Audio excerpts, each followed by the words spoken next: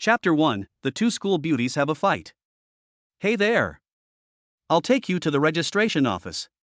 Junior, give me your luggage, I'll help you carry it. Are you hot, Junior? Would you like some fruit?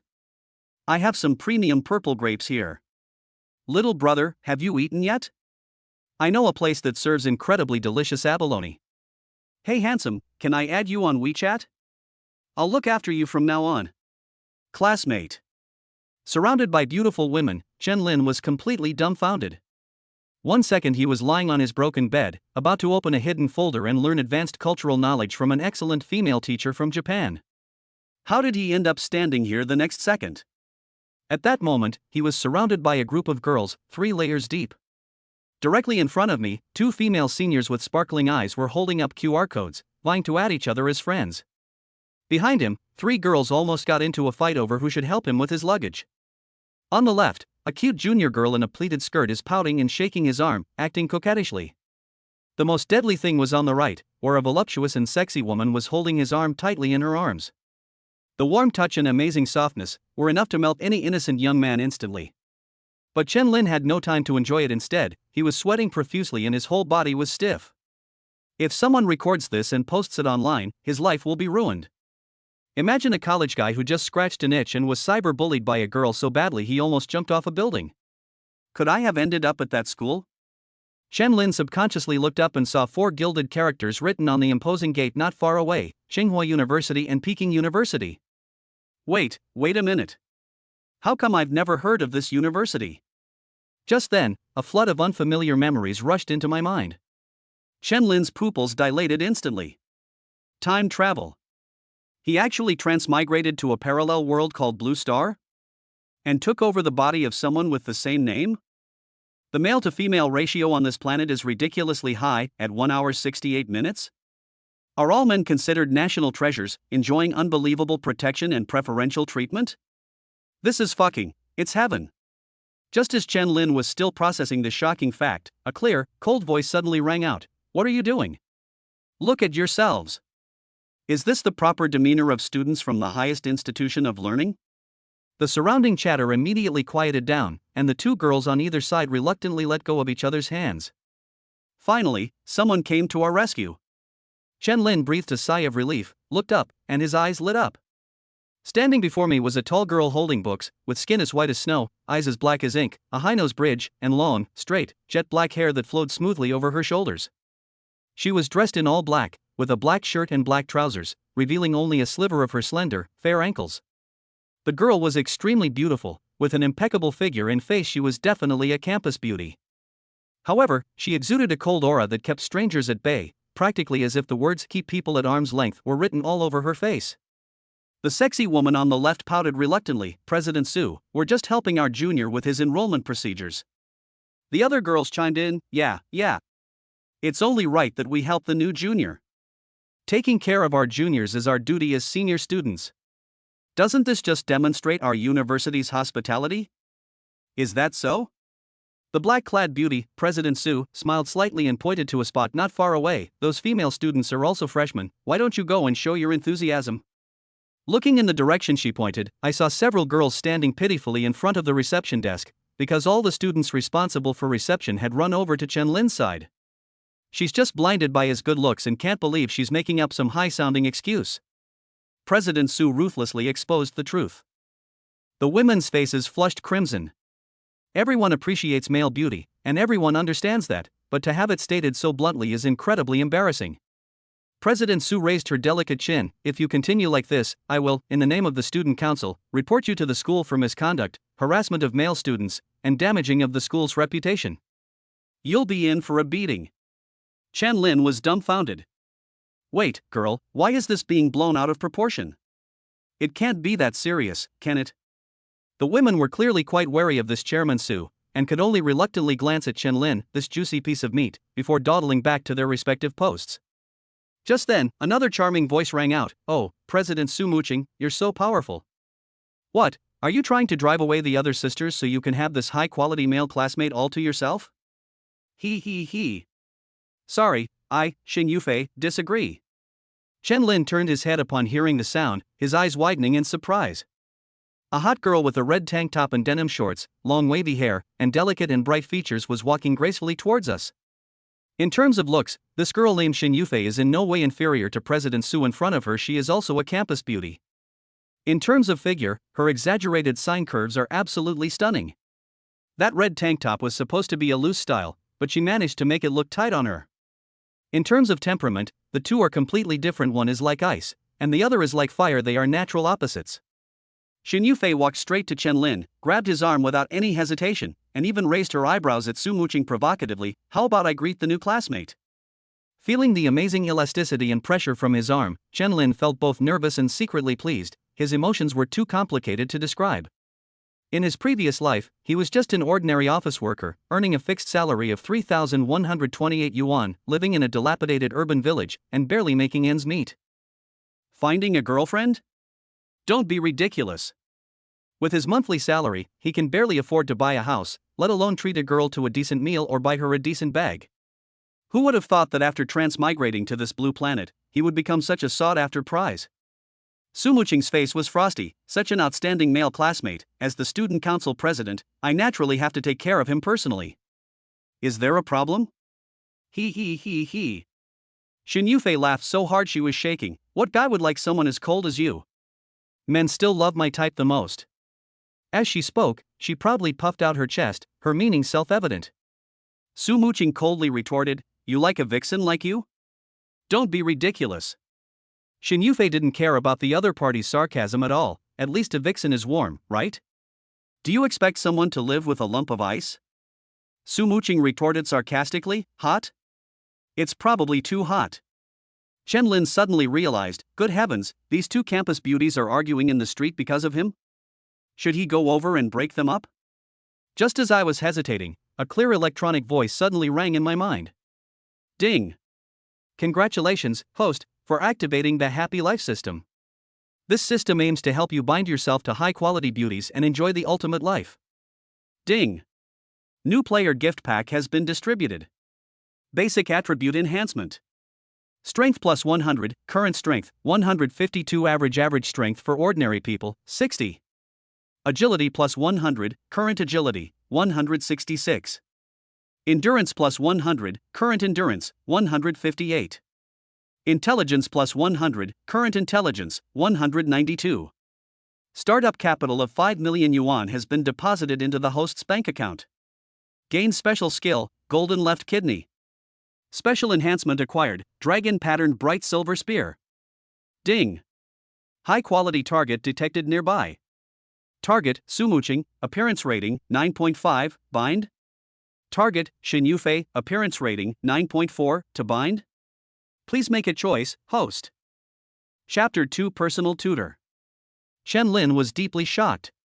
The perks for time travelers have already arrived? This newbie gift pack, these attribute points, and this golden left kidney, this dragon pattern silver spear. He clearly sensed a tremendous change taking place in his body. The system is helping him reach the pinnacle of his life. Choice? Do we even need to choose? Ding! Su Muqing successfully bound. New profile card 1 added. Name, Su Muqing. Age, 20. Appearance, 9.5. Introduction, a third-year student majoring in artificial intelligence at the School of Computer Science, Tsinghua and Peking Universities. A top student, student council president, with a cool and aloof personality, and from a wealthy family. Influenced by his mother, Sui Tong, he has an extremely strong interest in artificial intelligence and is dedicated to using AI to solve the problem of gender imbalance. Intimacy level, 0. No contact. Computer Science Department, Chen Lin's eyebrows twitched. Wasn't that the same department as him? Ding! Shin Yufei successfully bound. New profile card 2 added. Name, Shin Yufei. Age, 20. Appearance, 9.4. Brief introduction, a third-year dance student at the Art College of Tsinghua and Peking Universities, possessing a stunning figure and captivating charm. Born into an ordinary family, she is unwilling to accept her fate and hopes to change her life through marriage. Intimacy level, 5. Passionately holding hands. Ding! System notification, increasing intimacy level will unlock exclusive rewards and a mysterious gift. Please explore diligently. A happy new life begins. Chen Lin felt that suppressing the corners of his mouth was harder than suppressing the pressure from his dragon-patterned silver spear. The female classmates around him watched the two school beauties argue over him. Their expressions varied, their whispers filled with envy, resentment, and eagerness to try their luck. Oh my god, President Su and Senior Shin actually started arguing over him. It's over. With these two school beauties around, do we still have a chance? Fool. The law allows polygamy. A man can marry one first wife, 8 concubines, and 36 mistresses. There are plenty of opportunities. That's right. Such a handsome junior, even if there's only a 1 in 10,000 chance, I'll still give it a try. Sisters, it seems we'll have to rely on our own abilities. I won't give up. Just as the atmosphere became delicate, a gentle yet authoritative female voice rang out, making a scene at the freshman reception area is not the proper way to treat guests at Tsinghua and Peking universities. The voice was like a gentle spring breeze, yet it strangely silenced the scene. Chen Lin looked in the direction of the sound, and his eyes lit up again. What auspicious day is it today? So many beautiful women are appearing. The newcomer was a tall, beautiful woman with shoulder-length short hair that curled inwards at the ends, giving her a neat yet gentle appearance. Beneath her thin, wispy bangs were a pair of eyes that always held a hint of a smile. She has a delicate, straight nose, soft mauve lips, and shallow dimples that appear at the corners of her mouth when she smiles, making her very approachable. She wore a light beige cotton linen shirt, with one button casually undone at the collar, revealing her delicate collarbone and a small pearl pendant. The sleeves were rolled up to her elbows, and the white pearl bracelet on her wrist made her skin appear even whiter. She wore a light khaki A-line skirt that went past her knees, paired with beige canvas shoes. The overall look was refreshing and comfortable, exuding an intellectual and gentle vibe. She's a gentle and elegant beauty. Chen Lin immediately judged. The girls around him greeted him respectfully. Hello, Counselor Wu. Counselor Wu glanced at Su Muqing, then at Xin Yufei, who was still clinging tightly to Chen Lin's arm. He said gently, if I remember correctly, Chen Lin is still a month away from turning 18, right? Shun, please be mindful of your behavior. Xin Yufei's expression froze, and she reluctantly let go of her hand. On Earth, any inappropriate behavior towards a male minor is considered harassment at best, and in serious cases, it could be considered indecent assault, which carries a minimum penalty of 3 years in prison. Counselor Wu then turned her gaze to Chen Lin, a gentler smile spreading across her face. Hello, Chen Lin. I am Wu Qingxue, your assigned counselor by the school. Hello, Counselor Wu. Chen Lin exclaimed, his surprise growing even more intense. A dedicated counselor? This treatment is too much. Just then, the system notification sounded in my mind again at just the right moment. Ding! High-quality target detected nearby. Target, Wu Qingxue, appearance rating, 9.2 gentle and intellectual, to be bound? Here it comes again. Chen Lin was overjoyed. This system is truly amazing. Binding is mandatory. This is such a stroke of luck and a reward that came knocking on my door. Ding! Wu Qingxue successfully bound. New profile card 3 added. Name, Wu Qingxue. Age, 22. Appearance, 9.2. Brief introduction, a dedicated counselor at Tsinghua and Peking universities, a graduate of the English department of the School of Foreign Languages at the same university. She is gentle, unambitious, and her lifelong desire is to be a devoted wife and mother, enjoying a tranquil life. Intimacy level, 3 gentle attention. Following me? What does that mean? She followed me before? Chen Lin was puzzled. Wu Qingxue's smile remained unchanged as she patiently explained, yes, every male student in our school is assigned a dedicated counselor to take care of your studies in life. This is a school regulation and also your privilege. Chen Lin looked up to the sky and sighed, this is no university, it's paradise on earth. Then I'll have to trouble you, Counselor Wu, he replied politely. No trouble at all, it's my duty, Wu Qingxue said, naturally reaching out to take Chen Lin's luggage. Chen Lin instinctively tried to grab it, saying, Senior, let me do it myself. Wu Qingxue gently brushed his hand away and smiled. Letting a man carry heavy things is considered a dereliction of duty and unladylike behavior for a woman. Let me do it. Chen Lin was once again stunned speechless by this rule that reversed the heavenly gang. In my past life, during university orientation, I was dragging 3 huge suitcases, sweating profusely, while the freshmen in front of me were eating ice cream under an umbrella, and neither of them offered me any, no, neither of them even said thank you. Wu Qingxue didn't allow him to refuse. She picked up her luggage and said softly, let's talk as we walk. I'll take you to complete the enrollment procedures first. By the way, let's add each other on WeChat. With your handsome looks, you're prone to being harassed by girls. If you can't handle it, feel free to contact me anytime. Oh, and you can just call me Senior. Okay, Senior. Don't worry too much. The school rules and the country's laws will be on your side and protect you. The two walked into the campus while talking, leaving behind a group of girls with complicated and envious looks. Watching the two figures disappear into the distance, Shin Yufei stomped her foot in dissatisfaction. What a great opportunity, and you ruined it all. How annoying. Su Muching gave her a cold glance. Instead of bothering me, you should think about what to do next. Don't forget, our counselor Wu is a person with ideas too. Shin Yufei retorted sarcastically, humph, as if you have no ideas. Su Muching snorted coldly, said no more, and turned to leave. Shin Yufei's eyes flickered. She stood there for a moment, pondering, then suddenly gritted her teeth and quickly followed in the direction Chen-Lin and Wu Qingxue had left.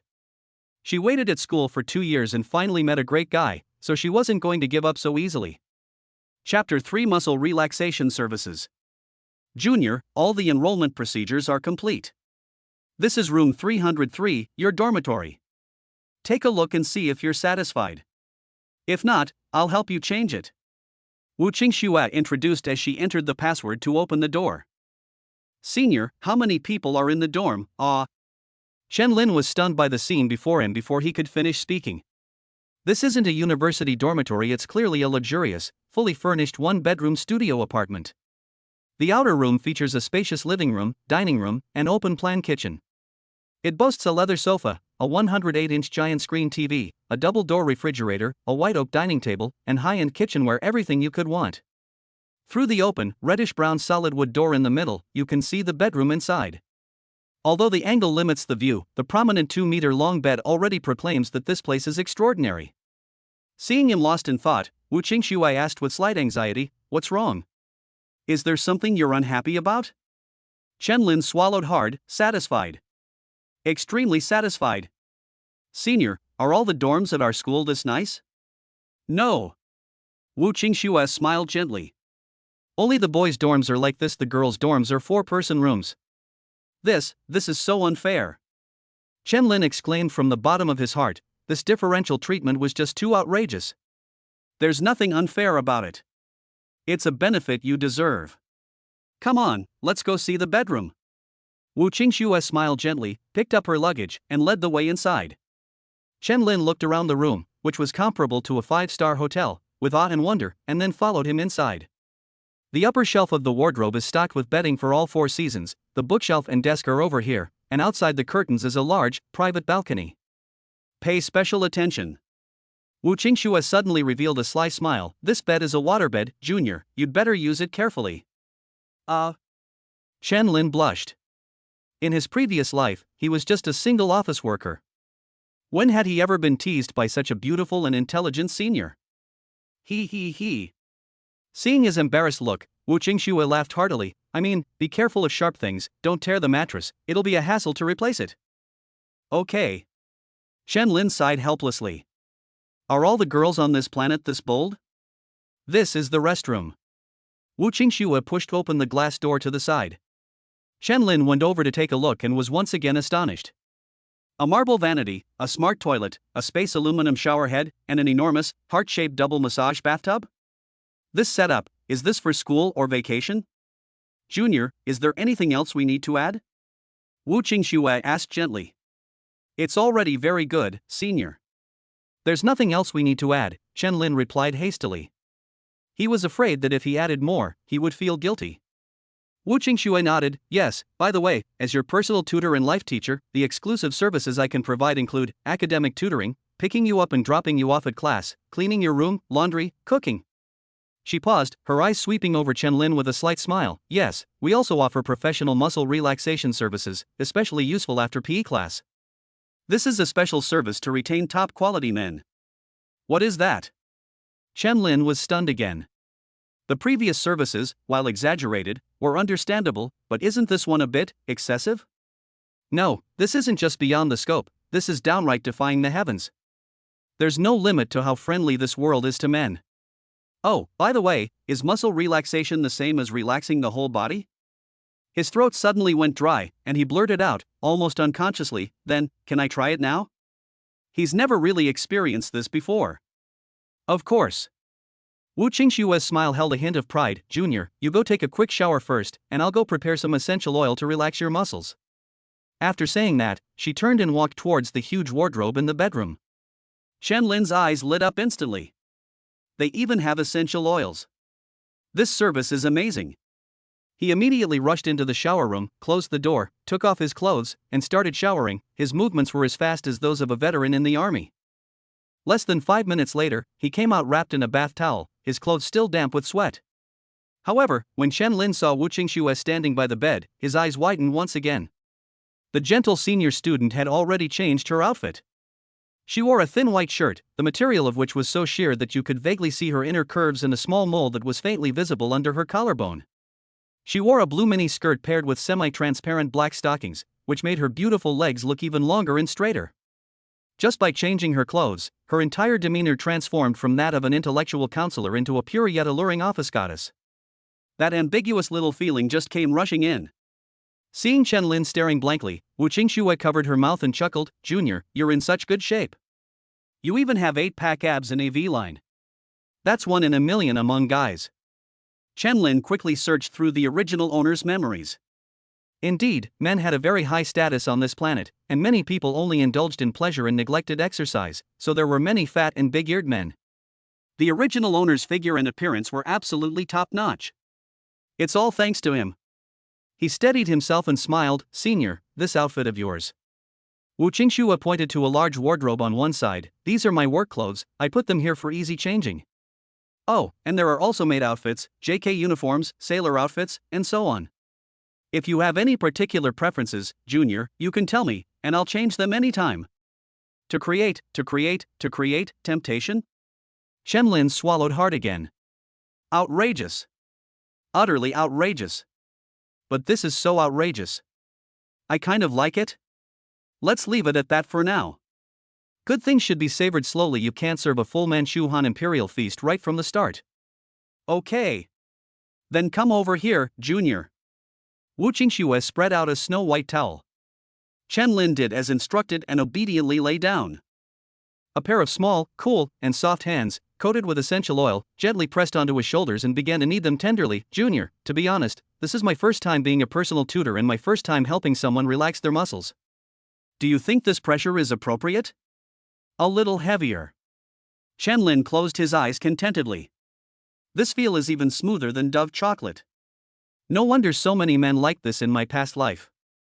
Junior's muscle definition is great, but it's also quite taut, so you need to apply more pressure, Wu Qingxue said, increasing the pressure on her hands. It feels so good.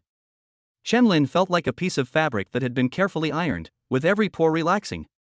Next, we'll clear the Han Taiyang small intestine meridian, which is very beneficial for regulating digestive function. Those hands, covered in essential oil, slid down his back and onto his arms, bringing a thrilling sense of comfort. Then comes the Han Shaoyang Sanjiao meridian, which governs the liver and gallbladder. Then comes the Han Taiyin lung meridian. Ding! Enjoy a muscle relaxation service from your personal counselor Wu Qingxue, intimacy level +1. Ding! Enjoy a muscle relaxation service from your personal counselor Wu Qingxue, intimacy level +2. Ding! Enjoy a muscle relaxation service from your personal counselor Wu Qingxue, intimacy level +2. Bite! Killing 2 birds with 1 stone. Chen Lin was so pleased he almost shouted out. Next is the bladder meridian of foot Taiyang. Chen Lin only felt a corner of his bath towel being tugged. "Senior!" he exclaimed in shock, grabbing the towel with his hand. He came out of the bathroom completely vacuum-packed. Chapter 4: Mom and Little Sister.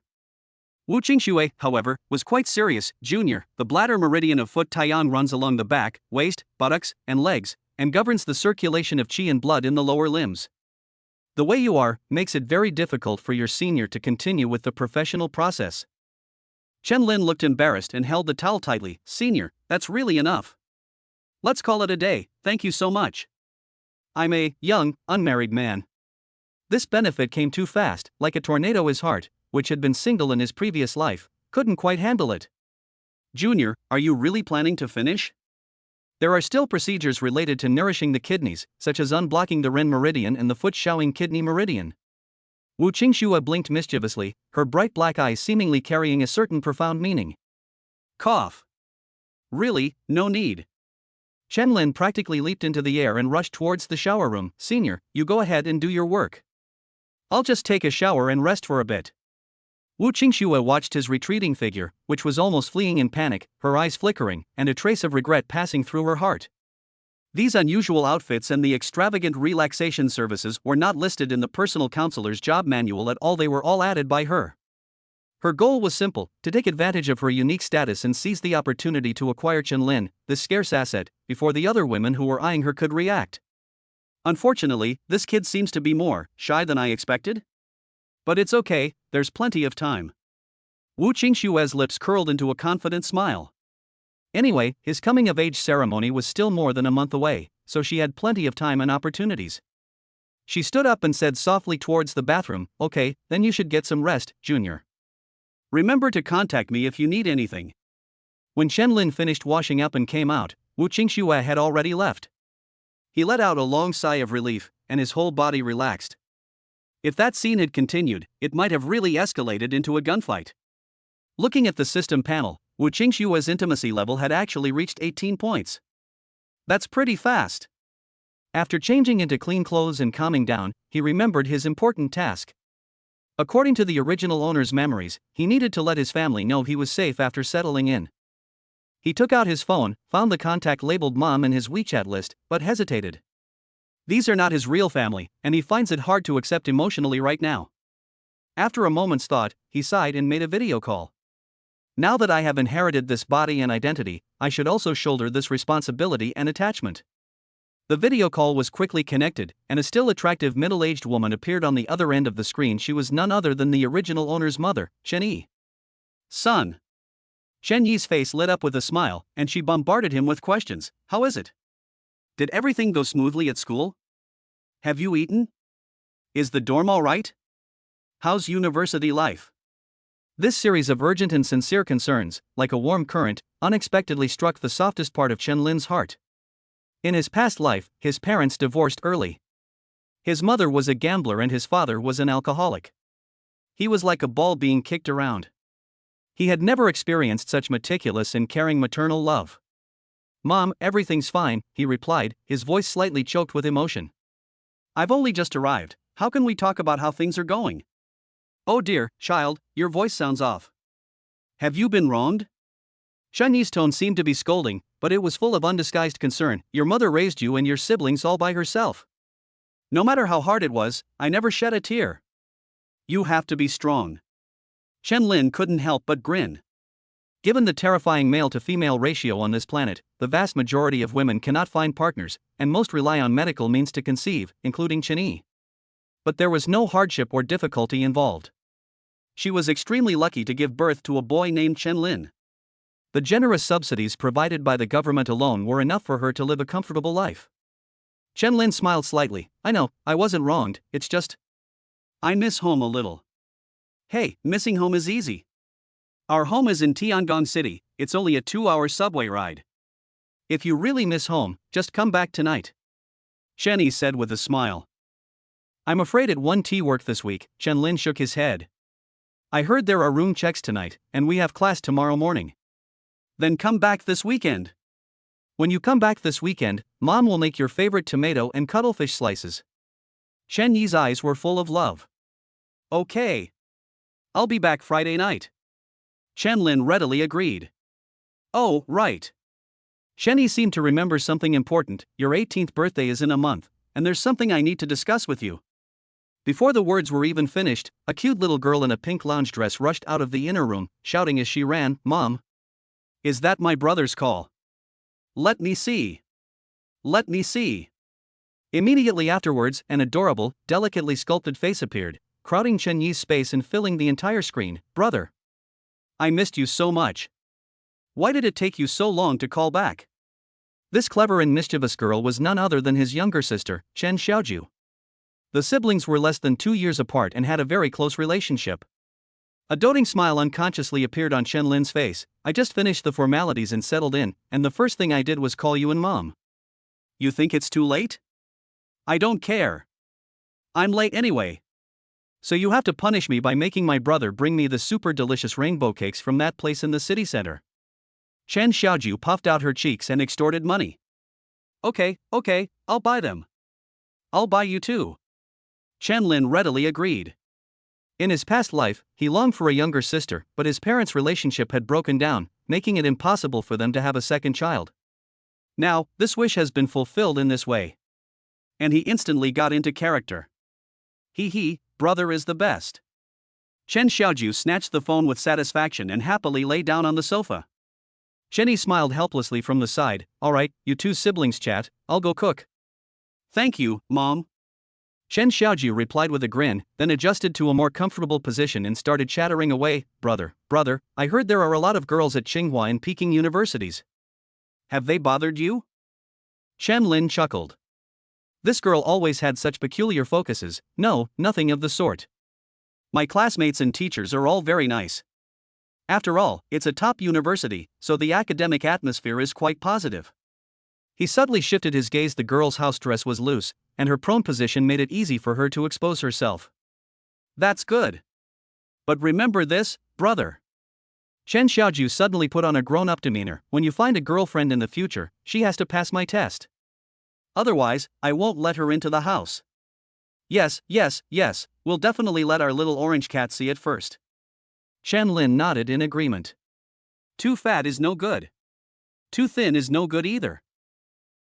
That makes sense. You have to be good looking. But you absolutely can't be better looking than me. Otherwise, I'll be unhappy. Okay, I've noted that down too. And there's more. Half an hour later, the long brother-sister hotline was finally abruptly ended by Chen Lin, who said he was hungry. He rubbed his slightly throbbing temples, but a smile lingered on his face. This girl is such a chatterbox. But I'm really happy. Right, Mom seemed to have left something unsaid earlier? What is it that we need to discuss for the coming-of-age ceremony? Oh well, I'm going home on Friday anyway, so it'll be better to have a face-to-face meeting then. Right now, all he wants to do is lie in this overly comfortable bed for a while. Chapter 5: The First Wife. I had only been lying down for a few minutes when the doorbell rang. Who is it? Chen Lin asked helplessly as he got up, walked to the living room, and opened the door. The moment the door opened, a red figure, as nimble as a swimming fish, darted inside. Good afternoon, Junior. Shin Yufei greeted him with a smile, and seemingly casually hooked the door shut with her heel. Senior? Chen Lin subconsciously took a half step back.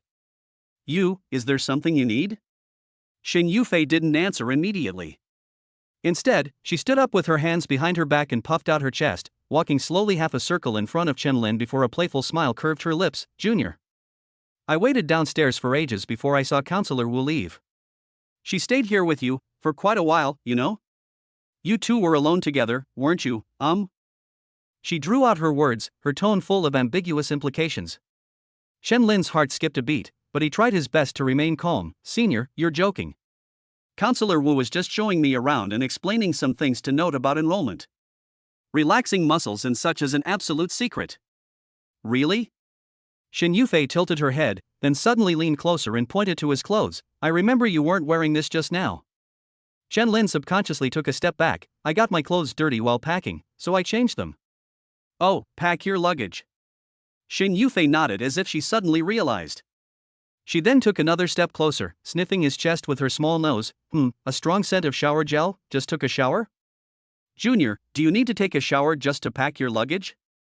This is not right. Could our usually dignified counselor Wu also break the law?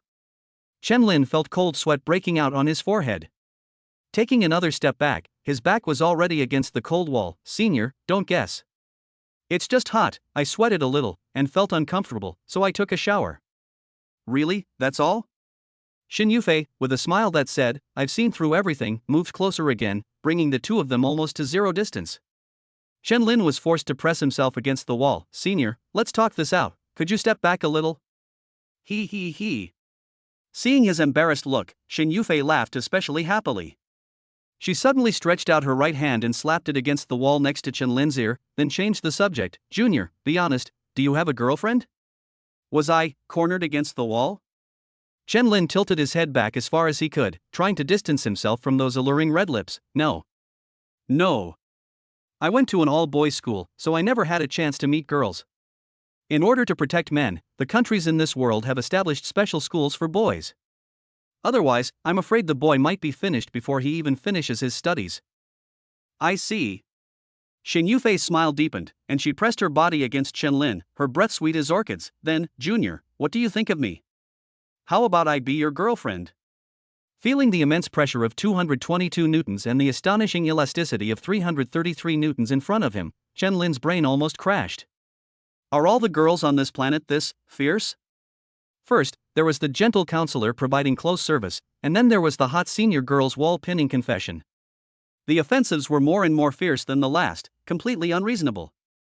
Let's be honest, we've only known each other for a short time. Less than 3 hours? Even Dongfeng Express wouldn't be that fast, would it? Clearly, he hasn't yet adapted to the near-starvation competition among women for high-quality men, given the terrifying ratio of 1 hour 69 minutes. Senior. He forced a smile. We've only just met, and we're already talking about this. Isn't this moving too fast? Is it fast?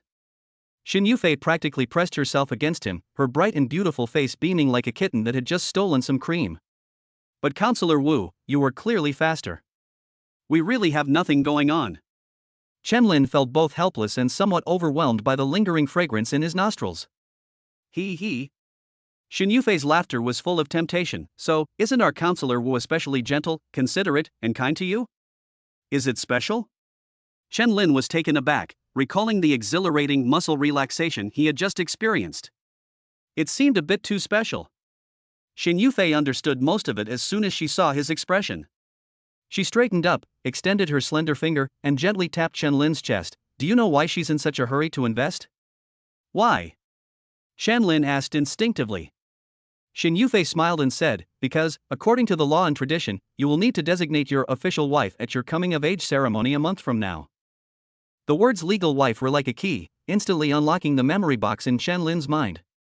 In this world where there are more women than men, a marriage system of 1 principal wife, 8 secondary wives, and 36 concubines is practiced. Among them, the legal wife holds a superior position.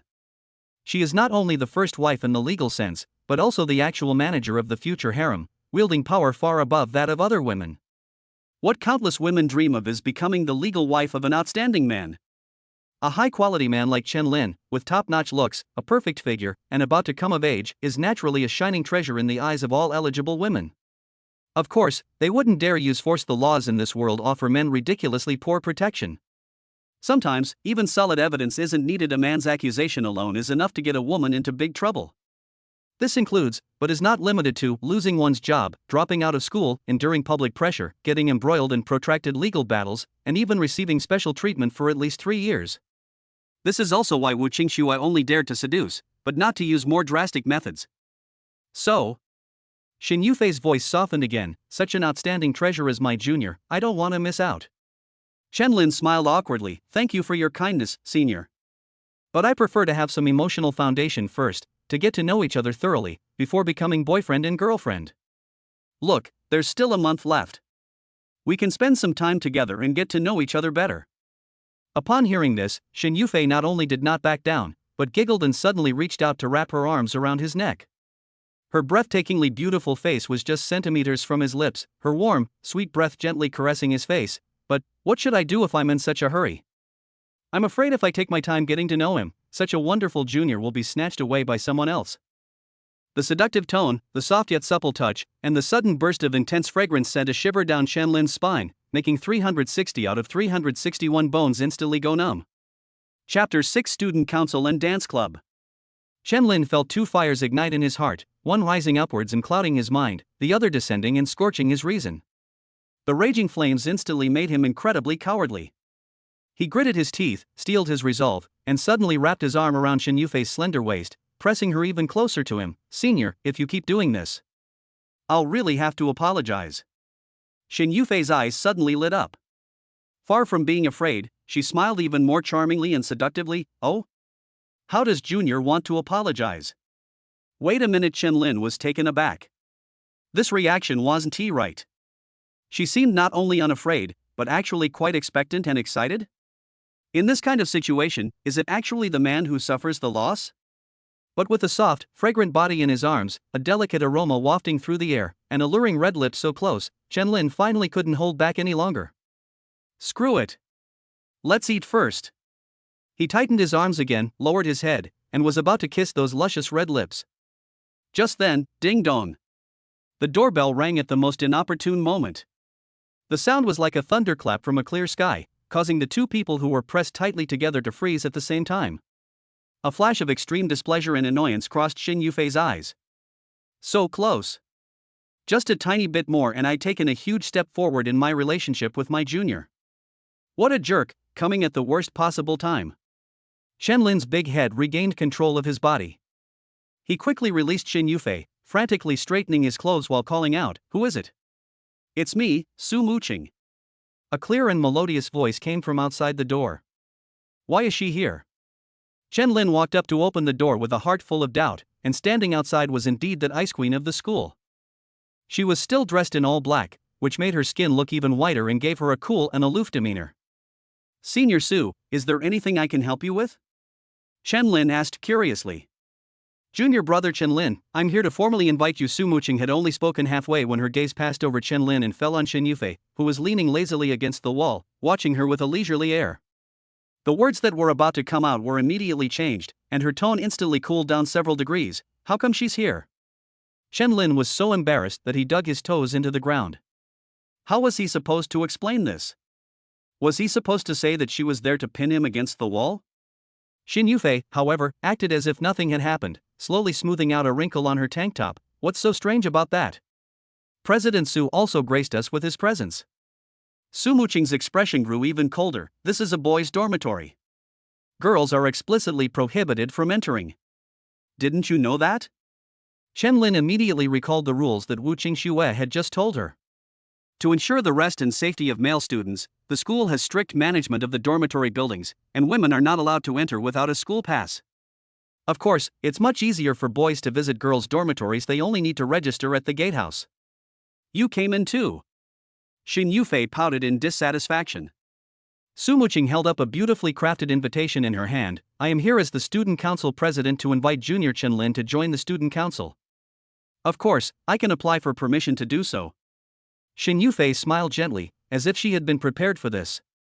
She walked over to Chen-Lin and took out a stylish invitation from her handbag. "Oh my, what a coincidence. I'm here to recruit new members too. Our dance club urgently needs a male member to fill the void, and as the president, it's not too much for me to personally come and find the best candidate, is it?" Chen-Lin was taken aback when he saw the two invitations handed to him almost simultaneously. Goodness, do clubs at this school recruit new members by having the president club leader personally visit and hand out invitations? I remember back in my college days, we all had to squeeze into booths to submit our application forms ourselves. Su Muqing snorted coldly and proudly raised her chin. "Your dance club can be compared to the student council? It's just a place for entertainment and leisure. You should put it away and stop wasting your time here." Xin Yufei wasn't angry at all, and retorted with a smile, "But our club is fun. Every day there are all kinds of wonderful dances to enjoy: Latin, ballroom, modern, street dance. There's something for everyone. It's endless fun. Unlike some places, where it's lifeless all day long, all you do is hold meetings and work. Isn't that annoying? Playing with toys will only lead to the loss of ambition." Su Muqing criticized bluntly. An ambitious young person should pursue greater achievements and prioritize their career, rather than indulging in pleasures and revelry. "I disagree with that." Chen-Lin secretly crossed it out. "Have you heard of a major real estate developer and his famous dance troupe? They've achieved great success while also enjoying a life of romance. A true role model for living the dream. We call this artistic cultivation. It's about nurturing one's character. Of course, someone as cold and unromantic as you won't understand." Xin Yufei immediately retorted. Su Muqing's face showed a sneer. "Can your kind of hip-swaying dance promote technological progress? Or boost economic development? Or even protect our country? In peacetime, it might be called art, but if it were during wartime?" She curled the corners of her lips into a smile. "Just a useless toy. Who are you calling a plaything?" Shin Yufei's eyebrows shot up in anger. Seeing this, Chen quickly stepped in to smooth things over. Seniors, don't get excited, please don't get excited. How about this? I'm very interested in both invitations. I'll keep them with me for now, and I'll definitely consider them carefully and give you a reply as soon as possible, okay? Su Muqing looked at him, her expression softening slightly. Junior, if you join the student council, I can directly arrange for you to be the president's assistant. As long as you are capable, you will be the next president after I graduate.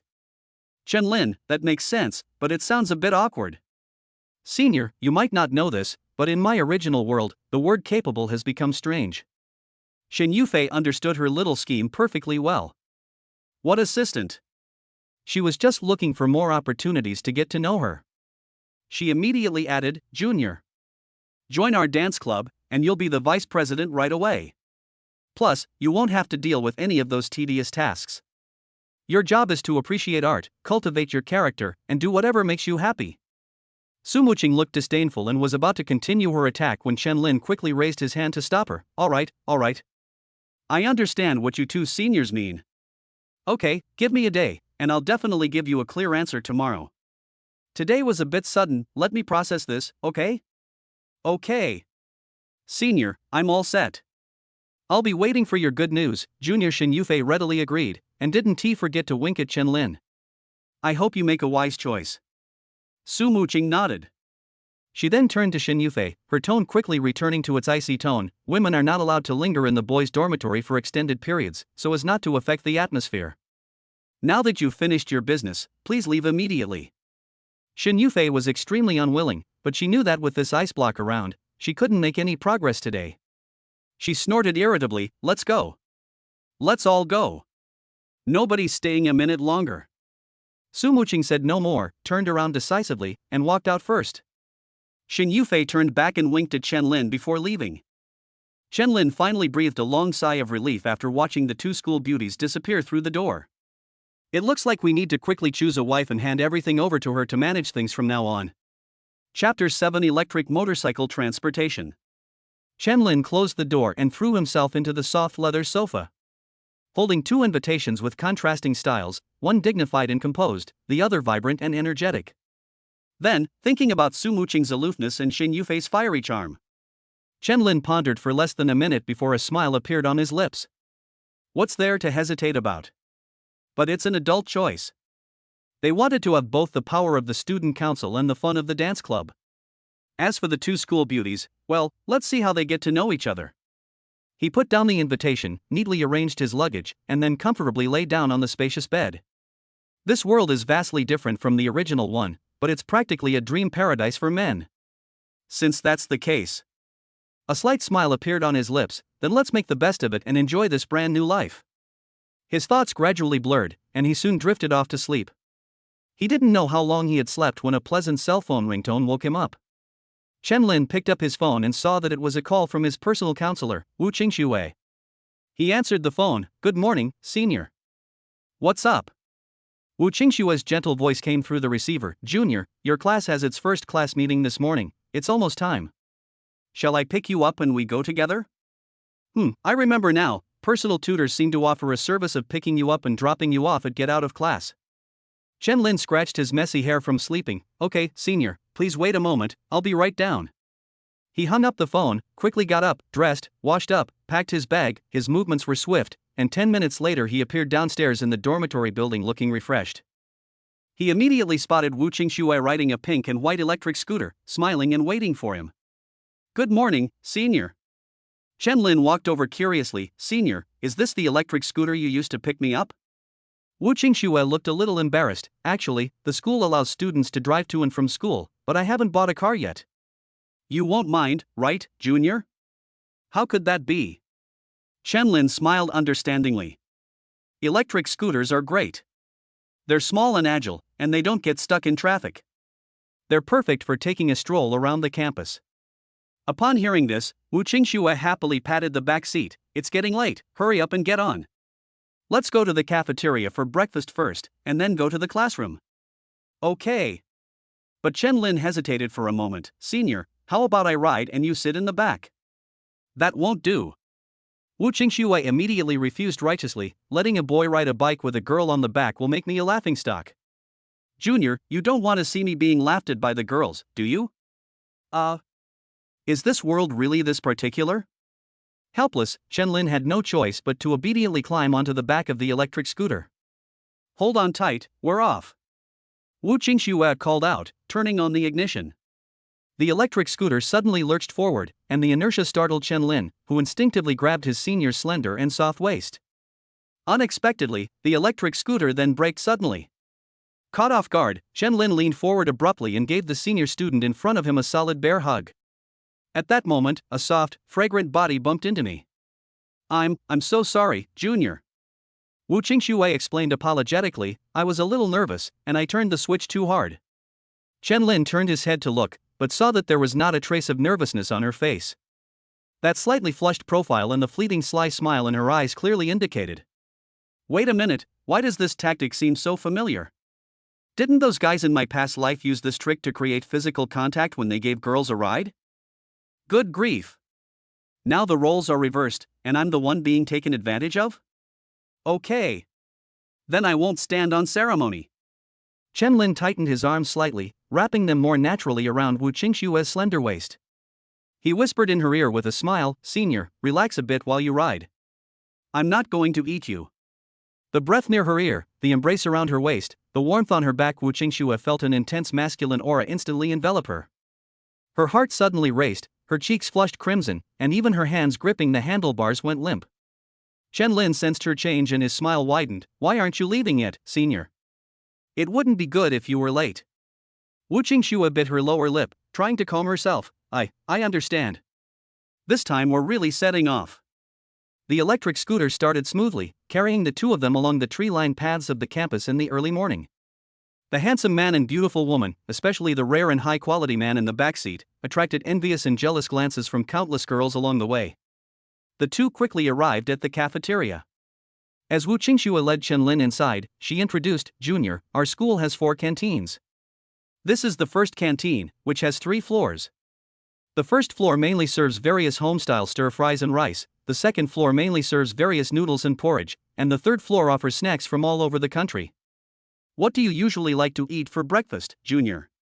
Chen-Lin went to bed without eating dinner last night and is now starving. The aroma from the cafeteria made him involuntarily swallow. For breakfast, I still prefer Chinese breakfast items like steamed buns and congee. Then let's go to the second floor. Upon arriving on the second floor, one finds many students already dining. Wu Qingxue led Chen-Lin to a quiet spot by the window. Junior, sit here and rest for a while. I'll go get you some food. Chen-Lin quickly stood up. Senior, let me go with you. Hey Junior. Wu Qingxue reached out and pressed his shoulder, pulling him back to his seat. Serving food to boys is an important opportunity to show your thoughtfulness and ladylike manners. Please give me this chance. Chen-Lin sat down helplessly. When will he finally get used to this world that goes against the rules of the heavenly gang? In my past life, many boys would bring their food to the girls' dormitories. I'll be back soon. Wu Qingxue smiled at him and turned to walk towards the food-serving window. Chen-Lin sat alone in his seat. At first, he didn't feel anything, but soon he felt uncomfortable all over. I looked up and around, and suddenly felt a chill run down my spine. There were at least dozens of eyes around him, unabashedly focused on him. Those gazes were intense, bold, and even blatantly lustful. Even when their eyes met, she didn't flinch at all. Instead, she stared at him even more intently. Is this the legendary Nu Ning? Chen-Lin couldn't help but shiver. Being stared at like a rare animal was truly terrifying. Just as he was internally ranting and raving, a woman's exclamation suddenly came from behind him, followed by the sound of dishes clattering together. Chen-Lin's agility is now as high as 166, reaching the human limit. Almost the instant the sound rang out, his body reacted instinctively. It was as if he had wheels on his feet, as he nimbly slid and moved to the side seat. The very next second he moved away, clang. Crash. A series of ear-piercing shattering sounds rang out as 5 or 6 bowls and plates filled with various breakfast items crashed onto the spot where he had just been sitting. Scalding hot porridge, soy milk, side dishes, and scraps spilled all over the floor. Chen-Lin turned his head and saw a girl dressed simply with her hair in a ponytail standing there with her hands outstretched, her face full of astonishment. Wait, there was only astonishment in her eyes, not panic? Chapter 8: The Cafeteria Farce. Chenlin instantly realized that she was doing it on purpose. It's the same principle as when you were a kid, pulling the hair of the prettiest girl in class, flicking paper balls at her, and tugging at her bra strap. It's all to get her attention. Of course, without exception, the result back then was being chased for 800 miles. The girl with the ponytail was clearly stunned by Chenlin's inhuman agility. She paused for 2 seconds before hurriedly bowing and apologizing. Classmate, I'm so sorry. I didn't hold the tray steady. I just accidentally. Are you all right? Did I scare you? Chenlin raised an eyebrow, hesitating whether to expose her clumsy performance, when a slightly chubby girl nearby shouted sharply, "She's lying. She's clearly doing it on purpose." Chenlin was taken aback. What was going on here? He, the person in question, hadn't even spoken yet, and there was already a heroine speaking up for justice? The slightly chubby girl suddenly stood up and strode over aggressively, pointing her short, stubby finger at the girl with the ponytail's nose. "I saw it clearly. When you came over just now, you had a sly smile on your face. You planned to do this all along." A flicker of panic crossed the ponytail's eyes, but she still forced a defense. "You're making false accusations." "I didn't. I just accidentally slipped." The slightly chubby girl glared angrily and raised her voice even louder. "You still dare to lie? You're clearly just lusting after someone and trying to get their attention in this despicable way. Humph. Look at yourself, you skinny chicken. Do you think you're good enough for anyone? You shameless woman."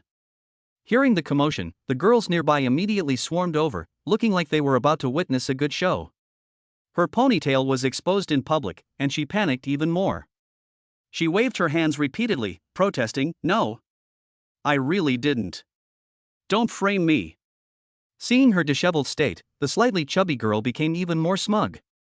She suddenly raised her phone. "No matter how you try to deny it, it's useless. I was just filming a cafeteria vlog and accidentally recorded your ugly face. I'll hang it on the school wall later so everyone can see your disgusting face." Upon hearing this, the woman with the ponytail paused for a moment, but the panic on her face quickly faded. She slowly straightened up and calmly asked, "Oh? What a coincidence that you were recording. You wouldn't be secretly filming this male classmate, would you?" The slightly chubby girl's expression suddenly froze this time. It was her turn to panic.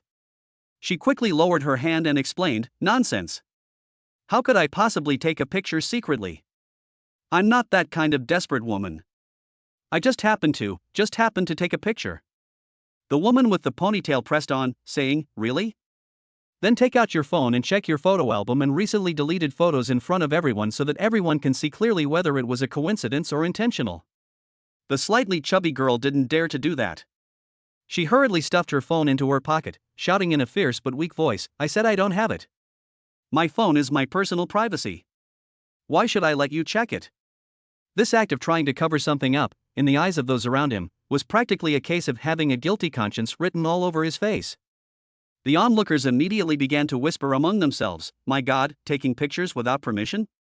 That's going too far." Exactly. If you like someone, just ask for their contact information openly. What kind of behavior is this, sneaking around like this? In ancient times, a woman who didn't uphold traditional female virtues would have been thrown into a pig cage and drowned. That woman. Disgusting. Emboldened by public support, the woman with the ponytail stepped forward and grabbed the phone, shouting, "Privacy? It's evidence. Show it to everyone. Let everyone see what kind of person this woman who takes secret photos is. What are you doing? This is robbery." The slightly chubby woman naturally tried her best to protect her phone. The two immediately started fighting, pulling hair, grabbing clothes, and slapping each other, creating a chaotic scene. Chenlin, the actual person involved, was dumbfounded. "I'm clearly the victim, so why are these two suspects fighting first? This plot development is just too ridiculous. Should I step in and break up the fight? Who can I help?" Just as he hesitated, Wu Qingshua's cold voice rang out from the outside, "Stop. What are you doing?" Many students clearly recognized the counselor and made way for him, saying, "Hello, Counselor Wu." Wu Qingshua's face was frosty. How could she not be angry? She had only been gone for a short while, and someone dared to make a move against her personal student? One deliberately caused trouble, and the other dared to take photos without permission. It's absolutely outrageous. Hearing the noise, the two girls, who had been wrestling on the ground, finally stopped. They glared at each other and scrambled to their feet. Wu Qingxue first placed the plate she was holding on Chen Lin's table, then coldly scanned the two of them. Which department? Which class? What are your names? With her head down, the girl with the ponytail whispered, Communications Department, Class 2, 2024, Hulai. The slightly chubby girl glared angrily at Hulai and reluctantly answered, Architecture Department, Class 3, 2023, Huakue. Wu Qingxue took out her phone and wrote down the two people's information. At this moment, the cafeteria security personnel were also alerted, and two burly female security guards in camouflage uniforms quickly walked over. Wu Qingxue immediately stepped forward and explained the situation. Excuse me, security guards. These two students have behaved inappropriately and are suspected of harassing this male student. Please take them to the Academic Affairs Office to explain the situation and collect evidence for investigation. Also, please retrieve the cafeteria's surveillance footage. We will never wrong an innocent person, but we will never let a guilty person go unpunished. Upon hearing words like Academic Affairs Office, investigation, and surveillance, Hulai with her ponytail and Guokue, a slightly chubby girl, turned deathly pale. Hulai bowed repeatedly in apology. I'm sorry, Counselor Wu. I'm sorry, classmate. I know I was wrong, I was just confused for a moment, please forgive me, I will never do it again. Guokue panicked and bowed along with him, pleading, Yes, Counselor, we were just joking around, it's not that serious, we know we were wrong. Chen Lin felt a little guilty, after all, he hadn't suffered any real harm. He stood up, trying to smooth things over. Senior, actually I'm fine, how about this time? Junior, you don't understand. Wu Qingxue waved her hand decisively, this is no longer a simple personal dispute. It concerns the basic safety and dignity of all male students. It concerns the century-old reputation of our school. We must not tolerate this kind of evil trend. Chen Lin was immediately speechless. Good heavens, this has escalated to the level of the rights of all male students and the reputation of the school. With such a huge accusation leveled against him, what can he say? He could only touch his nose, wisely shut his mouth, and once again marvel at the bizarre rules of this world. Chapter 9 Senior, I'll feed you. The two female security guards said sternly, We would appreciate your cooperation, students. Please don't make things difficult for us. Other students, please disperse and don't gather around to watch. Hulai and Guokue looked ashen-faced. Seeing that their pleas for mercy were hopeless, they could only dejectedly be led away by security guards amidst the complicated gazes of the crowd. Before leaving, she looked back at Wu Qingxue and Chen Lin with teary eyes, hoping for a turn of events. But Wu Qingxue just looked at them expressionlessly, clearly showing no intention of changing her mind. After the two were taken away and the crowd gradually dispersed, Wu Qingxue rubbed her temples and put on a gentle and intellectual smile again. Junior, don't blame me for being ruthless. If I don't make an example of you this time, I'm afraid more girls will harass you in all sorts of strange and even dangerous ways, and then you can forget about having a peaceful campus life, she explained. Chen Lin sighed inwardly. This world with more women than men has many benefits, but also many troubles. He nodded, I understand, thank you for thinking of me. Let's sit down and eat quickly, or it will get cold, Wu Qingxue said, pointing to the plates on the table. Forget it, let's not eat. Chen Lin shook his head, glanced at the time, and said, with all this commotion, we're going to be late for class meeting. Let's just go to the teaching building. But you haven't had breakfast yet? Wu Qingxue looked at the untouched breakfast. It's all right, I won't starve if I miss a meal. Chen Lin smiled nonchalantly and turned to walk downstairs. Besides being pressed for time, he also really had no appetite to eat at the sight of that farce, amidst the subtle stares and whispers around him. Hey, wait a minute, Junior. Wu Qingxue called out from behind him, go wait for me by the electric scooter, I'll be right there. Chen Lin had just walked to the electric scooter when, less than 2 minutes later, Wu Qingxue came running over, panting. She shoved a food bag into his hand, here, I packed 2 meat buns. It's still a bit of a walk from here to the teaching building, so have something to eat on the scooter. Senior, you're so thoughtful. Chen Lin looked at the warm steamed bun in his hand, feeling touched. His senior was so considerate. The electric scooter started up again, and Chen Lin naturally put one arm around his senior's slender waist while taking a big bite of a steamed bun with the other. It smells wonderful. It smells absolutely wonderful. The cafeteria at a top university truly lives up to its reputation. The meat filling is generous, and the broth is delicious. In just a few bites, the bun was gone. He was about to finish the second one when he suddenly remembered, "Senior, you haven't eaten yet either, have you? Here, take this one." "It's okay. Didn't you say that missing a meal won't make you hungry?" "I'll just treat it as a diet." Wu Qingxue smiled gently. "You can't skip breakfast if you're trying to lose weight, it's bad for your health. Here, take this." Chen Lin handed the steamed bun directly to his senior. "Stop fooling around, I'm riding my bike." "You should eat." Wu Qingxue refused verbally, but a strange warmth rose in her heart. The men here have a much higher status than the women, which has fostered their arrogant and disregard for women's feelings. And this junior of mine actually cares about me. That's so rare. Chen Lin's eyes darted around, and he directly held the steamed bun to Wu Qingxue's mouth. "It's inconvenient for you to ride a bike, so I'll feed you." "Ah. This." Wu Qingxue's fair neck instantly flushed crimson. "This gesture, isn't it a bit too intimate?" Chen Lin turned his head to look at her bright red earlobes and found them exceptionally cute. He chuckled inwardly, but on the surface he urged her in a serious tone, "Eat quickly, senior, otherwise it will get cold and greasy, and won't taste good." Wu Qingxue hesitated for a few seconds, then finally opened her mouth slightly and carefully took a small bite. Instantly, her mouth was filled with sweetness. Sweet. Too sweet. Strange, these are supposed to be savory meat buns, but they taste even sweeter than sugar buns. Chen Lin looked at his senior's shy yet composed profile and was secretly overjoyed. Turns out, teasing your senior in reverse is so much fun. At the same time, a system notification sounded in my mind. Ding! You have given your personal tutor Wu Qingxue a gift, increasing your intimacy level by 5. Current intimacy level, 23. This can increase intimacy level? I'll definitely buy a big basket of meat buns later and feed my senior sister until she's full. The two on the electric scooter were in a sweet and ambiguous atmosphere, and Su Muqing, who happened to be walking out of the administration building, saw the whole scene. She stomped her foot in great displeasure. Wu Qingxue. She went to great lengths to secure this exclusive tutor position, and she really didn't have good intentions.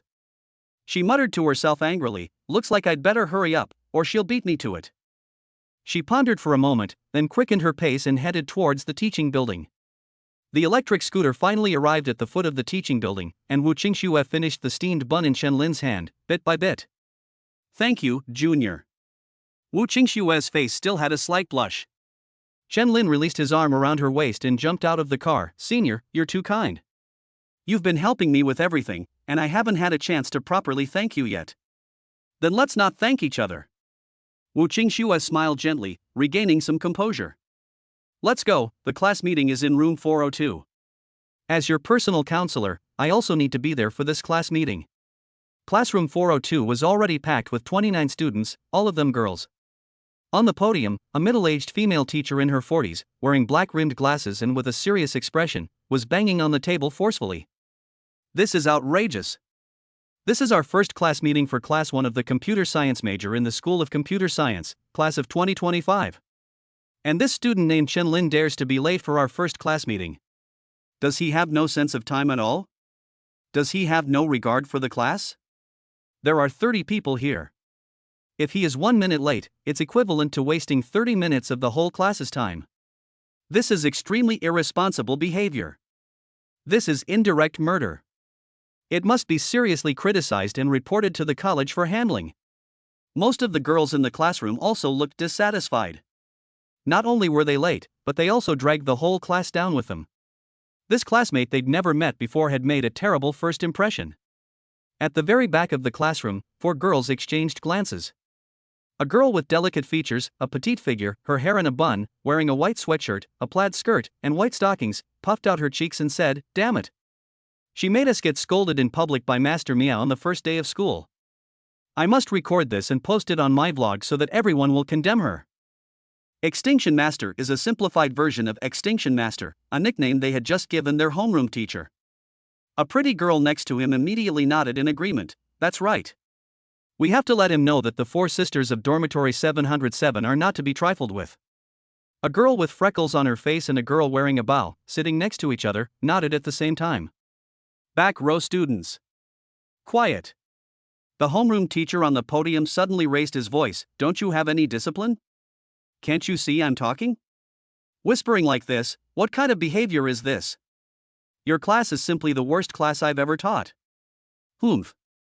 The petite girl clenched her fists in anger, but could only lower her head in frustration, adding another grudge to her mind against Chen-Lin, who was late. Chapter 10 Late. Just then, a clear and pleasant male voice rang out from the back door of the classroom. Teacher, I'm sorry, I'm late. The homeroom teacher and all the students in the classroom turned their heads to look at the back door. Standing at the back door was a tall, handsome young man. Who else could it be but Chen-Lin, who was late? In an instant, the entire classroom fell into an eerie silence. None of the students knew that the student who was late was actually a boy. And he's such an outrageously handsome guy. After a brief silence, the classroom erupted like a drop of cold water falling into a pan of oil. My God! Has the heavens opened their eyes? There are actually male students in our computer science department. Isn't our department known as the nun's abode of purgatory, supposedly because we haven't admitted a male student in the 60 years since our department was founded? This time it's not just guys, it's like a super cute bunch has fallen from the sky, ladies. I declare that I'm completely smitten with him in his casual pants. I can't take it anymore. Just looking at her face and figure, my health bar is completely depleted. Just looking at his handsome face made me swoon on the spot. TSK. I've even thought of names for our kids. The four sisters in room 707 at the back of the classroom had a particularly interesting array of expressions, alternating between pale and flushed. They were just gritting their teeth and complaining in their hearts, who would have thought that such a handsome guy would come? The petite girl wished she could go back a few minutes and swallow all the harsh words she had just said. The grand tutor on the podium stared at Chen-Lin, momentarily stunned. She knew the latecomer was a boy, but she hadn't expected him to be like this. So handsome, absolutely so handsome. Although she's over 40, everyone loves handsome men. It has nothing to do with age.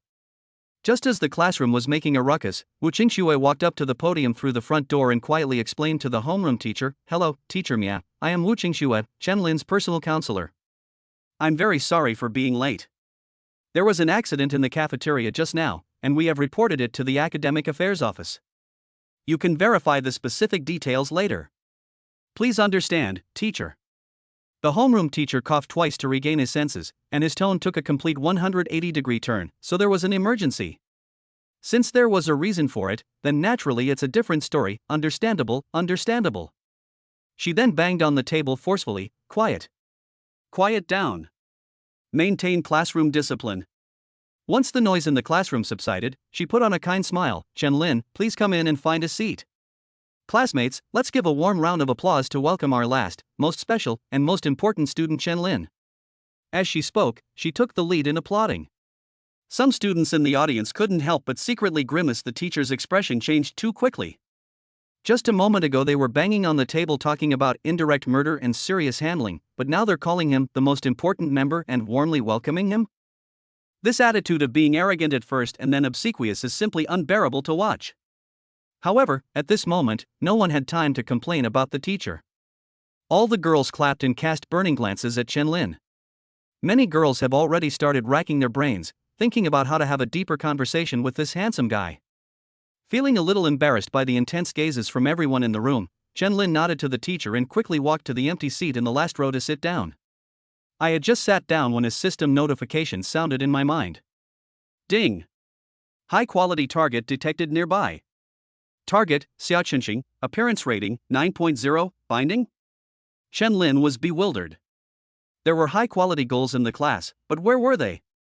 He looked around and quickly noticed a petite girl staring intently at him. It's definitely her. Delicate and frail, easily pushed over. I like this style. Bound. Ding. Xiaoqinxing successfully bound. New profile card 4 added. Name, Xiaoqinxing. Age, 18. Brief introduction: a first-year computer science student at Tsinghua and Peking University's School of Computer Science, from a middle-class family. Her mother is gentle and cheerful, and the family atmosphere is excellent. Although petite, she loves to stand up for what's right. Her vlogs are dedicated to documenting various injustices. She is a Douyin TikTok influencer with millions of followers, known online as "Stars Are Busy Today Too." Intimacy level 5. They're quite unhappy about your lateness. Oh dear, I'm not satisfied with this at all. Chen Linchong and Xia Qinxing smiled slightly, which was considered a greeting. Xia Qinxing blushed when she saw Chen Lin's bright smile and quickly turned her head away. Beside her, the charming girl excitedly shook her arm. Xingxing, he smiled at me. He smiled. Do you think he's interested in me? Should I make the first move or stay reserved? What if he makes those kinds of requests? Should I go along with him? Xia Qinxing replied with difficulty, Ying, just stay true to yourself, you'll definitely be able to do it. Her heart was pounding like a deer's. She could clearly sense that Chen Lin was smiling at her. But I've never been in contact with a boy before. What should we do? Looking at the pairs of eyes below the stage that were practically glowing with malice, Wu Qingxue felt a strange pang of jealousy rising in her heart. She cleared her throat and raised her voice to announce, Dear students, I am Chen Lin's personal tutor, and I am fully responsible for Chen Lin's academic and personal life matters. We would like to remind everyone that Chen Lin is 1 month away from turning 18 and is currently still a minor male under the key protection of the law. She paused, her gaze sweeping across the room. Therefore, according to school regulations, in order to protect Chen Lin's physical and mental health, all interactions between him and other students of the opposite sex must be conducted under my supervision. Please be sure to strictly abide by this. A wave of suppressed lamentations suddenly filled the classroom. Intimate interactions are inevitable in relationships between men and women. Holding hands or kissing, with people watching, who can stand it? But despite their dissatisfaction, they only dared to grumble in their hearts. The laws and customs of this world offer men protection that is almost perverse. Who would dare to break the law? Looking at the dejected crowd below the stage, Wu Qingxue couldn't help but curl a smug and cunning smile at the corner of her mouth. Alright, I won't take up any more of your time. Teacher Mia, the class meeting can continue. After saying that, she walked briskly off the podium and sat down in the empty seat next to Chen Lin as if it were the most natural thing in the world. The homeroom teacher on the stage adjusted his glasses and collected his thoughts. Alright, then our class will continue. Let me first talk about our computer science department, which has a long and glorious history. Chen Lin turned his head with a strange expression, leaned closer to Wu Qingxue, and whispered, Senior, when you introduced the responsibilities of a counselor yesterday, you didn't mention anything about surveillance, did you? Wu Qingxue kept her eyes straight ahead, her expression unchanged and her heart not skipping a beat. Oh, I was probably too busy yesterday and accidentally forgot about it. Really? Chen Lin drawled, looking her up and down with a playful gaze. Chapter 11 Holding Hands. Wu Qingxue felt extremely uncomfortable under his gaze and finally couldn't help but plead softly, Okay. I added it at the last minute. Is that alright? I was just worried that you would be harassed by these wolfish female classmates, so I deliberately warned them. Senior, are you still hiding it? Your little schemes are written all over your face. Chen Lin found it amusing. He suddenly reached out and, hidden by the desk, gently grasped Wu Qingxue's soft little hand. Ah! Wu Qingxue trembled slightly, as if she had been electrocuted. Although she had planned to seduce this junior for a long time, this was too sudden. And it happened in full view of everyone. Holding hands is different from putting her arm around someone's waist while riding a bike. This is essentially sending a special signal. What is he trying to do? Is he going to make an official announcement on the spot? But I just solemnly declared that he was a minor who needed protection. Isn't this a slap in the face? Wu Qingxue's heart was filled with both sweetness and panic. She didn't know what to do. Chen Lin pretended to be nonchalant, looking at the podium while lowering his voice. Senior, my hands are a little cold, could you please warm them up for me? What's so cold about it? It's clearly early autumn in September, the weather is still warm. You're kidding me. What is that? Wu Qingxue gave him a resentful look, but her eyes couldn't hide her joy. She subtly adjusted her posture, gently placing her other, slightly cool and soft hand on the back of Chen Lin's hand. She then cupped his hand in her own, as if to carefully protect him. Ding! You secretly held hands with your personal tutor, Wu Qingxue, during class. Intimacy level +3.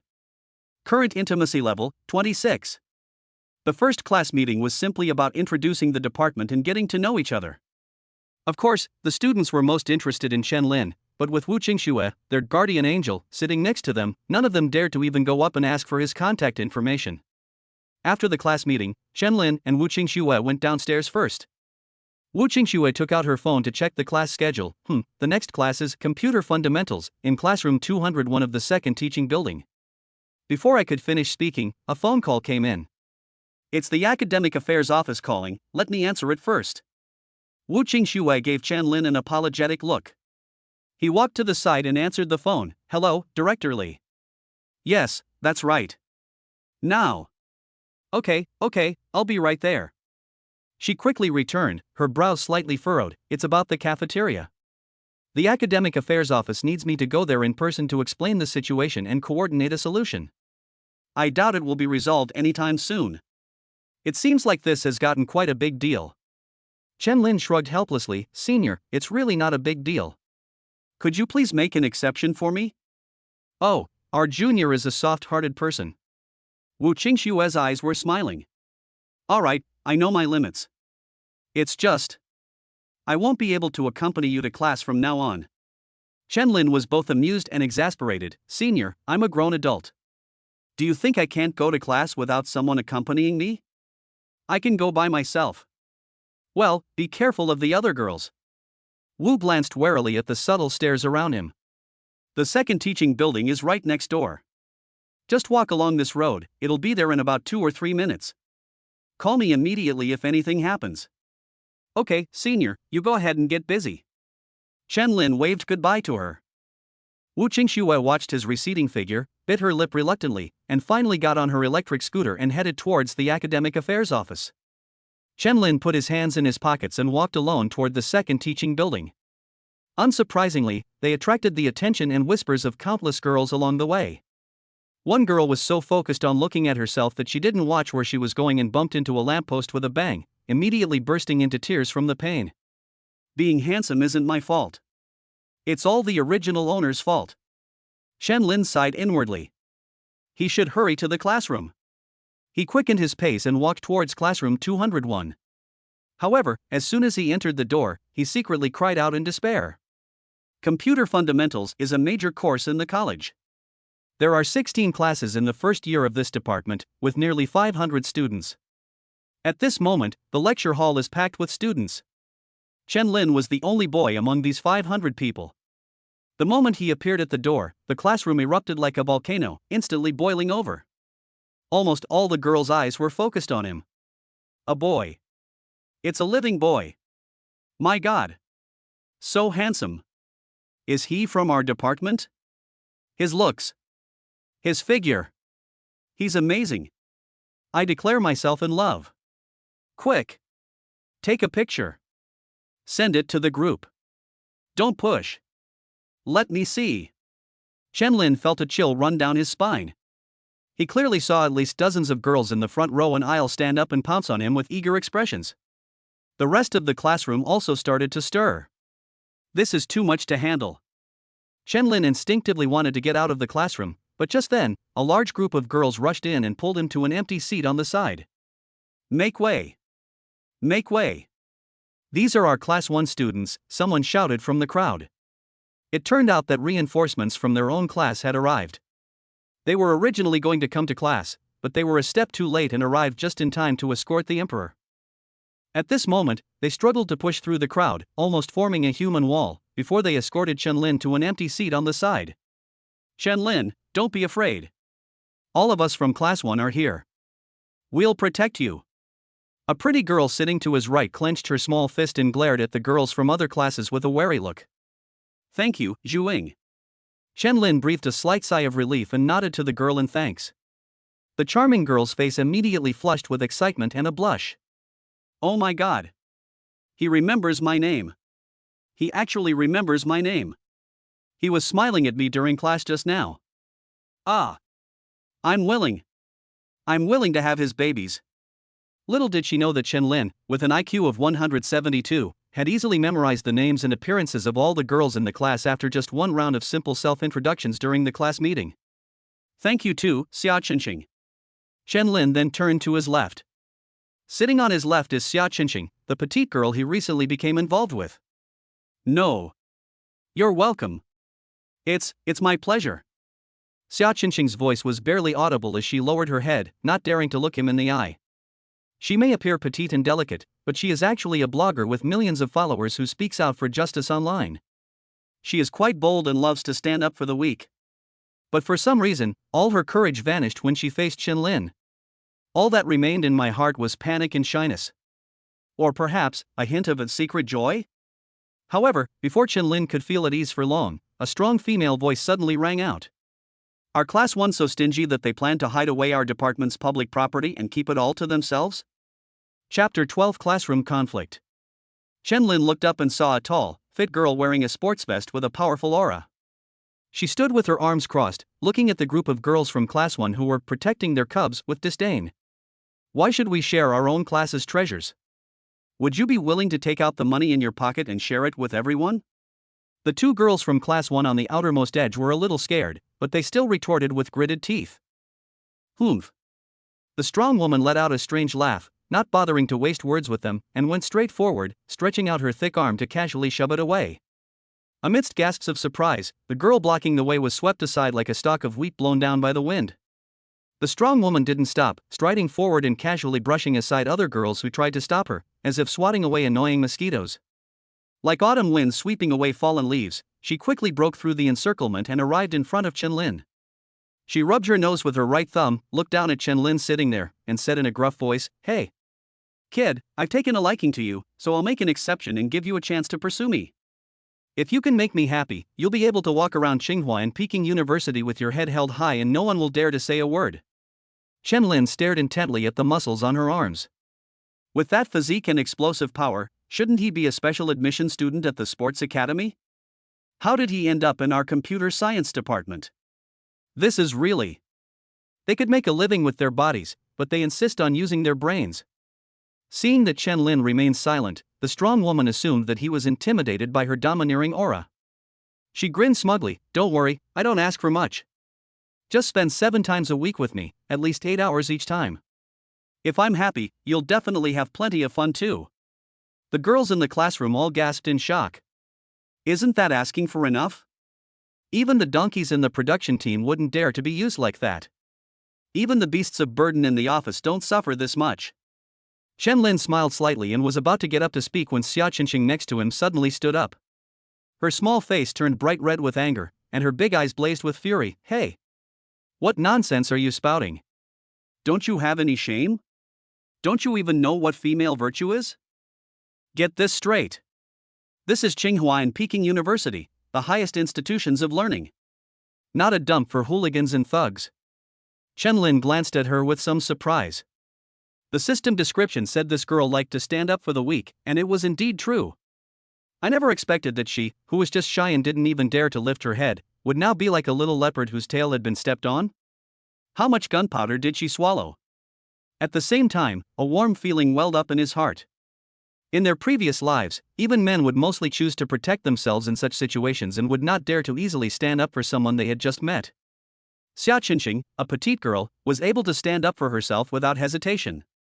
The strong woman glanced at Xia Qingqing, who was a head shorter than her, and curled her lip in disdain. "What?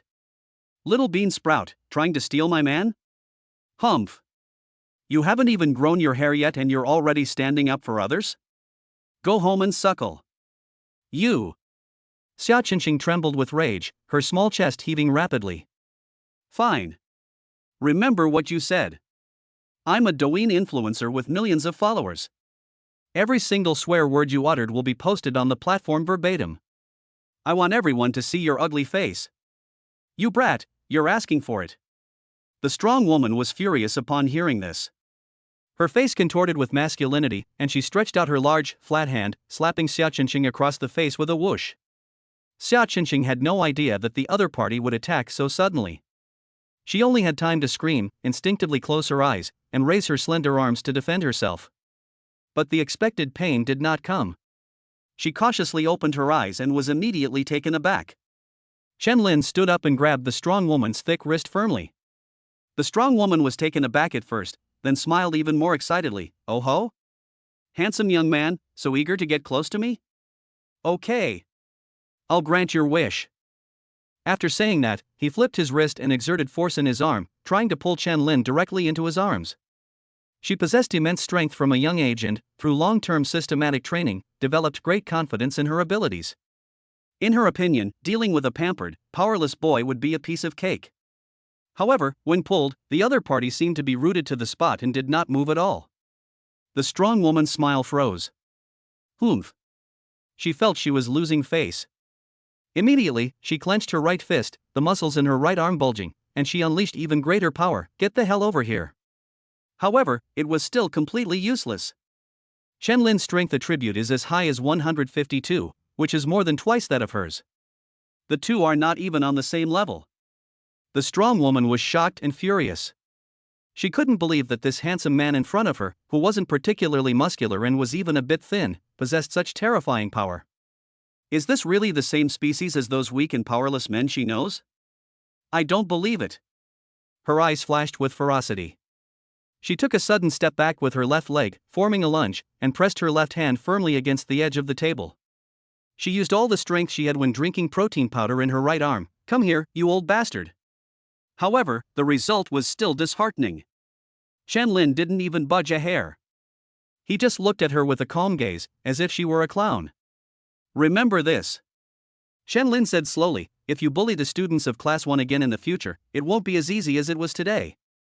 After saying that, he gently loosened his grip on the other person's wrist. At that moment, the strong woman was struggling against him with all her might, but when Chen-Lin let go, she immediately lost all her footing. Ah! With a startled cry, her massive body was unable to stop its momentum, and she staggered backward. He stumbled backward and tumbled down the classroom steps, landing in a daze and looking utterly disheveled. The classroom fell silent instantly. After a moment of silence, the students of Class 1 erupted in thunderous cheers and applause. Yay! Chen-Lin is amazing. Oh my god. He's got amazing boyfriend qualities. He makes me feel so safe. I love him so much. I can't take it anymore. I can't stand it. I've made up my mind, I won't marry anyone but him. From this day forward, Chen-Lin is the only male god in my heart. I am his in life, and his in death. The strong woman lay on the ground, feeling the various gazes directed at her from all around, and her face felt burning hot. That was an unprecedented sense of humiliation and defeat. She raised her head, glaring fiercely at the composed Chen-Lin, and spat out a few words through gritted teeth. Kid. You're very good. You just wait. After saying that, he scrambled to his feet in a disheveled state and walked out without looking back. Chapter 13 Imitating Dongshi. Yay! The classroom erupted in cheers once again. We won. Thank you for helping me. Xia Qingqing's face flushed with excitement. She was determined to make a video to tell the story of this exhilarating event. I should be thanking you. Chen-Lin turned to look at the little girl, his eyes full of smiles. It's been a long time since I've seen such a brave little girl like you. Seeing Chen-Lin's approving gaze, Xia Qingqing's courage vanished without a trace. She blushed instantly, lowered her head, and whispered in defense of herself, I'm not a little girl anymore. Chen-Lin smiled and said, although you are indeed an adult, your petite figure and shy personality clearly give off the vibe of a legal little loli. The system notification sounded in my mind. Ding! She spoke up for you, and you stepped in to help. Xia Qingqing's intimacy level +8, current intimacy level 3. Not bad, easily turned negative into positive. Standing to the side, the charming girl Zhu Ying was itching to see this. If she had known Chen-Lin was so powerful, she should have been the first to stand up and criticize that strong woman. It was just for show anyway, and with Chen-Lin being so strong, she wouldn't have gotten hurt. Now look what's happened. Xia Qingqing, that little girl, has stolen all the limelight. No, I have to find a chance to turn the tables and make Chen-Lin notice my good qualities.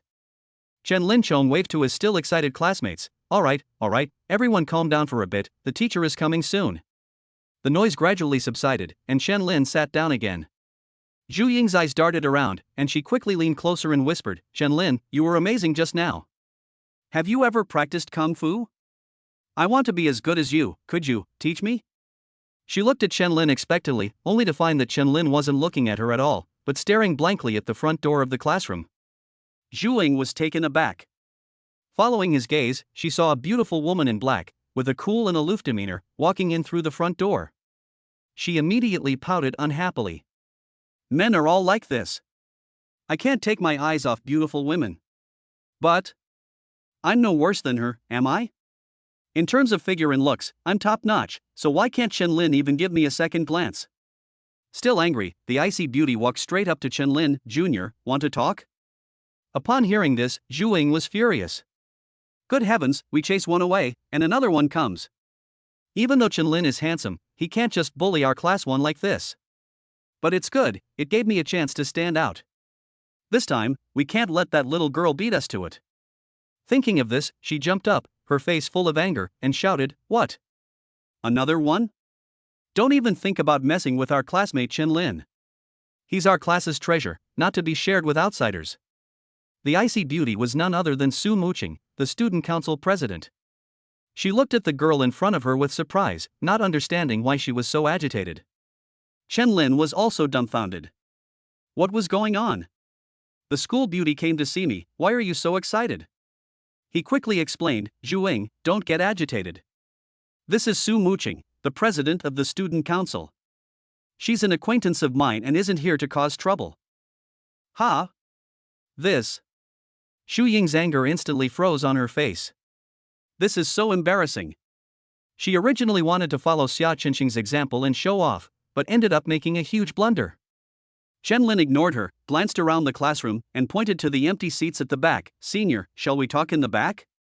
"Okay." Su Muqing nodded calmly.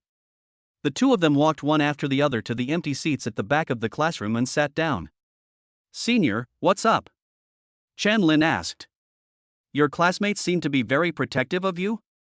Su Muqing's gaze fell on the students of Class 1 who kept turning around, especially Zhuing. Chen Lin understood what she meant and gave an awkward laugh. "Senior, don't overthink it, we're just ordinary classmates."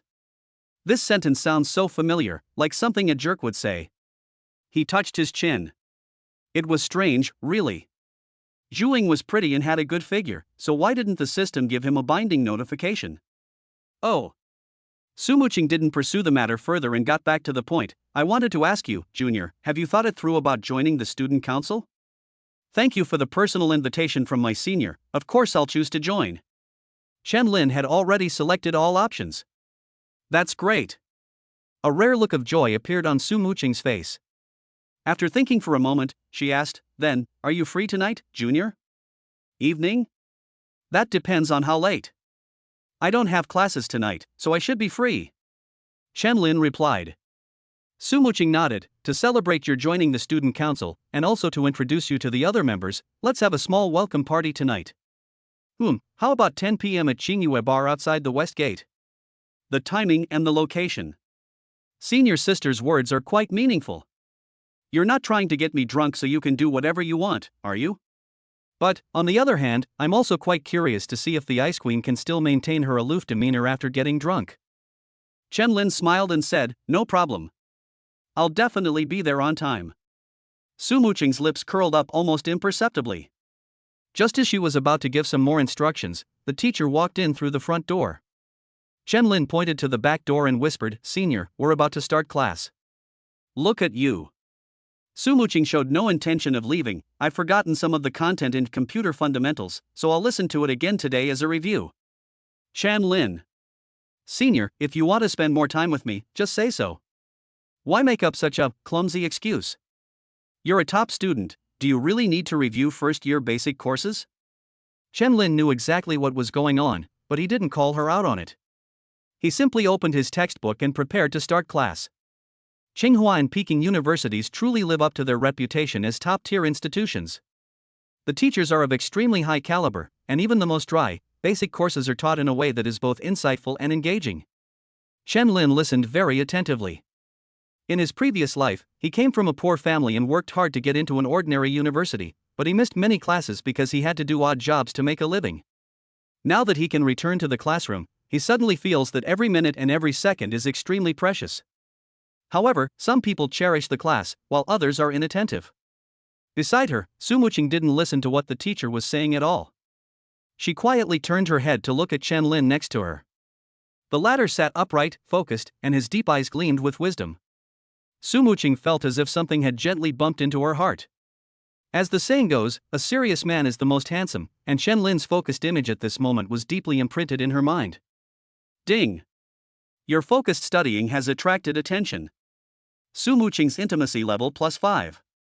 Current intimacy level, 5. Why did it suddenly escalate to mild? Chen Lin turned his head in surprise, only to meet Su Muqing's infatuated gaze. Chapter 14, A lunch date. Ah! Su Muqing didn't expect him to suddenly turn his head. She gasped and quickly looked away like a startled deer. A captivating blush uncontrollably rose on her flawless, jade-like cheeks. Chen Lin found it amusing. This senior student clearly had feelings for him, but as soon as he took the initiative to get closer, she quickly retreated like a mimosa. "Senior, can I borrow your phone for a moment?" he asked in a low voice. "Ah, okay. Su Muqing frantically rummaged through her handbag, finally managing to pull out a silver-white cell phone and hand it over. Chen Lin smiled, turned on the front camera, suddenly brought his head close to his senior's pretty face, and lightly pressed the shutter button. With a click, he took a close-up photo of the two of them. "Ah, you." Su Muqing gasped softly, startled by his actions. Chen Lin clicked on the photo to browse, nodded and said, "Not bad." He handed the phone back, teasingly saying, "Senior, if you want to look, just look openly. You don't need to be so careful. I'm not going to run away." Su Muqing took the phone, and on the screen, the two faces were almost touching, just like a young couple deeply in love. Staring at the screen, her expression was incredibly complex, a mix of shyness, bewilderment, and barely suppressed joy. This person, how could they be like this? They're such a flirt. However, Chen Lin acted as if he had only done something insignificant. After speaking, he turned back and focused on listening to the lesson again. Su Muqing glanced at him secretly, then added the photo to her favorites. Her heart was pounding like a roller coaster. What's wrong with this guy? He flirted with her and then ran away? Does he even care about her? Or is he like this with everyone? She was so preoccupied with her thoughts that she didn't realize it was time for get out of class to end. Chen Lin stretched and exclaimed sincerely, "That was really well said." In his previous life, he was just at a third-rate undergraduate college. How could the level of the teachers there compare to the professors at this top university? Su Muqing's lips curled up slightly. Don't underestimate this basic course. Professor Tang, who teaches it, has obtained 14 national patents, published 22 papers in top journals, and is a special grade professor who enjoys special allowances from the State Council. Chen Lin clicked his tongue. I suddenly feel that having Professor Tang teach us basic courses is a bit of a waste of his talents. Su Muqing nodded in agreement. So only by studying hard can we live up to the expectations of such a great mentor who has taught us everything he knows. That's exactly right. Chen Lin exclaimed, glancing at the time. It was lunchtime. But the thought of being stared at like a rare animal in the cafeteria that morning sent chills down his spine. Eating under the watchful eyes of hundreds of people is truly unpalatable. "Senior," he called out as he turned around.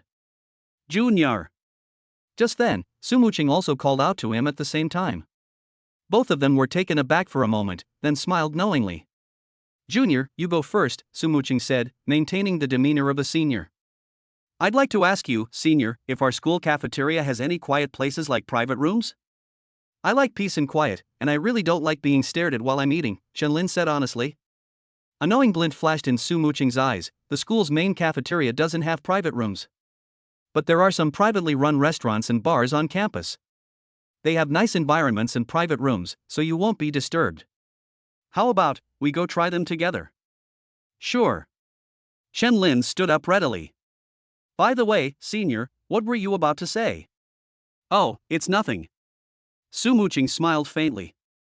She had actually intended to invite him to lunch, but he made the request first, so it all fell into place. The two walked out of the classroom side by side, leaving behind a group of students with envious, jealous, and resentful gazes.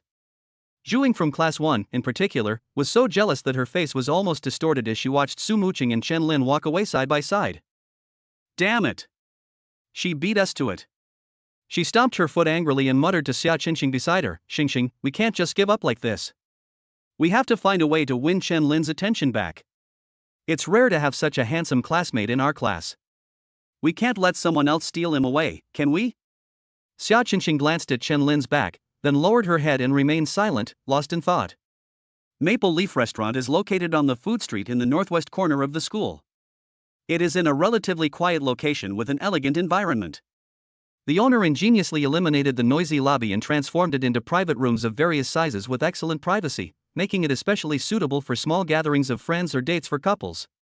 Chen Lin and Su Muqing had just sat down in a quaint private room when his phone beeped with a message notification. He picked it up and saw a message from Wu Qingxue, saying that she had some things to deal with at the academic affairs office and couldn't come to have lunch with him. Her tone was full of apology. Does she really think she's a helpless child? Chen Lin was both amused and exasperated. She replied that she should focus on her work and emphasized that she could definitely take care of herself. Su Muqing handed the menu to Chen Lin. Jr., this meal is on me today, consider it a welcome to your joining the student council, so please don't be shy.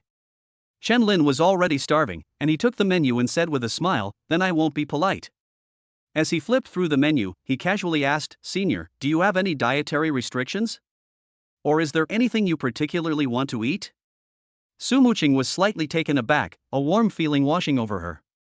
In a world where men are generally used to being accommodated and served by women, it is truly rare to find someone who can still carefully consider women's tastes and preferences. I don't eat cilantro, and I prefer a lighter taste. Everything else is fine, she replied softly, her voice much gentler than usual. Okay. Chen Lin quickly ordered 3 dishes and a soup and handed the menu back to the waiter. The private room fell silent for a moment, and Su Muqing seemed to want to start a conversation. After a brief pause, she casually asked, Junior, what are your thoughts on artificial intelligence? Chen Lin raised an eyebrow slightly. Senior, are you going to test me on the spot? The system introduction mentioned that Su Muqing has an extremely strong interest in the field of artificial intelligence, and her current major is also in the field of artificial intelligence. Coincidentally, my past self was also extremely interested in artificial intelligence. What color should I wear underneath in Chapter 15? Chen Lin picked up his teacup, took a leisurely sip of water, and smiled calmly, saying, in my opinion, artificial intelligence will inevitably bring about a disruptive revolution to human society. We can analyze it from 10 aspects. He began to elaborate at length, from the underlying technical logic to the upper-level application ecosystem, occasionally interspersed with professional terms such as deep learning, neural network, and natural language processing, which made Su Muqing, sitting opposite him, sparkle with admiration. Her mother, a core architect at a well-known artificial intelligence company, frequently shared the latest industry trends and directions with her. She was shocked to discover that Chen Lin's views were remarkably similar to her mother's. In fact, in some bold predictions about future scenarios and ethical considerations, his views are even more advanced and daring than his mother's. Is this really the perspective and understanding that a college freshman under 18 should have? Therefore, I believe that within the next 5 to 10 years, most routine, repetitive jobs will be replaced by AI. But there are also some areas that AI cannot replace, such as art that requires high creativity, humanistic care that requires emotional resonance, and theoretical innovation that requires groundbreaking thinking, and of course, there are also us, the creators and drivers of artificial intelligence. Chen Lin calmly and composedly finished his final statement. Seeing Su Muqing's incredulous expression, he chuckled inwardly, you little brat, I can't handle you? These views of mine are the culmination of the wisdom of many AI giants from my previous life. After being reorganized and repackaged by my own intelligence of 192, how could they not impress the little school genius? But that's not enough. We must unleash the ultimate weapon. He leaned forward slightly, then changed his tone. However, I believe we should make better use of artificial intelligence to solve a pressing problem. What's the problem? Su Muqing couldn't help but ask. Chen Lin said solemnly, we will establish a comprehensive human genome database, improve the genome map of life, use artificial intelligence to analyze genetic defects, and ultimately, solve this damned problem of gender ratio. Clatter! The chopsticks in Su Muqing's hand fell onto the table. She shuddered violently, a flush of excitement rose on her face, and even her breathing became rapid. Her eyes blazed with fanaticism as she suddenly grabbed Chen Lin's right hand, which was resting on the table. You really think that way? This is the ultimate goal I've always wanted to achieve. Ding! Thoughts aligned, hands clasped passionately, Su Muqing's intimacy +6, current intimacy, 11. Chen Lin smiled slightly, everything was under control. The system introduction already gave away the plot. If it were to reveal this ideal, wouldn't it shock you on the spot? Of course. Chen Lin replied calmly, this absurd gender ratio will inevitably lead to a distorted social structure and a warped psychological culture in the long run, which will be seriously detrimental to the long-term healthy development of civilization. The main problem is, marrying 45 wives is exhausting, both physically and mentally. Su Muqing's pretty face flushed with excitement. This is wonderful. This is wonderful. For so many years, I always felt that this idea was too distant and lonely. I never thought that I would finally find a like-minded person today. Chen Lin smiled and was about to speak when the waiter gently pushed open the door to the private room. Excuse me, may I disturb you? We'll serve your dishes now. Like a startled rabbit, Su Muqing instinctively tried to pull her hand back. Unexpectedly, Chen Lin seemed to have anticipated this or perhaps planned it, and with a quick movement, he gripped her small hand tightly in his own palm. No. There's someone. Su Muqing's face instantly turned so red it looked like it was about to bleed. What does he mean by that? Is he confessing his feelings to me? But, oh no. There are other people watching, how embarrassing. Chen Lin, oblivious to her embarrassment, turned to the waiter and smiled, "Please put it here, thank you." The waiter looked at the two holding hands tightly, his eyes filled with barely suppressed laughter and envy. She quickly set out the food and, very tactfully, slipped out. They even thoughtfully closed the door to the private room. The sound of the door closing seemed to startle Su Muqing awake. She struggled gently again, saying, You let me go. Senior, take a look at the dishes I ordered. Do they suit your taste? Chen Lin seemed not to hear her request and simply pointed to the dishes on the table with his free left hand. Su Muqing suppressed her embarrassment and looked closely. The 4 dishes on the table were shredded beef with celery, braised pork belly with bamboo shoots, stir-fried bok choy, and tomato and egg soup. Everything was lightly seasoned, perfectly catering to her preferences. He was really thinking of himself very carefully. Men in this world have long been accustomed to being self-centered. They have no idea how to take care of others. Su Muqing felt a warmth in her heart and stopped struggling, letting him hold her small hand, though her cheeks were still burning hot. You've ordered way too bland food? Can you even get used to it? She asked softly, unaware that she was showing genuine concern. I'm used to it. Chen Lin picked up his chopsticks. It's just that it takes a little getting used to pick up food with my left hand. At that moment, his right hand was firmly holding her left hand. Su Muqing was immediately embarrassed. She rolled her eyes at him playfully, but in the end, she resigned herself to her fate and reached out her chopsticks to pick up some food for him. Thank you, Senior. Chen Lin grinned and focused on eating. He enjoyed the meal immensely, finishing every last grain of rice in 4 dishes. On the contrary, Su Muqing, with her little hand being held, was in a complete mess and barely ate a few bites. I'm full. It tasted really good. Chen Lin put down his chopsticks and patted his stomach with satisfaction. Then, looking at Su Muqing's barely touched rice bowl, he feigned surprise and said, Huh? Senior, you don't seem to have eaten much?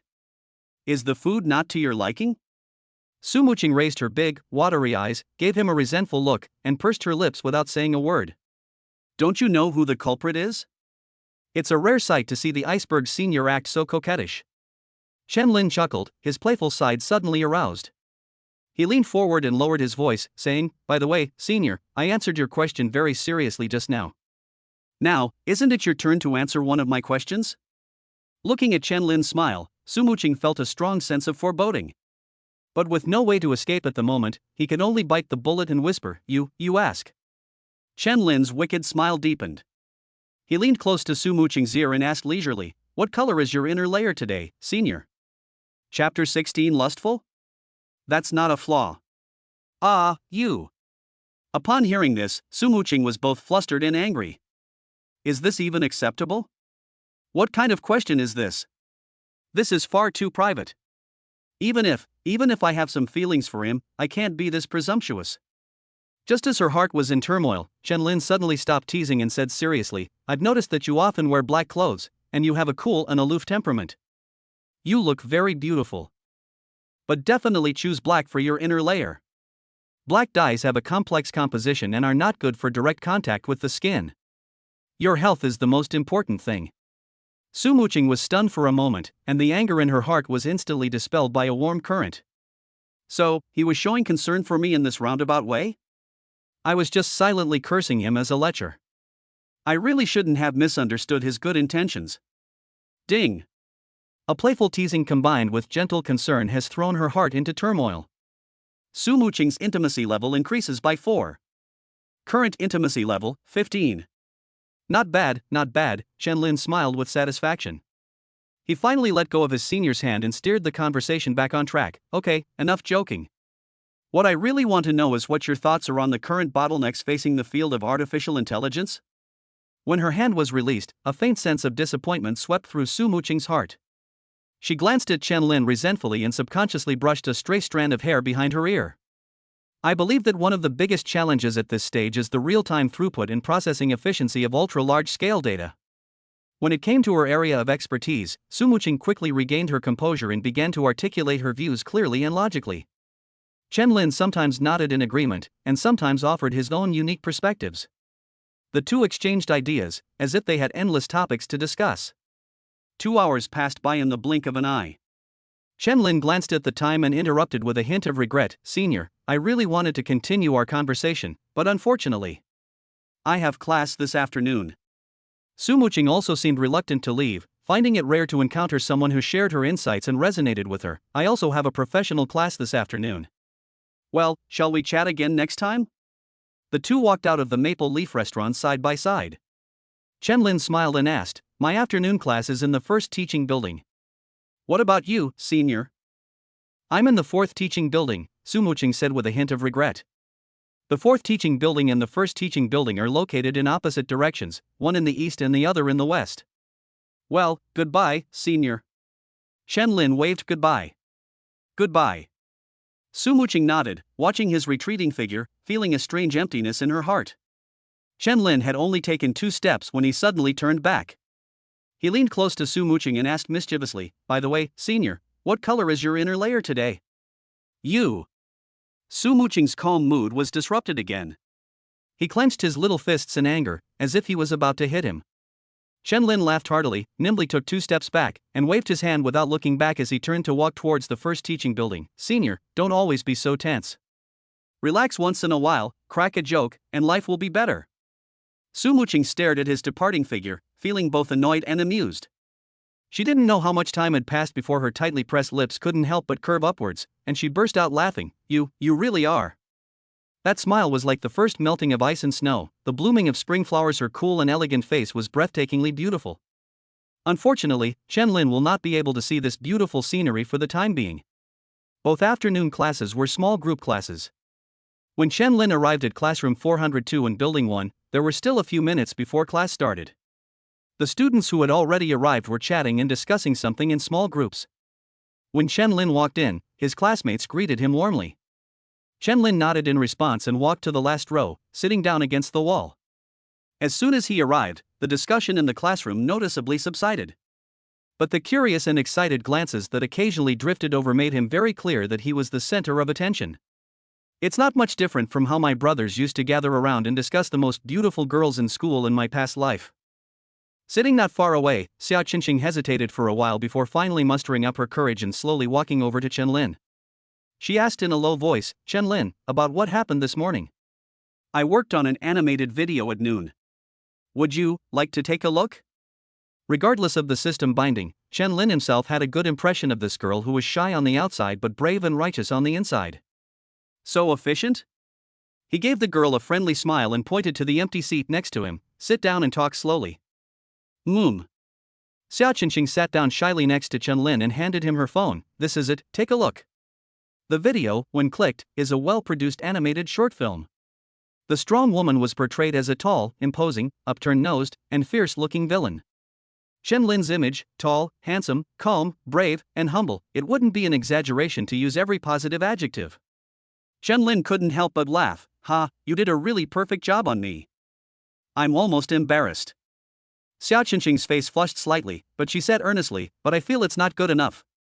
It didn't fully reflect your strengths, Chen-Lin. I'll go back and refine it tonight."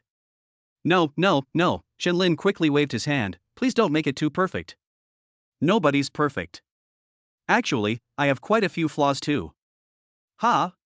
Xiao Qinqing blinked curiously. "In my opinion, Chen-Lin is perfect.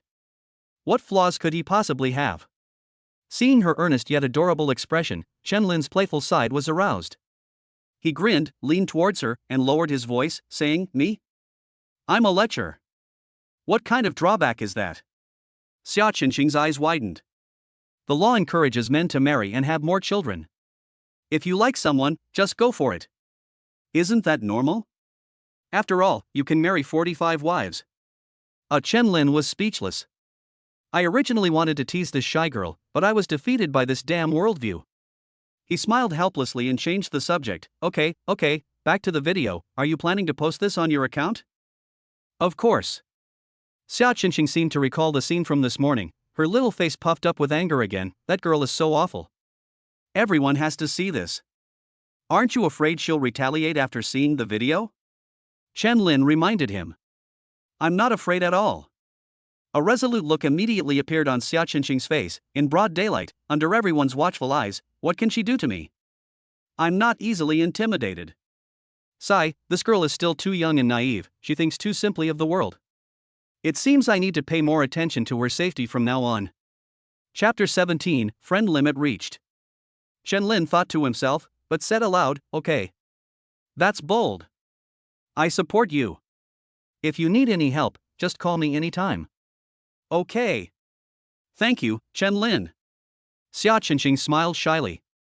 As the two were chatting, Xia Qingqing's 707 sister, Zhu Ying, walked in from the classroom door. She spotted Chen Lin sitting in the corner at a glance, and a look of joy flashed across her face. However, when she saw Xia Qingqing sitting right next to Chen Lin, her joy was instantly replaced by displeasure. This time, Chen Lin sat against the wall, so she couldn't sit on his other side to create the embracing both of him effect anymore. Damn it, I just went to the restroom and this brat beat me to it, she muttered under her breath.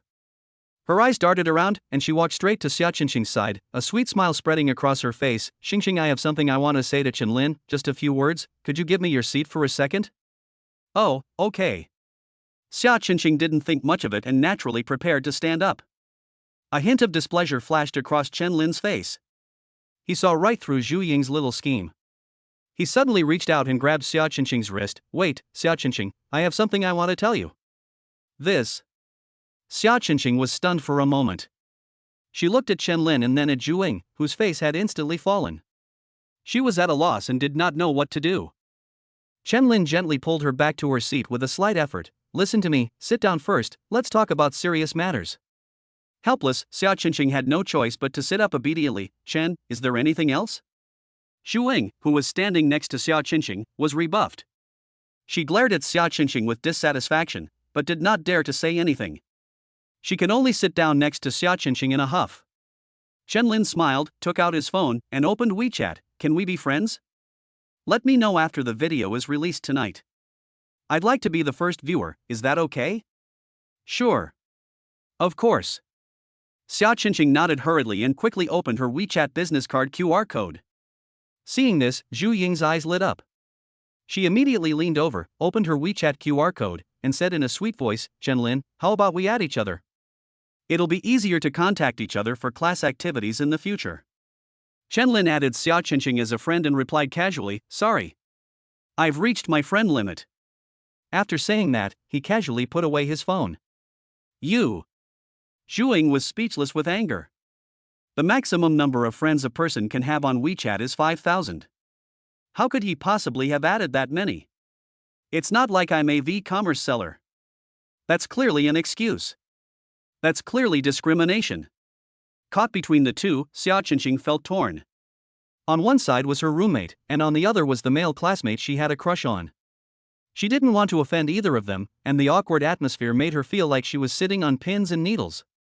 Fortunately, the awkwardness didn't last long. The class bell rang, and the professor walked in on time. Zhu Ying and Xia Qingqing were both preoccupied with their own thoughts and listened absent-mindedly. Chen Lin, however, switched back to his study mode and quickly became engrossed in the lesson. The afternoon classes flew by. When the bell rang, Chen Lin stood up, gave Xia Qingqing a brief greeting, and then walked out with the crowd. He picked up his phone and looked at it, but there were still no new messages from Wu Qingxue. He frowned. It seemed that things at the Academic Affairs office were indeed quite troublesome, keeping her so busy that she didn't even have time to send a message. Never mind, I'll go back to my dorm and rest for a while, then find somewhere to have dinner, he thought to himself. He walked back to the dormitory building with his hands in his pockets, taking his time. Just as he reached the door, a figure suddenly appeared beside him and grabbed his arm tightly. Chen Lin. You're finally back. Chen Lin looked closely and realized that it was none other than Xin Yufei, the president of the dance club. Today she wore a blue and white color-blocked tight-fitting tank top paired with denim shorts, showing off her hot and sexy figure to the fullest. Senior? Have you been waiting here for a long time? Chen Lin asked in surprise. I waited for 2 whole hours. My legs are almost numb from standing. Xin Yufei pitifully shook his arm. It's all because I forgot to get your contact information yesterday. I had no idea where to catch you except to wait for you downstairs at your dorm. Sorry, it was my oversight. Chen-Lin smiled sheepishly. He was still a bit dazed by his senior's bold wall slam yesterday and had indeed forgotten about it. It's good that you know you were wrong. Xin Yufei has a straightforward personality. Her complaints come and go quickly. She tossed her long hair with a flourish, her smile brightening once more. I'll forgive you, senior, since you're so handsome. By the way, how's your decision about the club going? Of course I'll join. Chen-Lin laughed. Such an interesting club, and such a beautiful president, I have no reason to refuse. But I have to be honest beforehand, I've also agreed to join the student council. Oh. Not bad, Junior. You're trying to have your cake and eat it too, two-timing me, huh? Xin Yufei rolled her eyes at him in a charming way, but her tone was more teasing than accusatory, and she didn't seem to be really angry. No, that's not true. Chen-Lin chuckled awkwardly, he hadn't even eaten a single one yet. Xin Yufei ignored his explanation and grabbed his arm, saying, Fine. I like your honesty. Let's go. To celebrate our junior joining our dance club family, I'll take you to a great place. Where are we going? Chen-Lin asked curiously. You'll see when you get there. I guarantee it'll be way more fun than those student council guys. Xin Yufei winked mysteriously, then grabbed him and dragged him outside without another word. Chen-Lin had no choice but to follow her. A dozen minutes later, the two arrived at the west gate of the school. Blazing beats? A bar? Chen-Lin looked at the neon-lit sign in front of him and exclaimed inwardly, wow. To celebrate his joining the student council, Su Muqing booked a party at a bar. Now, Xin Yufei is bringing him to the bar to celebrate him joining the dance club. What I'm saying is, are all these school beauties so similar in their thought processes and ways of celebrating? Are they all thinking that getting people drunk makes things easier? That's right. It's a bar. There are fewer people during the day, which is perfect for introducing you to the basics. Come on. Xin Yufei chuckled and pulled him to push open the glass door. Boom.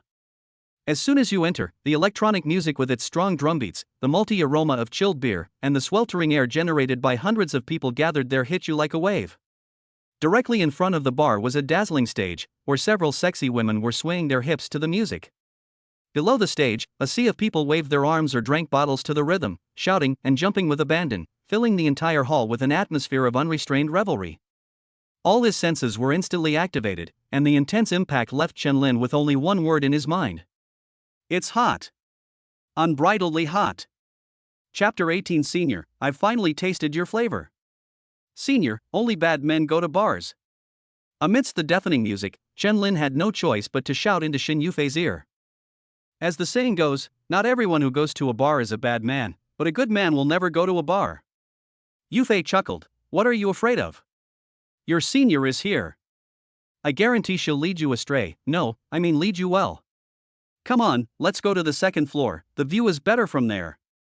She winked mischievously, took his arm, squeezed through the restless crowd, and walked familiarly towards the second floor stairwell. The second floor features individual booths surrounding the dance floor below.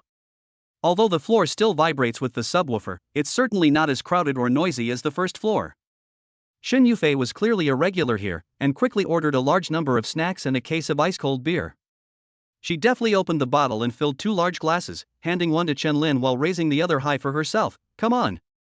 First glass, a warm welcome to Junior Chen-Lin for joining our dance club. You've injected unprecedented, masculine energy into our club. Cheers. Cheers. Chen-Lin was also caught up in the atmosphere, clinked glasses with her forcefully, and drank it all in one gulp. Awesome. The icy beer rushed down his throat, and he couldn't help but shiver. After downing a glass of wine, an alluring blush rose on Xin Yufei's fair cheeks. She wiped her mouth heartily, stood up, and extended her hand to Chen-Lin. Come on, let's dance. Chen-Lin was taken aback. I don't know how to do this. I've never used this skill branch in either my past or present life. What do you need to know? Xin Yufei pulled him up without saying a word, her hands naturally wrapping around his waist. Follow the rhythm, follow me, there are no rules, no specific movements, just let loose without any inhibitions. The powerful beats on stage were indeed very infectious, and Xin Yufei is also a very infectious teacher. Under her guidance, Chen-Lin quickly overcame his initial embarrassment and began to dance freely with her. Although the movements weren't exactly graceful, as Shin Yufei said, it was simply an unrestrained outburst of emotion. In his past life, he was just a corporate slave, working 996 hours a day, earning a meager salary, and enduring the verbal abuse and accusations of his boss. All the lingering depression in his mind vanished completely at this moment. Yes. That's it. Shin Yufei put her hands on his shoulders, leaned close to him, and shouted, "Throw away all your unhappiness and frustration." "What could I possibly be unhappy about?" Chen Lin laughed heartily. "For example, you have too many younger sisters pursuing you, and you're overwhelmed with choices?" Shin Yufei teased, tilting her head. "Ha ha. It seems, they're all older sisters." Chen Lin laughed. "Look at how smug you are." Shin Yufei gave him a playful glare. The upbeat music, the ice-cold beer, and the hot dance partner at close range quickly escalated the temperature and the level of ambiguity between the two. The air seemed to be filled with restless energy. After another drink, Shin Yufei suddenly moved closer to Chen Lin, her tone full of provocation. "Junior, would you like to experience something more exciting?" Looking at the glistening beads of sweat on her forehead and her delicate red lips, Chen Lin felt that his senior was exceptionally beautiful and charming today. But, something even more exciting? Chen Lin casually put his arm around her slender waist, looking completely astonished, and asked, "Here? This is just a booth, not a private room. Looking across from the booths, you can see almost everything. But, if the lights were a little dimmer, it might not be a bad idea." Seeing his expectant yet slightly nervous expression, Shin Yufei suddenly giggled. She gently broke free from his embrace, a sly glint in her eyes. "What are you thinking about? Come with me." "It wasn't what I thought." Chen Lin felt a little disappointed, but more than that, he was filled with intense curiosity. He followed Shin Yufei, running down from the second floor, squeezing through the bustling crowd on the first floor, and arrived at the edge of the stage. "You wait for me here." Shin Yufei shouted into his ear. "What are you going to do?" Chen Lin was even more surprised. "You'll find out soon enough. Watch closely, Junior." Shin Yufei affectionately reached out and touched his cheek, then nimbly turned and jumped onto the stage. She snatched the microphone from the DJ and shouted in a rousing voice, "Music. Louder. More intense. Let the passion ignite." Boom. The audience erupted in cheers and whistles when they saw such a hot and sexy woman suddenly walk onto the stage. Shin Yufei put down the microphone and, with the music suddenly becoming more frenetic, she spread her arms wide and started dancing. At that moment, she seemed to have become a completely different person. Unlike her casual dance with Chen Lin just now, her dance moves now exude explosive power, extreme flexibility, and a wild charm. The dancers who shared the stage with her were completely reduced to mere background figures. Wow! Chen Lin's eyes were filled with amazement. Is this the senior student's true skill level? This level is absolutely professional. Watching Shin Yufei unleash her charm, he felt his blood rush and his skin tremble slightly. An indescribable attraction firmly held him captive. The audience went wild. Clearly, this passionate, high-level dance was far more stimulating than the mere performances of laborers. "Queen of Dance! Queen of Dance! Queen of Dance!" The crowd below the stage began to shout rhythmically, the sound almost lifting the roof off. Shin Yufei seemed tireless, dancing to 3 high-intensity dance tracks in a row. Her blue and white tank top was already soaked with sweat, and her breathtaking curves exuded a fatal allure.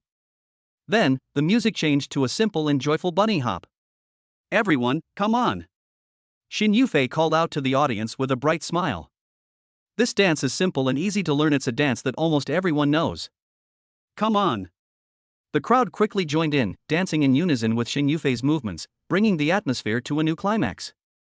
Shin Yufei beckoned to Chen Lin below the stage. "Junior, come up here. Let's jump together." Chen Lin waved his hands repeatedly and stepped back. He didn't want to become the center of attention. However, the girls behind him didn't care about any of that. With excited screams, several hands pushed him onto the stage. Shin Yu walked over laughing, took his hands, and led him to jump up and down facing each other. The atmosphere was incredibly lively, and under Shin Yufei's enthusiastic guidance, Chen Lin finally joined in the dancing. Although she knew absolutely nothing about dance, with a 166-point agility bonus, she quickly learned and mastered a few basic moves. The saying in the world of dance, "Speed is the only way to win," perfectly illustrates this point. After the dance ended, the audience erupted in cheers once again. "Queen of Dance! Queen of Dance. Queen of Dance. Dance King. Dance King. Dance King. She truly deserves the title of Dance Queen, but as for the Dance King, most people are drawn to him because of his good looks. Chen Lin looked at Xin Yufei and smiled broadly. Senior, you're amazing. You can even get a dance novice like me, who has absolutely no foundation, moving. Xin Yufei was slightly out of breath, her bright, watery eyes fixed on Chen Lin. Looking at his carefree smile, she felt an irresistible urge welling up inside her. She smiled sweetly, then suddenly threw herself into his arms, and under the watchful eyes of countless people, her luscious red lips pressed precisely against Chen Lin's lips. Wow! The audience erupted in cheers, screams, whistles, and jeers that nearly lifted the ceiling. At this moment, the fiery and straightforward Xin Yufei became an idol in the hearts of countless girls. Boom! It felt like fireworks exploded in Chen Lin's mind. Her lips were softer and sweeter than ever before. Her breath carried an alluring scent of sweat and roses, and in her arms lay a passionate, incredibly supple, and fiery body. At this moment, everything else was forgotten. He subconsciously tightened his arms and recklessly demanded the warm and soft body in his arms. He vaguely heard a system notification sound, but it didn't matter anymore. Because, Senior, I finally tasted your flavor. Chapter 19. Another passionate kiss. As Chen Lin and Xin Yufei walked hand in hand, laughing all the way out of blazing beats, it was already completely dark outside. The two plunged into a dark and secluded alley next to the bar. Leaning against the cold brick wall, panting heavily, they couldn't help but burst into laughter at each other's disheveled appearance. Everyone's enthusiasm is terrifying. If we don't leave soon, I'm afraid I'll really get drunk on the dance floor tonight. Chen Lin wiped the sweat from his forehead, complaining but feeling incredibly happy inside. Once the bar's atmosphere was ignited, countless enthusiastic girls invited Chen Lin to dance with them. If it weren't for Xin Yufei taking such good care of him, and if it weren't for his stamina of 155, he would probably have been exhausted long ago. That felt great. So refreshing. It's been so long since I've let loose like this. Xin Yufei leaned against the wall, quite exhausted. Her chest heaved like a mountain, but her smile remained bright, especially captivating in the dim light. Chen Lin turned his head to look at her. Sweat soaked her temples, a few strands of hair clung to her flushed cheeks, and her eyes were exceptionally bright from the passion she had just experienced. An inexplicable impulse surged within him. He suddenly stepped forward, reached out and wrapped his arm around Xin Yufei's slender waist, pulling her sharply into his embrace. What are you doing? Xin Yufei was startled by his sudden action. Chen Lin didn't say anything, but simply lowered his head and accurately kissed her luscious red lips.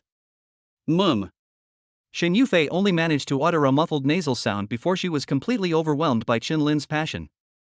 He was like a ferocious beast, greedily seizing every breath she had. She took the initiative just now it's his turn.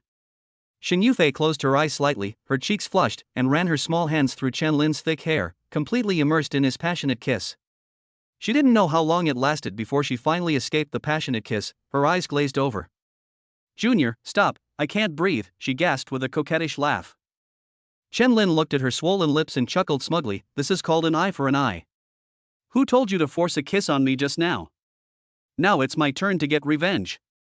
Xin Yufei rolled her eyes coquettishly. Have you taken your revenge enough? Of course not. Chen Lin tightened his arms, pressing her soft body even closer to his. This is nothing. As he spoke, he lowered his head and covered her lips with his again. Junior. Xin Yufei struggled symbolically for a moment, then softened again under his passionate offensive. It was another deep kiss that felt like it lasted an eternity. When they finally separated, both were breathing heavily. Xin Yufei's eyes were sparkling, as if they held a pool of spring water. She stroked Chen Lin's cheek and said softly, Junior brother, how about we go somewhere else? Let's change the location. This hint seems a bit too obvious. Wait a minute. Chen Lin lowered his head and kissed Xin Yufei's red lips again. In his past life, he was a corporate slave who had never even held a girl's hand for most of his life. Now that he had the chance to taste the beauty of a school beauty, how could he not indulge himself to the fullest? However, this time he was quickly interrupted. The phone in my pocket suddenly went off alarm.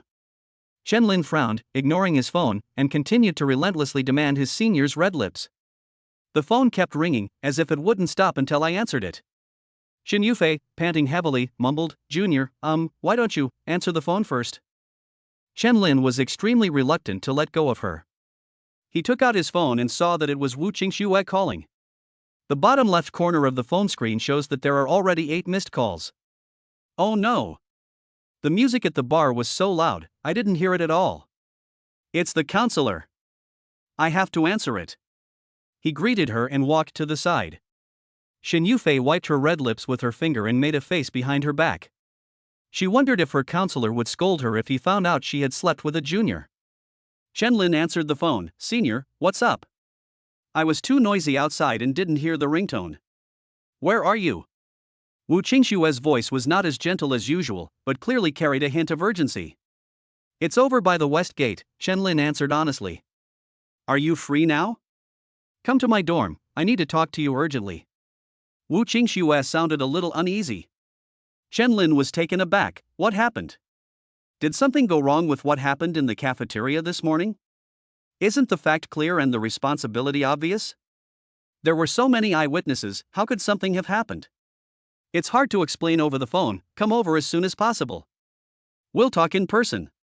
Chen Lin weighed his options. Although he desperately wanted to take care of Senior Shin on the spot, he couldn't ignore Wu Qingshue's urgency. He immediately agreed, okay, I'll be right there. After hanging up the phone, he returned to Shin Yufei's side, cupped her pretty face, and kissed her lips twice more before reluctantly saying, Sorry, Senior, I have to go to Counselor Wu Qingxue right away.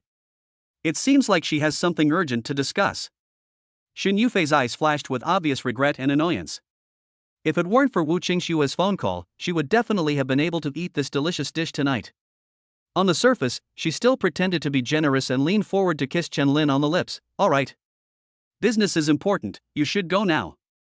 The two chatted for a few more minutes at the alley entrance before reluctantly parting ways at the west gate. One walked quickly toward the faculty dormitory, while the other returned to the student dormitory dejectedly.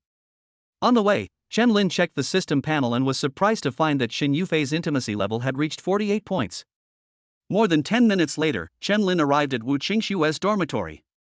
As a counselor, Wu Qingxue lives in a single room, which is simply furnished with a bedroom and a private bathroom. In terms of both size and facilities, it is far inferior to Chen Lin's luxury apartment. Senior, what happened? Is the aftermath of that incident in the cafeteria really troublesome? Chen Lin asked hurriedly as soon as he entered the room. Wu Qingxue looked at his sweaty hair and clothes, her brows furrowing slightly. You've been drinking? And you went to a bar? Chen Lin smiled somewhat embarrassedly. I just went to play for a little while. A while means 3 hours isn't an exaggeration, is it? Go take a shower first. You smell terrible, all sweat and alcohol. Wu Qingxue fanned herself with disgust, but her tone was full of concern. Okay. I'll go back to my dorm and take a shower before coming back. Chen Lin said, turning around and going back. Hey! Aren't you tired of running around like this? How long will it take you to finish all this? Wu Qingxue called out to him irritably. She hesitated for a moment, then pointed towards the bathroom. Just shower here. Chapter 20, Giving Away a Car. Then I'll have to bother you, Senior. Chen Lin chuckled and quickly dashed into the bathroom. There are new towels in the cabinet on the left, and shampoo and shower gel on the shelf on the right. Wu Qingxue instructed from the doorway.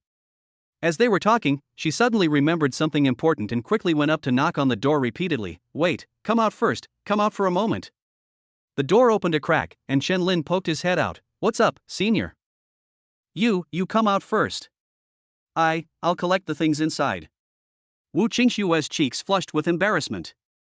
Chen Lin chuckled and slipped a few pieces of clothing through the crack in the door. Is this all? Wu Qingxue took a look and saw that it was the same sweaty clothes Chen Lin had just been wearing, with even his underwear mixed in. Her face turned even redder, and she stomped her foot angrily. That's not it. You don't ask. Come out first and we'll talk. I can't get out. I can't get out even a little bit. Chen Lin grinned, looking like a scoundrel. I'm naked, all my clothes are in your hands, Senior. You scoundrel. Wu Qingxue was speechless with anger. Chen Lin slammed the door shut, then laughed through it. Senior, I saw everything, it's no big deal. By the way, I'm counting on you for the clothes. Remember to take out your phone and wallet. This guy really. Wu Qingxue held the pile of clothes that smelled like a boy, her pretty face flushed. Finally, she gave a helpless scolding, took the odds and ends out of his pocket and put them on the coffee table, then carried the dirty clothes to the washing machine on the balcony. In the shower room, two small pieces of underwear hung in front of Chen-Lin, one light pink and the other sky blue, both with a fresh and cute style. TSK, this senior is still quite girlish at heart. He chuckled softly, hung the clothes to the side to avoid getting them wet, and then turned on the shower to rinse them. A moment later, Chen-Lin came out wrapped in a soft, fragrant bath towel, drying his hair. He sat down naturally on the small sofa in the room and casually asked, "By the way, senior, what's the matter that you called me here in such a hurry? Is it because Hu Lai and Guo Kuei from the cafeteria have some earth-shattering background?" It wasn't them. Their problems have already been dealt with according to school rules. Wu Qingxue looked worried, but she still gently took the hairdryer and walked over to him to dry his wet hair. "It was you who started the fight in classroom 201 today, the student who had the conflict, Li Lan." Chen-Lin paused for 2 seconds before reacting. "Oh, you mean that strong woman? What happened to her?" "What strong woman?" Wu Qingxue ruffled his messy hair and said irritably, "Her name is Li Lan, and she is the only daughter of Director Li of the Academic Affairs Office." "Wow. So she's got connections," Chen-Lin exclaimed, a playful smile creeping onto his lips. No wonder she was so arrogant. And then? She went to her mother to complain? It's more than just complaining. Wu Qingxue sighed softly. This afternoon, she ran to the Academic Affairs Office and cried so miserably. When Director Li saw the several obvious bruises on her arms and legs, he immediately flew into a rage and declared on the spot that he would strictly follow the school rules and take the most severe punishment against you. He even mentioned expulsion. Chen-Lin looked up. "Senior, you've been in the Academic Affairs Office all afternoon, just dealing with this? Dealing with that Director Li for my sake?" A feeling of gratitude and warmth washed over him. It turned out that Wu Qingxue hadn't been busy with her own affairs all afternoon, she had been entirely helping him out. Wu Qingxue tacitly agreed and continued, "Director Li is notoriously protective of her students and very domineering. She's convinced you maliciously harmed your classmate, a serious offense, and won't listen to any other explanations." Chen-Lin stroked his chin thoughtfully, just based on her daughter's side of the story and a little bruise?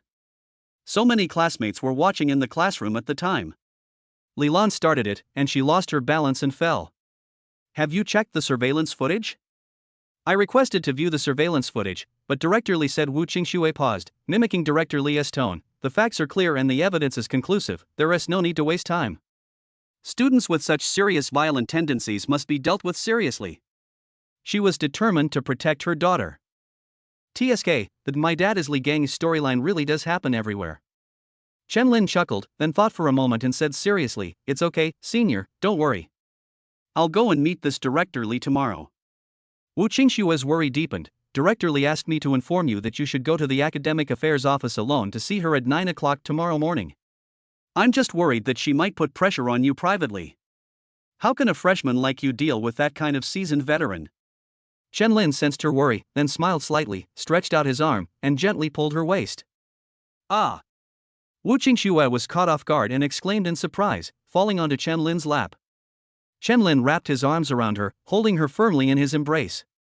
Looking down into her panicked eyes, he chuckled, "What? Senior, you don't trust me at all? You think I can't even handle this little thing?"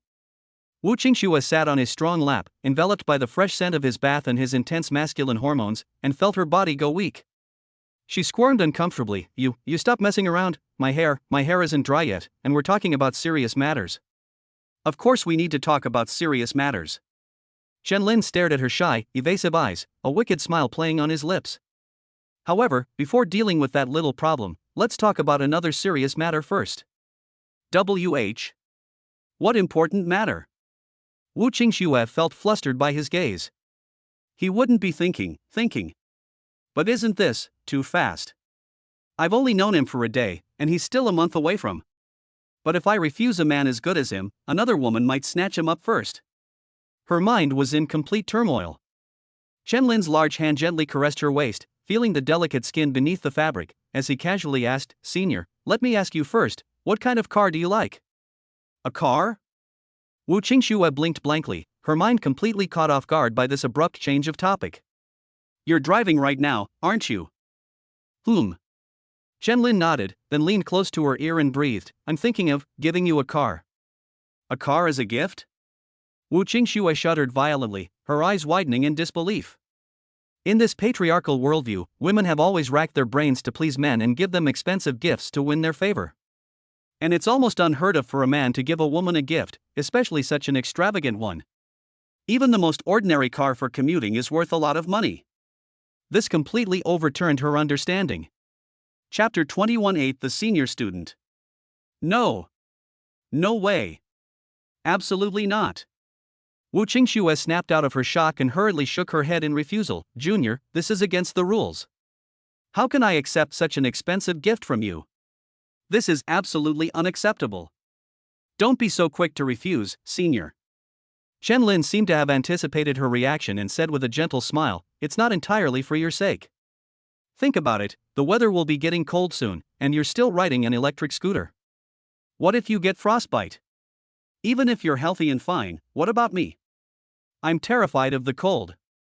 So, I'm giving you a car so that it will be easier for me to get around. That won't do either. Wu Qingxue shook her head vigorously, trying to stand up from his lap, but he held her even tighter. You can buy a car and drive it yourself, how can you give it to me? Chen Lin feigned displeasure. Myself? Where would I get a driver's license? He's not qualified to take a driving test yet. Seeing that he was unhappy, Wu Qingxue quickly softened her tone and pleaded, Junior, really, this is too much. It's too expensive.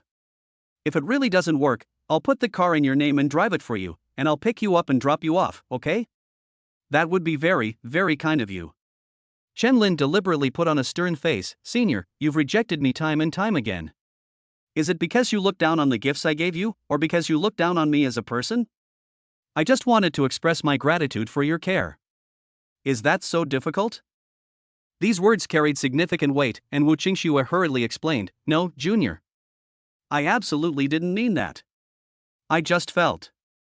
Sigh. Chen Lin sighed suddenly before she could finish speaking, stroking his chin and muttering to himself, Never mind then, I won't force it. How about I give it to President Su Muqing? I had a pleasant chat with her today, she probably wouldn't refuse to give me a ride. Wu Qingxue froze instantly. Su Muqing, that ice queen of the computer science department, her looks and abilities are both top-notch.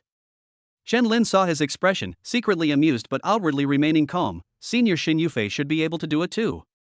I had so much fun dancing with her today, I haven't been this happy in a long time. Wu Qingxue immediately panicked. These two school beauties were clearly interested in Chen Lin. Wasn't she just handing them over to them? Junior, actually I can also, she said softly, her head bowed.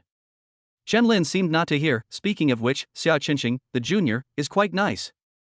She should be happy to help with this. Why is there another junior schoolgirl here? Wu Qingxue suddenly felt a sense of crisis. Junior. Wu Qingxue hurriedly looked up, her expression showing embarrassment and compromise. Actually, I can't say no. It's just, that car, could you not buy something too expensive? Something ordinary would be fine. Chen Lin was overjoyed to see her finally giving and yet still looking conflicted. He nodded, and said seriously, let's go for something ordinary, a Porsche Panamera. This car is perfect for girls. Panamera? Wu Qingxue nearly jumped off his lap in shock. No. That's too expensive. Absolutely not. The Panamera is worth over $1 million, a true luxury car. It's not just an ordinary commuter car. This time, Chen Lin didn't allow her to refuse. He bent down, picked up Wu Qingxue's wallet from the coffee table, took out her ID card, and then quickly took photos of both sides of her phone with his own. All right. I'll decide this. He went straight to the Porsche website and used Wu Qingxue's information to schedule a test drive and purchase a car for tomorrow. The process was completed quickly, and Chen Lin handed the ID card back to her. All right. Tomorrow we'll go to the 4S store to look at the car and sign the contract. Wu Qingxue clutched her ID card, her emotions a complex mix of feelings she couldn't quite describe. She felt a surreal, dreamlike quality to her being. There's also a sweet feeling of being strongly protected. Junior brother, this is really too precious. She murmured, her voice no longer containing refusal, but only shock and bewilderment. She comes from an ordinary family, and such a luxury car was something she had never imagined. But this junior in front of her didn't care at all and gave it to her. It wasn't just the material gifts that were impressive, but also the unconditional favoritism he showed me. Valuable? Only 1.68 million. He hasn't even used half of the 5 million system reward. Chen Lin didn't think much of it. He reached out and stroked his senior's smooth face, his eyes tender. Senior, from now on, if I give you something, just accept it obediently. Don't refuse anymore, okay? Yes, that's how domineering he is. In this world, he will become her support and the rule. Wu Qingxue trembled, and 2 lines of clear tears slid down her cheeks without warning. What she sought throughout her life was precisely this sense of security, to be unwaveringly chosen and unconditionally loved. Why is she crying now? Chen Lin hurriedly wiped away the tears on her cheeks with his thumb. With red eyes, Wu Qingxue suddenly raised her head and kissed Chen Lin's lips heavily. Holy crap! I got forcibly kissed again. Are all women in this world this proactive? Chen Lin quit. In these kinds of things, it's still up to the man to take the initiative. He quickly took the initiative, tightening his grip and responding even more enthusiastically. Inside the cramped dormitory, the temperature rose rapidly, and an ambiguous, sultry atmosphere filled the air. After a long while, their lips parted. Chen Lin looked at Wu Qingxue, whose eyes were glazed over and whose cheeks were flushed, and chuckled mischievously in a low voice, Senior, if this continues, I can't guarantee I can still be a gentleman. At that time, Wu Qingxue was wearing a thin loungewear dress, and Chen Lin was only wrapped in a thin bath towel. Wu Qingxue's pretty face flushed red. She didn't say anything, but just looked at him with her big, watery eyes. Then, as if summoning all her courage, a small hand hooked onto the edge of the bath towel. Chen Lin gasped, grabbing her mischievous hand, Senior, if you keep this up, I'm really going to lose control. Wu Qingxue remained silent, showing no sign of backing down. Her eyes were filled with tenderness and unwavering courage. How can we tolerate this? I can't stand even a little bit. Chen Lin let out a low growl, suddenly scooped up the soft body in his arms, and strode towards the single bed in the room. Bath towels, long skirts, were scattered all over the floor. My 152 points of strength. My agility is 166. My 158 points of stamina. My skill is the golden left kidney. My dragon pattern silver spear has finally been drawn and drawn its first blood. Ding. Passionate kiss, Wu Qingxue's intimacy +5, current intimacy, 31. Ding. Mutual understanding achieved. Wu Qingxue's intimacy level +5. Current intimacy level, 36. Ding. Perfect harmony achieved. Wu Qingxue's intimacy level +5. Current intimacy level, 41. Byte. 10,000 words omitted here, Lord Shinhe won't let me post them. Chapter 22 The Ultimate Reward. An hour later, the rain stopped. Wu Qingxue was drenched in sweat, her whole body so weak that she didn't want to move a single finger. She could only lean softly against Chen Lin's chest, breathing heavily. Junior, please spare me, I really can't take it anymore. She pleaded weakly. Didn't the internet say the average time is 5 minutes? But this Junior is ridiculously strong. Chen Lin leaned against the headboard, gently brushing the stray hairs from her face behind her ears. Looking at her languid and charming appearance, he felt a surge of accomplishment and affection. He kissed her smooth forehead and chuckled softly, Senior, shouldn't we change how we address each other now? Wu Qingxue was slightly taken aback, and the blush that had just faded on her beautiful face spread again. She shyly buried her face in his chest, refusing to look up. Chen Lin chuckled, his large hand gently stroking her smooth back, and said teasingly, that nickname hasn't been used by anyone before. If you don't agree, someone else might snatch it up first. Before he could finish speaking, a soft, shy moan, as muffled as a mosquito's buzz, escaped from his embrace. Husband. Chen Lin felt a jolt, as refreshing as if he had drunk a whole glass of ice-cold watermelon juice on a sweltering summer day. He felt every one of his 36,000 pores was open and comfortable, without any discomfort. In short, it can be summed up in one word. Cool. The system notification tone also sounded at the same time. Ding. Successfully achieved. Wu Qingxue's intimacy level +10, current intimacy level, 100. Ding. Congratulations, host. You have reached the maximum intimacy level with your bound partner number 3 and have received the ultimate reward. Ding. You have received 5 million in cash. Ding. Skill acquired, the way of childbearing. Tip, you can precisely control the probability of conception, setting it from extremely low to extremely high as you wish, allowing you to enjoy pleasure without any worries. Holy crap! Incredible skill. Absolutely incredible skill. This system understands me so well. Chen Lin's smile was so wide, even a JK uniform couldn't suppress it. Ha ha ha. Chen Lin laughed loudly, and couldn't help but kiss the lovely girl in his arms on the ear and cheek repeatedly. That's it. Say it a few more times and let me hear it. Wu Qingxue squirmed in his arms, but refused to utter another sound. Those two words had exhausted all her courage at that moment. After all, just a day ago, the other person was her junior from elementary school, and she was explaining the school's rules and regulations to him in a very formal manner. Just one day later, they were already so intimate, even calling each other such shameful terms of endearment. The progress was so fast that it made her dizzy and sweet. Looking at her shy appearance, Chen Lin's heart began to flutter again. Wu Qingxue seemed to sense something, her face turning pale instantly. She hurriedly begged for mercy. I can't. I really can't. Please, husband. In a moment of desperation, that name slipped out again. Chen Lin grinned smugly. All right. I'll let you off the hook for now since you've been so obedient. By the way, my dear husband is hungry. Do you have anything to eat here? He was really hungry. He had exhausted himself dancing wildly in the bar and then practiced his marksmanship all the way there. He hadn't even had a proper dinner yet. I only have instant noodles left. I'll cook some noodles for you, shall I? Wu Qingxue pointed to the small induction cooker and pot in the corner. Really? Chen Lin's face broke into a mischievous grin again. I'll go cook right now. Wu Qingxue knew what he wanted to do just by looking at his expression. She was startled and quickly broke free to cook the noodles. Unexpectedly, he stumbled upon landing and couldn't help but gasp. After all, the injury was quite serious. Seeing this, Chen Lin quickly carried her back to bed. All right, you should rest. Let me do it. Wu Qingxue sat half upright on the edge of the bed, looking at him with utter astonishment. You can cook? In this world, it's unheard of for a man to cook. An ancient proverb says, a wise man keeps away from the kitchen. That's what I was talking about. Chen Lin then remembered the setting of this world, smiled, and said naturally as he got up to find noodles, I don't usually cook, but it's different for my lover. Spouse. Wu Qingxue's heart skipped a beat, then she was enveloped in overwhelming sweetness. She shyly covered her burning face, but secretly loved the nickname.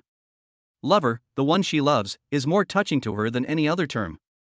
Thank you, my love, she murmured softly, her voice filled with tenderness. Chen Lin deftly boiled water, cooked noodles, cracked eggs, and added ham. Although it was just simple instant noodles, he made it look quite professional. This was an essential skill when he lived alone. Soon, 2 steaming bowls of deluxe instant noodles were ready. Chen Lin set up a small table on the bed, brought out the noodles, handed her chopsticks, and said cheerfully, try it, I used to. He suddenly stopped, damn it. He almost let it slip. Often? Aunt Chen, would you allow her to eat this often? Wu Qingxue asked curiously. It's common knowledge that instant noodles are bad for your health. Oh, not often. Chen Lin quickly added, it's just occasionally, when mom and my sister aren't home, I cook for myself. Afraid she would ask more questions, he quickly changed the subject. By the way. What, Aunt Chen?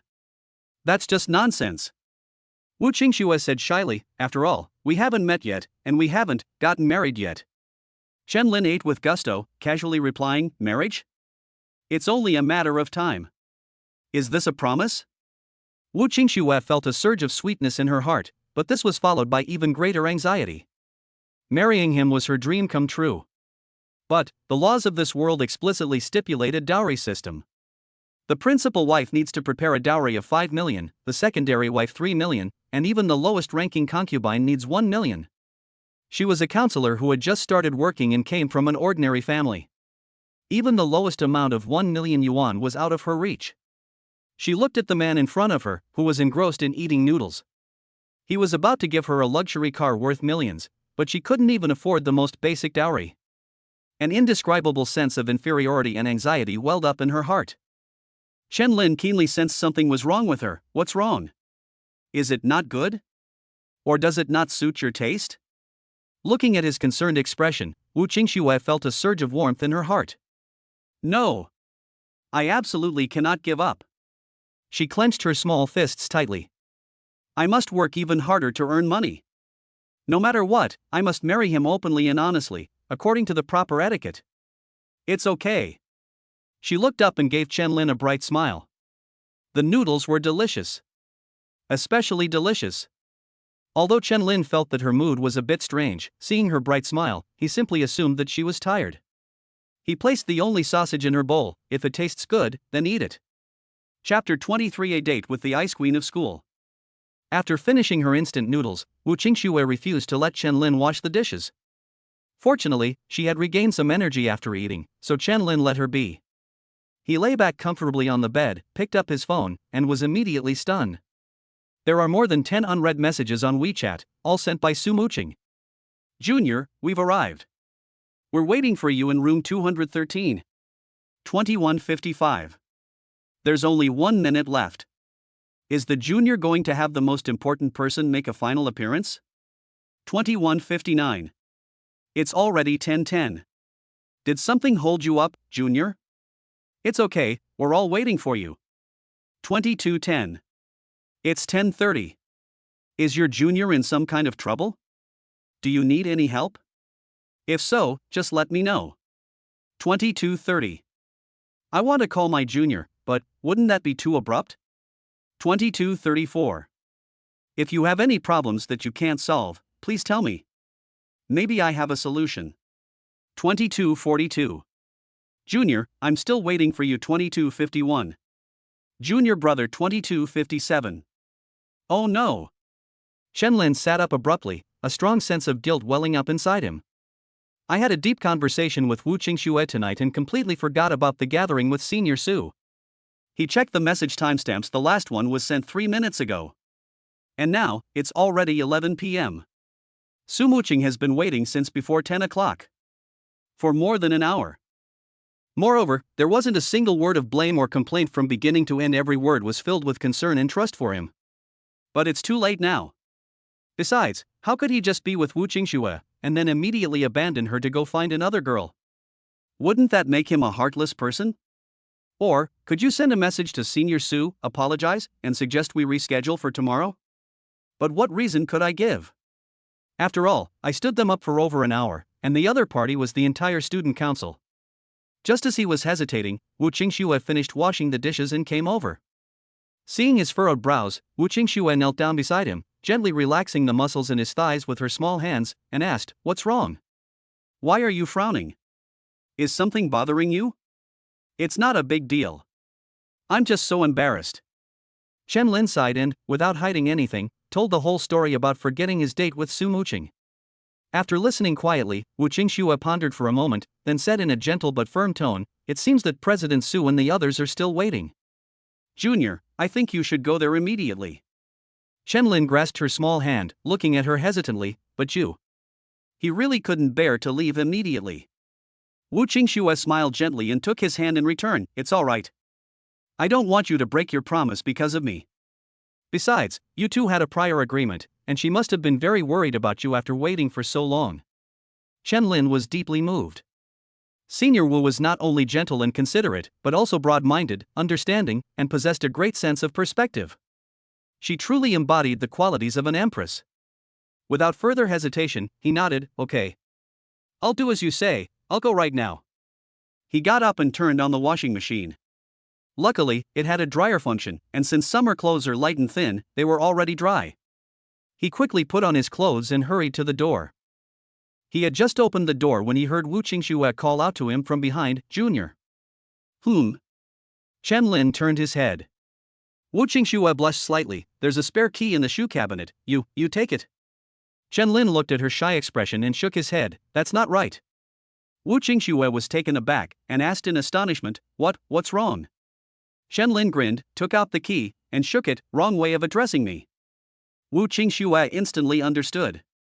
Her cheeks flushed red, and she lowered her head shyly, saying, "Husband, be careful on the road, and come back soon." "Good boy." Chen-Lin was overjoyed and couldn't help but laugh out loud before turning around and walking out. Behind her, Wu Qingxue covered her burning face, her heart filled with both shyness and sweetness. Chen Lin sped along, arriving quickly at the Qingyue bar outside the west gate of the school. This bar has a completely different style from blazing beats. There was no loud bass, only soothing rock music. The lighting inside was soft, the environment elegant, and the customers in the booths mostly chatted quietly, creating a warm and peaceful atmosphere. Chen Lin went straight upstairs and found room 213. He knocked on the door and then gently pushed it open. Inside the private room, Su Muqing sat alone on the sofa. Her head was slightly lowered, and her profile in the lamplight looked lonely and forlorn. Hearing the door open, she subconsciously looked up, and the frustration in her eyes turned into unbelievable joy the moment she saw Chen Lin. "Junior! You've arrived!" She stood up, her expression still aloof, but her tone was full of enthusiasm. "Senior, I'm sorry I'm late." "Huh? Where is everyone else?" Chen Lin walked into the private room and found it empty. "It's too late, I let them go home first. I'll formally introduce them to everyone another day." Su Muqing's tone was calm and natural, without the slightest displeasure or complaint. Chen Lin felt even more guilty. "But senior, why are you staying? What if I really can't come tonight?" Su Muqing stared at him intently, her eyes clear and firm. "We made a promise, we'll meet there. I believe you'll come if you're free. If you don't come, I'll keep waiting. Until the bar closes, until you're done with your work, I'll wait for you." This. Chen Lin was greatly shocked. "Thinking back to my past life, if you didn't arrive half an hour early for a date with a girl, you were considered late. If you're even a minute late, wait for the thunder to shatter the darkness." Su Muqing, standing before him, waited for him for over an hour without a single complaint, displaying only pure trust and perseverance. Is this a sign of the world's tolerance towards men, or is Su Muqing simply that stubborn? He was filled with remorse and indescribable feelings. He sighed softly, stepped forward, and took a small gift box out of his pocket. He bought this in a hurry on his way here, passing by a boutique that was about to close, just to express his apology for being so late. "Senior, I'm so sorry I had to be held up by something and kept you waiting. This is a small token of my appreciation, I hope you like it." He handed her the small box. "A gift?" Su Muqing's eyes widened suddenly, her face instantly filled with shock and disbelief. Her reaction was exactly the same as Wu Qingxue's before. Chapter 24: Exchanging Tokens of Love. Chen Lin smiled and said, "There's no need to be so surprised. I'm different from other men, aren't I?" As he spoke, he shoved the box directly into Su Muqing's hands. It seemed to take a lot of effort for the ice-cold school beauty to recover from her shock. She looked at Chen Lin, then at the box in her hand, her eyes filled with disbelief. "Thank you, Junior." Chen Lin shrugged, "I picked this in a hurry, I don't even know if you'll like it." "I like it." Su Muqing interrupted him, which was unusual for her. "I like everything you give me." Does that mean the person giving the gift is more important than the gift itself? Chen Lin smiled knowingly. "Then what do you think of this style?" Su Muqing nodded slightly and carefully opened the box. On the velvet cushion lay an ice blue teardrop-shaped pendant, paired with a delicate silver chain, shimmering with a cool luster. "I think its color and shape match your temperament very well, so I chose it," Chen Lin explained. Su Muqing gently brushed her fingertips across the pendant, then looked up at him. "Could you help me put it on?" "Of course." Chen Lin walked behind her, first taking off the original magatama-shaped pendant from her neck, and then carefully putting on the new pendant. The icy blue water droplets hung precisely between her delicate collarbones, making her skin appear even whiter. Su Muqing touched the brand new pendant on her chest, then looked at the warm and smooth jade pendant in her hand, and said softly, "This jade pendant was a coming-of-age gift from my mother. If you don't mind, Junior, I would like to give it to you. Is this exchanging tokens of love?" Chen Lin chuckled, walked up to her, and readily replied, "Of course I don't mind." He slyly faced her and lowered his head, asking, "Could you please help me put it on, Senior?" This position forced Su Muqing to extend her arms forward and wrap them around his neck to put the ribbon on for him, as if it were an active hug. Without hesitation, Su Muqing picked up both ends of the pendant, wrapped her hands around his neck, and carefully fastened the clasp. During the process, the two were very close. Chen Lin could even feel his senior's hair brushing against his face and smell her cool fragrance. He straightened up and touched the jade pendant on his chest, as if he could still feel the faint warmth and fragrance lingering on it. "This magatama looks very valuable. I got a great deal in this exchange," he said with a grin. Although I don't know the specific material, its delicate texture and exquisite craftsmanship are far superior to the gifts I bought for a few hundred yuan. Su Muqing shook her head firmly and said seriously, I'm the one who benefited. In her view, receiving a gift from a junior student is of far greater significance than money can measure. All right, Chen Lin waved his hand and concluded with a smile, then we're even, neither of us should feel like we've been taken advantage of. He glanced around the quiet private room. Although it was elegant, he felt a bit bored after staying there for a while. He turned his head and grinned at Su Muqing. Senior, would you like to experience the feeling of unrestrained revelry? What? Su Muqing was stunned. Chen Lin chuckled and, without a word, grabbed her wrist. Come with me. After saying that, he grabbed her and ran out of Qingyue Bar. They ran for a while, and soon stopped in front of another bar. Blazing Beats? Su Muqing frowned slightly as she looked at the sign. The faint bass sound emanating from inside made her instinctively feel a little uncomfortable. She was naturally aloof, and although she went to bars, they were always quiet, soothing bars with soft music and a cozy atmosphere. She had never been to a noisy bar like this. Chen Lin grinned. That's right. He planned to use Xin Yufei's fire to attack Su Muqing's ice. Come on. I'll take you to release some tension. He was in high spirits and pulled her inside. Upon entering the bar, the deafening sound waves, the mixed smell of alcohol, and the dancing crowd. Su Muqing's brows furrowed even more. Chen Lin grabbed her hand and led her to the edge of the dance floor, then whispered in her ear, Senior. You're like a rubber band. If you keep stretching it too tight, it'll break sooner or later. Don't overthink it. Follow the rhythm of the music and throw away all your stress, grievances, and even the heavy responsibilities you're carrying. After saying that, he took the lead in raising his hands and dancing joyfully to the lively music. Su Muqing stood there, stunned, looking at the unrestrained people around her, and then at Chen Lin in front of her, feeling somewhat at a loss. But his happiness was so infectious, and his carefree attitude of letting go of everything made her envious. Maybe I can give it a try? She cautiously began to sway her body to the rhythm of the drums. Yes. That's it. Raise your hands. Don't be afraid. Chen Lin encouraged her loudly while taking her hands and guiding her to dance. Then, let's indulge this time. Su Muqing took a deep breath, as if she had made up her mind, and a relaxed smile finally appeared on her lips.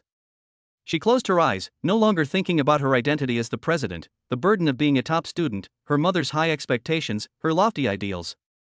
She simply let her body instinctively follow the music and Chen Lin's guidance, swaying and releasing herself freely. Actually, Chen Lin is right, she desperately needs this kind of release.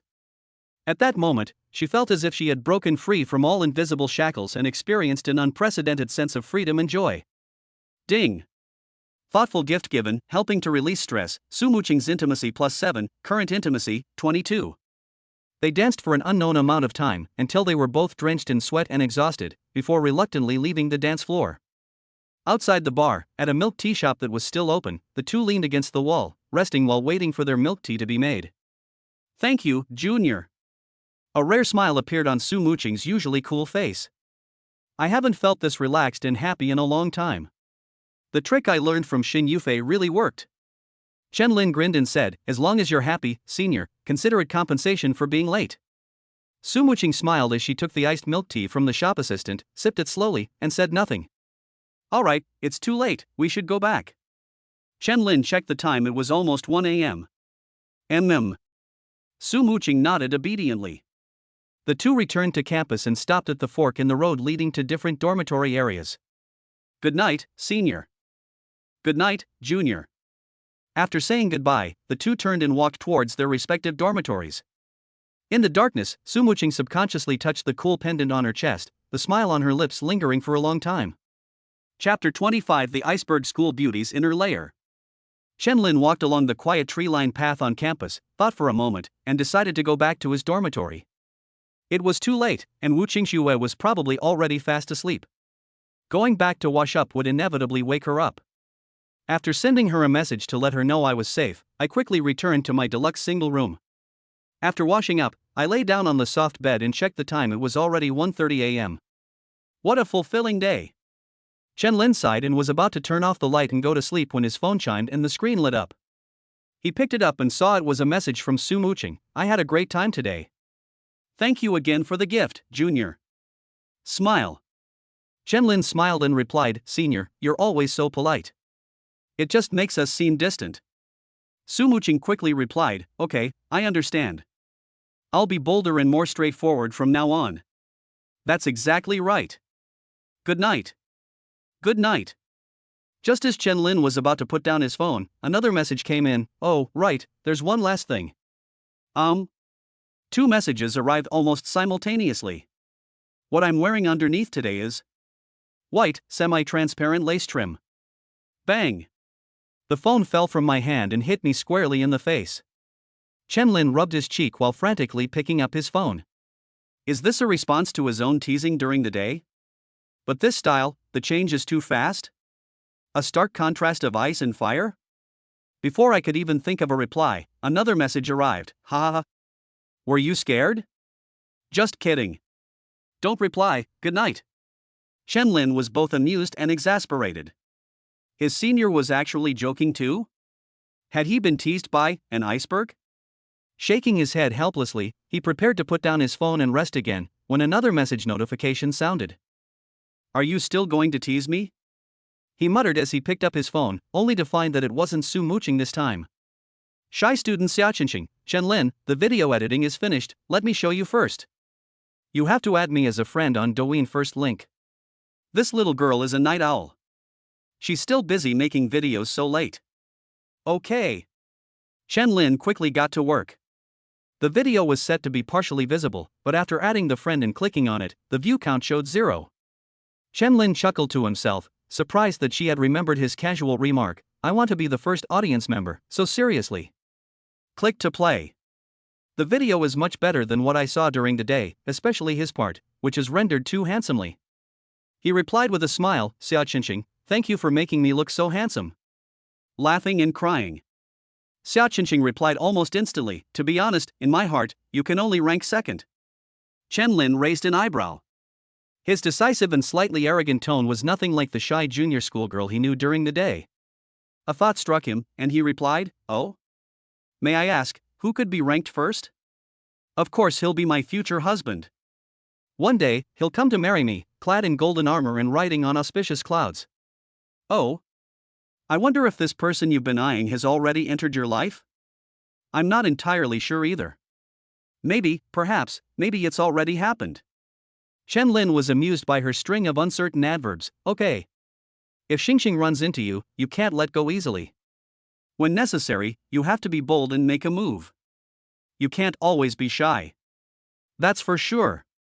What I set my sights on, I won't let go easily. Clench his fist. That's bold.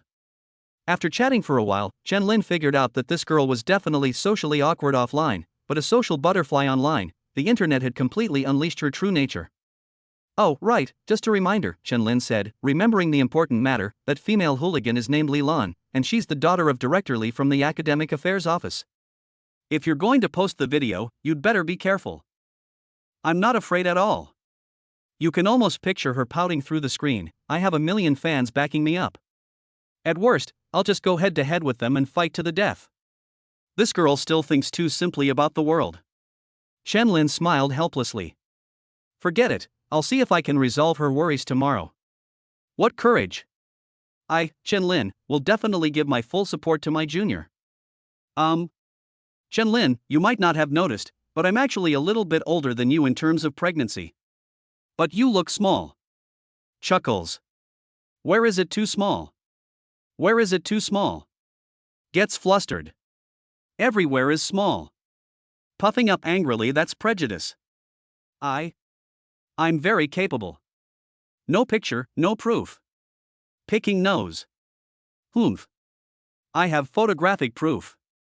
Picture. This is your cartoon image, it's super cute, but it can't be used as a reference. How can it not be? It's a 9.9 out of 10 for the most similar.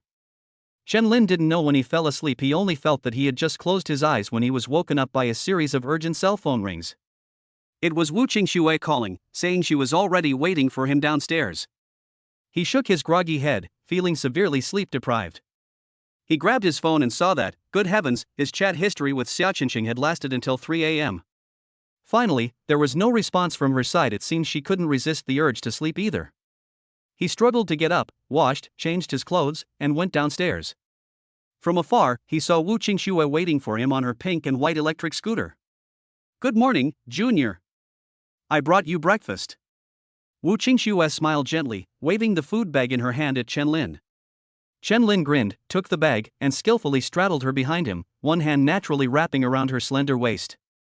He brought his head close to her ear, deliberately lowering his voice. "What? You forgot after just one night's sleep? You called me the wrong way.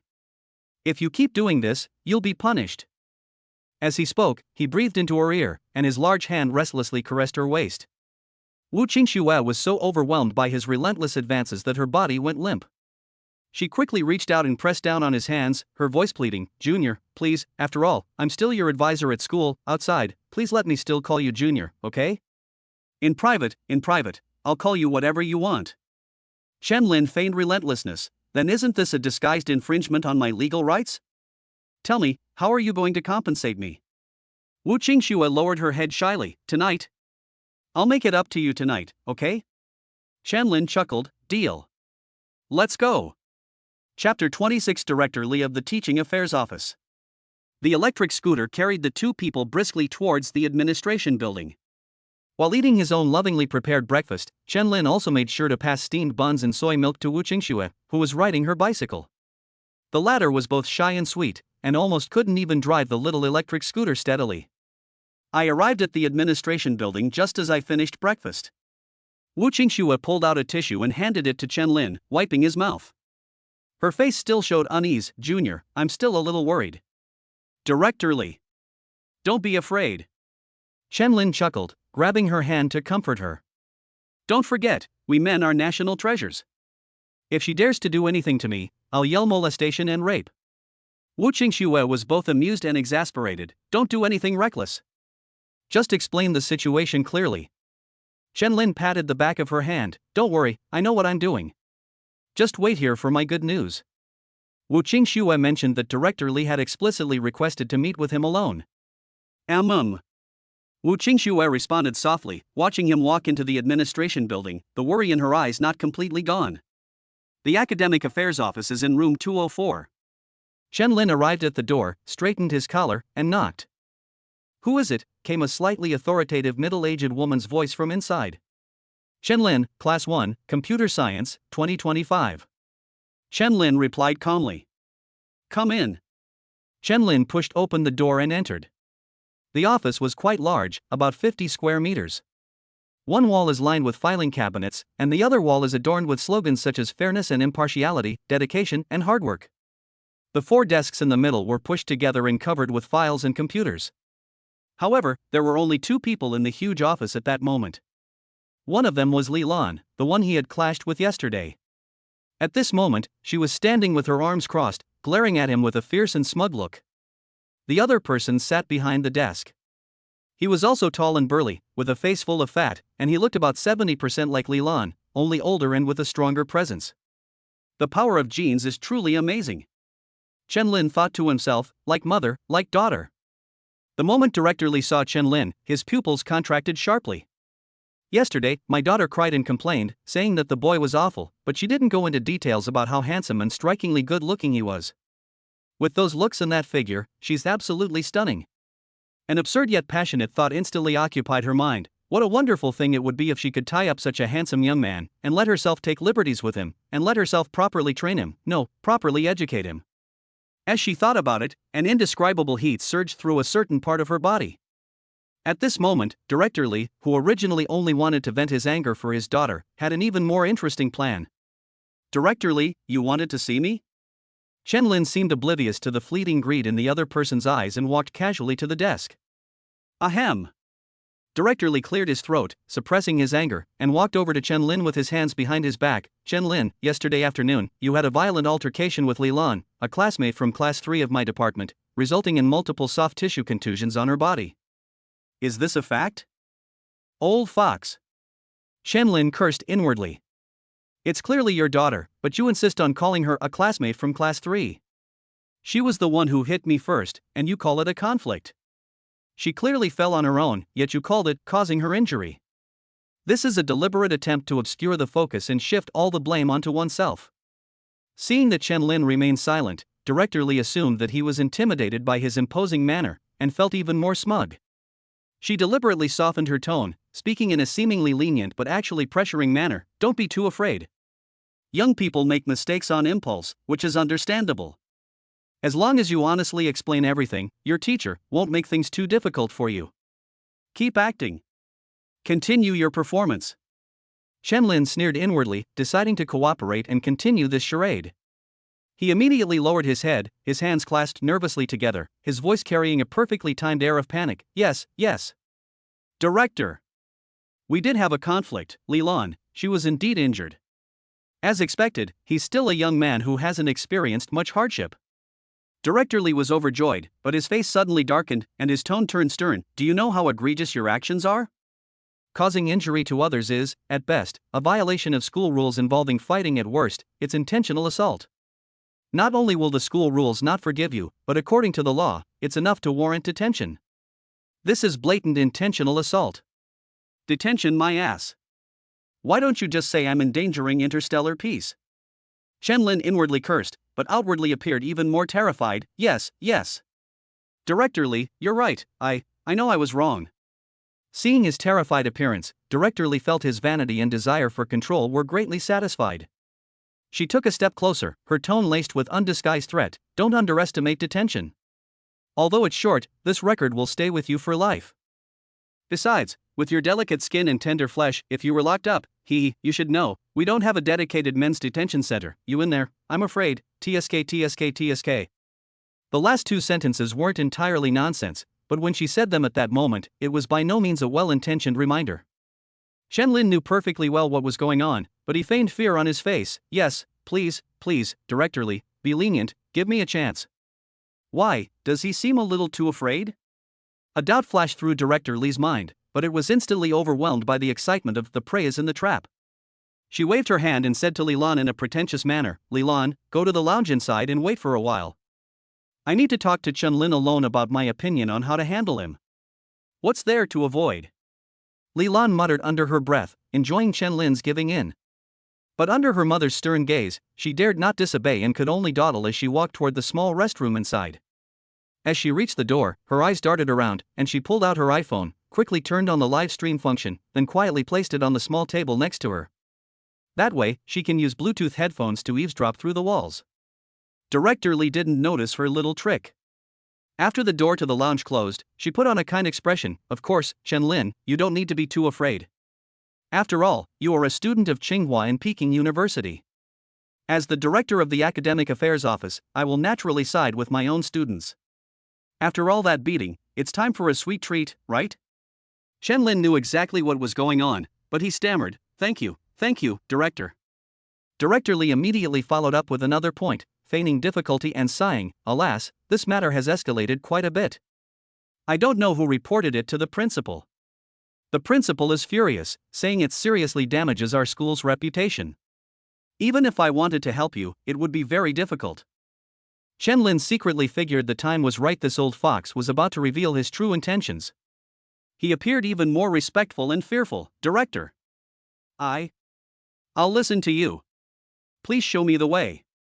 Chapter 27 The Chaotic Academic Affairs Office. He. Director Li walked up behind Chen Lin and suddenly let out an unsettling low laugh. Actually, the solution is very simple. As long as you listen to your teacher obediently from now on and become one of my people, I will naturally do my best to help you resolve all your troubles. Don't worry, I won't let you suffer. I've seen far more tricks than you young people, so it's perfect for me to have a more in-depth exchange with you. As she spoke, she placed her hand on Chen Lin's shoulder, her fingers suggestively sliding downwards. Damn it! This old scorpion is lusting after me. Chen Lin instantly felt disgusted, as if he were being targeted by a venomous snake. He instinctively swerved and jerked to avoid the hand, while simultaneously pushing it away with his arm. Caught off guard, Director Li staggered back several steps before crashing heavily into the corner of the desk with a loud bang. The books, documents, and water cups on the table crashed to the floor with a loud bang, turning the once tidy academic affairs office into a complete mess. You! What are you doing? Director Lee, clutching his aching back from the impact, was furious. Before Chen Lin could speak, the door to the inner lounge was pushed open with a bang. Li Lan stormed out, pointing at her mother and shrieking, "Mom! How could you do this? Didn't you promise me that you were just bluffing him to force him to be my boyfriend? How could you do this to him first?" She heard the entire conversation between the two of them through the live listening function on her phone. Good heavens! Chen Lin was dumbfounded. So that's what you two were planning. One is blatant robbery, the other is covert theft? It seems you can't have two kinds of eggs from one hook. Director Lee was furious and embarrassed. She hadn't expected her daughter to eavesdrop on their conversation. Enraged, she immediately yelled, "Shut up! Go back home! You disgraceful thing! I won't!" Li Lan rushed in front of her mother, her anger making her lose her temper. "I saw him first. Why should you take him from me? How can you, a mother, compete with your daughter for him? How can you be so unreasonable?" Slap! A crisp slap rang out. Enraged, Director Lee slapped Li Lan hard across the face. Li Lan covered her instantly swollen cheek, her eyes wide with disbelief. You actually hit me. You've never hit me before, not even when we were kids, and you actually hit me for a man? Is your daughter more important than a man? Stupid. Absolutely stupid." Director Lee was so angry she was practically grinding her teeth to powder. "I've succeeded, why should I skimp on your share? Utterly foolish. But now, what's happened? The plan that was about to succeed has been ruined by this good-for-nothing fool." Her face was ashen, and she pointed to the door, roaring, "Get out of here! If you don't get out, believe me, I'll beat you to death today, you worthless piece of trash. Then hit me. If you're so capable, just kill me." Li Lan screamed as she lunged forward, tearing and wrestling with her mother, and the scene instantly became chaotic. Chen Lin was completely dumbfounded. What the hell is this? A bullfighting performance? I haven't even started to exert my power yet, and you two are already fighting amongst yourselves? Forget it, let's just watch the show first. Oh dear, stop fighting. It's all a misunderstanding, a misunderstanding. He pretended to mediate, but his feet moved subtly, perfectly avoiding all the aftershocks of the fight. Just then, the door to the academic affairs office was banged loudly from the outside, and a noisy, urgent female voice came through. "Open the door. Open the door now. Chen Lin. Are you inside? Are you all right? This is the mobile support force. Please respond." Chen Lin was taken aback. That voice sounded like Xia Qingqing? And there were also the voices of several other students from Class 1? What happened to them? Before he could figure it out, he heard someone outside the door shout, "What's that noise inside? It sounds like a fight has really broken out. Could they be using vigilante justice on Chen Lin? Break it down. Break down the door." With a loud bang, the lock snapped open, and the entire door collapsed inward. The 29 girls in Class 1 all rushed in like a tidal wave. Wu Qingxue followed behind and walked in. She breathed a sigh of relief when she saw Chen Lin standing there unharmed. She quickly walked to Chen Lin's side and asked in a low voice, "Are you all right? I was really worried, so I called everyone over. I figured many hands make light work. So that's how it is. My senior is always thinking of me." A warm feeling welled up in Chen Lin's heart, and he quietly took her slightly cool little hand from behind. The mother and daughter, who were wrestling on the ground, finally stopped fighting when they saw so many people rushing in. Director Lee scrambled to his feet, barely straightening his clothes, and shouted in a fierce but weak voice, What do you think you're doing? Are you rebelling? This is the Academic Affairs Office, a place you can just barge into. Get out of here." Xia Qingqing, that little guy who always stands up for the weak, didn't tolerate her at all. She immediately raised her phone, which was recording, and pointed the camera at Director Lee, loudly questioning, "Director Lee. Yesterday, it was clearly Li Lan who started the fight and bullied people. All of us in the class can testify to that. Why are you making things difficult for Chen Lin? Please speak loudly to us in front of the camera." Director Lee was so angry he felt like he was about to be reborn, but facing the glaring camera, how could he dare to spout nonsense? Her face was extremely grim. Pointing to the damaged doorframe, she forcefully changed the subject. "This is outrageous. This is outrageous. This is violent destruction of public property. Every single one of you in Class 1. You will all be severely punished. You will all receive demerits. Her desperate threat was indeed quite frightening, and the noisy students in Class 1 were so frightened by her crazy appearance that they stopped talking. But this absolutely does not include Chen Lin. Just as the atmosphere froze, he gently released Wu Qingshua's hand and stepped out from the crowd. All the panic and fear on his face had vanished, replaced by calm and indifference. Director Li, his voice was calm, "Don't start yelling at me." Just as Director Li was about to lose his temper, he suddenly realized something was wrong. The person in front of me was calm and had a firm look in his eyes.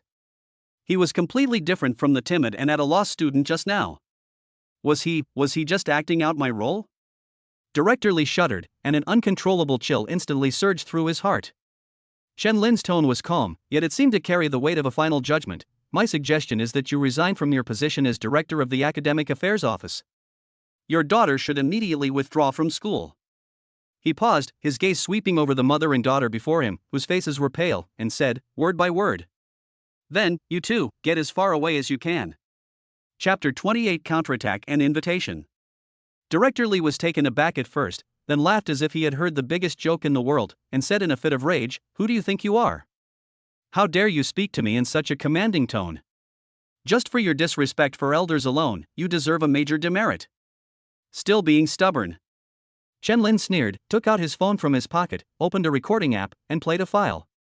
Director Li's voice came through clearly. "Don't be too scared. Young people often make mistakes in the heat of the moment. As long as you behave well and listen to your teacher from now on, and become one of my people, I will naturally do my best to help you solve all your troubles. As your teacher, I've seen far more tricks than you young people, so it's a perfect opportunity for us to have an in-depth discussion." Chen Lin paused the recording at this point. "I won't even mention your defense of your daughter, but what do you think you could get for attempting to sexually harass a minor?" Chen Lin stared at her calmly. The color drained from Director Li's face instantly, replaced by terror and rage. You actually dared to record me?" With a scream, she suddenly stepped forward, trying to snatch the phone from Chen Lin's hand. "Snatch it? Come on." Chen Lin not only didn't dodge, but instead proactively handed over his phone. Director Li's fingers were already touching the edge of the phone, but he suddenly stopped upon hearing this. She looked up at Chen Lin, whose eyes remained calm, and there was even a slight smile on his lips. "No, that wasn't a smile. That was the devil's mockery. Don't use your hands." She shivered and reluctantly withdrew her hand. "What a pity." Chen Lin shrugged regretfully and slowly put his phone back in his pocket. "I just bought this phone, it's worth 8,000. If you had succeeded just now, robbery in public, with irrefutable evidence, a huge amount of money, and egregious circumstances. I wonder if that would be enough for a 10 or 8-year sentence." Director Li's body trembled violently, and an uncontrollable chill surged through his heart once again. Is this really a college freshman who's not even 18 yet?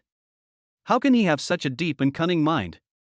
Chen Lin put his phone away, his expression turning serious again. "Director Li, I will keep the recording from earlier, as well as all the previous evidence, safe and sound. I believe you have heard my demands clearly."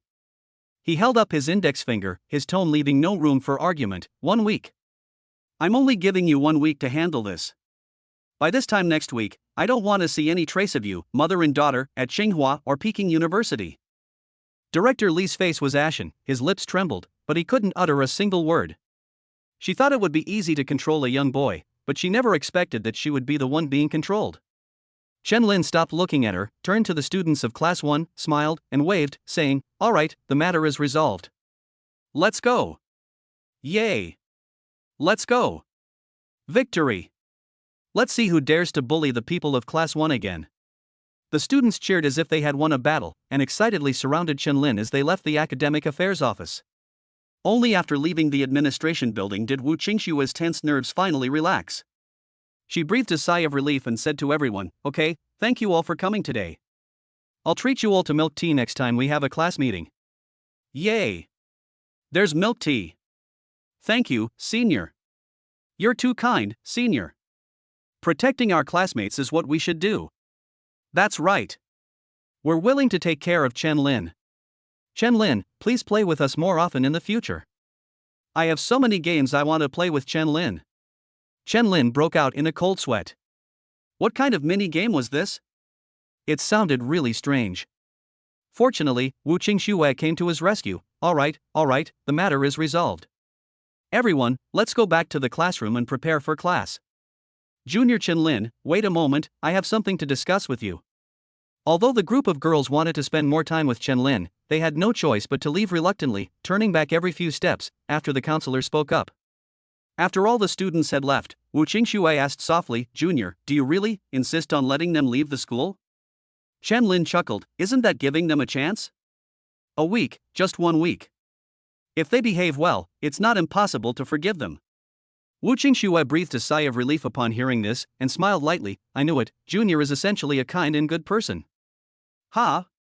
I got friend-zoned? And with the qualifier kind added? If this were in my past life, I'd definitely be on the backup list, right? Thankfully, she's my wife now. Alright, take me to class. Qianlin said with a smile, changing the subject. Don't forget, we still have to go to the 4S store this afternoon. We had arranged to go look at cars last night. Thinking of this, Wu Qingxue felt as sweet as if she had drunk honey. The two rode their electric scooter intimately toward the teaching building, unaware that Director Li was staring intently at their backs from the window of the academic affairs office, his gaze cold and menacing. Qianlin and Wu Qingxue arrived at the teaching building. Qianlin went to class, while Wu Qingxue left to do her own thing, promising to pick him up after class. When they arrived at the classroom, everyone was still enthusiastically discussing what had happened in the administration building. When they saw Qianlin come in, they all greeted him warmly. Qianlin responded with a smile as he walked to the window seat in the back row. The so-called back seat by the window is the king's hometown. I can enjoy the king's treatment too. As soon as he sat down, Zhuling rushed over and sat down right next to him. Xia Qingqing, who had been dawdling and about to sit down, stopped abruptly upon seeing this, a clear look of disappointment flashing across her face. Zhu Ying's smile was exceptionally bright, and her voice was sweet and coquettish. Qianlin, you were so impressive and cool today. Seeing Director Li and her daughter looking so humiliated, everyone felt incredibly happy. Qianlin frowned almost imperceptibly. To be fair, Zhu Ying was good-looking, no less so than Xia Qingqing. But she was too petty, which made him really dislike her. However, one shouldn't hit a smiling face, and besides, she had indeed come to support him. He nodded and replied politely, it's nothing, I just happened to have something on her. Zhu Ying seemed oblivious to his coldness, her expression still excited. That's still amazing. By the way, Chen, tonight is our 707 dorms first get-together, and also to celebrate today's victory, we sincerely invite you to join us. You won't refuse, right? Are you kidding me? Your dorm party has nothing to do with me. Qianlin instinctively wanted to refuse, but before he could finish speaking, he suddenly noticed Xia Qingqing next to him raising her head sharply, her big eyes looking at him with hopeful light. That's it. Qianlin suddenly remembered that the intimacy level with this fourth-bound partner hadn't increased much yet. Wasn't this a great opportunity to get closer to them? Although Zhu Ying and the other girls will be there, it might actually ease Xia Qingqing's shyness and embarrassment. Thinking of this, Qianlin smiled at her.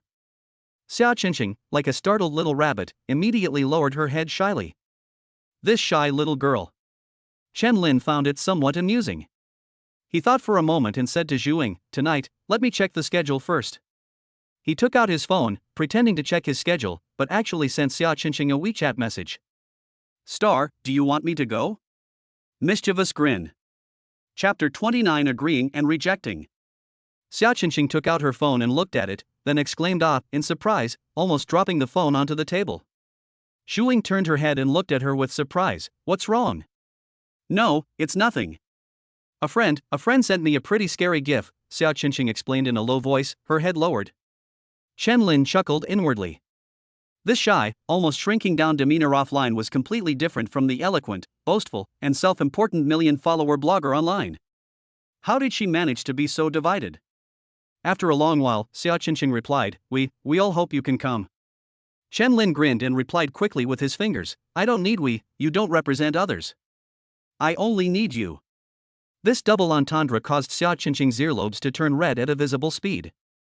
She remained silent for several seconds before replying as if she had made up her mind. I want you to go too. Qianlin was overjoyed. Teasing this easily embarrassed little girl was really fun. Okay. Since Qingqing wants me to go, then I'll go. He replied. Xiao Qinqing visibly breathed a sigh of relief and quickly replied, "Welcome, Lin, to our gathering." Lin smiled and had just put his phone away when Zhu Ying, who was next to him, couldn't wait to ask, "Lin, how did it go? Can you make time for tonight?" Lin nodded, "Well, I'm free tonight, so let's get together with everyone." "Yay! That's great!" Zhu Ying jumped up with joy. The students in the classroom all turned to look at her in surprise, wondering what had happened. "Sorry to bother everyone." Zhu Ying didn't look embarrassed at all. Instead, she raised her head proudly and said, "Lin agreed to have a gathering with us tonight." I was so happy that I couldn't help but shout it out. The classroom erupted in chaos. "What? Lin agreed to have a get-together with 707 tonight? Really? Is there really such a good thing? We're having a get-together in 706 the day after tomorrow. Can Lin join us? The four of us in room 704 are all good at playing musical instruments and singing. Lin, could you give us a chance? Can we book all the slots for the next month? No, for the whole year." Lin's face darkened instantly upon seeing the noisy classroom. Is this woman brain dead? She's more trouble than she's worth. She just gets herself into trouble. His face darkened, and his cold gaze swept over Zhu Ying, who was still smugly standing to the side. "I'm sorry, I just remembered that there is a very important matter tonight, so I can't go to the party tonight." "Ha?" Zhu Ying's excitement and smugness froze instantly. The surrounding classmates immediately began to gloat. This reversal came too quickly and was too embarrassing. She immediately realized that she had gotten carried away and caused trouble, and hurriedly apologized. "I'm sorry, Lin, I didn't mean to, I was just too happy." Before she could finish speaking, Lin stood up and interrupted her. Excuse me, I need to go to the restroom." Lin, classmate Zhu Ying still tried to salvage the situation. Lin didn't want to listen to her explanation at all. He simply braced himself on the back of the chair, nimbly jumped to the open space behind him, and didn't look at Zhu Ying once more throughout the whole process. She walked straight out of the classroom without looking back, and behind her, she heard her two roommates from dormitory 707 muttering complaints about Zhu Ying. "You ruined the whole party. Couldn't you have been a little more discreet? Now everyone knows. Who in the whole class, or even the whole department, doesn't want to ask Lin out? By making such a fuss, you're putting him in a very difficult position." As for Xiao Qinqing, although she didn't say anything, Lin could imagine from the back of his head that her face must have fallen and was full of disappointment. After relieving himself in the restroom, Lin returned to the classroom. As soon as Zhu Ying saw him return, she immediately forced a fawning smile and stood up from afar to make way for him. "Lin, you're back. Please have a seat. No need to trouble yourself." Lin didn't even glance at her, and went straight to sit down in the empty seat next to Xiao Qinqing. Zhu Ying's smile froze completely, and she could only reluctantly sit back down. "It's all my fault. I was too happy too soon." She stamped her foot in frustration. "I could have waited until the party tonight was a success and our relationship had progressed further before showing off."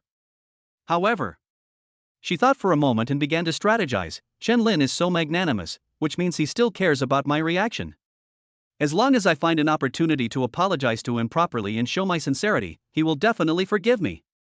The thought of sincerity brought to mind some indescribable images, and her mood surprisingly improved. At worst, I'll suffer a little loss and serve him well this time. I'm so beautiful, he should be more than willing.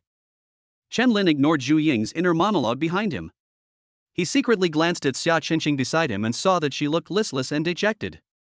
He smiled slightly, took out his phone, and sent her a message. "If Xiao Qinqing asks me out alone, my schedule seems to have suddenly become available again." Smile. He clearly felt the girl beside him tremble slightly. She picked up her phone and looked at it for a long time, but didn't reply for a long time. Lin wasn't in a hurry. He leisurely took out his textbook, as if he hadn't sent the message. Soon, the teacher came in and began the lesson. Lin listened attentively as usual, while Xiao Qinqing next to him had shifty eyes and was fidgeting, clearly not paying attention to the lesson at all. After finally enduring until the bell rang, Lin packed his things and followed the crowd out of the classroom. Just as I stepped out the door, I heard a weak but urgent voice behind me. "Lin. Please wait a moment." Ha! The little hamster finally mustered up the courage to rush out of its burrow? Lin turned around, smiled, and said, "Qinqing, is there something you need?" Xiao Qinqing lowered her head, her voice so soft it was almost inaudible. "Lin. I I want to apologize on behalf of Zhuing. Please forgive her rashness and recklessness. She didn't mean any harm, she was just too excited and couldn't control herself. Also, I still want to invite you to our party tonight, is that alright? She rattled off a long string of words in one breath, clearly having rehearsed it countless times in her head. Looking at her like this, Chen Lin's lips curled into a playful smile. An apology. I won't accept it. Chapter 30 Kitchen Fun. Ah. Xia Qingqing's face flushed red instantly, and tears quickly welled up in her eyes. She originally wanted to say it on WeChat, but then felt that it was more sincere to apologize in person. She had finally mustered the courage to prepare her apology, only to have it rejected outright. For a moment, she was at a loss and didn't know what to do.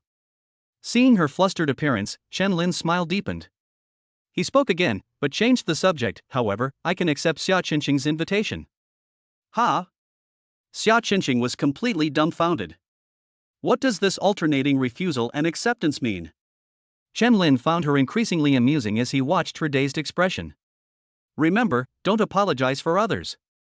He waved his hand, turned and walked away with a flourish. Send me the time and place. Also, don't tell Zhuing yet, that big mouth. Xia Qingqing stared blankly at his retreating figure, still not coming to her senses even after he disappeared at the top of the stairs. Chen Lin walked downstairs, and the familiar pink and white electric scooter stopped in front of him. Wu Qingxue took off her helmet, her smile gentle as water. Precise. The timing is perfect. Chen Lin grinned as he slung his electric scooter over his shoulder.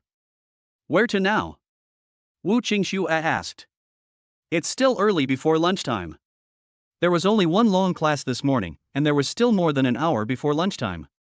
Chen Lin put his arm around her slender waist, thought for a moment, and asked, Senior, can you cook? Of course. And the level is top-notch. Wu Qingxue's smile revealed a hint of pride. Let's go. Go to the supermarket to buy groceries, then go back to the dorm to cook. Our goal, conquer my stomach. Chen Lin waved his hand. Mission accomplished. Wu Qingxue smiled faintly, secretly determined to use her best skills today. To win a man's heart, you must first win his stomach. The two rushed to the supermarket and bought a bunch of things, almost overloading their electric scooter. With tens of millions in cash, Chen Lin finally got to experience the thrill of supermarket freedom. In my past life, I only earned 3,000 yuan a month, so I bought a 1L bottle of iced tea instead of a 500 milliliters bottle because it was more cost-effective. Now, just toss whatever catches your eye into your shopping cart. As for the price? What's that anyway? Back in Chen Lin's luxurious bachelor apartment, Wu Qingxue sorted and put her things into the refrigerator, then skillfully tied on an apron. I'm going to cook now. You can watch TV or play some games, it'll be ready soon. Ha! Before she could finish speaking, Chen Lin pulled her into the bedroom with a grin. What are you doing? Wu Qingxue's heart raced and her cheeks flushed. He wouldn't be thinking, it's broad daylight. Fortunately, it wasn't what she imagined. Chen Lin rummaged through the pile of work clothes in the closet for a while, took out a set of clothes, and handed it to her with a mischievous smile. When you're cooking, of course you have to wear professional equipment. Ha! Wu Qingxue's eyes widened immediately. She immediately understood why this guy suddenly wanted to cook in the dorm. That outfit was one of the special work clothes she had prepared beforehand to help Chen Lin relax his muscles. Well, actually, it's also one of the tools used to lure younger students. It was an apron with very little fabric and lace trim. They even paired it with a pair of black stockings. That apron looks a bit like some special equipment from a movie in a small country. It's not very convenient to cook in this, I'll just wear the one in the kitchen. She was so embarrassed she wanted to disappear into the ground. Chen Lin wasn't about to let her go. He grabbed her and grinned mischievously. How will you know it's inconvenient if you don't try? No. Wu Qingxue struggled, her face flushed, but how could she possibly overcome Chen Lin's strength and shameless spirit? After much pleading and cajoling, Chen Lin quickly forced her to change into an apron set. All right. Absolutely perfect. Chen Lin stroked his chin, his eyes shining. The gentle and intellectual senior sister in this outfit creates a striking contrast and visual impact that he simply can't resist. You're so bad. Wu Qingxue blushed and kept tugging at the hem of her apron. Even though it was still quite hot in September, she felt a chill, probably because her apron was just too short. Chen Lin chuckled and pushed her towards the open kitchen. Go cook. If your husband goes hungry, you'll be punished. Wu Qingxue gave him a resentful look, trying to ignore her discomfort, and picked up a kitchen knife to start preparing the sole. Chen Lin leaned against the wall, his hands tucked into his pockets as he sized up his senior. Beautiful. Absolutely stunning. This outfit has only 4 thin ropes at the back, perfectly showcasing the curves of her waist, back, and hips. The black stockings also make her long legs look exceptionally long and straight. So beautiful it's almost criminal. Feeling the intense gaze behind her, Wu Qingxue became even more shy. She turned around and said coquettishly, "Stop looking. Can't you watch TV or play on your phone for a while? Nothing on a phone or TV can compare to what you're looking for, senior." Chen Lin simply walked up behind her, wrapped his arms around her slender waist, and grinned mischievously. "What dish are you planning to make, senior?" When Wu Qingxue saw him approaching, she knew something was wrong. Sure enough, the moment Chen Lin's hand touched him, he started getting restless. She decided to ignore him. If you ignore him, he'll get bored and probably let you go, right? She tried to remain calm. Sour soup with soul. Ouch. Chen Lin pressed his entire body against her back, his chin resting on her smooth, delicate shoulder. "I've only ever had sour soup with fatty beef. I don't know if this sole fish will taste good." As he spoke, he began to explore the fog of war. Wu Qingxue's hand trembled, and she almost cut her finger. She bit her lower lip hard to steady herself. "It's delicious. If my husband behaves and sits on the sofa, we can eat soon." Chen Lin kissed her on the cheek and grinned like a rascal. "But I just want to see you cook, senior." Wu Qingxue finally understood. "If I don't deal with this kid today, I can't cook this meal." She took a deep breath, put down the kitchen knife, turned around abruptly, wrapped her arms around his neck, and bit his lower lip. Chen Lin smiled like a cat that had just stolen some fish. "This is exactly the feeling I wanted." The little train sounded its whistle, whoosh, whoosh. The following 20,000 words are omitted. Lord Shen has said he wants to read them first. After what seemed like an eternity, Wu Qingxue, her cheeks flushed and panting, glared at him and asked, "Can I continue cooking now?" "Not yet." Chen Lin was still not satisfied. "Senior, just now you said you'd make it up to me tonight. Can we use that compensation first?" Wu Qingxue gave him a resentful look, then reached out and tied up her loose hair. The following is omitted. Ding. Kitchen interaction, a brand new experience. Wu Qingxue's intimacy plus 10, current intimacy, 110. Ha! So 100 points isn't the final goal? Chapter 31. Your service is poor, get someone else. After parking their electric scooter, Chen Lin took Wu Qingxue's hand and followed Jolie into the brightly lit exhibition hall. The showroom was gleaming, with several luxury cars displayed in an orderly fashion, but there were very few customers looking at the cars, making it seem somewhat deserted. Jolie perfunctorily led the two to sit on the sofa in the reception area, pulled out a product brochure and pushed it in front of Wu Qingxue. "Madam, this is the configuration information for the Panamera. You can take a look at it first, and ask me if you have any questions." She had already concluded that the two people were just there to look around and not to actually buy anything, so she didn't intend to give them a proper introduction at all, and even omitted the most basic service of pouring water. Her eyes kept darting over Chen Lin, and she muttered to herself, "What a waste of such a handsome face, ending up with someone who rides an electric scooter. This I don't know how to understand it either." Wu Qingxue frowned as she faced a bunch of technical terms. She had no idea about horsepower, wheelbase, torque, or ABS-EBD-EBA. "What are all these? Could you please tell me?" she asked softly. "Actually, it's okay if you don't understand. Just look at whether it's standard or optional. Standard doesn't cost extra, but optional costs extra. That's enough to understand. The implication is that since you're not buying it anyway, why bother knowing so much?" Chen Lin leaned back lazily on the sofa, taking in Jolie's disdain. He sneered inwardly, "What a snob. This snobbishness has evolved into a three-tomo form." Just as I was about to lecture the salesperson on how to behave, a system notification suddenly sounded in my mind. Ding. High-quality target detected nearby. Target, Gumanman, appearance rating, 9.0, to be bound? Ha! There's an unexpected bonus on this trip? Chen Lin perked up and scanned the entire exhibition hall, but found no target.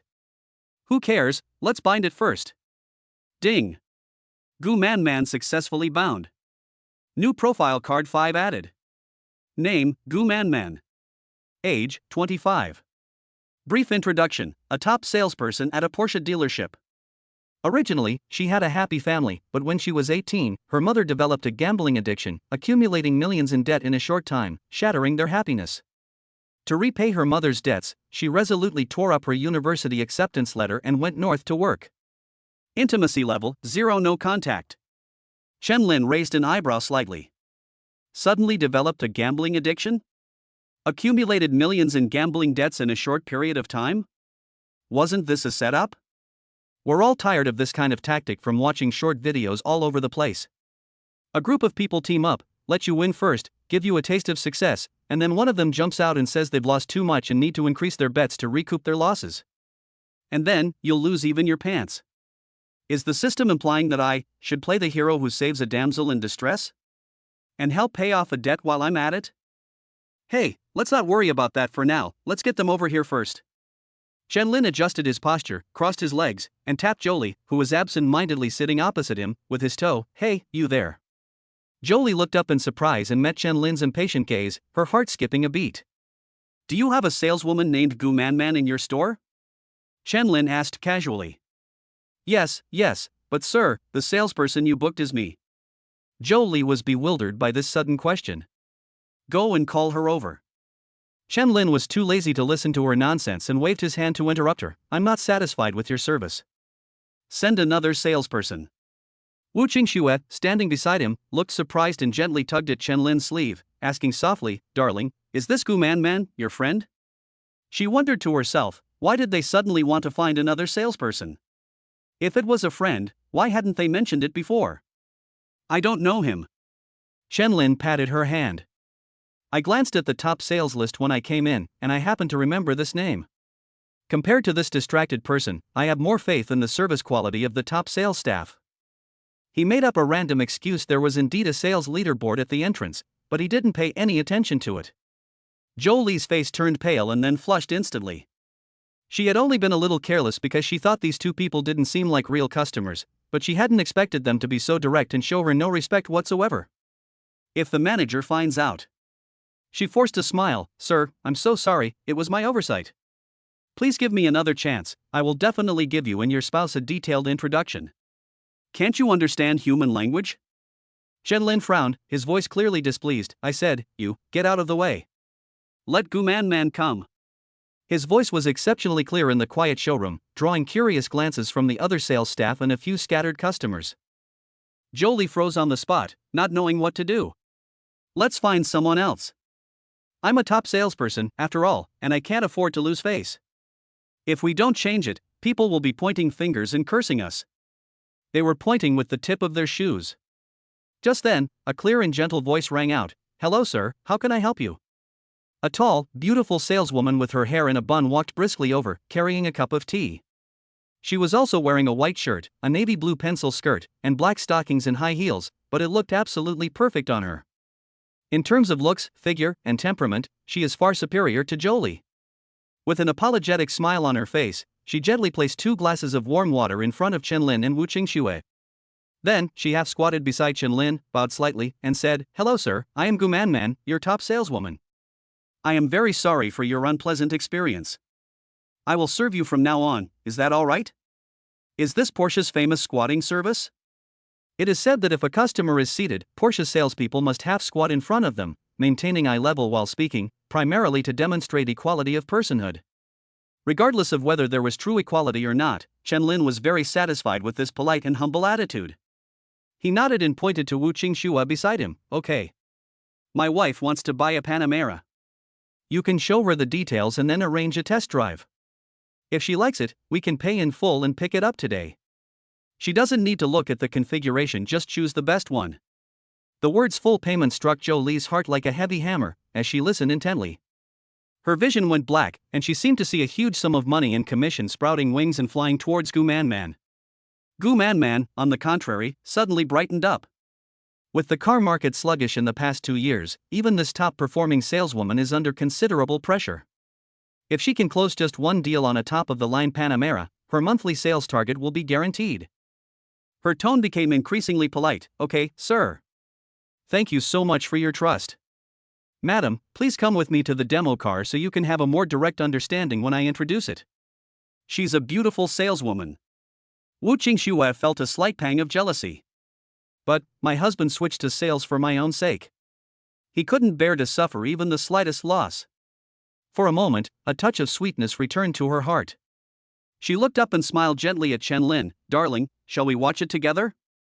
Okay. Chen Lin smiled slightly, took her hand, and stood up. Gu Manman hurriedly guided them toward the Panamera in the exhibition hall. Chapter 32 The luxury car worth 7.34 million. This is our 25th brand new Panamera. The front end features the classic Porsche family design. The headlights are inspired by the glittering stars and are highly recognizable when illuminated. The interior design is also very exquisite, with a variety of interior color options to choose from. Personally, I think the combination of a white exterior and a creamy white interior is both classic and elegant, perfectly matching your tastes. Gu Man is very clever. Instead of piling up obscure professional terms, she focused on aesthetics, design, and atmosphere. Wu Qingxue was indeed attracted. She sat in the driver's seat and stroked the finely textured leather steering wheel and interior with great affection. Her eyes occasionally flashed with surprise, clearly showing that she was very pleased with it. Chen Lin nodded in satisfaction as he looked at her. As long as his senior was happy, the money was well spent. Just then, my phone beeped with a message. I picked it up and saw it was from Xin Yufei, Jr. Where are you having fun? I just finished my dance practice this afternoon and my back is aching. I need a handsome guy to help me relax. Sticks out tongue. Relax? Is it proper relaxation? Serious stuff is boring. Chen Lin smiled and replied, I have something to do this afternoon, so I can't relax at all. Xin Yufei quickly replied, then tonight? I have plans for tonight too. Is this Junior just making excuses to reject me? Chen Lin seemed to see her pouting, and he grinned mischievously. Refuse? I was still craving more after the bunny dance last time, and I was thinking about dancing it again with my senior when we could, just the two of us. Mischievous grin. Come on. Who's afraid of who? I'm a dance master, I can handle all kinds of difficult moves. Provocative. Good grief, they're not afraid at all. Just as Chen Lin was about to reply, Wu Qingxue leaned out of the driver's seat, her face beaming with delight, and said, Honey, do you want to come in and experience it? The seats are super comfortable. Looking at her smiling face, Chen Lin couldn't help but cup her cheeks and give her a deep, loud kiss. Someone's watching. Wu Qingxue shyly shrank back into the driver's seat. There were indeed people watching nearby. Gu Man watched the handsome man and beautiful woman interacting intimately, her eyes filled with envy. This was exactly the sweet love she longed for. But, when she thought of the mountain of burdens her family carried, her eyes instantly dimmed. Perhaps, some happiness is destined to elude her. Chen Lin reached out and ruffled his senior's hair, smiling knowingly, Okay. I'll go check out the back seat space first. Come on, you try it out. After saying that, he opened the back door and got in. Wu Qingxue got out of the driver's seat and sat next to Chen Lin as instructed, but was a little curious. You should sit in the passenger seat when I'm driving? The back seat? Why do you want to check the back seat space first? Chen Lin reached out and pulled her closer to his waist, chuckling, When you're driving, there are always times when you have to stop and rest. That's when the functionality of the back seat becomes very important. The rear seat space isn't as good as an SUV, but it's about enough. He gestured meaningfully. Stop and rest? Is that enough? Wu Qingxue stared blankly at his ambiguous gestures and eyes, then suddenly had a flash of inspiration and understood a certain possibility. What kind of nonsense are you thinking about all day long? A blush instantly rose on her pretty face. Ha ha ha. Chen Lin was in a great mood when he saw her shy and embarrassed appearance. He couldn't help but cup her face again and give her another lingering and deep kiss. This time, he kissed his senior until she was weak all over and her eyes were glazed over before he let her go. Ugh. I'm ignoring you. I'm going to the restroom. Wu Qingxue quickly pushed open the door, got out of the car, and ran away, feeling that being alone with him in a confined space was too dangerous. Chen Lin watched her hurried departure, a smug smile playing on his lips. He rolled down the car window and waved to Gu Man, who was waiting beside him. Ms. Gu, would you mind coming in for a chat? Yes, sir. Gu Man straightened her skirt, bowed politely, and then gracefully sat down in the back seat. Is there anything else you would like to know in more detail, sir? Chen Lin smiled and asked, how much commission do you get for selling a top-of-the-line Panamera? Gu Man maintained a professional smile and answered flawlessly, Sir, you are too kind. It is our honor to serve our clients. The commission is just the company's recognition of our service and is nothing to mention. Chen Lin nodded, not delving into the matter further, and then dropped a bombshell. What if I also want to order a 911 GT3 Air Rensport? This commission should make you much more financially comfortable, right? Rensport? Gu Man gasped, almost losing control of her expression. That's a limited edition top-of-the-line supercar worth 7.34 million. It's on a completely different level from the Panamera. He just casually mentioned it like it was a toy? Sir, are you serious? Her voice trembled slightly. If this deal goes through, the commission might just solve her biggest problem right now. Chen Lin took out his phone, opened his WeChat QR code business card, and handed it to her. Your store probably doesn't have any cars in stock, right? Contact your headquarters or other channels to see if you can order one. Let me know on WeChat as soon as you have any news. Okay. Thank you so much for your trust. I'll contact you right away. Gu Man suppressed her inner joy, took out her phone with trembling hands, and added Chen Lin as a friend. Just then, Wu Qingxue returned. She immediately noticed Gu Man and Chen Lin sitting side by side in the backseat, quite close together, with a blush on Gu Man's face. Her heart skipped a beat for no apparent reason, and a bittersweet feeling spread through her. Although she had hoped that someone would share the burden, she couldn't help but feel uneasy when she saw Chen Lin getting along harmoniously with other beautiful women.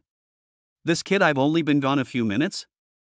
Isn't this a bit too impatient? She curled her lips unhappily.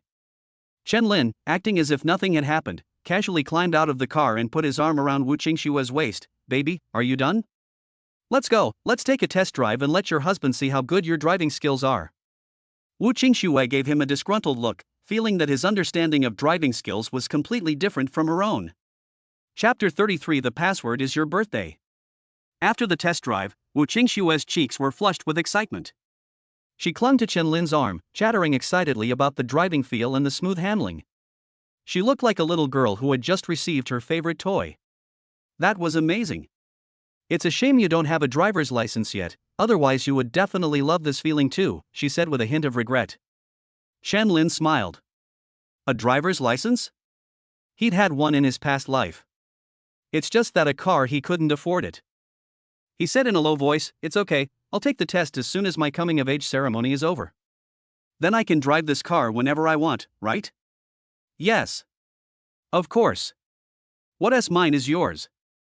Wu Qingxue nodded without hesitation, showing no intention of treating the expensive new car as her private property. Beside her, Gu Man maintained a professional smile, stepped forward, bowed, and said, Sir, Madam, if you are satisfied with the test drive, I can then explain the specific configuration options to you in detail. No need. Chen Lin waved his hand and walked straight back to the sofa in the reception area to sit down. Just go with the top-of-the-line model. Let's get the bill ready. Okay, sir. Please wait a moment. Gu Man's face lit up with undisguised surprise. She had seen too many customers compare prices repeatedly and hesitate before making a decision. It was rare to see someone so decisive and efficient, even without asking the price. Soon, the purchase intention form was completed. Chen Lin took out his bank card and handed it to Wu Qingxue. Go pay. The password is your birthday. My birthday? Wu Qingxue was startled, her heart feeling as if it had been gently bumped by something. Setting one's own birthday as a bank card password. This kind of plot that I only saw in romance novels actually happened to me? This is not just a string of numbers, it's more like a silent declaration. Didn't I see your ID card last night? Chen Lin pretended not to notice his emotion. It was indeed changed after that. Wu Qingxue's heart was filled with sweetness and emotion. She turned to the side, cupped Chen Lin's face in her hands, and lovingly placed a kiss on his lips. Thank you, husband. At that moment, she forgot all about her role as a counselor and the gazes of others. She only wants the person in front of her. Ding! Birthday code revealed, touching her heart. Wu Qingxue's intimacy plus 15, current intimacy, 125. Ah, young girls, they're so easily moved by these little tricks. Chen Lin smiled and patted her on the back. Go pay, the installation and paperwork will take a while.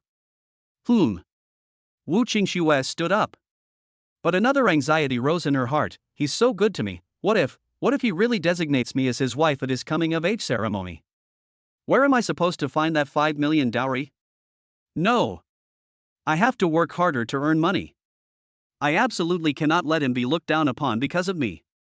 Gu Manman, standing to the side, looked at Wu Qingxue's retreating figure, her envy almost palpable. It turns out the man paid for the woman's expensive gift, using her birthday as the password. This completely overturned her understanding. In this world where there are more women than men, which man isn't carefully pampered by women? She had never met such a considerate, even pampering man. If only I could meet someone like that. This thought had barely surfaced when it was crushed by the weight of reality. She sighed bitterly and silently guided Wu Qingxue to the finance office. While waiting for the formalities to be completed, Chen Lin took out his phone and found a series of messages from Xin Yufei. Where did they go? They just disappeared while we were chatting. Pouting. Oh dear, did I say something wrong? Are you really angry? Junior? Chen Lin? Can you talk to me? Oh no, my loose tongue. I've offended someone again. Crying. I'm sorry, Junior. I was wrong. Please be magnanimous and don't hold it against me, okay? Do you think I'm too frivolous now? Frustrated. I'm sorry, I'll try to tone it down a bit. Is this what it means to apologize first, regardless of whether you're right or wrong? This was a mandatory course for men getting married in their past lives. Chen Lin was both amused and exasperated. This fiery senior had such a vivid imagination. He had only been busy for a short while and hadn't replied, yet she had already put on a whole show. He suppressed a laugh and replied, yeah, really angry. The kind you can't appease. Unless. Xin Yufei replied instantly, unless what? Unless you, senior, dance a special dance for me in person next time we meet. Evil grin. What dance? Warning. Dance me farewell my concubine. That's easy. Come to the dance studio whenever you have time, and I'll dance for you any time. Boastful. The kind of thing where you're wearing the emperor's new clothes. Ugh. Then why don't you play the overlord? No. I'll play the role of G. After teasing Xin Yufei, Wu Qingxue returned after completing the formalities. She handed the bank card back to Chen Lin and said softly, honey, the car payment is complete. There are still insurance, accessories, and registration procedures to go through. The saleswoman said it will probably take another hour or two. No rush. Chen Lin took the card and put it away, then took her hand and said, let's sit and chat for a while, or take a walk around the neighborhood. Time will pass quickly. Finally, by the time all the formalities were completed, it was getting late. Looking at the brand new Panamera parked side by side at the entrance and the small pink and white electric scooter next to it, Wu Qingxue couldn't help but worry. What should I do with my little electric scooter? I can't exactly drive my new car and have Chen Lin follow behind on his electric scooter, can I? That wouldn't be right. Chen Lin smiled, took the electric scooter key from her hand, and casually tossed it to Gu Manman, who was seeing him off, saying, Miss Gu, could you please help me ride it to Tsinghua University later? No problem. Don't worry, sir. Gu Manman quickly took the keys and respectfully agreed. She was more than happy to do something for such a generous client. Back at the west gate of Tsinghua and Peking universities, Chen Lin and Wu Qingxue bid each other a reluctant farewell. Don't stay out too late tonight, be careful, and remember to text me. Wu Qingxue straightened his collar, her tone gentle yet tinged with reluctance. Okay, my dear counselor. Chen Lin smiled and gave her a light kiss on the lips. Go back and get some rest. You've worked hard today.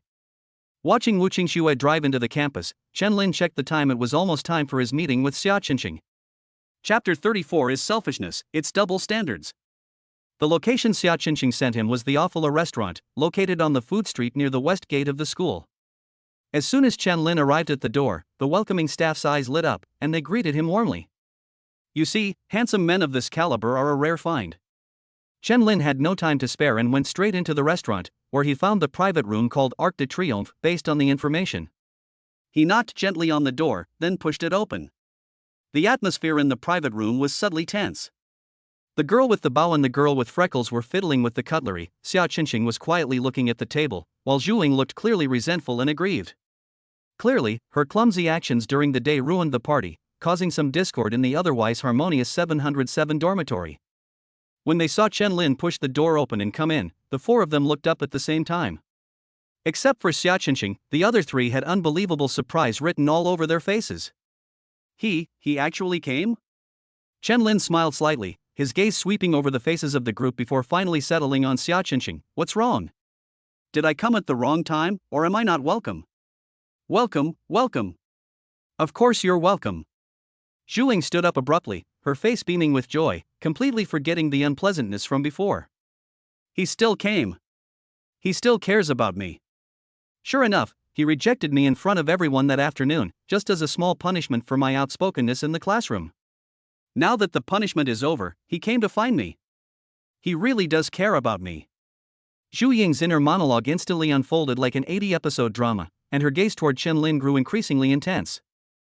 Chen Lin looked at Xia Qingqing, whose lips were tightly pursed, but a happy smile appeared on her face, clearly delighted that he had kept his appointment on time. Chen Lin smiled and nodded at her, conveying with his eyes the message that I will definitely do what I promised. Waiter, could you please bring another set of cutlery? The girl wearing a bow tie called out quickly. Chen Lin, please sit here. A girl with freckles on her face eagerly moved a chair for him. Chen Lin remembered that Xia Qingqing had mentioned that one of them was named Hu Rong and the other was named Wang Pu. He nodded to each of them, then calmly sat down. At the round table, Zhu Ying was to his right, and Xia Qingqing was to his left. Chen Lin, we just ordered. What else would you like to eat? Zhu Ying eagerly handed over the menu. I recommend the sirloin steak here, it's excellent, especially with the French onion soup. I think, came Xia Qingqing's soft voice from the side. Chen Lin might prefer filet mignon with cream of mushroom soup, and for dessert mango millefeuille would be good. Chen Lin raised an eyebrow and glanced at Xia Qingqing with a hint of surprise. I chatted with this girl online until late last night, and we talked about a lot of miscellaneous hobbies. He casually mentioned that the original owner of the body preferred filet mignon and mushroom soup, but he didn't expect that she would not only remember it, but also dare to say it in this situation. This thoughtfulness and courage stirred something within him. Let's follow Xingxing's suggestion. Chen Lin smiled, closed the menu, and handed it to the waiter. Zhu Ying glared at Xia Qingqing with displeasure, inwardly cursing the girl for being so meddlesome. But her main target was Chen Lin, so she immediately smiled and added, as for filet mignon, in my experience, medium rare is the most tender and perfect. Waiter, please make that a note. Before she could finish speaking, Xia Qingqing's soft voice rang out again, 70% cooked. 30% cooked is too bloody, like eating raw meat. 70% cooked is tender and juicy, with a better taste. Zhu Ying was genuinely annoyed. What do you know? Medium rare filet mignon is the real essence. I've been eating Western food since I was a child, and it's no exaggeration to say that I've eaten more steaks than you've eaten potato chips. I know better than you what doneness is appropriate for different cuts of meat. But Xia Qingqing raised her head, her eyes clear but unyielding. Everyone has different preferences. Like me, I'm allergic to potatoes, so I never eat potato chips. Put. Chen Lin couldn't help but burst out laughing. Good grief, using allergic to potatoes to respond to I've eaten more potato chips than you guys, that's a unique and precise angle of attack. No wonder he's a blogger with millions of followers. However, he also noticed that the girl seemed much bolder today than yesterday. Is it because? I told myself last night that if I meet someone I like, I should be bold and not give up easily? He suppressed his thoughts, smiled, and said to the waitress, listen to her, medium rare. Yes, sir. The waiter quickly made a note of it. Zhu Ying was rebuffed again, and gritted her teeth in anger, but when she looked at Chen Lin, she immediately put on a smiling face. It's okay, if you don't like it medium rare later, I'll share half of my sirloin with you. I ordered the recommended signature dish. Chen Lin nodded politely. Zhu Ying, however, interpreted it as Chen Lin accepting her kindness, and felt smug. My thoughtfulness must have moved him. Great, our relationship has taken another step forward. Soon, the meals ordered by the group were served one by one. Zhu Ying immediately began to fawn over him. Chen Lin, try my sirloin, see if it has a unique flavor? It's definitely better than what some people recommend. She was still upset that Xia Qingqing had stolen her thunder. Hu Rong and Wang Pu were not to be outdone, and they both tried to curry favor. Chen Lin, try my lasagna, the cheese stretches really long. My Italian vegetable soup is also very appetizing, why don't you try it? Only Xia Qingqing remained quietly with her head down, diligently cutting the ribeye steak on her plate. But her silence doesn't mean Chen Lin will let her go. Suddenly, Chen Lin leaned closer to her, a playful look in his eyes. Xingxing, your ribeye steak looks pretty good, doesn't it? Can I have a piece? Xia Qingqing's face instantly turned bright red, and her hand holding the knife and fork froze. Her lips trembled, and she had no idea how to respond to such an overly intimate request. However, before she could even gather her thoughts, Chen Lin had already reached out with his fork, snatched the small piece of steak she had just cut off, and calmly put it into his own mouth. Not bad, not bad. Very delicious. He nodded as he ate. This was blatant flirting. Xia Qingqing felt her face burning up, and her hands, which were cutting the steak, began to tremble slightly. Xu Ying, who was standing nearby, saw this and a surge of jealousy welled up in her heart. She immediately followed suit, reaching for Chen Lin's plate with her fork, and said in a sweet, coquettish voice, Chen Lin, your filet mignon looks delicious too. If you don't mind. Before she could finish speaking, there was a crisp clink sound, and Chen Lin's right hand held a knife that accurately blocked her fork. This. Zhu Ying's movements froze instantly, and the smile on her face also froze. With a slight flick of his wrist, Chen Lin casually pushed her fork away, saying, Sorry, I mind. I don't like sharing food with others. You. Xu Ying stared wide-eyed in disbelief. She looked at Xia Qingqing, then at Chen Lin. You mean, you can eat other people's food, but other people can't eat yours? This isn't it a bit? Is this double standard? Isn't it selfish? Chen Lin picked up the conversation, replying casually, That's right. I am that selfish. Chapter 35 Sharing Food. After he finished speaking, the entire private room fell silent for a moment. Chen Lin casually put away his knife and cut his steak. Eat up, what are you all standing there for? It won't taste good if it gets cold. But at this moment, no one was in the mood to eat properly. Hu Rong and Wang Pu exchanged a knowing glance, realizing that the main characters of this party had already been decided, and they were just background figures and atmosphere makers. Xia Qingqing lowered her head even further, but her bright red ear tips betrayed the turmoil in her heart. Xu Ying stood there with her mouth agape, her face alternating between pale and flushed, unsure of how to react. In her heart, a magnificent Qing dynasty drama unfolded once again. What does he mean? He agreed to the party, which means he still has feelings for me, right? But why are you so cold and distant towards me, even harsh? On the contrary, what's so great about Xia Qingqing? She's not as pretty as me, her figure isn't as slender, and her breasts aren't as big as mine. Why does she deserve his special treatment? She was completely baffled, feeling a tightness in her chest that she couldn't get rid of. The atmosphere of the gathering went from initially dull to briefly enthusiastic, then abruptly turned awkward, a truly dramatic turn of events. Chen Lin, the instigator, seemed completely unaware that he had dropped a bomb, and continued to leisurely enjoy his medium-rare filet mignon. After swallowing the last piece of steak, Chen Lin picked up a napkin to wipe his mouth and glanced at the group who hadn't touched their food much. Looks like everyone's finished eating? Shall we head over? The group had long wanted to get out of this awkward situation, and upon hearing this, they all stood up. Chen Lin didn't need to pay, they had already agreed to split the cost, including Chen Lin's share. After all, it is extremely unladylike to let a man pay the bill. Stepping out of the restaurant, the night breeze was slightly cool. Chen Lin stretched and smiled slightly at Xia Qingqing. Xia Qingqing, the steak was a bit greasy, I'd like to buy a milk tea to cleanse my palate. Do you know any good milk tea shops around here? There's a Tree Shang milk tea shop over there, around the corner, it's pretty good. Xia Qingqing pointed to a spot not far away. Chen Lin looked in the direction she pointed and said, I'm not very familiar with this area. Xingxing, could you please take me there? As a thank you, I'll treat you to milk tea. Tonight's plan is to increase Xia Qingqing's intimacy level, but there hasn't been any progress yet, so of course we can't just let it end like this. Xu Ying's face instantly turned even uglier, and a thought suddenly flashed into her mind. Chen Lin came here specifically tonight, could it be, just for that brat Xia Qingqing? Her eyes were instantly filled with jealousy and resentment as she looked at Xia Qingqing. This. Xia Qingqing panicked immediately, her small hands nervously clutching the hem of her clothes, her eyes constantly glancing at her roommates. Chen Lin chuckled inwardly, ignoring her little struggles, and grabbed her sleeve. Come on. It's getting dark, and I don't know this place. What if I get lost or kidnapped by bad guys? Xia Qingqing was speechless upon hearing this. The West Gate was only 100 or so steps away, and it was brightly lit with people coming and going. Could this excuse be any worse? Oh, right, Chen Lin seemed to only then remember the others, waving to them. Zhuang, Hurong, Wang Pu, thank you for the hospitality today, it was a lot of fun, let's chat again next time. Sure enough, he came for Xia Qinxing. Zhuang was so angry that she gritted her teeth, but there was nothing she could do but watch Chen Lin drag Xia Qinxing away. Chen Lin, isn't this a bit inappropriate? They're all watching. Xia Qinxing protested softly after being pulled a short distance away by Chen Lin. Chen Lin slowed his pace, smiled, and suddenly muttered to himself, if we run into Xingxing, we can't let go easily. When necessary, we have to be bold and make a move, we can't always be shy. Xia Qinxing was stunned. These were clearly the words Chen Lin had said to her during their online chat last night. Chen Lin stroked his chin thoughtfully, saying, some high-quality resources are in high demand.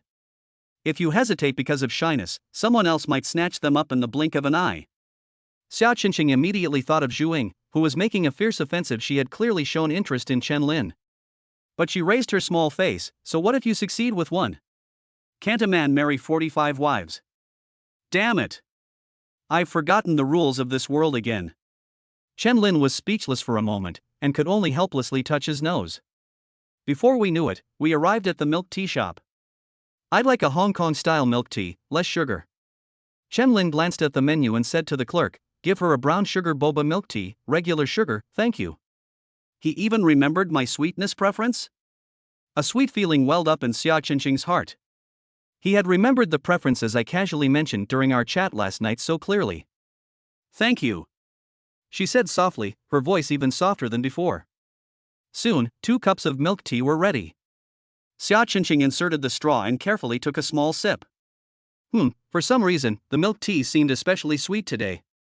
Chen Lin suddenly leaned over and asked curiously, is it good? It tastes pretty good. Xia Qinxing nodded honestly. Really? Then I'll try it. A sly glint flashed in Chen Lin's eyes. He suddenly lowered his head, took Xia Qinxing's hand, and put her straw in his mouth, taking a big gulp. Ah! You. Xia Qinxing's little hand trembled, and she almost dropped the milk tea on the ground. This isn't exactly an indirect kiss? This kind of intimate behavior is usually only done between couples. What does he mean by doing this? Does it mean he's already acknowledging our relationship? In an instant, countless thoughts rushed into Xia Qinxing's mind.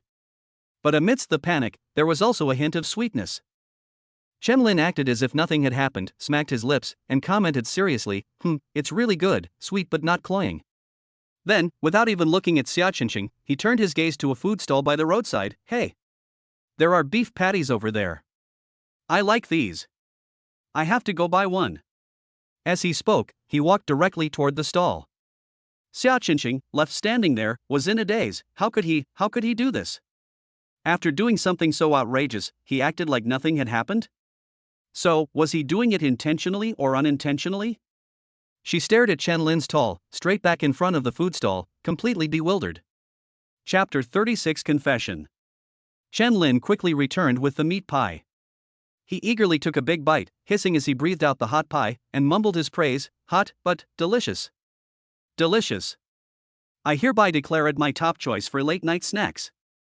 Looking at his satisfied expression despite being burned, Xia Qinxing thought that this person was sometimes annoyingly domineering, and sometimes adorably childish. Seeing her staring at him in a daze, Chen Lin chuckled and held the half-eaten meat pie up to her. Are you dizzy from the aroma? Here, I'll give you a bite, just a small bite, don't be greedy. Xia Qinxing glanced at the meat pie with his teeth marks on it, then looked up at Chen Lin, whose eyes were shining brightly, as if he were very sincere. We've already had an indirect kiss, so sharing a pancake doesn't seem like such a big deal, right? She steeled herself, lowered her head slightly, and took a small bite from the edge of the pancake using his hand. How is it? Isn't it super delicious? I'm not kidding you, am I? Chen Lin asked with great interest. Xia Qinxing responded softly, hesitated for a moment, and then couldn't help but ask in a low voice, why don't you buy another one? That makes sense. Chen Lin nodded as if he suddenly understood, then stuffed most of the meat pie in his hand into hers. You eat it. I'll buy another spicy one. Ha? I didn't mean that. Xia Qinxing hurriedly tried to explain, but Chen Lin seemed not to hear her at all and had already turned around and run back to the stall. I mean, why didn't you just buy me one? Xia Qingqing stared at the half-eaten meat pie in her hand, her feelings complicated. It wasn't that she disliked it, but she just felt, wasn't this progressing a bit too fast, a bit too intimate? Chen Lin quickly returned with a new meat pie. While eating, he said to the dazed Xia Qingqing, "What are you standing there for? Eat." The awkward atmosphere in the restaurant just now, I bet you didn't eat enough, right? So I deliberately made an excuse to bring you out to find food. Look at your thin body. You know what embarrassment is? Are you embarrassed? You finished your meal, okay? Xia Qingqing initially thought to herself, but then felt a warmth in her heart, so he was so thoughtful. He pretended to be lost while buying milk tea, but actually he was taking me to get something to eat. The corners of her mouth unconsciously curled up slightly, as if her heart had been touched by honey. Without further hesitation, he picked up the half-meat pie, took a big bite with confidence, and immediately got shiny oil stains on the corners of his mouth. Chen Lin smiled slightly, took out a tissue and gently wiped her face. "Look at you, you even got food all over your face while eating a pancake." Two girls passing by happened to witness this intimate scene and immediately teased them in a good-natured way. "Wow, how sweet. Wow, this is so sweet. This handsome guy is so caring." Xia Qingqing's face immediately turned bright red, and she quickly grabbed a tissue. I can do it myself." Chen Lin smiled slightly and led the way deeper into the food street. "Let's go. It seems even more lively up ahead, let's see what other good food there is." The food street is brightly lit, fragrant, and bustling with people at night. Along the way, Chen Lin would buy any novel or interesting snacks he saw. But he seemed determined to share, often buying only one copy. "We share a skewer of grilled meat, take bites from each other. We share a small spoon in a bowl of sweet soup. We share a bamboo skewer for a serving of takoyaki." Every now and then, I would wipe her little mouth and her little hands. Xia Qingqing was so overwhelmed by Chen Lin's unabashedly intimate gestures that she could only passively follow him and accept all his feeding and arrangements. We strolled around, eating and shopping, and before we knew it, it was 10 p.m. The two sat down to rest at a brightly lit ice cream shop. Chen Lin scooped up a spoonful of mango milk ice with a small spoon and brought it to Xia Qingqing's lips. "This mango is super sweet, you have to try it." Xia Qingqing almost reflexively opened her mouth to accept the feeding. The cool sweetness melted in her mouth, and she responded softly, delicious." Looking at her obedient appearance, Chen Lin felt a tickle in his heart. So well-behaved and shy, what will it be like when they are officially together in the future? Just then, a system notification sounded in my mind. Ding! A sweet feeding session has been completed, increasing Xia Qingqing's intimacy level by 8. Current intimacy level, 11. Great, my intimacy level with the little cutie has increased again. Chen Lin looked up at the dazzling array of menus on the wall, rubbed his bloated stomach, and sighed. "There's so much more I want to try, but unfortunately my eyes are bigger than my stomach, I just can't fit anymore." Xia Qingqing lowered her head, eating ice cream in small bites. After a long silence, she seemed to muster up her courage and asked softly, "Does this count as being in a relationship?" After asking that question, even the roots of her ears turned bright red. Chen Lin turned around and looked at her, who seemed to want to bury her face in the ice bowl. He found it both funny and cute. He pretended not to hear and leaned closer. "Huh? What did you say? What else do you want to eat? I'll order some more for you." I didn't." Xia Qingqing's courage, which she had just mustered, vanished without a trace, like a balloon punctured by a needle. She hurriedly changed her words. "I said, I'm full too, I can't eat anything else." "All right." Chen Lin grinned and stood up. "It's getting late, we should head back." Xia Qingqing nodded gently, feeling a mix of disappointment and relief. Reaching the crossroads of the tree-lined path on campus, Chen Lin stopped and smiled as he said goodbye to her. "Well then, that's all for today, Xingxing. Go back and get some rest." "Goodbye, Chen Lin." Xia Qingqing replied softly. Chen Lin waved his hand and turned to walk towards the fork in the road on the right. Xia Qingqing stared blankly at his gradually disappearing figure for a long time before finally taking out her phone. As Chen Lin walked toward Wu Qingshua's dormitory, his phone suddenly vibrated in his pocket. Upon closer inspection, the sender was none other than Xia Qingqing, with whom he had just parted ways. "Chen Lin, there's one more thing." "Okay, go ahead," Chen Lin replied. The conversation status displayed "the other party is typing."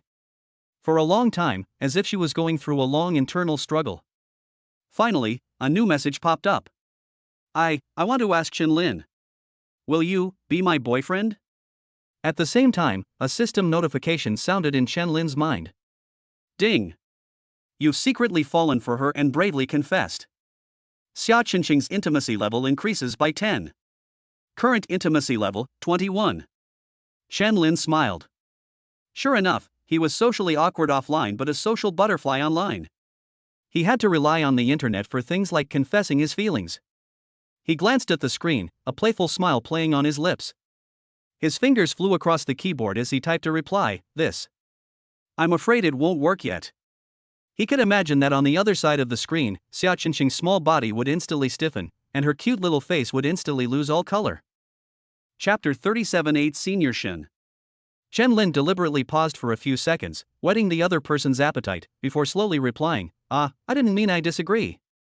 I meant, confessing your feelings requires face-to-face interaction, looking the other person in the eyes, to be sincere and serious enough, right? There was still no reply. Chen Lin stroked his chin, wondering if he had gone too far with the joke and scared the little rabbit away. Just as I was wondering whether I should explain a little more, Xia Qingqing's message finally came. Well, I don't have class the day after tomorrow morning, can we go hiking on Dayang Mountain together? The scenery there is beautiful and it's very quiet.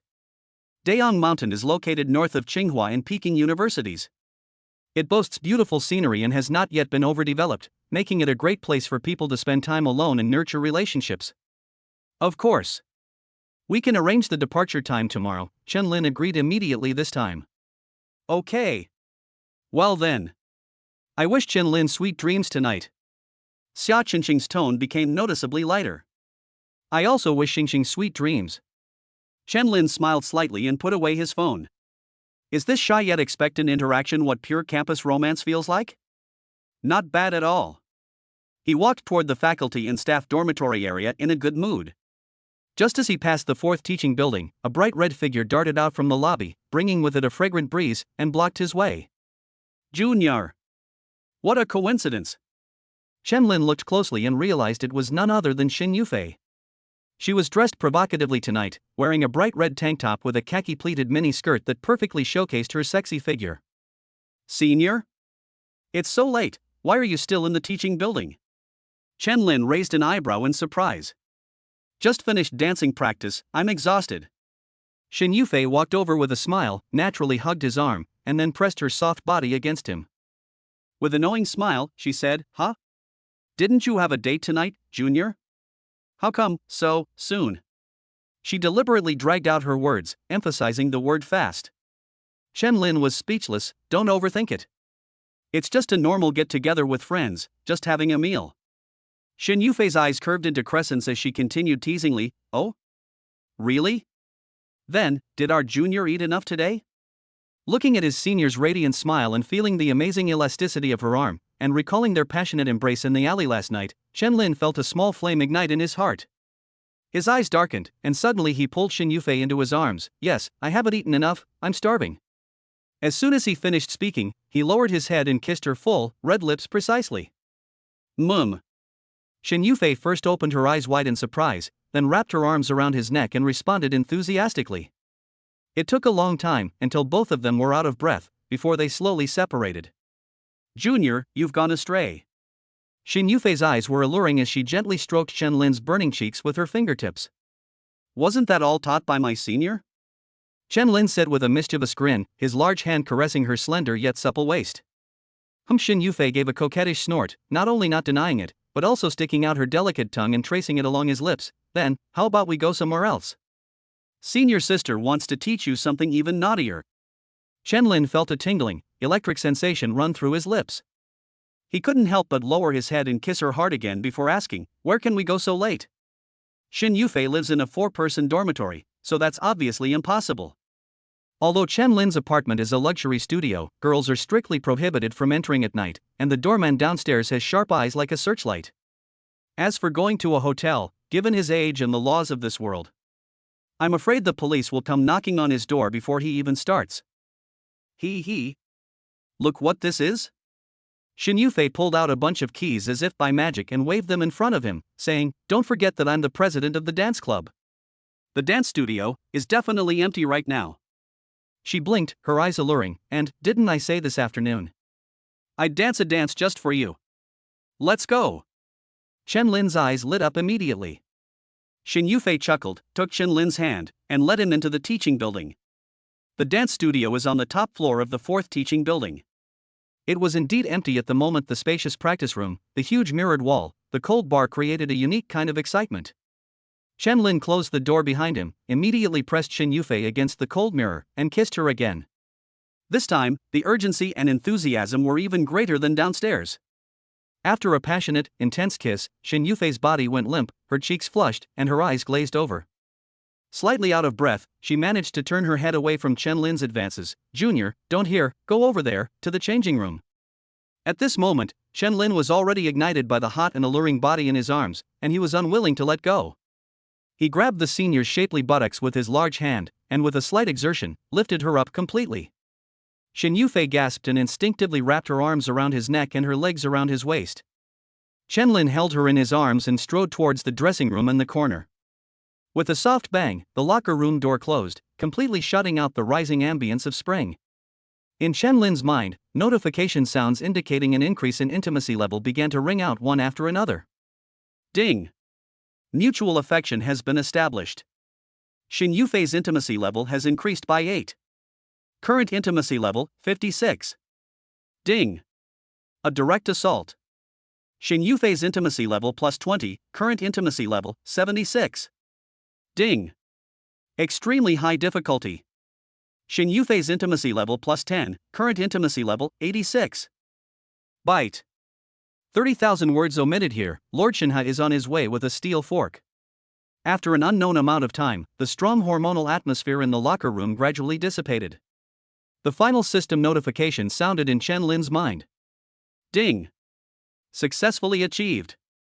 Xin Yufei's intimacy level plus 10, current intimacy level, 100. Ding! Congratulations, host. Your intimacy level with your second bound partner, Xin Yufei, has reached maximum, and you have received the ultimate reward. Ding! You have received 10 million yuan in cash. Ding! Acquired skill, Dream Realm Overlord. Hint, distance is not a problem. Consciousness connects directly. We can meet in dreams, accompany each other night after night, and freely communicate as we please. Chen Lin held Xin Yufei, who was as languid as a cat, in his arms, and couldn't help but smile. The monetary reward has been doubled. More importantly, this skill seems to have many different ways to be played. His smile grew increasingly meaningful. Chapter 38. Whose first time? On a small single sofa in the dressing room, Xin Yufei nestled lazily in Chen Lin's arms like a cat. She traced circles on his chest with her slender fingers. "Junior, how are you so amazing? I feel like you're about to break my bones." Chen Lin smiled smugly. Brother Tong is awesome. Without his physical attributes and skills, he'd probably be defeated in 3 minutes against a beauty like my senior. Wait a minute. He suddenly realized a difference. Last night, Wu Qingxue was in so much pain that her eyes were filled with tears, and she was in unbearable agony. But tonight, Xin Yufei only frowned slightly at first, and then everything became very hot. Could it be? Senior. Chen Lin couldn't help but ask tentatively, You've really never had a boyfriend before? Xin Yufei was stunned for a moment upon hearing this, and quickly sat up, revealing the beautiful scenery in full view. She explained urgently, "Junior, I really haven't dated anyone. You're my first man. I admit I'm a bit outgoing, and sometimes a bit bold in my words and actions, but that's just my personality. I've never been like this with anyone else." The reason she was in such a hurry was that she knew many men cared about this aspect of life extraordinarily. Looking into her eager and sincere eyes, Chen Lin's doubts were largely dispelled. He thought for a moment, then asked from a different angle, "Did you start dancing from a young age, senior? It must have been very intense, right?" "Yes." Xin Yufei nodded heavily. "I started when I was 6 years old. I had to practice for several hours every day. I suffered a lot in terms of basic skills and flexibility." As she spoke, she subconsciously rubbed her hip joint. "I see," Chen Lin nodded. "High-intensity dance training can indeed cause injuries. Furthermore, her flexibility and endurance far exceed those of ordinary people. It's understandable that her reaction was less severe than Wu Qingxue's." He grinned, a mischievous smirk on his face. "No matter what, senior, you've cut back on some of my perks, so you have to compensate me." "Ha? Shin Yufei blinked her alluring eyes, looking pitiful and ready to be taken advantage of. Then, how can I compensate you, Junior? Senior, you've been dancing since you were little, your flexibility must be amazing? Chen Lin glanced down at her with a mischievous look. For example, how about a perfect split? Oh. Although Shin Yufei didn't understand, this was something that happened to her all the time. She did as instructed, placing her two long, straight legs on the armrests of the single sofa and easily assuming a perfect split. Yes. That's it. Hold on and don't move. Chen Lin sat up straight excitedly. Ah, Junior, you're so mean. After another round of chaotic passion, Shin Yufei lay limply on Chen Lin's chest, too weak to even lift a finger. Junior. I really can't take it anymore. This is even more tiring than performing in 3 different shows in a row. Let me sleep for a while, just a while, and then I'll stay with you a little longer. Before he could finish speaking, his words were already slurred. Although Chen Lin was still not satisfied, he had no choice but to suppress his desires for the time being when he saw the tired sleeping face of the beauty in his arms. Wait, what are you holding back? What is the newly acquired skill Dream Realm Dominator used for? He patted his future son's dinner and chuckled mischievously, Senior, go to sleep. We'll meet again in our dreams. In the dream, the scenes change. In a spacious and bright dance studio, Shin Yufei, dressed in a cream-colored bodysuit, is teaching a group of adorable children to dance. Her every move exuded the elegance of a dancer, while also displaying a gentleness and patience rarely seen in her daily life. Her curvaceous figure was particularly captivating, accentuated by her tight-fitting clothes. Lift your head, straighten your chest, and gently open your arms. Yes, that's it. Follow the teacher's rhythm, 1, 2, 3, 4. Great. Let's do it again, 1, 2, 3, 4. Great. Chen Lin stood outside the window, a smile unconsciously creeping onto his lips. The system introduction states that Shin Yufei comes from an ordinary background and hopes to change her life through marriage. He originally thought she would have some grand material ambitions, but he never expected that her deepest subconscious desire was simply to have a dance studio and teach children to dance. This wish is too simple, it puts me in a difficult position. With a slight thought, the lesson in his dream quietly came to an end. The children cheered, "Goodbye, Teacher Shin," and ran happily out of the classroom. Be careful, don't run too fast, be safe. Shin Yufei reminded him with a smile from behind. She looked up and saw Chen Lin standing at the classroom door, smiling at her. Husband! Shin Yufei exclaimed in surprise. She rushed out like a cheerful little bird and hugged his neck tightly. What brings you here to pick me up from get off work today? Aren't you busy at the company? I wonder what my profession was in her dream. Chen Lin smiled and put his arm around her slender waist. Yes, I just finished my work and came to pick up my great dancer on the way home. You're the best, honey. Shin Yufei smiled, her eyes crinkling, and gave him a loud kiss on the cheek. Wait for me, I'm going to change. I'll be quick. Okay, I'll wait for you. Chen Lin nodded. Shin Yufei turned and ran towards the locker room, but after taking 2 steps, she suddenly turned back and warned in a feigned fierce tone, "Don't you dare sneak over here." Chen Lin chuckled. It seemed that the intense battle in the locker room tonight had been deeply imprinted in the senior's subconscious. Don't worry, I'll be waiting for you here, he assured him. Soon, Shin Yufei came out wearing a simple white t-shirt and denim shorts, looking fresh and energetic. She enthusiastically took Chen Lin's arm. Let's go. Let's go home. With a thought, Chen Lin's dream shifted, and the two found themselves in front of the gate of an upscale residential community. Shin Yufei took out her key and opened the door. A tall, upright figure dressed in a maid's outfit stood respectfully inside to greet her. Madam, sir, welcome home. The maid bowed, her voice clear and melodious. May I ask what your preferences are for dinner tonight? Chen Lin looked up and immediately exclaimed, Wow! This beautiful maid with a cold face is none other than the Ice Queen School beauty and student council president, Su Muqing. How much resentment does Shin Yufei harbor towards Su Muqing subconsciously? She actually imagined Su Muqing as her own maid in her dream? Absolutely amazing. Make some light seafood. I'm in a good mood today and want to have a drink with my husband, Shin Yufei said casually, chin raised. Yes, madam, the maid Su Muqing replied respectfully, turning to walk towards the kitchen.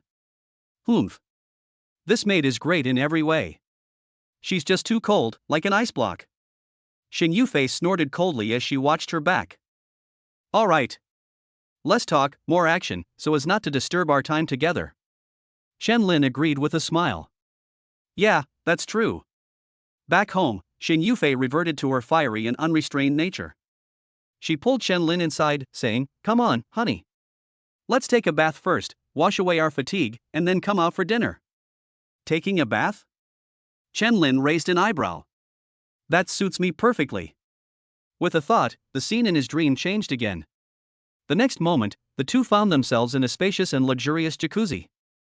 Amidst the rising steam, Xing Yufei cried out in surprise, "Honey, I just meant to take a bath, nothing more, be gentle." Someone accidentally triggered the massage button on the side of the bathtub, and a powerful jet of water gushed out, creating waves. The water rippled violently, splashing onto the smooth bathroom floor. Chapter 39 Senior Su's Dream. In the bathtub, Chen Lin held Xing Yufei, who was still savoring the memory with her eyes closed. A knock suddenly sounded at the door. "Madam, sir, dinner is ready." "They're here." A thought suddenly popped into Chen Lin's mind. What kind of dream will Senior Su mooching have tonight? Speaking of which, I haven't interacted with Senior Su at all today. Should I go and take a look? He focused his mind and activated Dream Master again. The next moment, the steam and warmth vanished abruptly. Consciousness passed through an invisible barrier, and the scene before her blurred. It was no longer that ambiguous bathroom. Chen Lin looked around and found himself standing in a tidy study. On the left wall are two floor-to-ceiling bookshelves filled with all sorts of books, mostly professional classics and competition question banks with titles I couldn't understand. A large desk was placed directly in front of the window, where a little girl of about 7 or 8 years old was writing furiously. A young woman who bore a striking resemblance to Su Muqing quietly approached her from behind, her voice gentle yet undeniably firm. "Xinger, remember, we have nothing to rely on. In the future, we can only rely on our own efforts and hard work to carve out a place for ourselves in this world. Your top priority right now is to study. Get first place in the school and always be the best." "I know, Mom." The little girl didn't even look up, her tone as calm as an autumn pond, showing none of the liveliness and energy that should be present at her age. Chen Lin's brows twitched slightly. It turned out that the iceberg's initial form had already been established at that time. The scene changes silently. It was still the same study, only now it felt more cramped. Two more bookshelves, equally crammed together, were added against the right wall. The desk was still the same desk, but the books and test papers on it were piled up even higher, almost blocking out the light coming in from the window. Above the window, a striking red banner appeared, bearing 4 powerful characters: Tsinghua University. The little girl in front of the desk has grown into a 15 or 16-year-old girl. Tsinghua and Peking University. I must get into Tsinghua and Peking University, and I can't let my mother down.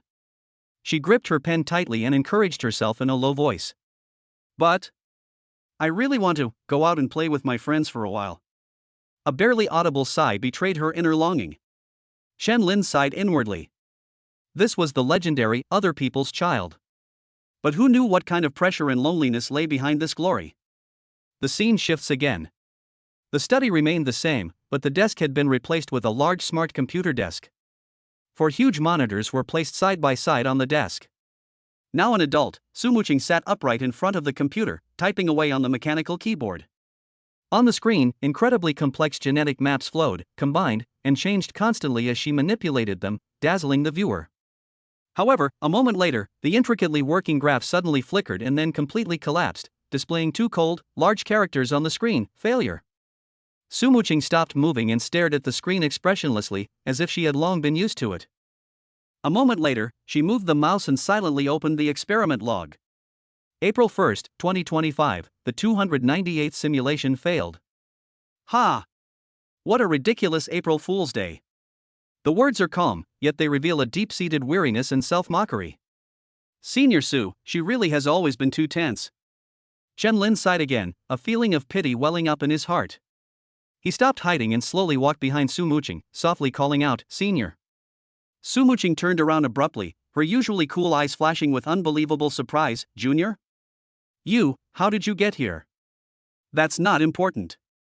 Chen Lin smiled slightly, stepped forward, and put his arm around her slender waist. "What's important is, Senior, would you like to experience the freedom and joy of the wind?" "What? Wind?" Su Muqing was taken aback, completely not understanding what he meant. Chen Lin just smiled mysteriously and tightened his grip slightly. Don't ask, just come with me. The next moment, the world spun around and the scene changed abruptly. The howling wind instantly filled her ears, and Su Muqing was horrified to find that she was actually in the extremely high sky. Below, the azure sea stretches out, and in the distance, verdant mountains rise. The wind whistles in my ears, and birds flit past my feet. This is. The shock left Su Muqing momentarily unable to think. A pair of strong arms wrapped around her waist from behind, and Chen Lin's cheerful voice rang in her ear. Don't be afraid, senior. We're currently paragliding, soaring thousands of meters in the air. How about it, do you like the view? Chen Lin's voice quickly calmed her down. She scanned the area below, and an unprecedented sense of wonder and magnificence overwhelmed her. So beautiful. I love it. Although being held intimately by Chen Lin made her feel shy, the magnificent panorama of nature before her was simply too mesmerizing. Come on. I'll take you to see the beautiful landscapes of our motherland. Chen Lin laughed loudly, and the paraglider's speed increased sharply, like a soaring eagle, speeding towards the majestic green mountains in the distance. Ah! The mountain rushing towards her made Su Muqing let out a scream, and she subconsciously leaned back against Chen Lin. Don't be afraid, senior, I'm here for you. Chen Lin laughed loudly. Just moments before it was about to crash into the mountainside, the paraglider suddenly pulled upwards.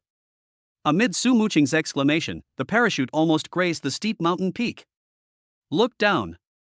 Chen Lin tightened his arms around her. Su Muqing looked down and suddenly the view opened up before her. An endless expanse of emerald green grassland stretches out beneath your feet, like a soft, giant carpet. Herds of cattle and sheep are scattered across it like pearls, leisurely basking in the sunlight. Two little shepherd boys were wrestling and playing on the grass, while a little girl with pigtails hid in the shade of a tree, swinging her toes and humming a pastoral song that was incomprehensible to others. That's wonderful. A gentle smile unconsciously curved Su Muqing's lips. I really want to be that carefree shepherdess.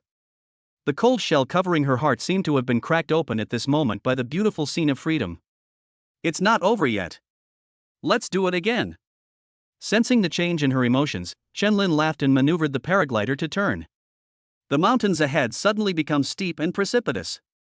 The peaks gather like a cluster, winding and undulating, resembling a giant dragon that has been sleeping for hundreds of millions of years. And they are flying at high speed along the majestic spine of the dragon. How magnificent! Such a spectacular sight prompted Su Muqing to exclaim in admiration. And the smile on her lips grew wider and brighter. Hold on tight. Our journey is far from over. Amidst Chen Lin's hearty laughter, the two traversed dense, boundless primeval forests, desolate and vast golden deserts, and a mighty river that meandered like a jade belt. The magnificent landscape of their motherland unfolded before them like an endless scroll, revealing itself without reservation. Su Muqing's tense expression finally relaxed completely, and the corners of her lips, which were usually tightly pursed, turned up into a bright arc. Her smile was like a blooming rose, dazzling and moving. Ding! Entering a dream to relieve worries, a smile blooms. Su Muqing's intimacy plus 15, current intimacy, 37. Chen Lin was overjoyed. He hadn't expected that taking his senior to relax and relieve stress in his dream would be so effective.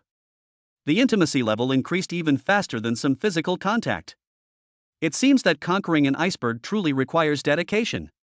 Alright, so does that mean that someone killing someone in their dream might actually be true? Chapter 40 Morning Exercise. Senior, has anyone ever told you that your smile is breathtakingly beautiful? Chen Lin exclaimed sincerely, looking at Su Muqing's smile. Upon hearing this, Su Muqing turned around and smiled sweetly, her eyes sparkling. Really?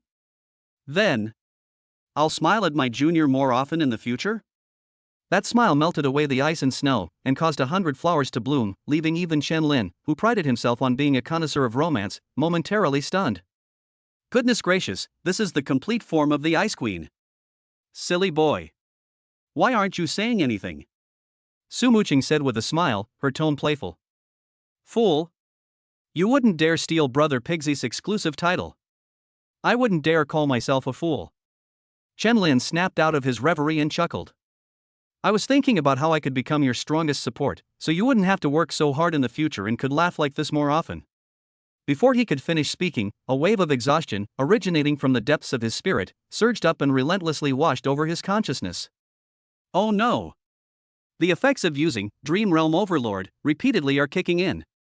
Chen Lin sensed something was wrong and quickly tried to wrap things up. This topic is a bit difficult, let me go back and study it carefully. Senior, see you later. His voice gradually faded, and in Sumuching's slightly astonished gaze, his figure rapidly faded and shattered like a bubble in water, finally disappearing completely, and his consciousness then plunged into darkness. He didn't know how much time had passed when Chen Lin suddenly felt an itch on his cheek. He subconsciously turned his head to the side, but the itch followed him like a shadow. Chen Lin tilted his head again and forced his eyes open, only to see Shen Yufei lying on his chest, mischievously drawing circles on his face with the ends of her hair. You little vixen! You're messing with me this early in the morning? Chen Lin dodged her, only to realize that the two of them had actually spent the entire night crammed together on this small single sofa. Fortunately, his physique had been strengthened by the system. If an ordinary person had been pressed like that all night, they would probably have suffered from poor blood circulation and be sent to the emergency room.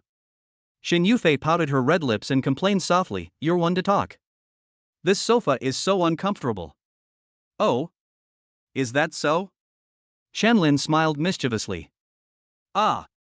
No, Shen Yufei was terrified and immediately knew what he was going to do, but she was no match for his strength. You're so mean. Shen Yufei angrily opened her mouth and left a row of fine teeth marks on Chen Lin's shoulder. Are you a puppy? Chen Lin didn't stop him, but just yawned widely. Did you sleep well last night, senior? Shen Yufei pouted, no. Not good at all. That's true, after all, this sofa is small and cramped, not comfortable. Chen Lin pretended to be stupid. No way. Shen Yufei rolled her eyes at him, annoyed. It's all because of certain people, coming into other people's dreams to cause trouble. I'm so angry. Oh? Chen Lin raised an eyebrow. What happened to me in my dream? Tell me in detail. I'm curious. I won't tell. Shen Yufei snorted and raised her snow-white neck. Chen Lin chuckled inwardly, but his face remained defiant. You won't tell me, huh? Fine. Then don't blame me for being impolite. As he spoke, he reached his hands under her waist, pretending to tickle her. Hey, no. Junior. Honey. I was wrong. Shen Yufei frantically tried to hold him down. I'll talk, okay? Slap. Chen Lin lightly slapped his hand. Tell the truth. Shen Yufei gave him a resentful look, thought for a moment and said, of course it's dancing together, first kneeling, then standing, then I squatting and you standing. Wait, that's strange, why is it so clear? I usually can't remember my dreams after waking up. As she spoke, a hint of doubt flashed in her beautiful eyes. Because I'm in control. Chen Lin chuckled and said, that sounds pretty exciting. Come on, let's do a recap. Ugh, you, whether you talk or not, you won't let me go. Shen Yufei's protests quickly subsided. Chen Lin was finally satisfied after practicing dance with his senior for a full hour. He lay sprawled out on the sofa, limbs outstretched, his chest heaving as he gasped for breath. Look at you. You're so tired. It's not like we won't see each other again tomorrow, why are you in such a hurry? Shen Yufei barely managed to prop herself up, her body aching, and took a tissue to carefully wipe the sweat from his forehead. Although his tone was one of complaint, his eyes were full of amazement and satisfaction. This guy's stamina is insane. In this world, women are generally physically stronger than men. She had been dancing since she was a child, and her strength and flexibility were outstanding. However, she was no match for him at all and could only be defeated every time. However, on the other hand, she really struck gold. Her good junior wasn't just a pretty face, he was a real gem. Isn't it because senior is too charming, making it hard to resist, and I always want to tease her a little more? Chen Lin chuckled and tucked a stray strand of hair behind her ear. Oh, right. Shen Yufei seemed to suddenly remember something, snuggling back into his chest like a kitten and asking, am I your first woman? It's the second one. Chen Lin didn't hide it after all, he'd have several wives living under the same roof in the future, so he couldn't keep it a secret. Shen Yufei's eyes darkened instantly. She reached out and fiddled with the jade pendant around Chen Lin's neck, pouting unhappily, I remember this thing is from that iceberg? So she was the first one? She moved so fast? Chen Lin watched her jealous expression with great interest. Speaking of which, what's the real grudge between you and Senior Sumuching? Why do you act like you're at each other's throats the moment you meet? Actually, there's no deep-seated hatred between us. Xin Yufei twisted her body a little shyly. It's just, everyone voted for the school beauty, and she came in first, and I came in second. I'm just not convinced, what's wrong with me compared to her? After she finished speaking, she realized that her reason was a bit childish and couldn't help but laugh. Just because of this? Chen Lin chuckled. To be fair, when Su Muqing isn't smiling, her looks and temperament are indeed comparable to Xin Yufei's, but her stunning smile after her iceberg melts is simply a killer move. No wonder the system score was 0.1 higher. What are you laughing at? Stop laughing. Xin Yufei was annoyed and embarrassed by his laughter. She reached out and pinched his cheeks, gently pulling them apart. Tell me. In your heart, who is prettier, me or her? You have to choose one. Oh dear, what a killer question. Chapter 41. No spicy food, no life. Looking at the girl in his arms, whose "I won't give up until I get an answer" coquettish expression, Chen Lin pretended to ponder for a moment before speaking seriously. As the saying goes, there's no first place in literature, but there's no second place in beauty. You two each have your own merits, it's hard to say who's better. It's like, Senior Su is like a snow lotus from Tianshan, pure and stunning. And Senior Shen, well. What am I? Xin Yufei's eyes were full of anticipation. Chen Lin chuckled, it's a little chili pepper. What? Xin Yufei immediately deflated. How could a little chili pepper compare to a snow lotus from Tianshan? Seeing her dejected look, Chen Lin chuckled and pulled her closer to him. But I can't live without spicy food. And, Senior, you're not just any ordinary chili pepper, but the hottest Spanish ghost pepper. So my junior likes chili peppers. That puts my mind at ease. Xin Yufei beamed again. I knew it. Who in their right mind would like to hug a block of ice? Who are you calling abnormal? I hugged her last night. But Chen Lin knows that these words can't be said now. As long as you don't lose to ice cubes. Xin Yufei's eyes darted around as she pressed, so, your first woman was Senior Wu Qingxue? Right? Tell the truth. Tell me now. Hey, guess what? Just as Chen Lin was about to use his tickling technique to retaliate, his cell phone, which was lying in his pants pocket on the floor, rang at an inopportune moment. Phone. Answer the phone first. Xin Yufei took the opportunity to laugh and break free from his clutches. Chen Lin pinched her cheek before reaching for his pants and pulling out his phone. He glanced at the screen. What a coincidence. They were just talking about Wu Qingxue, and now she was calling. Good morning, Senior. What's up? He quickly answered the phone. Junior, where are you? Wu Qingxue's gentle voice came from the other end of the phone. You didn't come back to me last night, and I haven't heard from you. I just went to your dorm, but no one was there. I'm a little worried about you. Oh dear, I was so busy having an in-depth discussion about dance with Senior Shin that I forgot about this. Chen Lin felt apologetic, but his expression remained as calm as a rock. I'm sorry, Senior, for making you worry.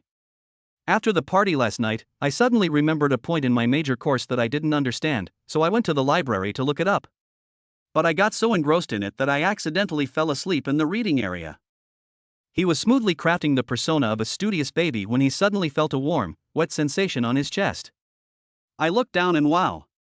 Xin Yufei, like a mischievous kitten, squinted her alluring eyes, stuck out her pink tongue, and gently licked his chest, with a wicked smile on her face. That vixen, she definitely did it on purpose. Slap. Chen Lin was both angry and amused, and gave him a slap as a warning. Xin Yufei wasn't angry. She covered the spot where she had been hit with her hand and made a playful face at him. What's that sound? Wu Qingxue asked with concern on the other end of the phone. Oh, it's nothing, a mosquito was bothering me. Chen Lin casually changed the subject. Where were we? All right, I fell asleep in the library and was just woken up by your call. Oh, I see. It's good that you're all right. Wu Qingxue had no doubts whatsoever.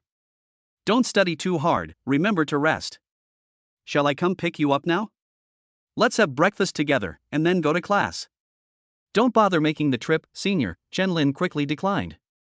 The first class is in the second teaching building. It's just a few steps from the library, very convenient. If the senior student goes to the library, won't that give us away? All right then, Wu Qingxue replied, remember to buy some food yourself. I'll go take care of things now and pick you up at noon. All right. Chen Lin grinned mischievously. Oh, right, call me husband and let me hear it. There was a noticeable silence on the other end of the phone for a few seconds, and after a long while, Wu Qingshue's shy voice came through. Husband, husband. Good boy. See you at noon. Chen Lin hung up the phone with satisfaction. I don't know why, but hearing my gentle and intellectual senior call me husband gives me a unique sense of conquest. He had just hung up the phone when Xin Yufei pounced on him, playfully pinching his cheeks. Oh. It really is Counselor Wu. She really does get what she deserves because she's close to him. Humph. Second place isn't bad either. Chen Lin smiled as he parried her attack, though he hadn't actually intended to hide it from her. I don't care. You just have to spend more time with me. Make it up to me. Xin Yufei raised her chin and started bargaining. Hey, you little fox, you're even climbing up the bamboo pole. Chen Lin easily subdued her hands and pulled her into his arms, his gaze sweeping over her beautiful figure with ill intent. Spending more time with you is no problem for me. I'm just worried that this little fox might run out of stamina. Feeling the burning gaze, Xin Yufei recalled her previous crushing defeat, and her momentum immediately softened. She quickly begged for mercy. I didn't mean now. It's really not possible now, the dance club girls will be here in a little while. Chen Lin was amused by her and reached out to pinch her cheek. You're bad at everything but love to play, that's you. Okay, I'll stay with you tonight, husband? Please. Xin Yufei hugged Chen Lin's arm and shook it, instantly switching into a coquettish mode. That sweet and seductive husband made Chen Lin's bones almost melt. He really fell for it. He smiled helplessly, cupped her pretty face, and kissed her hard on the lips before letting go. Fine. I'll deal with you properly tonight. The two quickly got up and tidied up the battlefield. Fortunately, there was a small shower room next to the changing room, which was perfect for taking a shower to wash away the fatigue and the ambiguous atmosphere. After quickly getting ready, the two walked out of the dressing room one after the other. As soon as we arrived at the practice room, we heard a whoosh as the wooden door was pushed open, and 7 or 8 girls in practice clothes walked in, chatting and laughing. The two sides met face to face and were instantly stunned. Even though Xin Yufei has a generous and fiery personality, she felt a little guilty at this moment because she had been caught in the act. She quickly explained, "Oh, everyone's up so early? This is Chen Lin, our new club member whom I mentioned before. We just bumped into each other downstairs, so I brought him up to show him around." She was only halfway through her sentence when she realized that no one was paying attention to her explanation. All the girls who had entered were drawn to Chen Lin, their eyes fixed on him as if by a magnet. Chen Lin was a little embarrassed. He touched his nose and gave a friendly smile. "Hello everyone, I'm Chen Lin. Please take care of me in the future." The girls seemed to have just recovered from their shock and immediately swarmed around them. Oh my god. You're Chen Lin, the only male student in the computer science department? You're even more handsome in person than in the video posted. Bike stars are busy today. Looks like that, charisma like that. Junior, are you a male protagonist who stepped out of a 2-dimensional manga? Junior. Do you have a dance partner yet? Pick me. I dance modern dance, I'm strong enough to lift you up, or you can lift me up. Look at me, Junior. I specialize in Latin dance. I can do rumba, cha-cha, and samba. Latin dance is the best for building relationships. We can have a more in-depth discussion in private. Junior. I also know aerial yoga. We can try some amazing partner poses. Junior, do you have a girlfriend? What do you think of me? I'm flexible and good at body flexibility. I can do all kinds of difficult moves. Junior, do you play games? I can play with you, I'm really good at PUBG. Faced with a chorus of voices and ardent gazes, Chen Lin was drenched in sweat. The atmosphere of this dance club was indeed a consistent, fiery passion from top to bottom. Chapter 42. The Youngest Associate Professor. Fortunately, club president Xin Yufei quickly came to his rescue. All right. Junior Chen Lin is already a member of our club, and there will be plenty of opportunities to interact in the future. He's in a hurry to get to class now, so everyone can go home for now. After the club president spoke, the girls, though reluctant, could only say with lingering reluctance, "Junior Chen Lin, you must come often. We'll perform our newly choreographed dance for you." Definitely.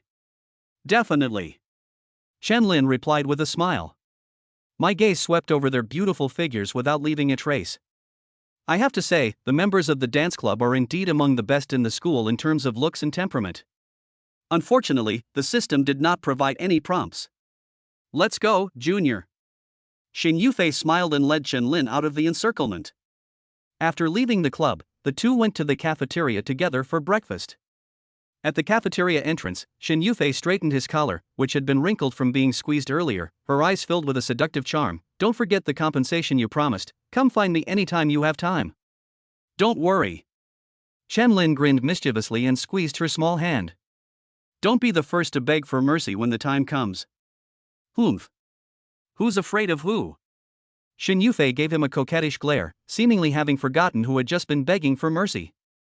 The two chatted for a few moments at the entrance of the cafeteria before parting ways to head to the teaching building. Chen Lin went to the large classroom on the second floor alone. Today was another large class with several classes together, and the classroom was already bustling with noise. His appearance, as always, instantly attracted everyone's attention. "Chen Lin! Over here!" Chen Lin looked up and saw that his classmates had occupied his space as usual, and a spot had been reserved for him in the middle. To his surprise, it was Xia Qingqing who stood up and greeted him. "Ha! This little girl has become bolder today?" Chen Lin smiled to himself. "Not bad, I should take a stroll through her dreams sometime and see what's going on in her little head." After glancing around the crowd again, Zhuing was not sitting next to him, but 3 rows behind Xia Qingqing. It seems she has realized that he has no interest in her. Chen Lin calmly walked over and sat down next to Xia Qingqing. "Good morning, Qingqing." "Good morning." Startled by his gaze, Xia Qingqing blushed again. She lowered her head and whispered, The video we released the night before last was a huge hit. It's already surpassed 2 million views." "So fast?" Chen Lin raised an eyebrow, somewhat surprised, then smiled and said, "Congratulations. Our star influencer is one step closer to its goal of having 10 million followers." "It's all because I filmed you." Xia Qingqing's voice was barely audible, then she mustered her courage and asked, In the future, could I post some of your daily life footage?" "Of course." Chen Lin said with a hint of amusement. "For example, we had dinner together yesterday, strolled through the food street, drank milk tea, and ate mango shaved ice." "Isn't that a perfect example?" Remembering the embarrassing situation he had made her feel last night, Xia Qingqing blushed slightly and lowered her head without saying a word. "Yes, I've become a little bolder, but not much." Just as Chen Lin was about to tease her a bit more, the noisy classroom suddenly fell silent, and an invisible low pressure instantly enveloped the entire room. He looked up in surprise and saw a young female teacher walking onto the podium. She was tall and slender, wearing a crisp white shirt and crisp black trousers. Her long hair was neatly tied into a low bun, revealing her smooth forehead and long neck. Thin-rimmed glasses sat on her nose, and her gaze behind the lenses was calm and sharp. Her appearance was stunning, yet she exuded a cold and stern aura that kept strangers at bay, preventing anyone from having any romantic thoughts. The students in the classroom sat upright, not daring to even breathe loudly. "It's Professor Yan Jin, the youngest associate professor in the computer science department, and also the most terrifying teacher." Xia Qingqing almost held her breath as she introduced, "Legend has it that if you're caught violating the rules even once in her class, your participation grade will be reset to 0. She's ruthless." "That's ruthless?" Chen Lin exclaimed in surprise. "The coursework grade accounts for 40% of the final grade. If all of it is deducted, it means you have to get a perfect score on the final exam to pass. That's practically hellish." However, she also particularly admires truly talented people, Xia Qingqing added. "I heard that as long as you can pass her extra professional assessment, you can be exempted from her classes and get a perfect score on the final exam. A teacher who is fair in rewards and punishments, quite interesting indeed." Chen Lin nodded slightly, about to speak, when the long absence system notification suddenly sounded in his mind. Ding! High-quality target detected nearby. Target, Yan Jin. Appearance rating, 9.2. Bind? Ha! A system notification popped up. Chen Lin's spirits lifted, and his gaze returned to the icy female professor on the podium. Upon closer inspection, her looks and figure are indeed impeccable. However, this ascetic aloofness is different from the cold and aloof personality of the Ice Queen Su Muqing. It is more like a kind of strictness based on absolute rationality and strict standards. Who cares, let's bind it first. Ding! Yan Jin successfully bound. New profile card 6 added. Name, Yan Jin. Age, 26. Brief introduction, Associate Professor, School of Computer Science, Tsinghua and Peking Universities. Born into a highly educated family, her life trajectory mirrors the code she writes: efficient, precise, and error-free. She was recommended for admission to a top university, pursued a direct PhD program, and was promoted to associate professor through exceptional research achievements. Her mother was a distinguished researcher, and her father had abandoned his wife and daughter after toying with her feelings, instead pursuing a wealthy woman. This experience led her to harbor extreme distrust and aversion towards men, believing that emotions are inefficient and redundant bugs, and that only absolute logic is worthy of belief. Intimacy level, 50. Extreme dislike. Chan Lin? Brother Tonzi, you've really given me a huge problem. A negative 50 starting position? I absolutely hate it. This isn't just hell difficulty, it's like being thrown straight into the final boss's lair right from the start. But Chen Lin was not discouraged. Instead, a challenging smile appeared on his lips. Interesting. Destroying an impregnable fortress is far more satisfying than taking over an undefended city, isn't it? Professor Yen Jin. I want to break through your firewall. Let's revise the gameplay of Chapter 43. A smile crept onto Chen Lin's lips as he looked at the meticulous Professor Yen on the podium. His mind was already uncontrollably conjuring up the initial outlines of 100 methodologies for conquering a strict female professor. As I was lost in thought, I suddenly felt someone push my arm a few times. He looked up blankly, his eyes still sleepy, and saw Xia Qingqing's face full of tension. She kept gesturing to him, signaling him to look ahead. Chen Lin jolted awake, instantly becoming mostly sober. Oh no! I was so exhausted from using the Dream Realm Dominator skill all night that I fell asleep during such a crucial class. He turned his head following Xia Qingqing's gaze, and his heart skipped a beat. Professor Yen Jin had left the podium at some point and was now standing in the aisle to his left, his sharp eyes coldly fixed on him. Oh no! I was just fantasizing about how to win him over, and now he's the one who's won over me. Chen Lin quickly stood up and explained apologetically, Professor Yen, I'm sorry, I went to bed too late last night. Chen Lin, right? Yen Jin interrupted him directly. Yes. Chen Lin nodded. 40 points will be deducted from your participation score. Yen Jin turned and walked towards the podium, his eyes devoid of any emotion. The classroom erupted in an uproar. 40 points? All deducted? That's too harsh. My God, is this even allowed to live like this? How could she be so cruel to such a handsome guy? If it were me, I'd be too busy being gentle with him. I'll give him my usual time. Yen Jin suddenly turned around, his cold gaze sweeping across the entire room. If you make noise in class again, everyone will lose 40 points. These words were like a bucket of ice water poured over the classroom, instantly silencing all the whispers. Students from other classes immediately shut up. No one wanted to be implicated for no reason. But the students in Class 1 disagreed.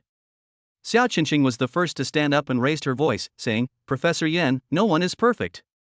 Chen Lin is only making a first offense, can't we give him a chance to correct his mistake? Yen Jin stared at her coldly, as if looking at a piece of broken code. Opportunity? Have you ever seen me give anyone an opportunity? Xia Qingqing paused. In Professor Yan's eyes, there were only 0 and 1, no gray areas. Just like her clothes, which are always only black and white. Professor Yen, have you never made a mistake? Another short-haired girl stood up defiantly. His serious expression remained unwavering. Every decision I make is the optimal solution derived from rigorous logic, and I have never made a mistake. Professor Yen, didn't you wet the bed when you were a child? Another girl in a blue hoodie suddenly stood up. Puff. Ha ha ha. The classroom fell silent for a moment, then erupted in deafening laughter. The students in Class 1, in particular, laughed extra loudly, and some even deliberately banged on the table to make a fuss. Yen Jin's expression instantly turned extremely ugly. Her sharp gaze, like two icicles, swept across the entire classroom with an oppressive force, finally fixing on the girl in blue. The girl in blue felt uneasy under her gaze and instinctively shrank back. The laughter in the classroom seemed to be strangled, quickly subsiding as everyone felt the impending storm. Sure enough, Yen Jin slowly spoke, his voice as cold as ice. Computer Science Class 1, all students, 30 points deducted from your participation score. You, and you. Her gaze swept over Xia Qingqing, the short-haired girl, and the girl in blue. Deduct 40 points. The law doesn't apply to everyone. She precisely enforces the principles of collective punishment and targeted crackdown. The classroom fell completely silent. Xiao Qinqing and the other two looked grim. They hadn't expected Yan Jin's reaction to be so fierce and severe. A warm feeling welled up in Chen Lin's heart. His classmates were standing up for him. At a time when the whole country is being severely punished, it would be truly unreasonable for him not to step forward. Professor Yan. Chen Lin smiled slightly, breaking the deadlock. She watched him intently and calmly, waiting for him to continue. You should understand the principle that something that is too rigid is easily broken, right? Chen Lin said slowly. Yan Jin's lips curled into an undisguised sneer. I think it's not up to a student who sleeps in my class to teach me such basic principles. Understood. Chen Lin nodded readily, then suddenly changed the subject. So, Professor Yan, have you ever thought about this question? If I lose all 40 points of participation points, then in your class, will I be invincible? He shrugged. From now on, if I'm late, leave early, sleep, play on my phone, read novels, all you can do is glare at me, right? Is that all you can do? Yan Jin paused abruptly. She instantly realized that this student had exploited a bug. Reporting it to the school for handling seems like making a mountain out of a molehill, since which student hasn't done something wrong? If I don't deal with it, I can't stand even a speck of dust in my eyes. It's really making me feel suffocated. Xiao Qinqing's eyes lit up instantly, and she immediately chimed in, that's right.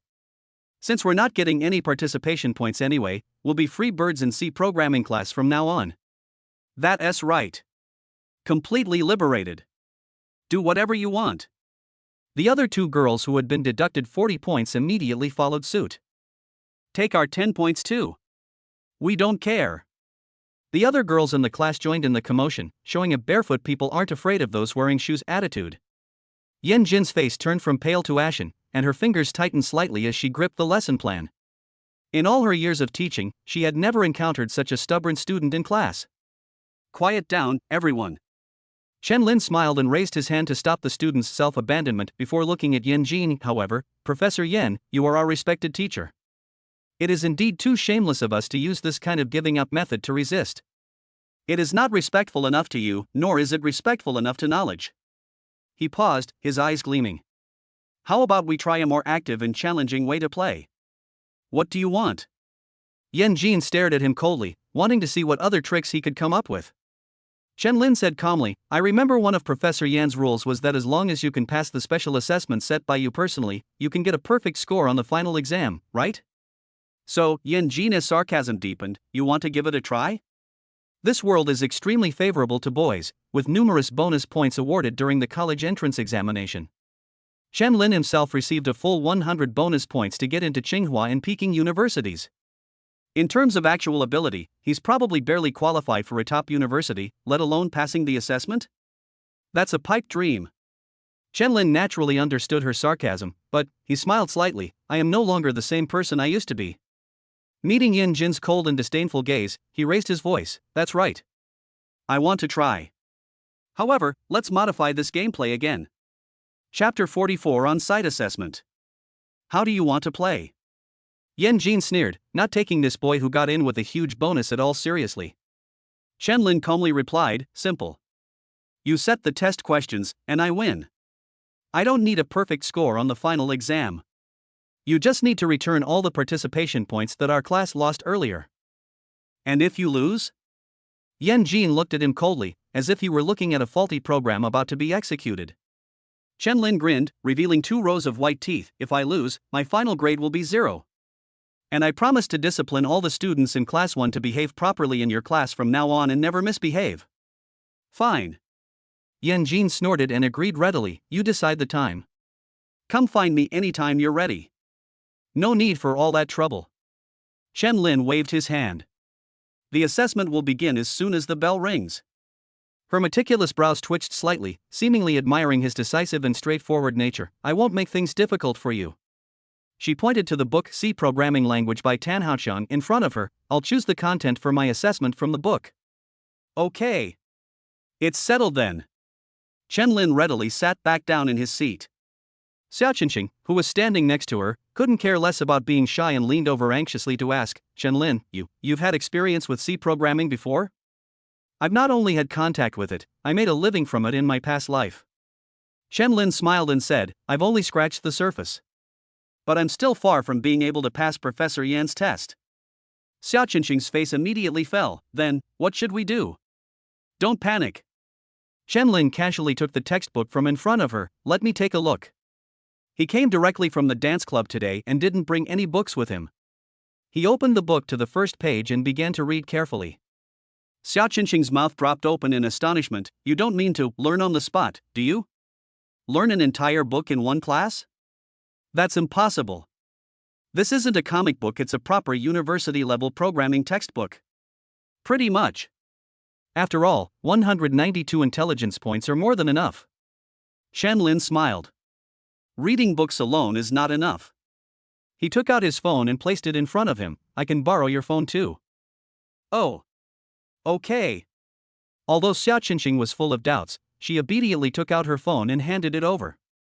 Does anyone else have a phone they'd like to borrow? Chen-Lin asked in a low voice, looking around. The students in class 1 immediately responded enthusiastically, use mine. Chen-Lin. Mine is fine too. Just, please don't check my browser history. And my photo album. And my cloud drive. Please don't open them. Soon, 10 mobile phones were lined up in front of Chen-Lin, all of them unlocked and with browser interfaces open. Alright, don't talk to me before the bell rings, Chen-Lin instructed, then became completely absorbed in the conversation. Yan Jin, standing on the podium, tapped the desk. Class shall begin now. Her gaze swept over Chen-Lin, a cold glint in her eyes, clearly indicating that she didn't think this last-minute cramming would be of any use. Xia Qinxing couldn't concentrate on the lesson at all her attention was on Chen-Lin. He read at an astonishing speed, almost reading 10 lines at a glance and turning a page in just a few seconds. What shocked her even more was that he was operating several phones at the same time, his fingertips rapidly swiping and searching on different screens, his eyes switching rapidly between different information sources, as if a highly efficient multi-threaded processor was frantically processing information. Was he really studying, or was he performing some kind of performance art? Xia Qinxing was dazzled. Not only her, but all the students in the classroom were not paying attention to the lesson. They glanced at Chen-Lin every now and then, but no one believed he could win this outrageous bet. But deep down, everyone was secretly hoping for a miracle. A miracle of challenging authority and overthrowing the powerful. Time flew by in a strange mix of quiet and unease. Ring ring. The school bell rang, like the referee firing the starting gun for the final match. No one in the classroom got up to leave, all eyes immediately focused on Chen-Lin. Chen-Lin took a deep breath, closed his book, stood up, and calmly looked at Yan Jin. Professor Yan, please give me a question. Yan Jin's lips curled into a cold smile. She turned around, wiped the blackboard behind her clean, and then slowly said, I won't be giving any difficult or strange questions. She paused for a moment, then continued, 10 minutes. If you can implement the banker's algorithm perfectly on this blackboard, you'll pass. Hiss. A collective gasp filled the classroom. Code is written from scratch on site. And debugging isn't allowed. The banker's algorithm. That's the core algorithm for avoiding deadlocks in concurrent programming. It's conceptually complex and involves a lot of code. It takes a lot of time just to fully understand this thing. To write it out by hand in 10 minutes? Professor Yan clearly doesn't intend to pass him. It's over, it's over. How is this possibly possible to complete? Yan Jin picked up his phone and set a timer. Timer, start now. Xia Qinxing looked at Chen-Lin worriedly and whispered, Chen-Lin, how about, we just admit defeat? I'll go and plead with Professor Yan, maybe. Chen-Lin turned to her and gave her a bright smile. Qinxing, you can always have faith in me. After saying that, he strode to the podium and picked up a white piece of chalk from the chalk box. Without the slightest hesitation, he raised his hand and began writing on the blackboard. At first, the students were skeptical, but as lines of clearly structured and grammatically accurate code appeared on the blackboard, the atmosphere in the classroom began to change. My God! This is a standard implementation. I checked it on my phone, and the approach is exactly the same. The data structure definition, initialization, and security check process are all correct. Not only is it correct. Look at that part. He optimized the logic for judging resource requests. It's more concise and efficient than the standard answer. And there. He eliminated 2 unnecessary loop variables.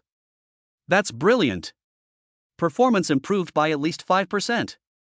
Did he really not study this before? That's impossible. You can't find this optimization strategy online at all. This was definitely his own idea. Yan Jin, standing to the side, still had an icy expression on his face. But if someone were to stand closer, they would find that her cold eyes were churning with an unbelievable wave of shock. She unconsciously tightened her grip on her arms, her nails even digging slightly into her palms. How is this possible? His understanding of concurrency safety and performance optimization is almost like an innate instinct. This is an ability that a poor student who got into school through extra points could never demonstrate. This even surpasses the level of her graduate students. Ding! Yan Jin's phone timer went off. 10 minutes, not a second off. Chen Lin drew the last curly brace. He tossed the remaining chalk stubs back into the chalk box with precision, dusted off his hands, and sighed, "It's a pity there wasn't enough time, otherwise there would have been at least 5 more optimizations." Chapter 45. Come to my lab this afternoon. Yan Jin stared at the blackboard for a long time, then finally let out a long sigh and asked the question that everyone was wondering, How did you do that?" "That's not important." Chen Lin grinned. "Professor Yan, just tell me, did I get this question right or wrong?" The classroom was so quiet you could hear a pin drop. Everyone was holding their breath, watching Yan Jin intently. Another long silence followed. Her meticulous gaze slowly shifted from the code on the blackboard to Chen Lin's face, and 3 words were softly uttered from her lips, "You won." Ding! Solved a problem on the spot, astonishing the professor. Rigorousness plus 30, current intimacy, 20. Good grief, negative intimacy levels can increase by 30 at once? System, your scoring mechanism is quite unique. Chen Lin raised an eyebrow, then immediately understood. This was probably just a top student's pure admiration for a genius, unrelated to personal likes or dislikes. It had nothing to do with how close they were to each other. Yes. We won. Chen Lin is invincible. Long live Chen Lin. Long live the emperor. The class erupted in a thunderous cheer that nearly shattered the classroom windows. Chen Lin was speechless. This was absurd. How did this turn into a feudal dynasty restoration with people shouting "Long live the emperor" 3 times? Students from other classes stared at Chen Lin as if he were a monster, their eyes filled with shock, amazement, and barely suppressed excitement. He actually succeeded in challenging the authority. If only I were the one standing there receiving the cheers. Countless people drooled with envy, in every sense of the word. Xia Qinqing didn't shout along, but she clenched her fists, her face flushed with excitement. A voice inside her screamed, "He did it. He really did it. He's amazing." After the cheers in the classroom subsided slightly, Yan Jin walked back to the podium and carefully gathered his lesson plan. Then he looked at Chen Lin, his tone returning to its usual calm. "Come to the computer science building at 2 p.m., to room 506 to find me." "Professor Yan, if you have something to say, why don't you say it now?" Chen Lin smiled slightly.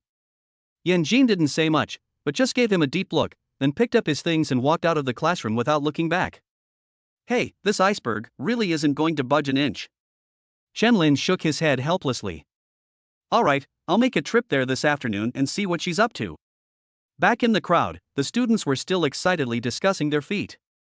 Chen Lin returned the phones to the students one by one, and then returned the textbooks to Xia Qinqing. "Thank you for the phones, everyone, and thank you for the books, Xingxing." Xia Qinqing took the book, her eyes sparkling with admiration. "Chen Lin, what happened today was so amazing. Can I make it into a video and release it?" Chen Lin thought for a moment and nodded, "That's fine. However, try not to deliberately tarnish Professor Yan's image. She's just a bit strict in her dealings with people, but she's serious and responsible in her teaching and has no bad intentions. She's a high-quality target bound to the system. Even with her intimacy level so low, we still have to work on it. We can't afford to let things get too tense." "Understood. I will record it objectively." Xia Qinqing nodded vigorously. Chen Lin stretched and called to the class, "Alright, the commotion is over. Let's go to the next class." Fortunately, it was during the long break between classes, with a 15-minute rest period, so I wouldn't be late. "Let's go! Let's go!" The students excitedly surrounded Chen Lin as they walked out. "Ha! In the chaos, who was secretly patting my butt? If you're going to pat me, why are you pinching it?" Chen Lin turned around, both amused and exasperated, trying to find the culprit, but was pushed forward by a group of laughing girls and couldn't tell who it was at all. Forget it, these girls are just taking advantage of the situation. Fortunately, the next class is also in the second teaching building, just a short walk away. It was a small class, and Chen Lin quickly calmed down and began to listen attentively. Time flies, and the class ended quickly. As Xia Qingqing packed her things, she couldn't help but exclaim, "Chen Lin, you're already so capable, you could totally learn on your own, so why do you still insist on coming to class?" She seemed much bolder today, and was already daring to initiate conversations. Chen Lin's eyes darted around, and he leaned closer to her, whispering with a smile, "Because I want to go to class with Xingxing." "Ah." Xia Qingqing let out a soft gasp, her face flushing red again. She quickly lowered her head and hurriedly tidied up her pencil case. Chen Lin laughed heartily, cheerfully slung his backpack over his shoulder, and said, "I'm off now, goodbye Xingxing." "Goodbye, Chen Lin. Don't forget about tomorrow." Chen Lin reminded him without turning his head. Xia Qingqing's face turned even redder, and she lowered her head. How could I forget? That was a very important thing for me." But the voice was so low that only she could hear it. How could Chen Lin, who had already gone far away, hear it? Chen Lin arrived downstairs at the teaching building, where the white Panamera was already quietly waiting by the roadside. Wu Qingxue rolled down the car window and waved gently at him. "Junior, over here." Chen Lin strode over, opened the passenger door, and got in, grinning as he said, "Senior, it feels like ages since we last met. I've missed you so much." After saying that, he cupped Wu Qingxue's face and gave her a deep French kiss. Perhaps because it was the private space inside the car, Wu Qingxue didn't resist too much. After a slight surprise, she closed her eyes, hugged his neck, and responded to him gently. After a long while, the two reluctantly parted ways. Wu Qingxue lovingly stroked his cheek, her eyes overflowing with affection. "Honey, are you hungry? What would you like to eat for lunch?" The way he called out husband was so natural and gentle that it made Chen Lin feel completely comfortable. As for what to eat, of course I'm going back to the dorm and eating with my senior. Chen Lin chuckled, stroking her hand with his fingers, the food she made herself. "I rarely have free time at noon, and I don't want to miss any opportunity to spend time alone with my senior." "That's true." Wu Qingxue sighed softly, "With a husband as outstanding as you, there will definitely be many, many good girls around you in the future. The time I can spend alone with you like this will probably become less and less." Chen Lin held her hand, looked into her eyes earnestly, and said, "Senior, remember this. No matter what the future holds, you will always be the most important and special one in my heart." After all, she was his first woman. You know, men all have a first-time complex. Upon hearing this, Wu Qingxue felt a slight tingling in her nose. Is this a declaration from the legal wife? It turns out I hold such an important place in my junior's heart. It seems I need to work twice as hard on my earning dowry plan. Junior, she looked at Chen Lin, feeling her heart filled with love. You are the most important person in my heart too. Let us go back, I'll show you my skills today. But let us make a deal first. She playfully poked Chen Lin's forehead. You're not allowed to cause trouble at noon today. Let me cook you a meal in peace. It depends on my mood. Chen Lin laughed heartily. Chapter 46: The Perfect Tonic Feast. Upon arriving at Chen Lin's dormitory, Wu Qingxue pushed him to sit on the sofa without saying a word. Honey, you rest for a while, I'll go cook. Don't come over and disturb me, and don't make me wear any weird clothes. Thinking of the apron from last time, she couldn't help but feel her cheeks burning. Chen Lin pulled her into his arms, gave her a big kiss, and laughed. All right, we'll do as you say, senior. Let's change our strategy today. We'll eat our fill first so we'll have the energy to proceed with the next in-depth study. All you ever think about are bad things. Wu Qingxue playfully tapped his forehead with her finger before getting up, tying on her apron, and walking into the open kitchen. Chen Lin leaned comfortably on the sofa, watching Wu Qingxue's busy, slender figure, and a deep sense of satisfaction and warmth welled up in his heart. If I were still that struggling office worker from my previous life, let alone finding a wife like Wu Qingxue who is top-notch in looks, gentle in personality, and has superb cooking skills, I would have to do everything I could just to survive. Thank goodness I time traveled. Thank goodness I have a cheat ability. After admiring his senior's graceful figure for a while, he was about to turn on the TV when his phone started ringing with notification sounds one after another. The first message was from Su Muqing. Good afternoon, Junior. Do you have time this afternoon? I'd like to take you to the student council to meet the other members. The afternoon? My schedule is really tight this afternoon. Around 3 p.m. Chen Lin calculated the time in about an hour. Professor Yin should have finished discussing whatever he needed to discuss. Okay, I'll be waiting for you in front of the administration building at 3 o'clock. See you in a bit. The second message came from Gu Man, a saleswoman at the Porsche 4S store. Mr. Chen, there's been progress on your 911 GT3 Air Rensport. Do you have time to chat? Such high efficiency. It seems that the generous commission is indeed crucial to her. Chen Lin thought about his class schedule and his own plans. I'm not free today or tomorrow, so I'll come to your store this weekend. It's not our shop. Gu Man's answer surprised him. It's at the Grand Hyatt Hotel. A hotel? Chen Lin was taken aback. Going to a hotel already? That's not good, is it? We've only met once. Could this salesperson be planning to seduce me to secure this big order? Ha! I'm not that kind of person. Gu Man seemed to realize that her words were ambiguous, and quickly added, That's right, this car is a limited edition. We contacted our superiors, and there are no cars in stock. But by sheer coincidence, a wealthy businessman who owned this car wanted to sell it, and we arranged to meet there to discuss the price. I see. But why am I a little disappointed? But? Chen Lin frowned, isn't this a used car? The reply came quickly, No, sir, this car was bought by a wealthy businessman for his collection and has hardly ever been driven. You could say it's practically brand new. Let me see. Chen Lin thought for a moment, opened the map and looked at it. The Grand Hyatt Hotel was in the north, between Dayang Mountain and Tsinghua and Peking universities, which was not far away. I have arranged to climb Dayang Mountain with Xia Qinqing tomorrow, so the timing might be compatible. How about this? See you in the lobby of the Grand Hyatt Hotel at noon tomorrow. Chen Lin replied. Great. I'll confirm and arrange it right away. See you tomorrow, Mr. Chen. Gu Man's joy was almost overflowing from the screen. The third message was from Xin Yufei, Junior brother, have you finished class yet? Did you miss your big sister? Mischievous smile, big sister missed you.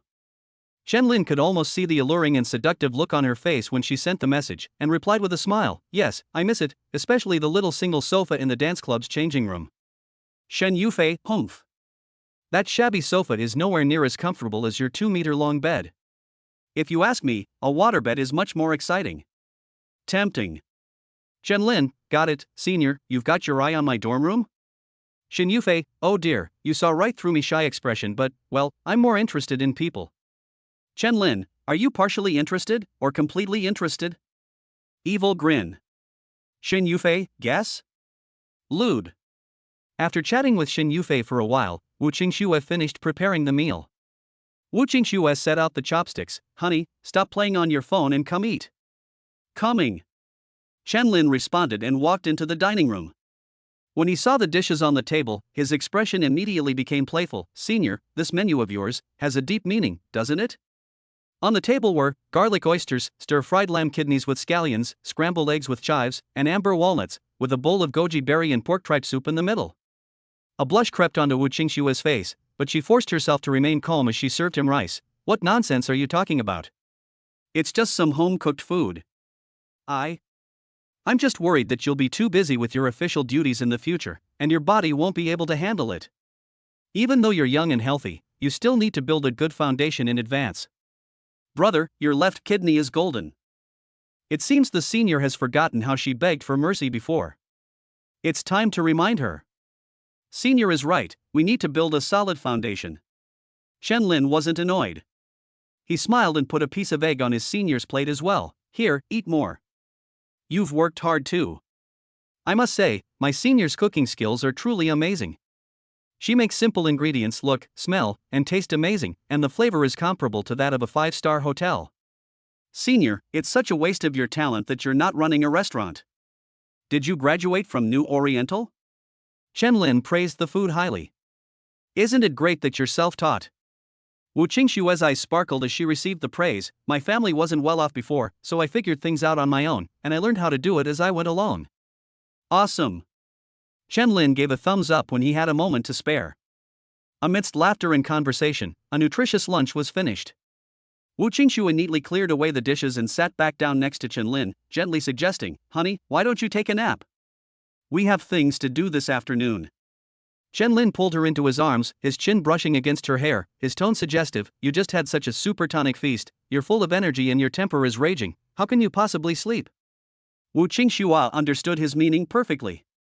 Her cheeks flushed, but she took the initiative to wrap her arms around his neck, her voice as gentle as a spring breeze. Then, if your senior sister stays with you, will you be able to fall asleep? This suggestion is exactly what I want. Chenlin laughed heartily, then suddenly scooped her up in his arms and strode towards the bedroom. Chapter 47, 5 minutes is quite impressive. However, just as they were sharing a passionate kiss, Wu Qingxua's phone rang in an inopportune moment. Her face flushed crimson, and she reluctantly pulled away from Chenlin's lips. How about I take it first? Chenlin was so helpless it felt just as uncomfortable as being slapped on the butt while peeing. Go ahead, he sighed. Don't worry, just a little while. Wu Qingxue gave him a reassuring kiss on the cheek, then picked up her phone and answered the call. Hello, Director Li? Director Li? Chenlin's heart skipped a beat. Could it be Director Li from the Academic Affairs Office? What does he want with the senior student? I put it in the filing cabinet on the right-hand side by the entrance, the green folder. It's not there? No way? Okay, I understand, I'll come check right away. Seeing her hang up the phone, Chenlin frowned. Director Li from the Academic Affairs Office?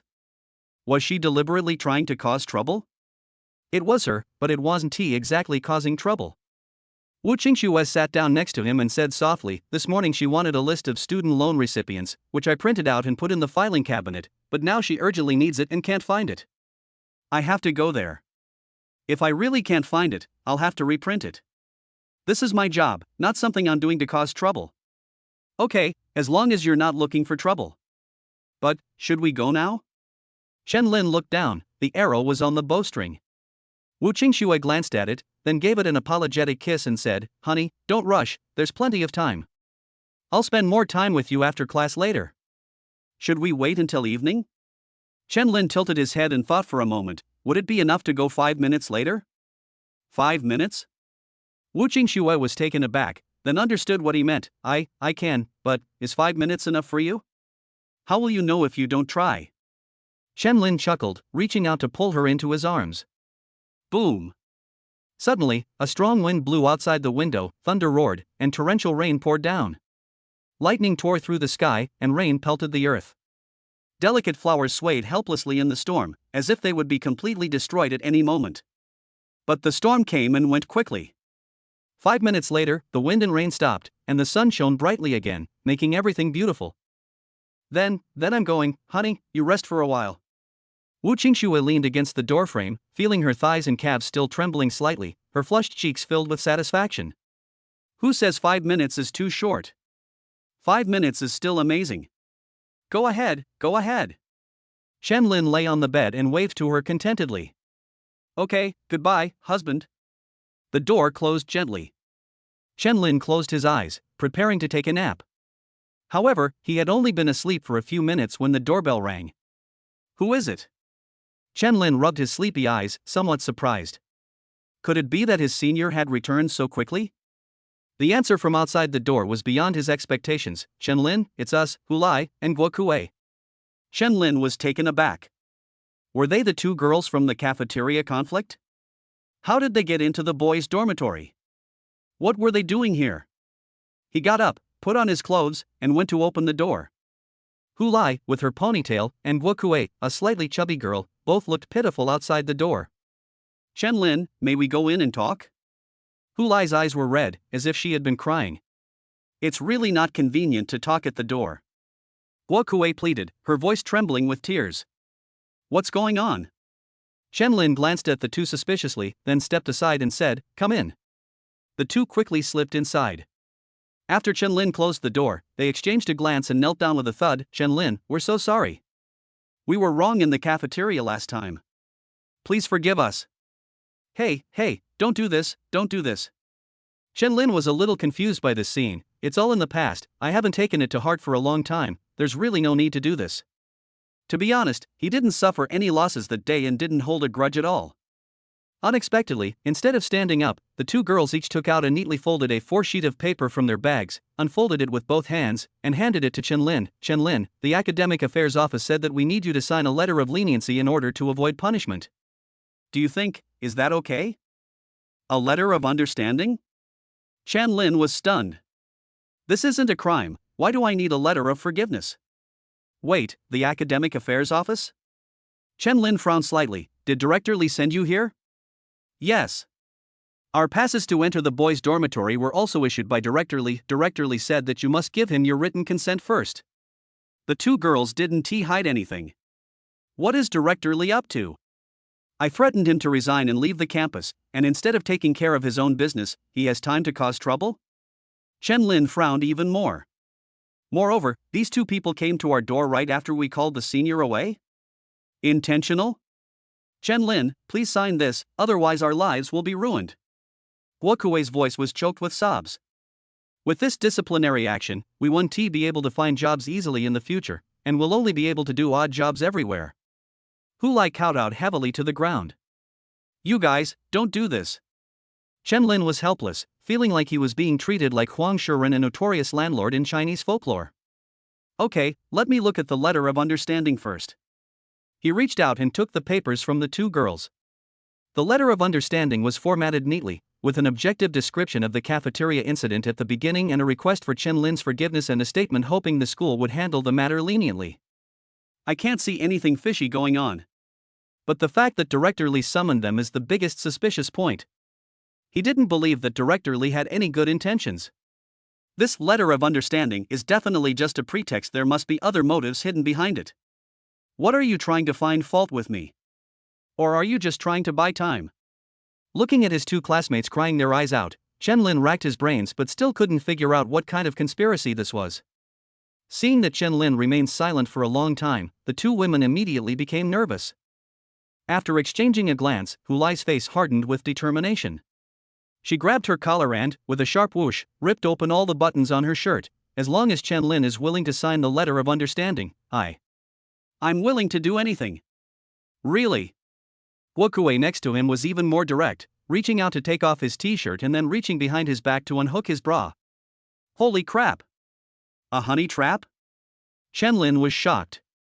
What if a group of people rush in and surround me right now? Is this Director Lee's conspiracy?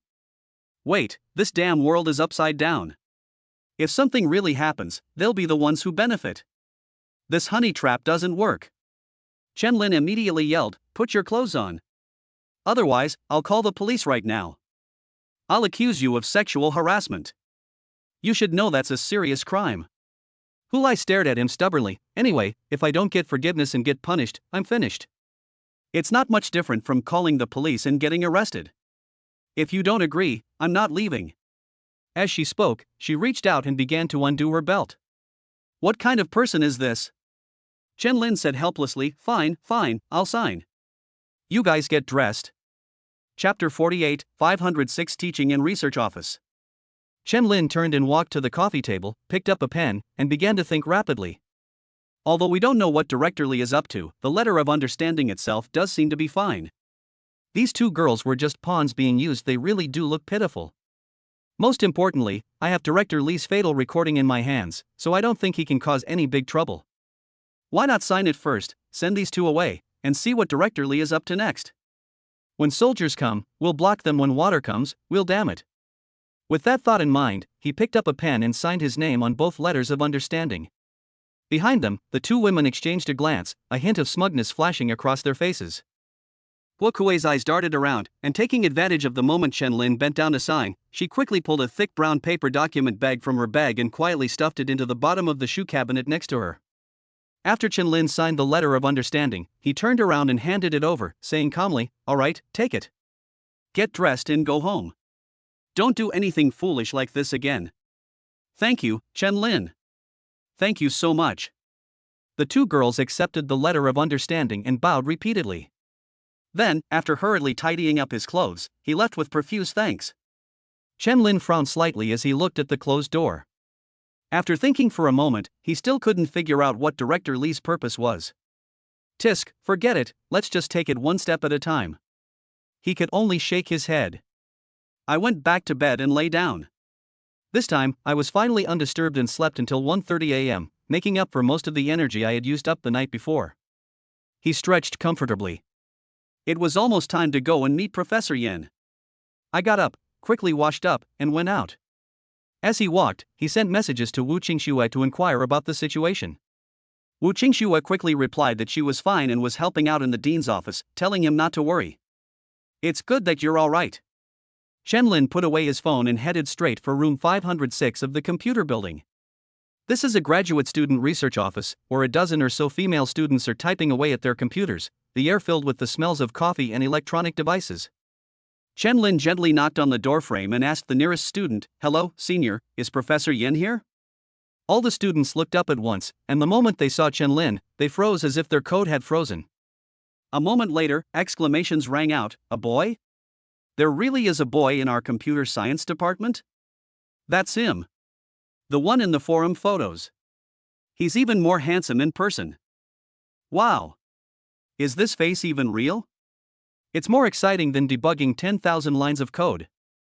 I declare that from this day forward, he will be my source of inspiration."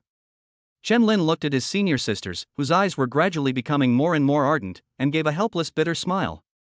She's the center of attention wherever she goes, with that damn good looks and rarity. Maybe she should wear a mask when she goes out from now on? Just as he was about to ask again, a door on the inside of the teaching and research office opened, and Professor Yen Jin walked out, his face as cold as ice. What's all the noise about? Are the tasks all completed? Is the performance optimized? Are the bugs fixed? The teaching and research office fell silent instantly. The students immediately shrank back and stared at the screen, but their eyes kept glancing uncontrollably towards the door. Chen-Lin looked up and saw that Professor Yen was dressed the same as he had in the morning, except that he was wearing a pair of thin black-rimmed glasses, which made him look exceptionally intellectual. "Come in." Yen Jin glanced at Chen-Lin expressionlessly, then turned and went back into the house. Chen-Lin shrugged and followed him inside, instinctively wanting to close the door behind him. "The door is open." A stern voice came coldly. A man and a woman alone in a room should avoid suspicion. Oh? Chen-Lin was somewhat surprised. This Professor Yen is quite different from Director Li. Although he is rigid and serious, he is very principled. His opinion of her immediately improved significantly. "Professor, what brings you here?" Chen-Lin asked, glancing around the private research room. The room was small, about 20 square meters, and filled with books, papers, and open technical manuals. Several whiteboards were covered with complex algorithm structures and formulas. A server chassis was open, with cables tangled out and indicator lights flashing constantly, exuding an air of messy but professional. "Look behind you." Yen Jin pointed behind him with his pen. Chen-Lin turned around and saw a blackboard as big as the lecture hall, covered with dense code. That was none other than the banker's algorithm he had written in class that morning. Not a single punctuation mark is wrong. Photographic memory? That's terrifying. The youngest associate professor at Tsinghua and Peking universities, he truly lives up to his reputation. But, is copying it verbatim meant to find fault? Chen-Lin looked at Yen Jin with a puzzled expression. Yen Jin walked to the blackboard and tapped the code with the tip of his pen. "You said this morning that this algorithm has at least 5 areas for optimization. Point them out." So it means not ashamed to ask questions of those of lower status. Chen-Lin smiled and didn't refuse. He picked up a piece of chalk and skillfully began to draw on the blackboard. "First, here, we introduce the strategy pattern to replace the existing conditional statements. Although the amount of code increases slightly, it can improve runtime performance by about 3% and is easier to extend. Secondly, the encryption module. Changing the current upper layer encryption to lower layer driver encryption will not only improve security but also reduce storage overhead by about 6%. Yen Jin stood to the side with his arms crossed, his cool eyes sparkling with interest as he listened intently. After explaining the 2 points, Chen-Lin stopped and put down the chalk. Yen Jin was just getting to the crucial point when he instinctively asked, "What about the other 3? Chen-Lin shrugged and gave a helpless smile. "The other 3 are more troublesome, involving adjustments to the overall architecture and redundant restructuring. To be honest, I didn't fully figure out the optimization ideas this morning because of the time constraints." Yen Jin took a deep breath, stared at Chen-Lin, and commanded in an unquestionable tone, "Bring the remaining 3 optimization plans to me before next Monday." What's with that domineering CEO-like tone? Chen-Lin was amused by her self-righteous attitude and shook his head directly, saying, "I refuse." His stern face instantly darkened. "Do you know what you're saying? Do you know the value of this algorithm optimization approach? It's not only important to me, to our school, but even to certain key national projects. How can you reject it so casually? School? Country? Key project? Chen Lin was taken aback by her sudden elevation of the topic to the level of national righteousness and subconsciously retorted, Professor Yen, isn't it important to your research project? What does it have to do with the country? With a meticulous and sharp gaze, he said, word by word, because the module I'm in charge of is part of a key national project. Chen Lin. Chapter 49 Optimization Algorithms. Chen Lin took a deep breath and refused again. Professor Yen, I think you've got it wrong. This is your research project. You should take the lead in optimizing the plan, instead of forcibly dragging an outsider like me onto the chariot. My goal is to enjoy university life, not to be a miserable, free laborer. Are you kidding me? Didn't you enjoy enough of the 996 bliss in your past life? You've transmigrated and you still want to be a beast of burden? How can I not understand this? Yan Jin remained calm and adjusted his glasses. Once the optimization is complete, I can apply for exemptions for you in the 3 courses: Data Structures, Software Design Fundamentals, and Computer Fundamentals. Your final grades will be full marks. That's it? Chen Lin chuckled, Professor, with my level, getting high marks in these courses is a piece of cake. Your qualifications aren't very attractive. His tone remained calm despite his serious demeanor. Exemption from courses means you don't need to spend any time in class or on assignments. You will have plenty of free time to enjoy your life. Chen Lin, I. Good grief. You're trying to use my spear to break my shield, huh? But upon closer reflection, it does seem to make sense.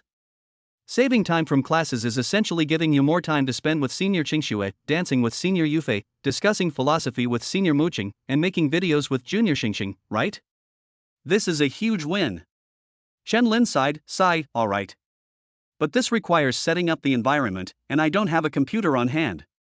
Before he could finish speaking, Professor Yen immediately picked up a silver-white laptop from the table and handed it to him. This is my spare machine.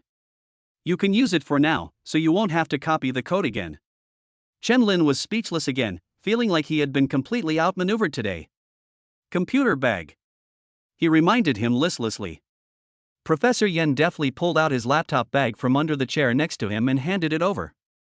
Chen Lin packed his laptop and slung it over his shoulder. I'll give you the complete solution next Monday. Please expedite the exemption from repairs, Professor. Can it be finished by 8 a.m. on Monday? Yan Jin pressed. Chen Lin's face darkened, and he turned and walked out. 8 p.m. Even capitalists don't rush things like this. This oppressive feeling is exactly the same as that of those heartless bosses from my past life. He opened the door and walked out, but didn't notice that someone was about to come in, and he bumped into a soft figure. Ouch. Chen Lin quickly reached out to support the other person, subconsciously apologizing. Sorry, did you hurt yourself? Junior? A cool, surprised voice rang in my ears. When Chen Lin looked up, the girl he was almost half embracing was none other than Su Muqing. Senior Su? What are you doing here? Chen Lin looked at her in surprise. Cough. I'm fine now, you don't need to help me anymore. Su Muqing's cheeks flushed slightly as she gently pulled her hand away from his. Chen Lin then realized that his hand was in the wrong place. He had helped the old lady cross the street. He gave an awkward smile and straightened up. At this moment, Yan Jin spoke up from behind, his tone much gentler. Muqing, you're here. Perfect timing, Chen Lin. Muqing is also a core member of my project team. Since we're all acquaintances, why don't you reconsider joining my research group? I will definitely not treat you unfairly. Chen Lin glanced at the graduate students outside who were typing away at their computers, their eyes constantly glancing in his direction. He was inexplicably reminded of the fear of being dominated by projects and deadlines in his past life, and a chill ran down his spine. He pretended not to hear and turned to Su Muqing, saying, Senior, weren't we supposed to be going to the student council? It's almost time, let's go. Su Muqing glanced at the wall clock in surprise. Junior, it's only 2:30 now, and we agreed to meet at 3 o'clock. Round it up to 3 o'clock. We can't keep the other students waiting for us. Without saying another word, Chen Lin grabbed her wrist and started walking out. Su Muqing was confused, so she could only look at Professor Yen apologetically and let Chen Lin pull her away from the teaching and research office. Behind him, Yan Jin watched the two figures disappear, arm in arm. His lips twitched almost imperceptibly, but in the end, he simply pushed up his glasses in silence and turned to look at the blackboard. Junior, why are you in such a hurry to leave? Isn't Professor Yan's suggestion good? After leaving room 506, Sumuching finally couldn't help but ask curiously. She was quite happy working in the same research group as Chen Lin, as it gave her many more opportunities to interact. Chen Lin breathed a long sigh of relief, as if he had escaped a den of thieves. Professor Yin doesn't cherish talent, she's clearly a waste. She wants to squeeze every last drop of value out of her outstanding students. I don't want to become a programming machine. Sumuching smiled and said, Professor Yin is just very focused and strict when it comes to scientific research. Actually, she is a very nice person. That smile, like the first melting of ice and snow, and the bright sunshine of spring, completely stunned Chen Lin. He couldn't help but exclaim, Senior, your smile is so beautiful. 100 times more beautiful than, even more beautiful than in my dreams. Sumuching was taken aback, a hint of surprise flashing in her clear eyes. A dream in a dream? You saw me smile in your dream? Oops. I let it slip. Chen Lin quickly added, yes. Just last night, I dreamt that you smiled at me, Senior. That smile was so healing, it woke me up with its beauty. Sumuching naturally couldn't believe that the two of them had the same dream. But recalling the free and exhilarating dream she had last night, and the figure in the dream that carried her flying, her cheeks couldn't help but blush slightly. She tilted her head slightly and whispered, It's not that exaggerated. Junior, you're just making fun of people. Chen Lin grinned and moved closer, keenly noticing the key point. But Senior, I've noticed you seem to be in a particularly good mood today? You almost never smile before. Sumuching gave him a meaningful look, and the corners of her lips curved into a beautiful smile. Maybe it's because I also had a very good dream last night. Oh? What kind of wonderful dream could make our iceberg like President Su so happy? Chen Lin asked knowingly. Sumuching's eyes sparkled with a rare playfulness. In my dream, there was a very powerful person who took me to see all the beautiful landscapes of our motherland, helped me let go of all my pressure, and even said that he would share the weight of the future with me. Chen Lin asked knowingly, Oh? Is that so? Who is this expert who could change my senior? Sumuching smiled slightly, but didn't reply. Chapter 51st Encounter with the Same Sex. They chatted casually along the way until they arrived at the student union office in the administration building. There's still a while before the agreed time, and the other student council members haven't arrived yet. Chen Lin looked at the student council's decorations. The overall style was simple and unpretentious, which suited Sumuching's taste. However, the tables in the middle were deliberately arranged in a circle, which was somewhat conspicuous. A round-table meeting? I didn't expect our senior to be such a fair and impartial president. Chen Lin joked. After all, we are all students, and there is no distinction between superiors and inferiors, so a round table is more appropriate, Sumuching explained softly. Chen Lin smiled again. Senior, if you, as the student council president, are like King Arthur, then wouldn't I, as her assistant, be like Queen Guinevere? Who is Lancelot, the chief knight who has an affair with the queen? Will she elope with me? Wow, I'm suddenly looking forward to it. Sumuching gave him a strange look. Junior, why are you smiling so weirdly? Cough, cough. Chen Lin quickly wiped the drool from the corner of his mouth, suddenly becoming a member of the student council, and even the president's assistant, who was second only to the president, is a little exciting. What nonsense are you talking about? Sumuching glanced at him. It's just assisting the school with various matters, it's nothing. Yes, Senior is right, Junior is overthinking it. By the way, Senior, what departments are there in our student council? Let me give you a brief introduction. The student council is divided into. As they were talking, the sound of cheerful laughter came from outside the door, and 7 or 8 girls walked in one after another. Chen Lin's eyes lit up immediately. The girls were all impeccably made up and dressed thoughtfully, with several of them subtly revealing their assets, clearly having dressed up carefully after learning that a male classmate would be joining them today. Unfortunately, after looking around, the system in my mind didn't respond at all. The girls who entered also lit up their eyes the moment they saw Chen Lin, and their eyes shone even brighter. They knew that a boy was coming to the student council, but they never expected that he would be such a handsome guy with top-notch looks and outstanding temperament. The girls immediately stepped forward to greet him. Hello, President. Hello, Junior. What's your name, Junior? Junior, would you like to join our arts and literature department? We have the most activities and the most fun. Why don't you come to our discipline inspection department? You hold the power of life and death, it's really prestigious. Our external relations department is great. We often meet blonde, blue-eyed international exchange students. Junior, would you be interested in meeting them? Chen Lin looked embarrassed. Why was he being introduced to foreign women? He'd heard they had strong body odor, lots of body hair, and unique tastes, something he couldn't possibly handle. Su Muqing reverted to her icy demeanor and gently tapped the table. All right, quiet down. It's almost time to start the meeting. The women reluctantly returned to their seats, but still couldn't help whispering to those they knew, their eyes occasionally glancing at Chen Lin. Chen Lin naturally sat next to Su Muqing, and looking around, he found there was still an empty seat. Someone's late? He looked at Su Muqing in surprise, but she ignored him and announced the start of the meeting. Then, this student council meeting is now in session. First of all, let me introduce our newest member, my assistant to the president, Chen Lin, a freshman in the School of Computer Science. Clap, clap, clap. The audience burst into enthusiastic applause, interspersed with a few obvious sighs of regret. The president's assistant, huh? That means they're the president's people. Doesn't that make their chances much slimmer?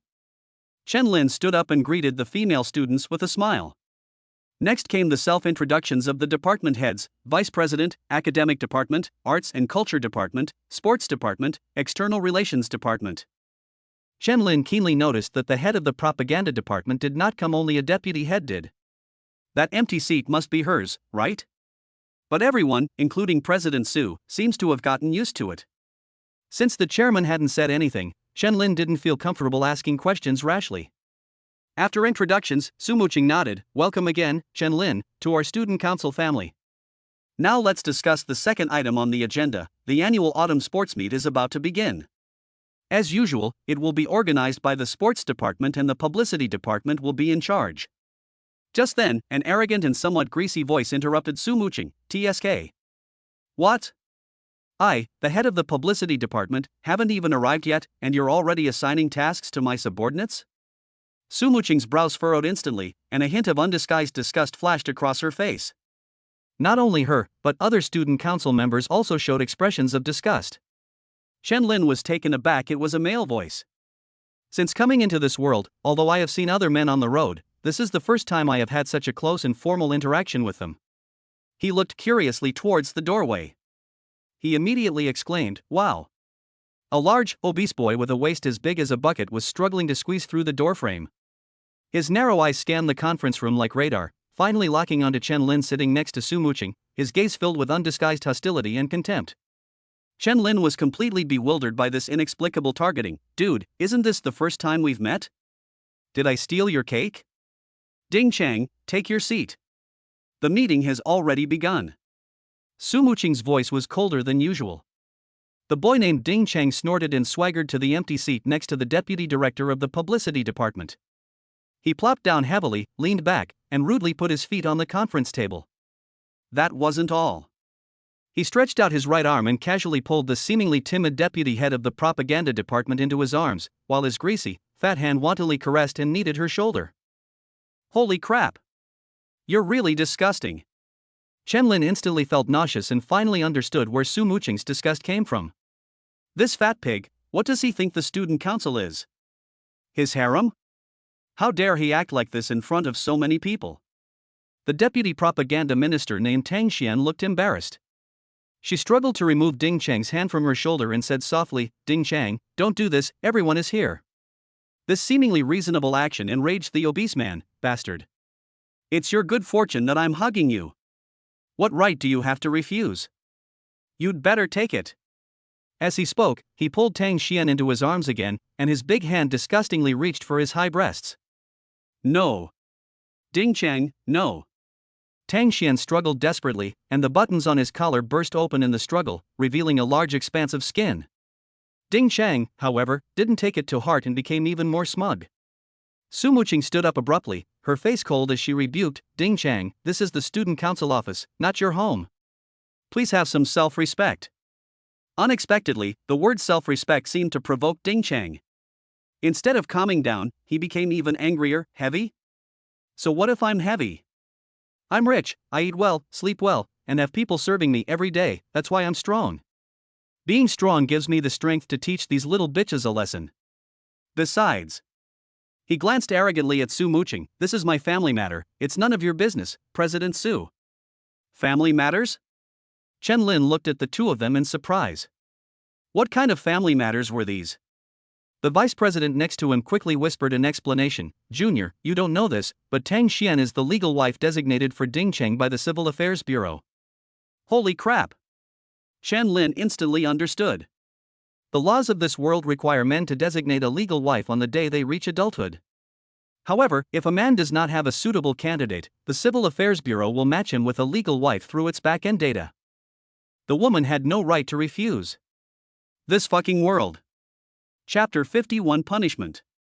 Su Muching was so angry that her pretty face turned pale, but she was helpless. Once it's classified as a family matter, these outsiders have absolutely no right to interfere. Moreover, in this world, the legal scales in cases involving gender conflicts are extremely biased towards men. Chen Lin took in Su Muching's grievances and helplessness, and sneered inwardly, I don't care if you make a fool of yourself, but if you upset my lovely senior, then don't blame me for being impolite. He stood up and gently patted Su Muching's shoulder. Senior, please sit down. Su Muching looked at him in surprise, only to see Chen Lin's calm expression, with even a confident smile on his lips. Junior brother Su Muching didn't understand where his confidence came from. Don't worry, leave it to me. Chen Lin gently pressed her back into the chair with a little force. Seeing the two interacting so intimately, Ding Cheng's already narrow-minded heart was filled with even more jealousy. When he first joined the student council, his goal was Su Muching, that unattainable beauty, but the icy school beauty never even gave him a second glance. Now that I see another boy receiving the same preferential treatment, I immediately feel that my territory has been invaded. Anger surged within him, and he tightened his grip on Tang Xian's fat hand. Tang Xian cried out in pain, tears welling up in his eyes, but he was powerless to break free. Chen Lin strolled over to Ding Cheng, his expression indifferent, and pointed to Ding Cheng's fat legs propped up on the table. Take your pig's trotters off the table. Ding Cheng didn't take him seriously at all, spitting as he cursed, You dog, who are you to do what I want? Crack! Before he could finish speaking, Chen Lin suddenly raised his leg and delivered a swift side kick to the solid wood chair leg, snapping the wrist-thick leg in two. Ding Cheng suddenly collapsed, and with a cry of surprise, he fell flat on his back with a thud, his heavy body crushing the chair to pieces. Chen Lin pulled Tang Xian, who was in a panic, out of Ding Cheng's arms and shielded him behind him, while feigning surprise. Oh dear, Ding, how did you fall? How could you be so careless?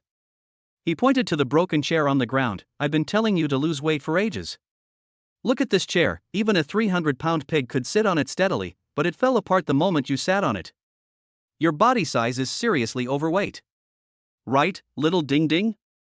The women in the office were initially stunned, but then their eyes lit up with a sense of relief. That was awesome. As expected, the wicked need to be wicked. Let the righteous junior teach them a lesson. Ding Cheng's back and buttocks ached from the fall, and it took him a long time to struggle before he could finally get up in a disheveled state. He clutched his aching back, his fat face flushed red, and his stubby fingers angrily pointed at Chen Lin. Who the hell are you calling a little dick? Chen Lin was speechless. Your focus is really bizarre. When he saw the finger pointing at him, he suddenly looked down sharply, and the other person's finger poked his forehead. Ouch! That hurts. He immediately clutched his forehead and cried out, Did all the senior girls see that? He started it. He provoked us first. You bumped into me on your own. Ding Cheng was stunned. How could someone be so shameless? But as soon as he finished speaking, Chen Lin's strength of 152 points suddenly erupted, and a vicious straight kick landed heavily on Ding Cheng's stomach. Ouch! Ding Cheng let out a pig-like scream, his huge body staggering back several steps before finally collapsing to the ground. He clutched his abdomen tightly with both hands, large beads of sweat instantly forming on his forehead. You dare hit me? I'm calling the police. I'll put you in jail. Chen Lin shook his head and sighed, looking helpless. Call the police? What are you talking about? We're fighting each other. Fighting each other, you understand? Besides, you hit me first, I was just acting in self-defense. And this isn't over yet. As he spoke, he rolled up his sleeves and stepped forward, unleashing a barrage of attacks on Ding Cheng, who was curled up on the ground. They deliberately target the thick, resilient, yet intensely painful spots with their fists and toes.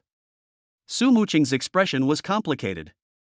Punishing this disgusting guy was certainly gratifying, but Junior, you are too shameless, aren't you? This is clearly a one-sided beating. How can it be considered a brawl? But this shamelessness is actually quite satisfying. Before long, Ding Chang was beaten black and blue, crying and begging, "Stop hitting me. Please stop. I was wrong. I was really wrong. I'll never do it again." Bang! Chen Lin kicked him in the butt. "What did you do wrong?" I shouldn't have put my feet on the table." Slap. A slap landed on his fat face. "Anything else?" Cough cough. "I shouldn't have sworn." Ding Cheng spat out a bloody molar. Bang. Another kick landed on his shoulder blade. "Anything else?" My mistake was being unfair to Xianxian. "And another thing." Continue. Ding Chang burst into tears, revealing almost everything about how he used to peep at his female neighbor while she was taking a bath when he was a child. Fearing a real fight might break out, Su Muqing stepped forward and grabbed Chen Lin's arm. "Junior, that's enough, let him get lost." Chen Lin then stopped, still feeling unsatisfied. He shook his slightly reddened fist and shouted down at him, "Get lost. Don't let me see you again, or I'll beat you every time I see you." I have to say, the villain's lines are actually quite catchy. Ding Cheng felt as if he had been granted a pardon and scrambled out of the office without even daring to look back. Thank you, thank you." Tang Xian sobbed softly beside her, while the Minister of Sports and the Minister of Culture gently comforted her. Su Muqing walked to Chen Lin's side and said worriedly, "Junior, he definitely won't let this go. He'll definitely report you to the school. You'll be in trouble." "Don't worry." Chen Lin grinned, looking like he had everything under control. If he gets into a conflict with a girl, the law and school rules will naturally side with him. But I'm a boy, so this becomes an internal conflict, and there's no bias involved.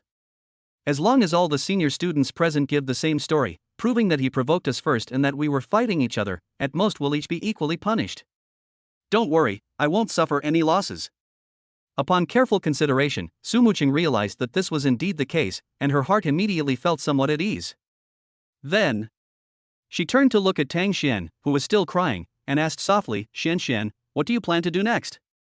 Tang Xian raised his tear-filled face, looked at Chen Lin, then at Su Muqing, as if he had made up his mind. "Senior, I want a divorce." Upon hearing this, the entire office fell into a deathly silence. Chapter 52: The Scent of the Iceberg. Senior. Chen Lin looked at Su Muqing in surprise. Given things like this, isn't divorce the only option? Why does everyone look so troubled? Su Muqing sighed softly and explained, "It's not that simple. Xianxian is Ding Cheng's legal wife. According to current laws, unless Ding Cheng himself violates the criminal law, or he takes the initiative to file for divorce, it is very difficult for the woman to unilaterally dissolve the marriage." Holy crap! What kind of unfair terms are these? Chen Lin cursed inwardly. The way the laws in this world protect men was simply abnormal. But the phrase "proposed it proactively" allowed him to keenly grasp the key point.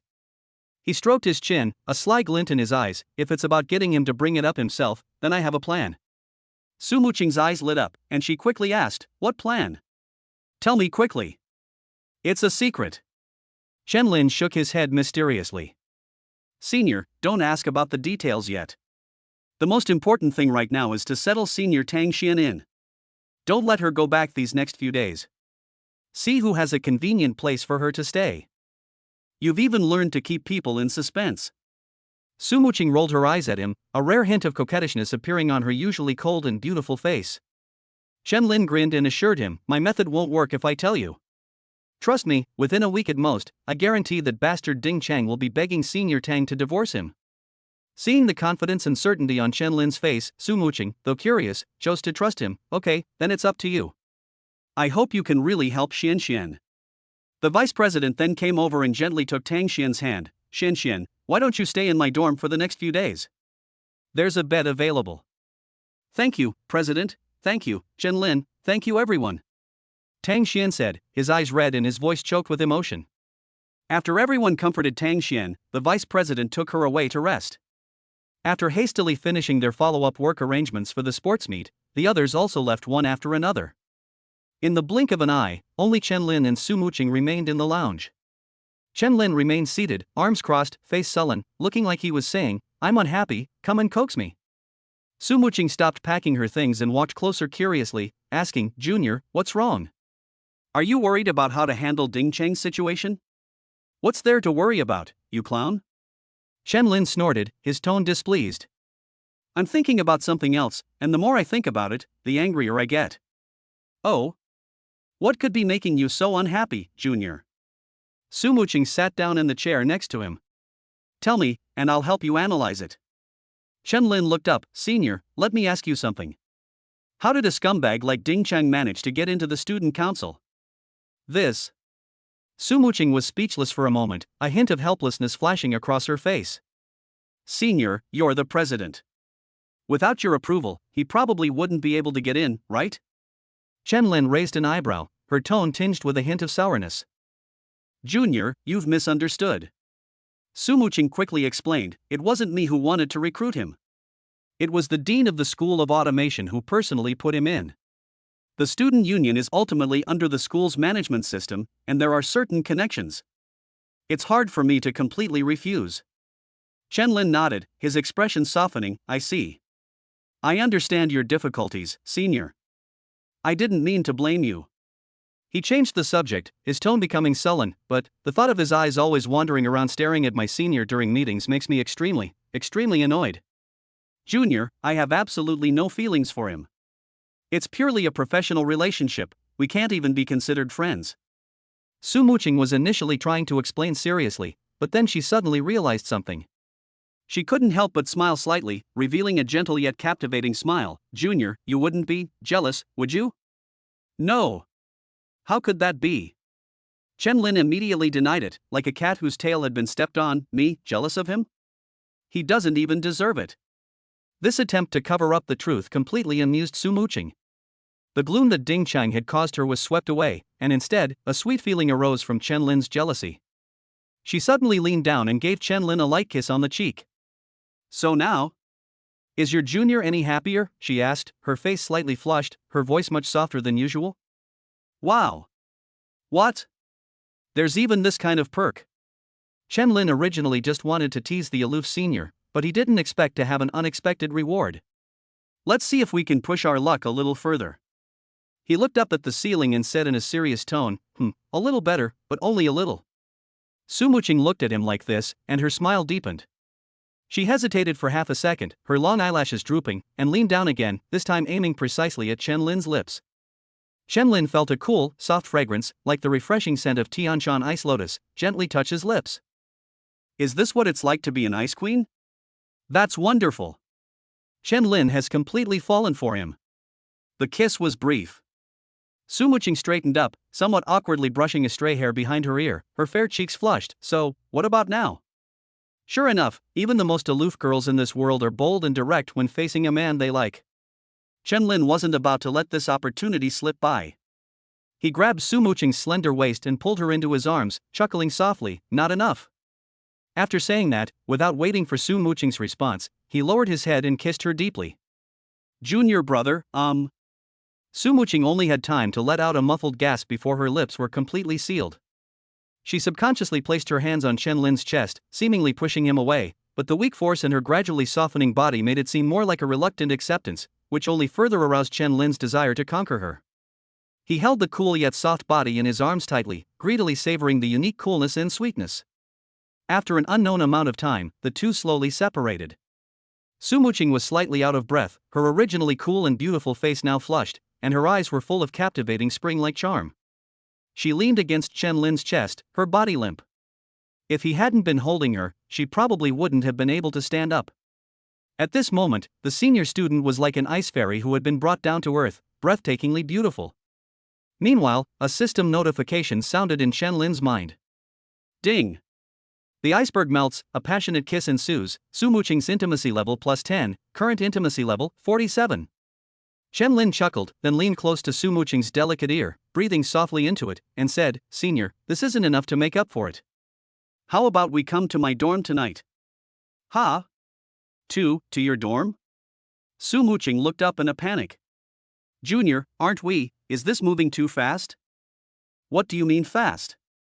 That's the last thing a man wants to hear. Chen-Lin sighed and said seriously, we have to hurry, time is running out, there are only 5 days left. Sumuching was taken aback and asked blankly, 5 days? What 5 days? Does this mean they can't be together in 5 days? Or is the younger student transferring schools? Or are all 45 spots filled? Even someone as intelligent as her would start overthinking when faced with romantic entanglements. Chapter 53 Isolation. Next Monday, Chenlin explained slowly, that's 5 days from now. I have to hand in my algorithm assignment to Professor Yin Jin, and time is very tight. So, I'd like to ask you to come to my dorm tonight so we can discuss the optimization of the banker's algorithm in more detail. Do you have time? So it was discussing algorithms. Su Muqing visibly breathed a sigh of relief. But why is there a slight sense of loss in my heart? Chenlin watched the changing expressions on her face, grinned mischievously, and leaned closer to ask, otherwise what? What did you think it was, senior? You should know, girls can't stay overnight in the boys' dormitory. Seeing her teasing gaze, Su Muqing blushed deeply and said, You're so annoying. What could I possibly be thinking?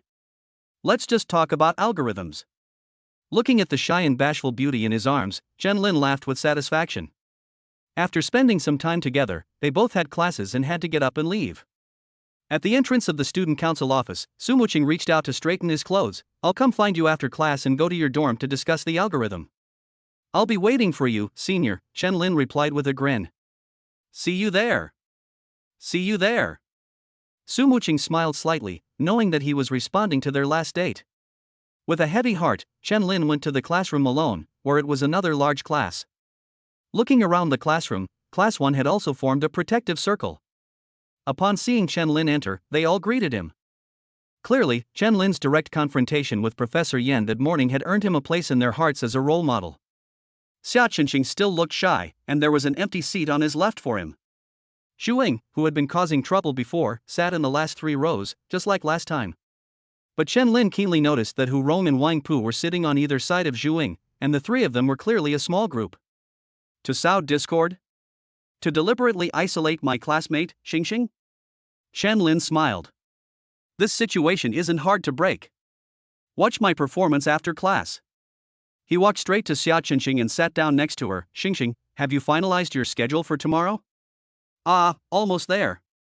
Xia Qinqing frantically pulled out her phone's memo app to report. The plan is to get up at 6:30. Chenlin, you don't need to get up so early. We'll meet at the North Gate for breakfast at 8. We'll set off at 8:30, arrive at the foot of Daeong Mountain at 9 o'clock, rest for a bit, and then start climbing. We plan to reach the summit at 11 o'clock, stay for an hour, descend at 12 o'clock, have lunch at the foot of the mountain at 1 o'clock, and get back to school for class at 2 o'clock. Do you think this is okay? Chenlin frowned as he stared at her screen.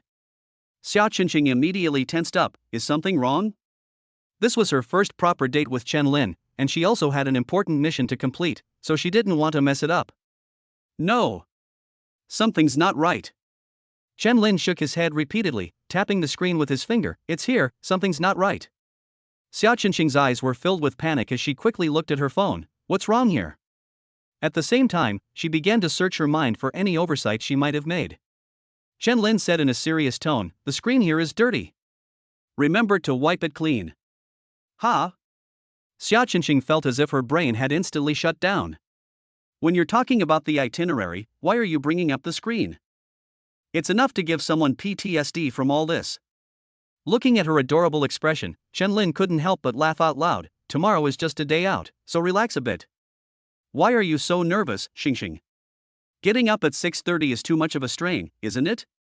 Xia Qinqing then realized she had been tricked again, blushing as she whispered in protest, girls have to go through a lot of trouble getting ready before going out, unlike you boys who can just wash your face and go.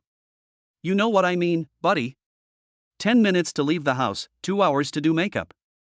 Chenlin smiled slightly. You make videos so late and then get up so early, I'm afraid you can't handle it. This thoughtful concern made Xia Qinqing's lips curl up. Then I'll go to bed early tonight. That's good. Early to bed and early to rise makes you healthy. At that moment, the teacher entered the classroom and began the lesson. Chenlin immediately switched to study mode and focused intently on listening. As soon as the bell rang, Chenlin glanced at Xu Ying's trio in the back row, and while packing up his books, he said to Xia Qinqing, Xingxing, come with me for a moment. Oh. Xia Qinqing didn't understand, but she still obediently followed. Chenlin walked straight to Xu Ying and the other 2, giving them a warm smile. Hi, good afternoon. Xu Ying and the other 2 were all stunned, completely unexpected that Chenlin would take the initiative to come over and greet them. Xu Ying was the first to react, her face instantly lighting up with a delighted smile. She immediately stood up and said, "Chen Lin. Hello? Is there anything I can help you with?" She's been feeling really unwell these past 2 days. She had feelings for Chen Lin, but Chen Lin made it clear that he had no interest in her. She didn't approach Chen Lin today not because she gave up, but because she was secretly looking for an opportunity. Unexpectedly, the opportunity has now come knocking on our door. It seems he still has feelings for me. I must have deliberately distanced myself from him, making him feel disappointed, so he turned around and approached me again. That's right, playing hard to get. That's exactly what it means. Her mind began to unfold on its own again. Beside them, Hurong and Wang Pu quickly stood up, somewhat flattered, and replied, "Hello, Chen Lin. Please don't hesitate to let us know if there's anything we can do for you." "It's nothing serious," Chen Lin said with an unchanged smile. "I was just thinking that everyone treated me to a wonderful meal last night. Now that it's almost dinner time, I was thinking of returning the favor. I wonder if any of the three of you are free." Xia Qingqing listened from the side with a look of surprise on her face. Chen Lin had not mentioned this to her at all. She had absolutely no idea what Chen Lin was up to. Sure enough, he cares about me. Xu was overjoyed and couldn't wait to reply, "Yes, we're free. Of course we're free." Chen Lin's smile vanished. "I'm sorry, Xu. It's difficult to get a reservation at this restaurant. I only managed to book a table for 4, so I'd like to invite Hurong, Wang Pu, and Xia Qingqing. I'm so sorry, let's meet up again next time." The ecstasy on Zhu Ying's face froze instantly, as if struck by a cold wave. Even the muscles in her face seemed to stiffen. What does that mean? Does it mean that everyone except me from 707 went? What 4-person seat? Which restaurant can't add an extra seat? This is just as lame an excuse as WeChat has reached its user limit. Hurong and Wang Pu, standing to the side, were completely at a loss, their expressions extremely awkward. They had just formed an alliance with Zhu, but now they were forced to stand against her. Accepting the invitation was not an option, but refusing it was even more difficult. This is really putting them in a difficult position. Chapter 54 Anti-Pole Small Group. Seeing Hurong and Wang Pu hesitate, Chen Lin calmly played his trump card. "Oh, by the way, to thank everyone for their hospitality yesterday, I also prepared some small gifts."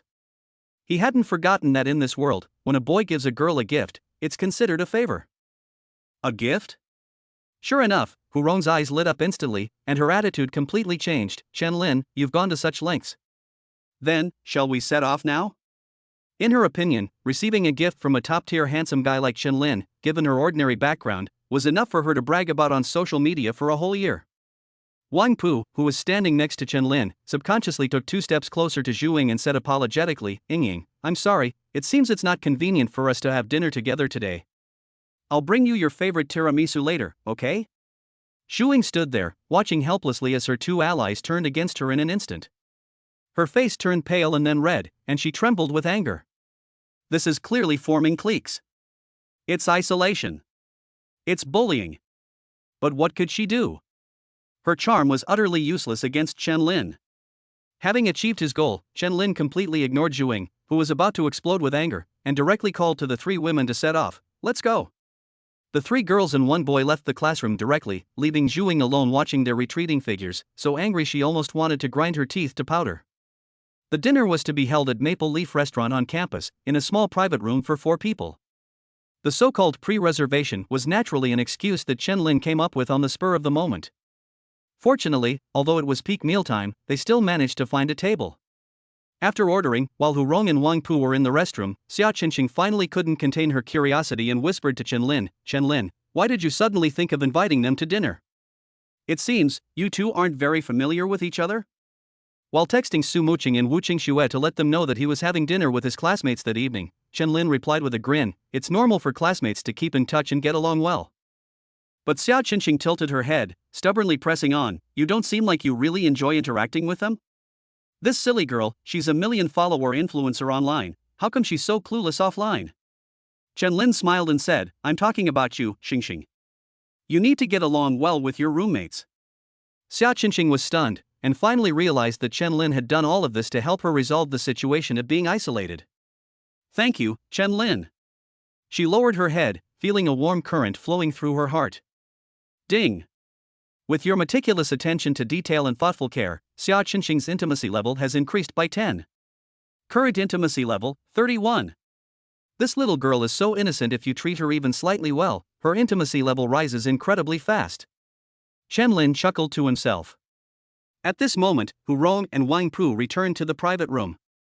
As soon as Hu Rong sat down, she couldn't contain her excitement. Chen Lin, although I'm a little embarrassed, I'm just so curious. What exactly is the gift you prepared for us?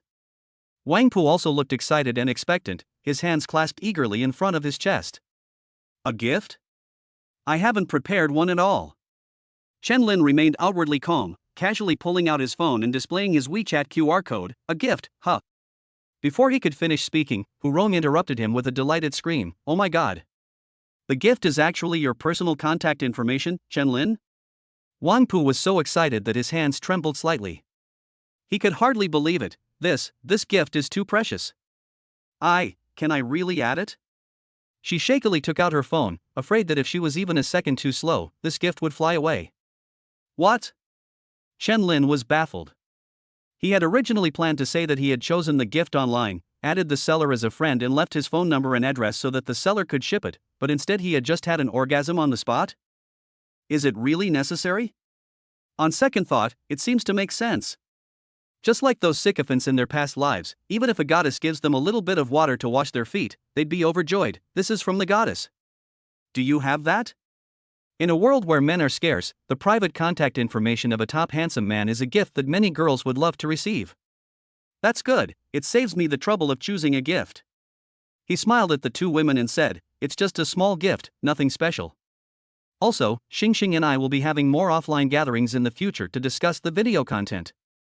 If you two are free, you're welcome to come with Xingxing. More people means more ideas, and who knows, we might just come up with a blockbuster. I'm free. Absolutely free. Hu Rong nodded vigorously. This was a real perk. The more time she spent with Chen Lin, the more opportunity she would have. Wang Pu was quicker to grasp the key point. Did he come with Xingxing? This means I absolutely have to get along well with Xia Qingxing. She immediately and enthusiastically took Xia Qingxing's arm. Xingxing and I are best friends. And I studied art, so I can help Xingxing with the visual design for the video. Hu Rong quickly chimed in, I can edit the music and even create original tracks. I'm sure I can make Xingxing's videos even better. Perfect. They've been successfully tied to Xia Qingxing's war chariot. Let's see how Zhu Ying tries to isolate them now. Chen Lin raised his teacup with satisfaction. Great. Then I'll celebrate the official establishment of our Star Students 10 million fan support group with tea instead of wine. Cheers. The meal was a pleasant one for both host and guests. On the way back to the dormitory after dinner, Hu Rong and Wang Pu very considerately quickened their pace and walked ahead, leaving Chen Lin and Xia Qingxing enough space to be alone. Chen Lin, thank you so much for today. Xia Qingxing thanked him again, then lowered her head and took out her phone. By the way, please make sure I pay for today's meal. Chen Lin had insisted on paying, but she felt it was wrong. The rules of this world told her that not offering to pay when eating with a guy was extremely unladylike. Chen Lin was both amused and exasperated. Couldn't he afford just one meal? He had tens of millions of dollars in his pocket. No need, no need. It's just a meal. He waved his hand. This isn't good. Xia Qingxing operated the WeChat transfer. If others find out, they'll say I'm a gigolo. You little brat. Chen Lin sighed. Looks like I need to give you something really shocking to teach you a lesson. He leaned closer to Xia Qingxing and whispered in her ear, actually, there's no need to keep turning around, because what's mine is mine, and what's yours will be mine sooner or later. Ah. Xia Qingxing's hand holding the phone suddenly trembled. This is something only a married couple would say. Has he already considered me, his intended wife? Her heart was in turmoil, but amidst the chaos, there was also a hint of sweetness. Chapter 55 Three Beauties Gather. Chen Lin couldn't help but burst into laughter when he saw Xia Qingxing blushing so much that even her neck turned pink. He reached out and patted her thin shoulder. I'm leaving now, see you tomorrow, Xingxing. See you tomorrow. Xia Qingxing's voice was so soft that she could barely hear herself. After waving goodbye to the three women, Chen Lin returned to his luxurious dormitory. After taking a cold shower to wash away the day's fatigue, he sat down at his desk, opened Professor Yen Jin's laptop, and began to organize his optimization ideas for the banker's algorithm. 5 days isn't too short, but if you include the time for in-depth exchanges with the senior students, it'll be a bit tight. He muttered to himself as he typed away at the keyboard, lines of code appearing smoothly on the screen like a waterfall. However, his concentration was short-lived, as it was interrupted by a knock on the door. "Who is it?" Chen Lin answered and got up to open the door. "Junior, it's me." Su Muqing's uniquely cool voice came from outside the door. Upon opening the door, Su Muqing stood gracefully outside, holding several thick reference books in her hands. "Please come in, senior." Chen Lin stepped aside to let her into the room. "Is the junior already working on Professor Yan's assignments?" Su Muqing walked into the living room, her eyes immediately drawn to the lit screen on the bedroom desk. "That's right. Senior, you've come at the perfect time. Give me some advice." Chen Lin closed the door, took Su Muqing's slightly cool hand, and walked straight to the bedroom desk. He sat down first, then put his arm around Su Muqing's slender waist and, with a little force, made her sit directly on his lap. "Junior." Suddenly enveloped in a warm and firm embrace, Su Muqing couldn't help but exclaim in surprise. The intense heat behind them caused the iceberg to heat up as well, and it even began to melt. A blush rose to her cheeks. "Isn't this a bit too much?" Chen Lin interrupted her seriously, pointing to the screen. "Senior, look at this thread scheduling module." He wrapped one arm firmly around the senior's soft waist, pointed at the code with the other, and said in a serious tone as if he were attending an academic seminar, "I think this insertion algorithm can be further optimized." "What do you think, senior?" Su Muqing suppressed her pounding heart and the burning heat from her waist, trying her best to concentrate on the code. Upon seeing this, her cool eyes immediately lit up with amazement. "Junior, your asynchronous callback idea is so ingenious. How did you come up with it?" She was shocked. No wonder Professor Yen valued him so much. His talent and quick thinking were indeed far beyond that of ordinary people. "Just a flash of inspiration," Chen Lin said with a grin, operating the keyboard with one hand to demonstrate the optimized process. "Let's run it and see the effect. Let's add a security assertion here. Perhaps a deadlock detection mechanism could be added here. Pay attention to resource synchronization." Su Muqing was also intrigued and began to offer her professional opinions, even forgetting their ambiguous posture. "Or perhaps it's selective forgetting. Great idea. Let us see how much efficiency we can improve." The two quickly became immersed in the world of code, one explaining in detail and the other drawing inferences from one instance to another, creating an unusually harmonious and engaged atmosphere. After an unknown amount of time, a soft click was heard, and the apartment door was suddenly opened from the outside. Both of them were startled and stared blankly into the living room through the open bedroom door. Wu Qingxue was standing at the door carrying a bag of fruit, and the smile on her face froze the moment she saw the scene inside. "Ah!" Su Muqing let out a short exclamation, and like a startled rabbit, she sprang up from Chen Lin's lap, frantically tidying her disheveled clothes and hair, her cheeks so red they almost bled. Wu Qingxue was also a little flustered, and explained incoherently, I knocked on the door, but there was no sound inside. I thought you weren't home, so I opened the door myself. I just wanted to bring you some fruit and see if you had any clothes to wash. I'll be right there." "Did you knock? I didn't hear you at all." Chen Lin felt a bit awkward, well, he'd just started a massage when his wife checked up on him. He quickly got up and went over, taking Wu Qingxue's hand. "Senior, don't misunderstand. We were just discussing Professor Yan's algorithm optimization plan." Wu Qingxue looked up and gave him a resentful glance. "You guys continue your discussion. I just remembered there's soup simmering on the stove in the dorm. I need to go back and check." "Where did you get a stove if your dorm kitchen doesn't even have one?" Chen Lin touched his nose, keenly sensing a hint of jealousy. His gaze fell on Wu Qingxue's beige trench coat, and he quickly changed the subject. "Hey? Senior, why are you wearing a trench coat? Aren't you cold today?" He was wearing short sleeves and shorts, and it was even a bit stuffy indoors. Upon hearing this question, Wu Qingxue's expression instantly became extremely unnatural. She subconsciously pulled the front of her trench coat tighter and stammered, "No. Nothing, I just had a bit of a headache this evening and was afraid of catching a cold, so I wore more clothes." Chen Lin looked at her suspiciously. She was fine when they ate lunch together, so how did she suddenly catch a cold? By this time, Su Muqing had barely regained her composure. Although the blush on her face hadn't faded, her tone had returned to its usual coolness. Junior, we've pretty much sorted out the main optimization strategies. Since Counselor Wu is here, I won't disturb you any longer and will head back now. Why go back? The three of us can play cards. Just as Chen Lin was about to speak to persuade him to stay, another urgent knocking sounded on the door, accompanied by Shin Yufei's charming voice, Junior. Junior. Open the door quickly, your sister brought you something good. Chen Lin felt a chill run down his spine. What day is it today? Have the senior students arranged to conduct a surprise inspection? Has it escalated from dodiju to a 1-against-3 mahjong game? Or is it the kind where the blood flows like a river? He forced a smile and went to open the door, saying, Good evening, Senior Yufei. Shin Yufei, standing outside the door, first looked at Chen Lin, whose expression was strange, with a puzzled look, then peeked into the living room and instantly understood. Wow! It's so lively today. Shin Yufei walked in with a smile, showing no sign of discomfort. He glanced meaningfully at Chen Lin, his eyes clearly saying, Wow, Junior, you've managed to get several campus beauties together in just a few days. She sat down on the sofa, looked around, and suddenly burst out laughing. Why are you all standing? Sit down, don't be shy. Su Muqing and Wu Qingxue exchanged a glance, both noticing a hint of unease in each other's eyes. However, seeing Shin Yufei's poised and confident demeanor, they didn't want to lose to her, so they sat down on either side of the sofa, looking slightly awkward.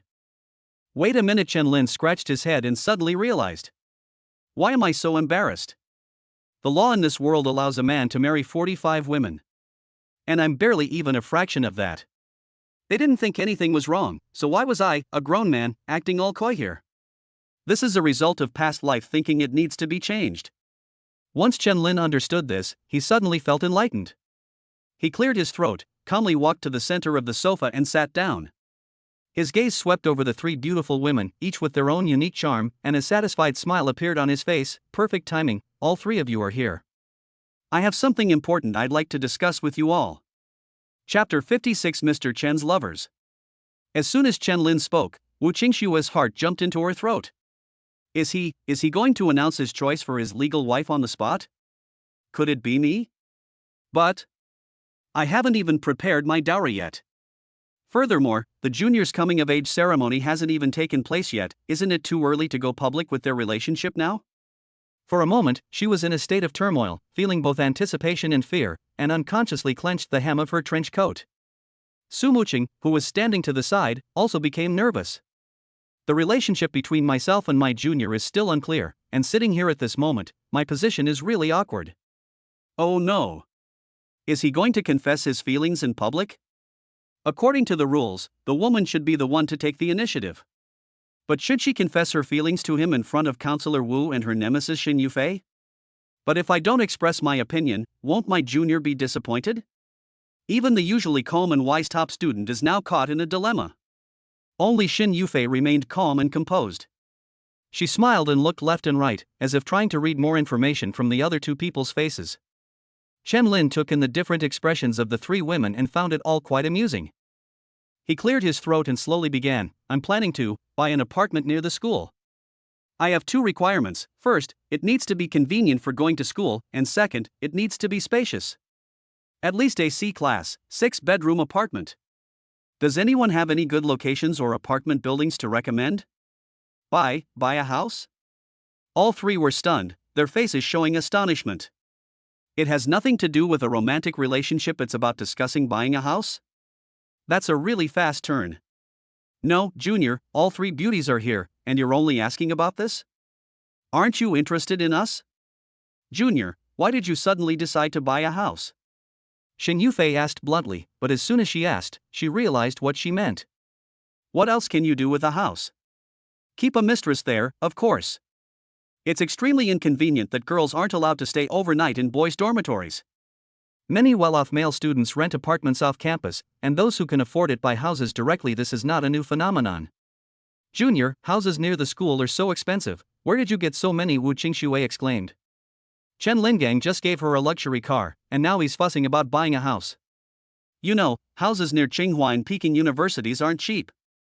A 6-bedroom apartment would be about 200 square meters, which would require 16 to 20 million yuan. As a counselor, she had Chen Lin's family information. Although his family was well off, it was almost impossible for him to casually come up with tens of millions of yuan. This reminded Chen Lin that although the system's productions were always planned, he still needed to find a way to keep it a secret. He would arrange that later. He laughed and said, "Don't worry about the money, I've got it all figured out." He still has a huge sum of 18 million yuan on him. The system's next reward is his biggest source of confidence. Winning over Wu Qingxue earned him 5 million, winning over Xin Yufei earned him 10 million, and winning over Senior Su is practically guaranteed. Although he doesn't know the reward yet, based on past patterns, it won't be less than 15 million. A house would be a piece of cake. Beside her, a strange light flickered in Su Muqing's cool eyes. 6-bedroom apartment? There are currently 3 people present, plus Xia Qinxing, who has an ambiguous relationship with her junior, making a total of 4. Why 6 bedrooms? Do you have any other dogs, Junior? How awful. A pang of jealousy rose in her heart. But a sense of urgency also arose at the same time. I can't hesitate any longer, otherwise, there may not be a place for me in this 6-bedroom apartment. Once she understood this, her initial embarrassment and confusion vanished instantly, and her expression returned to one of firmness and composure. Junior. She looked up, her tone regaining its usual calmness. Besides size and location, do you have any other specific requirements for the house? For example, the layout, orientation, and neighborhood environment?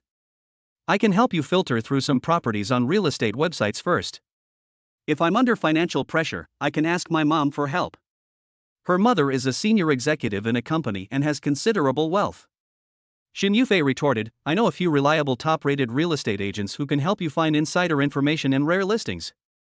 Leave the bargaining to me, I'll definitely get you the best deal. I have more flexible time lately, Wu Qingxue said with a hint of disappointment. I can visit a few more properties and check out the environment and apartment layouts in person. Compared to the other two, she had neither connections nor financial resources. All she seemed to have to offer was time and energy. Chen Lin was very pleased to see them all volunteering. That's right. This is the harmonious harem scene I've been looking for. Sisters united in heart, their strength can break even metal.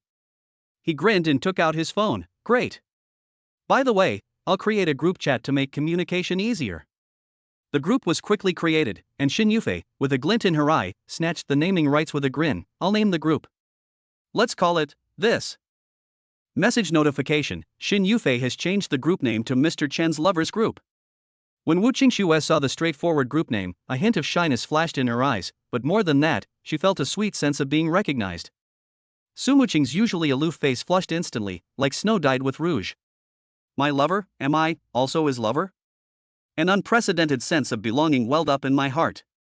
Chen Lin grinned as he looked at the group name, and his fingers flew across the keyboard as he typed, all right. Now announcing the only rule for this group. Within Mr. Chen's group of lovers, there is no distinction of rank, seniority, or age. They all address each other as sisters, must live in harmony, and must not scheme against each other or form cliques. Each and every one of you is a beloved person whom I, Chen Lin, cherish. When this text appeared on the screen, all 3 women were stunned. In a world where even the law clearly divides marital relationships into different classes, Chen Lin actually made a promise of equality for all beings. This is nothing short of a subversive declaration. He truly regarded them as equal partners, not as appendages. He. I knew it. My husband is different from those vulgar men. My husband is the best. Xin Yufei was the first to react. She cheered and flew over like a little bird, hugging Chen Lin's neck and planting a loud kiss on his face. Thank you, husband. Wu Qingxue turned to the side and gently rested her head on his shoulder, her voice tender and touched. Chen Lin smiled and put his arm around them, then turned his gaze to Su Muqing, who was still standing there with her cheeks flushed. The atmosphere has been built up to this point, Senior, aren't you going to do something about it? Su Muqing gently bit her red lips, as if she had made up her mind. She walked up to Chen Lin, slowly knelt down, buried her burning face deep in his chest, and whispered 4 words, my lover. Feeling the different temperatures and affections of the 3 beauties in his arms, Chen Lin felt a surge of immense satisfaction and accomplishment. This is exactly the effect I wanted. Perfect. Chen Lin looked up, a satisfied smile on his face. But this is just the beginning. Chapter 57: Wu Qingxue's Inner Layer. Just as he was immersed in the gentle embrace of the girls, the dormitory door was knocked on again. Is there anyone else? The 3 women were all taken aback and looked at Chen Lin in unison. Chen Lin was also completely baffled. He hadn't made plans with anyone else today, had he? Xia Chenxing? Professor Yen? Gu Man? None of them were likely. Fortunately, the answer came immediately from outside the door. The dormitory supervisor shouted in a booming voice, "It's 10 o'clock. All girls, leave the boys' dormitory immediately, not one. If you don't leave, I'll write down your names and report them." Chen Lin looked up at the sky speechlessly. This perk was over way too quickly. Wu Qingxue straightened up from his embrace first, straightened her slightly disheveled collar, and chuckled, "School rules are the most important. Let's go. We registered when we came in, so we can't deny it." Xin Yufei pouted unhappily. She had originally wanted to have a good dance practice with her junior tonight, but she didn't get the chance at all. "Let's go." Su Muqing's expression was calm, and there was even a hint of satisfaction in her eyes. "My relationship with my junior classmate has clearly taken a big step forward today." Wu Qingxue walked over and opened the door, and sure enough, she saw the building's elderly woman holding a registration book, standing at the door with an impartial look on her face. "You lot, staying in the boys' dormitory so late. What kind of behavior is this? If you do this again, you'll all be blacklisted and permanently banned from entering." The middle-aged woman slammed her notebook down, scolding loudly. Wu Qingxue smiled gently and said, "I'm sorry, Auntie. We were discussing a very important academic issue tonight, and we got stuck, so it took us a little longer than expected. We'll definitely pay attention next time." The woman glared at her. "What academic question? Don't try to fool me." Su Muqing, standing to the side, said calmly, "We are conducting an in-depth discussion on the optimization of synchronization algorithms in a multi-threaded environment, which involves the consistency maintenance of underlying data structures, the efficiency management of dynamic thread pools, and the priority scheduling of asynchronous tasks. Finally, during the boundary verification of data security, a logical paradox was discovered, and the time was delayed in order to solve this bug." The woman stared blankly, opened her mouth, and after a long pause, finally managed to stammer out, What are you talking about?" Su Muqing tidied her hair. "Didn't you ask about academics? I'll answer you. This." The woman choked for a moment. "That was a rhetorical question." "A rhetorical question, you know? That's not how you answer a rhetorical question." Before the older woman could get angry, Wu Qingxue quickly gave Su Muqing a wink, slipped aside, and didn't forget to turn back and smile at Chen Linyan, Jr., "See you tomorrow." Su Muqing nodded slightly and left, saying, "See you tomorrow, Junior." Xin Yufei lingered at the door, then suddenly turned around, rushed back to Chen Lin, cupped his face, and planted a firm kiss on his lips. Only then did she let out a satisfied hum and quickly followed him away. Chen Lin watched the three beautiful women, each with their own distinct style, disappear at the end of the corridor. Looking at the now deserted room, he felt a deep emptiness in his heart. One second he's a winner in life, surrounded by women on both sides, the next he's all alone in an empty house. The difference is even greater than the fluctuations in my blood pressure when I was doing dual training with my senior. Chen Lin stroked his chin and secretly made up his mind, in order to have an undisturbed base for a happy life in the future, buying a house must be done as soon as possible. He closed the door, returned to his desk, and his gaze fell on the silver-gray computer. Just as he was about to continue optimizing the algorithm, a thought popped into his head uncontrollably. Could there be some unknown secret hidden in this strict female professor's personal computer? Back in the day, a male celebrity's personal computer also contained many unknown secrets. Curiosity, like a kitten's paw, scratched and squeaked in my heart. Ahem. I'm just checking system compatibility, just in case there's a driver conflict affecting the results, Chen Lin said, gripping the mouse with a righteous expression. C drive contains system files, you don't need to look at it. Drive D, programming software, testing tools, sample code front end. Undeterred, I opened Drive E and immediately spotted a folder named Study Materials among the many folders. Isn't this the same disguise I used back then? Chen Lin rubbed his hands excitedly. Professor Yen, let me unveil your mysterious veil. With a click of the mouse, I opened the folder, only to be dumbfounded. It really contains study materials. A wealth of ebooks, computer architecture, a quantitative approach, pattern recognition and machine learning, database systems, etc. Impossible.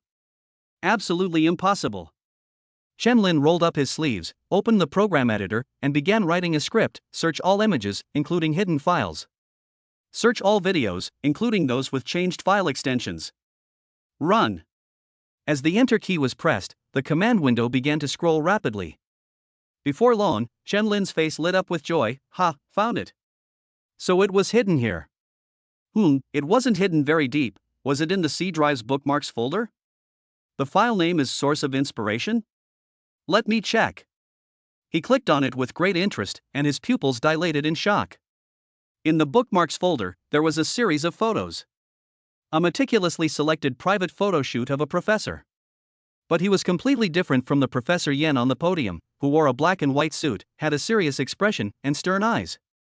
In the photo, she is dressed in extremely daring and fashionable attire, a sexy red lace slip dress, a tight-fitting strapless gown that accentuates her perfect curves, and a sheer top that reveals glimpses of her skin.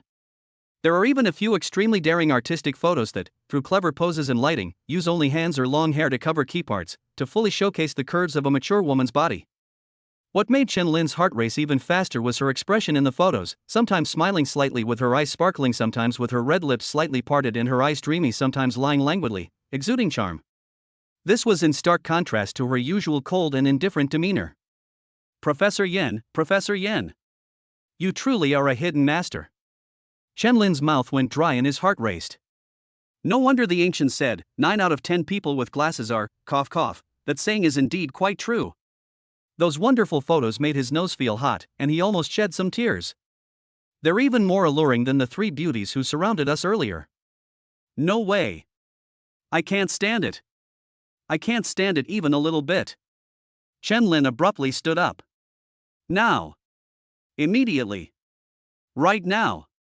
Go find Senior Qingxue. Although her single bed in the dormitory was a bit small, it was still manageable if she squeezed in. Just as he took out his phone, ready to send a message to Wu Qingxue, the screen lit up first. It was a message from Wu Qingxue. Honey, are you asleep? What a perfect understanding. Chen Lin smiled knowingly and replied, Not yet, I was just about to look for you. What's up? I've got something good to show you. Image. A photo was sent along with the message. When Chen Lin clicked on it, he was utterly astonished.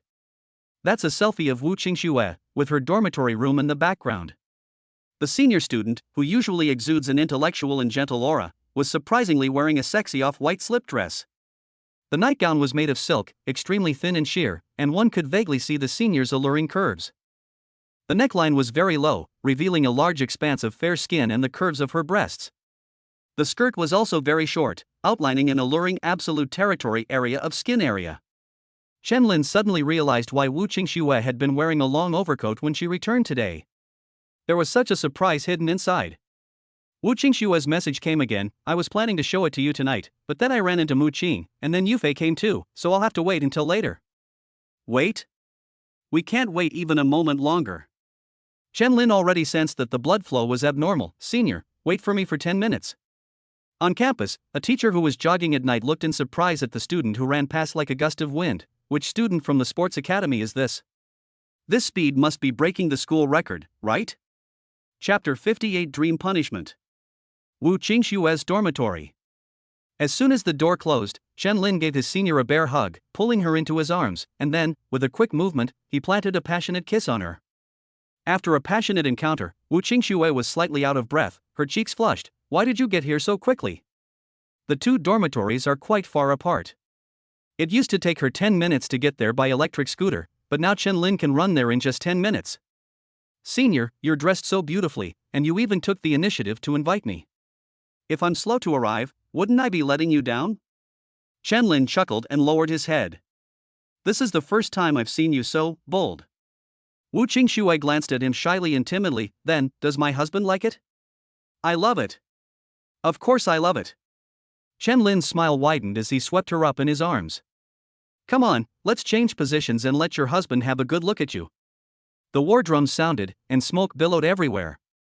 Until the retreat was called and both sides reached a friendly consensus. After a friendly exchange, Wu Qingxue, drenched in sweat, lazily lay on Chen Lin's chest. That beautiful nightgown had long since been crumpled up and thrown on the floor.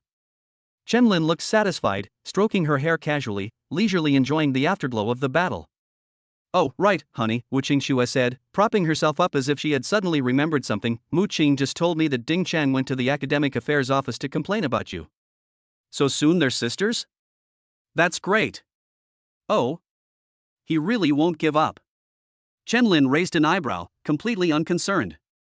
He's just a clown, let him be. I made some inquiries, and Director Li suppressed the complaint this time. Wu Qingshui's worry remained, but I'm afraid they LL sabotage us behind our backs.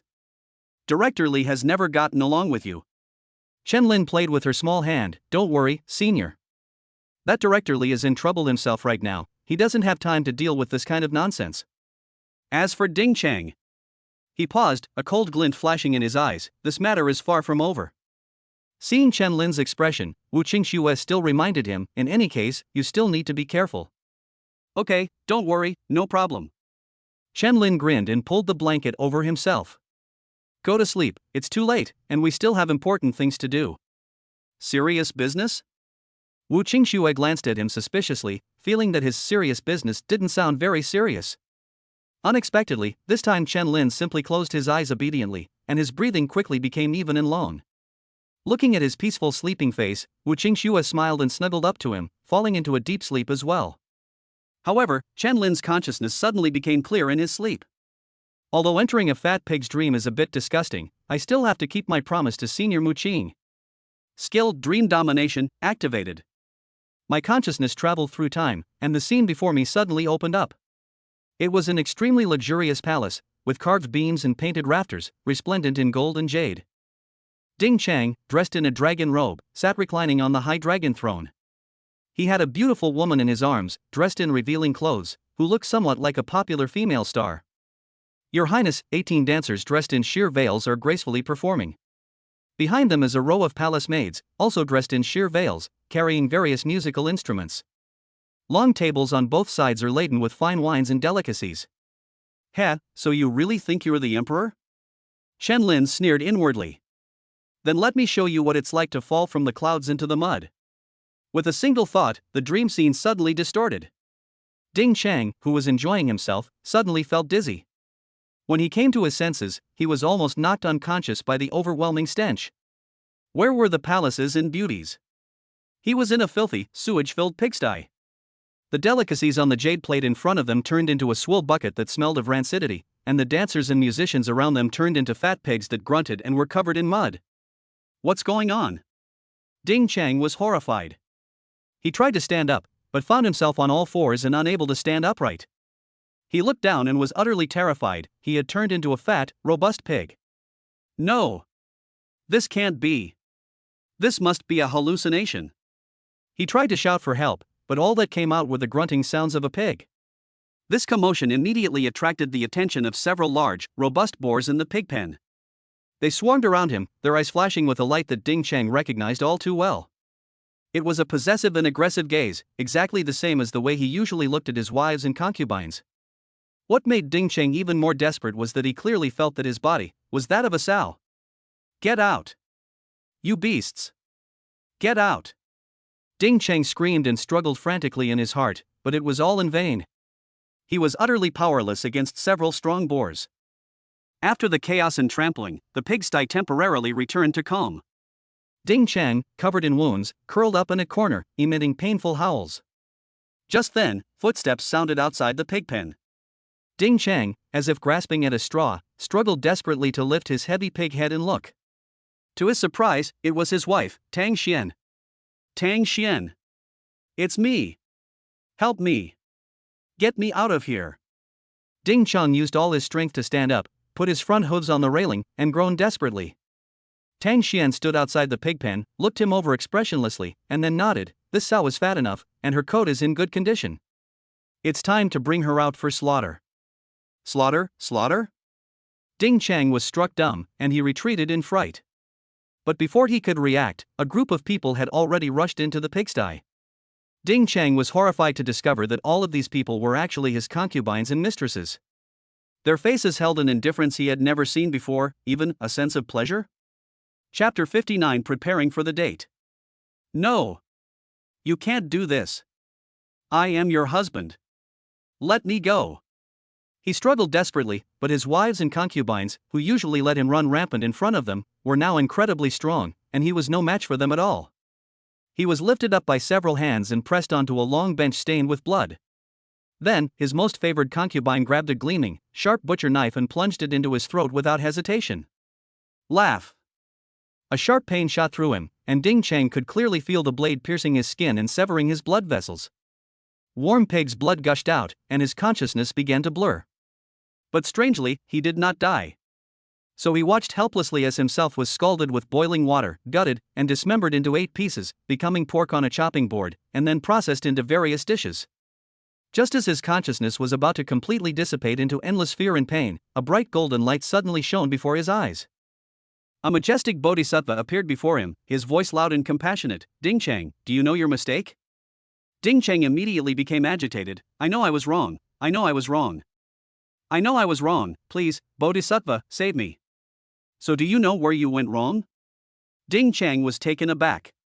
This conversation seemed familiar. It felt like it had happened somewhere before. But he couldn't think about that right now, and he replied urgently, "Please, Bodhisattva, give me guidance."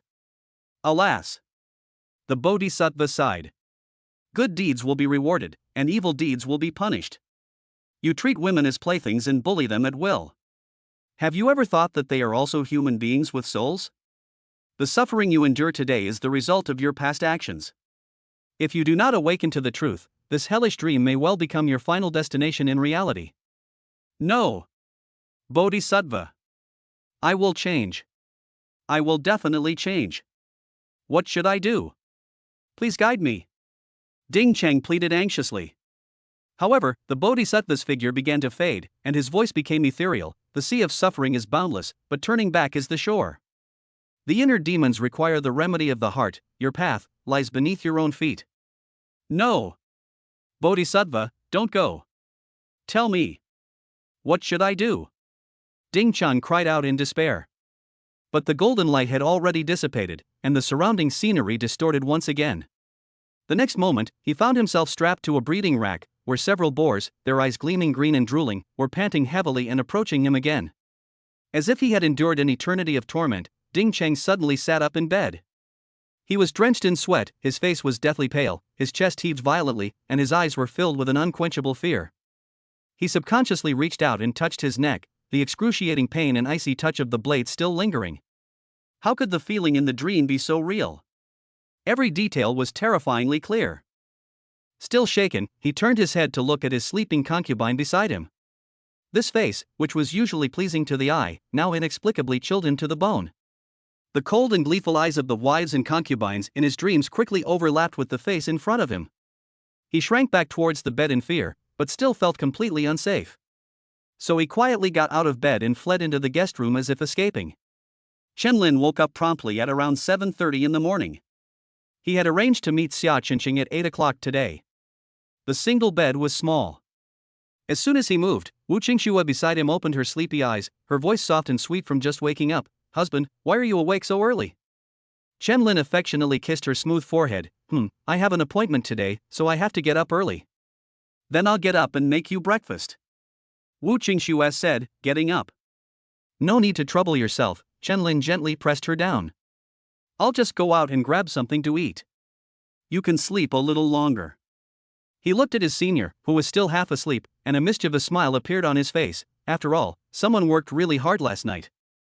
Perhaps sensing the invisible pressure from Su Muqing and Xin Yufei, Wu Qingxue was unusually proactive last night, resulting in excessive physical exertion, and she still appears tired at this moment. "Oh. Stop talking." Wu Qingxue playfully covered his mouth with her hand. Her shy and timid appearance warmed Chen-Lin's heart again. He hugged her and cuddled for a while before finally getting out of bed. After bidding a reluctant farewell to Wu Qingxue, Chen-Lin walked towards the north gate of the school. He hadn't walked far from the faculty and staff dormitory area when his phone rang. He took it out and saw it was Xia Qingqing. Chen-Lin couldn't help but smile. This girl, so impatient? He answered the phone. "Good morning, Xingxing." Xia Qingqing's soft voice came from the other end of the phone. "Good morning, Chen-Lin." I'm all packed and ready to go." Chen-Lin laughed and said, "I'm already on my way. It seems I'm going to get ahead of you." "Ah? You've already left?" Xia Qingqing's voice immediately betrayed a hint of panic. Then I have to hurry. How can I keep you waiting? That would be so impolite." Don't rush, Chen-Lin quickly reassured her. Your dormitory is closer to the north gate, so you might get there first. Take your time and be careful. Okay. I'll get there as soon as possible. See you later, Chen-Lin. See you in a bit. In the girls' dormitory, Xiao Qinqing wore a fresh white short dress and a light blue bow hair clip, making her look exceptionally well-behaved and cute. She wore delicate, light makeup, clearly having dressed up carefully for today's date. After hanging up the phone, she carefully adjusted her skirt and hair in front of the mirror. Once she was sure everything was in order, she slung a small backpack over her shoulder and went out the door. Inside the dormitory, the mosquito net on the upper bunk near the door was quietly lifted a crack. Shuing stared at the closed door with a complicated expression, her eyes filled with jealousy, resentment, and a hint of bitterness. Xiao Qinqing and Chen-Lin grew closer, while she herself seemed to drift further and further away from him. She was stunned for a moment, then grabbed her phone from beside her pillow, unlocked it, and went straight to the photo album. Inside were many photos of Chen-Lin. Most of them were side profiles she secretly took in class, some were screenshots of group photos saved from the class group, and some were even candid photos that were wildly circulated among girls on campus forums. She scrolled through the screen, her gaze lingering on Chen-Lin's handsome features and tall figure in the photos. The more she looked at him, the more captivating he became, and a strong possessiveness entwined around her heart like vines. If he were my husband, how wonderful that would be. Shuing murmured to herself, feeling her cheeks burning and a strange heat rising in her body. She swallowed hard, instinctively bringing her legs together, her right hand involuntarily reaching under the blanket, and her body curling up. About 20 minutes later, she let out a long sigh of relief, her body going limp as she collapsed onto the bed, but her eyes became unusually determined. No! I absolutely cannot give up like this. I must have him. She picked up her phone again, her fingers flying across the contacts list, finally stopping at a contact's name. Li Lan. The daughter of Director Li of the Academic Affairs Office. Chapter 60 Mountain Climbing. When Chen-Lin arrived at the north gate, Xiao Qinqing was already waiting there. Good morning, Chen-Lin. She waved to him from afar like a cheerful little sparrow. Chen-Lin smiled and strode closer, his gaze sweeping over her carefully chosen dress. He sincerely praised, Xingxing looks beautiful today. Xiao Qinqing keenly noticed that he called her Xingxing instead of a Xingxing classmate, and her heart immediately warmed. With his praise, she felt that getting up at 6 o'clock and going through all that trouble this morning was worth it. She blushed and whispered, "Thank you. Let's go." Chen-Lin snapped his fingers. Let's fill our stomachs first, then conquer Daong Mountain. Let's go to Fengyuan breakfast shop. I checked the guides, and everyone says the food there is especially good. Xiao Qinqing had clearly done her homework. Then what are we waiting for? My stomach has been protesting for ages. At Fengyuan breakfast shop, Chen-Lin ignored the empty seat opposite him and insisted on squeezing onto the same bench as Xiao Qinqing, claiming it was to facilitate communication. Xiao Qinqing lowered her head shyly, but her heart was pounding like a rabbit's. That's great. It brings me even closer to Chen-Lin. Soon, the proprietress, a woman in her 50s, came over with the food. Looking at the two of them, she smiled and teased, "Oh my, young lady, is this your boyfriend? He's so handsome. If I were 30 years younger, I would have chased after him like crazy."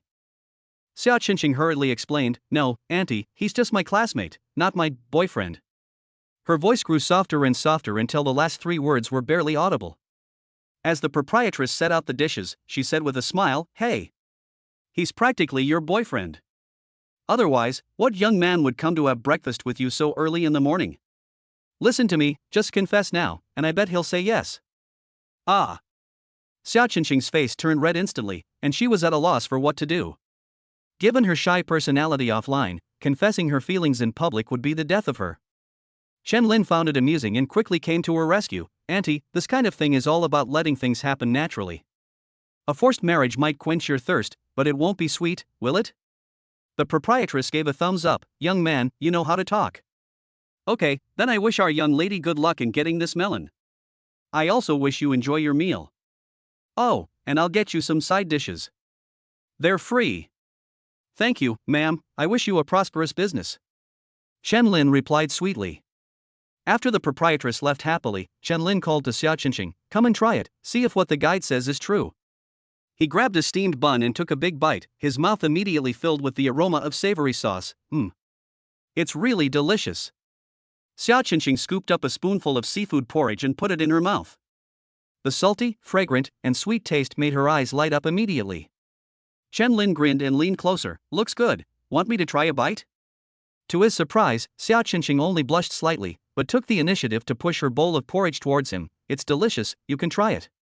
Chen Lin scooped up a spoonful without hesitation and put it in his mouth, then nodded in agreement. Not bad, not bad.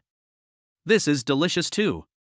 Xia Qingqing timidly suggested, I'd also like to try your preserved egg and lean pork congee. Chen Lin smiled slightly. It seemed that this little girl had made a decision and was bravely moving closer to him. Her desire to move forward coupled with her shyness was both amusing and touching. He was in a good mood today, so he didn't tease her. He pushed his own bowl over and said, Here, mine is delicious too. After sharing breakfast like a couple, the two took a taxi to Daeon Mountain. At the foot of the mountain, Chen Lin looked at the verdant peaks and felt a sense of openness and tranquility. In my past life, as a corporate slave, I never had such leisure and refined tastes. Come on, Qingqing. Let's go up the mountain. He waved enthusiastically and led the way up the stone steps. Seeing him happy made Xia Qingqing happy too, and she felt that inviting him to go hiking was definitely the right move. But when she thought about what she was going to do later, she was still a little uneasy. Would Chen Lin agree? If he agrees, what if he makes excessive demands? If he refuses, wouldn't it be extremely awkward to meet him in the future? Qingqing, come look. The view here is amazing.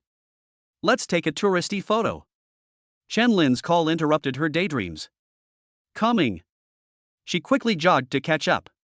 Although the scenery was serene, the mountain path was winding, and Xia Qingqing was exhausted halfway up the mountain. She placed her hands on her knees, panting heavily. Chen Lin, wait a minute. I can't walk anymore. Chen Lin turned his head, looked at the fine beads of sweat on her face, and then turned back. It seems that Qingqing, you still need to exercise more. It's only been a short time and you can't walk anymore? He walked over to her, took out a tissue, and wiped the sweat from her face. It's okay, we can rest for a while, there's no rush. Xia Qingqing blushed at his intimate actions, saying, I can do it myself. Chen Lin smiled slightly, unscrewed a bottle of water and handed it over. Have some water, rest a bit before climbing the mountain. Xia Qingqing took a sip of water, but shook her head. Let's keep going, just slow down. She wanted to get a resolution to that matter on her mind as soon as possible. Chen Lin thought for a moment and said, Okay then. He reached out and took Xia Qingqing's small hand in his. I'll hold your hand, that way it'll save you some effort. Xia Qingqing flinched as if she had been electrocuted, but quickly stopped and let him lead her. A warm, large hand enveloped her, like a gentle electric current, dispelling her hesitation and gradually building up her courage. Around noon, the two finally reached the summit. Standing atop a giant rock atop the mountain, facing the howling mountain wind and looking down at the city that resembled a model, Chen Lin felt a surge of pride and couldn't help but open his arms and shout, Mountains, they're all just earth. Xia Qingqing wiped the fine sweat from her forehead and looked at his energetic appearance, unable to help but smile knowingly. Chen Lin turned around, the sunlight outlining a golden silhouette behind him. He smiled and reached out his hand to her. Qingqing, come here. Shout a few times, it's really stress-relieving. Xia Qingqing stood still, without moving. The mountain breeze ruffled her skirt and hair. She clasped her hands nervously in front of her, took a deep breath as if using all her strength, raised her head, and whispered, Chen Lin. I have something I want to tell you. Chapter 61 Xia Qingqing confesses her love. It's here. Chen Lin's lips curled up as he nimbly jumped off the rock and walked up to Xia Qingqing. Okay, I'm listening. Xia Qingqing's cheeks flushed slightly, but she still bravely met his gaze. You said that you have to be face to face, look into the other person's eyes, to show enough sincerity. So? Chen Lin. Before the words were even finished, a blinding white light flashed across the sky, followed by a deafening explosion. The once clear sky was suddenly covered with dark clouds. Oh no! This weather changes faster than turning the pages of a book. Is someone undergoing tribulation? Chen Lin reacted quickly, grabbing Xia Qingqing's wrist. Quick, find somewhere to take shelter from the rain. Xia Qingqing looked at the sky, which had suddenly darkened, her face full of frustration at having her plans disrupted. This rain came at the worst possible time. Chen Lin glanced around and pointed to a huge, protruding rock not far away. Go over there. Without saying a word, he grabbed Xia Qingqing and ran towards the rock. Just as they reached the foot of the rock, a torrential downpour began with a whoosh. Large raindrops pelted down densely, forming a huge curtain of rain between heaven and earth. The space under the rock was very cramped, and Chen Lin tried his best to protect Xia Qingqing behind him. Stand inside. Don't get wet, you'll catch a cold. He stood on the outside, barely shielding her from the rain. Chen Lin, move over a bit. Xia Qingqing, ignoring the dust on the rocks that would soil her skirt, tried her best to shrink further inward. The space available for cover was already limited, and even though she was pressed tightly against the rock wall, the space she could leave was minimal. With his back to her, Chen Lin rested his hands on the damp rock wall and laughed loudly. It's nothing. Just a little wind and rain, it's good to cool off. Xia Qingqing looked up and saw that the pouring rain had already soaked his shoulders and back. An indescribable feeling of emotion and heartache welled up in his heart. She bit her lip, as if making a decision, and gently reached out her hands, passing them through Chen Lin's waist, and then pulled him in slightly. The two were immediately pressed tightly together, back to back and chest to chest, with no gaps between them. Xia Qingqing buried her burning face in his slightly damp back, her voice barely audible yet clear, and said, You come closer, it's okay? Feeling the warmth and soft touch from behind, and the small hands trembling slightly around his waist, Chen Lin felt a surge of warmth in his heart. He knew how much courage it took for the shy Xia Qingqing to initiate such a hug. He reached back with one hand and gently placed it over her hand that was wrapped around his waist, while his other hand remained outstretched to protect her. Okay. Let's get closer, so you don't catch a cold. Came a soft reply from behind. Outside the cave, a torrential downpour was taking place, and the air was thick with moisture. Inside the cave, the two embraced tightly, their body heat mingling, and a unique warmth and excitement spread through the small space. The rainstorm came on strong and went away quickly. 10 minutes later, the rain subsided and the sky brightened again. Xia Qingqing peeked out from behind Chen Lin and looked outside. The rain has stopped. She quietly loosened her grip on Chen Lin's waist and withdrew her hand, her face still flushed. Chen Lin grinned, feeling a little reluctant to leave this warm embrace. He turned around to face her. The space was still cramped, and the two of them were almost nose to nose, which was no different from a frontal hug. By the way, Chen Lin said with a playful smile in his eyes, looking down at her who was so close to him, Qingqing seemed to have something very important to tell me just now? Xia Qingqing's face instantly turned red again, her eyes darting away, unable to meet his gaze. Chen Lin deliberately leaned closer, his tone teasing, the wind has stopped, the rain has stopped, we should head down the mountain. If we don't say so now, wouldn't all this climbing have been for nothing? All that rain for nothing. Yes, isn't that why I climbed the mountain today? Xia Qingqing took a deep breath, as if she had gathered all her courage anew.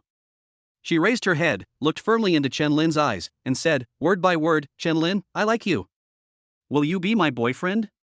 Finally, she said it. It feels so good to be confessed to. Chen Lin felt a warmth in his heart when he saw her expression of facing death with fearlessness and anticipation. He chuckled, reached out and lifted her chin, a mischievous grin spreading across his face. No. Xia Qingqing's expression suddenly froze. Rejection? He rejected her? What should she do? What was she to do? Unexpectedly, the next moment, Chen Lin lowered his head and kissed her lips directly. Ugh! Xia Qingqing was struck dumb, her eyes widening in shock. He clearly said no, how could he do this again? This was her first kiss. That's outrageous. She instinctively tried to turn her head to dodge, but where could she hide under the rocks? Moreover, Chen Lin's arms had already wrapped around her waist, pulling her closer into his embrace and kissing her even more deeply. When his tongue pried open her tightly clenched teeth, Xia Qingqing finally succumbed. After a long while, their lips parted. Chen Lin looked at Xia Qingqing, who was holding him with dazed eyes and could barely stand, and asked with a grin, Are you satisfied with this answer? Xia Qingqing, slightly out of breath, leaned weakly against him, asking with a mixture of confusion and shyness, Chen Lin, didn't you say no? But why are you doing this to me again? Oh. Chen Lin feigned sudden realization, his mischievous grin widening. Oh, I was just about to say, sorry, I prefer to answer with actions, but I was in such a hurry to take the next step that I didn't finish the sentence. Ha? Xia Qingqing opened her big, innocent eyes wide, as if to say, this works? Chen Lin suddenly grinned mischievously, it seems I didn't express myself clearly enough just now, so let me express myself again. After saying that, he lowered his head and kissed Xia Qingqing's red lips again. This time, Xia Qingqing finally understood. He agreed. He accepted her confession with great enthusiasm in his own way. A weight has been lifted off my shoulders. She closed her eyes, shyly stretched out her arms, and gently wrapped them around Chen Lin's neck, completely immersed in the passionate kiss that confirmed their relationship. Ding! Maintenance in the rain, passionate kiss confession, Xia Qinqing's intimacy plus 20, current intimacy, 51. Chapter 62. Let's go to the hotel. After another long, lingering kiss, Chen Lin reluctantly released the little girl from his arms. He looked into her watery, dreamy eyes, and smiled as he gently brushed her slightly swollen lips with his fingertip. Now, is that a clear enough answer? I understand. Xia Qinqing's face was flushed, her heart was pounding like a drum, and she was still too shy to look him in the eye. Chen Lin loved her look so much that he couldn't resist teasing her again. He tightened his arms around her and breathed warm air into her ear. Now that our identities are confirmed, then, girlfriend classmate, shouldn't you fulfill your duties as a girlfriend? Duty. Xia Qinqing looked up in confusion. Chen Lin chuckled mischievously, his hand sliding down from her waist and giving her a light but firm massage. Oh. You. Xia Qinqing instantly understood his implication, her body stiffened, and she shrank into his arms like a frightened little rabbit. This has to be here? Although the downpour had just stopped and there was no one around, this was still the wilderness. And, we've only just started dating, and we're already doing that? Isn't this too fast? This won't do. Her voice was so weak it was almost inaudible. Chen Lin chuckled, released her, and nodded seriously. That makes sense. It just rained, the ground is wet and dirty, the environment is indeed not very good.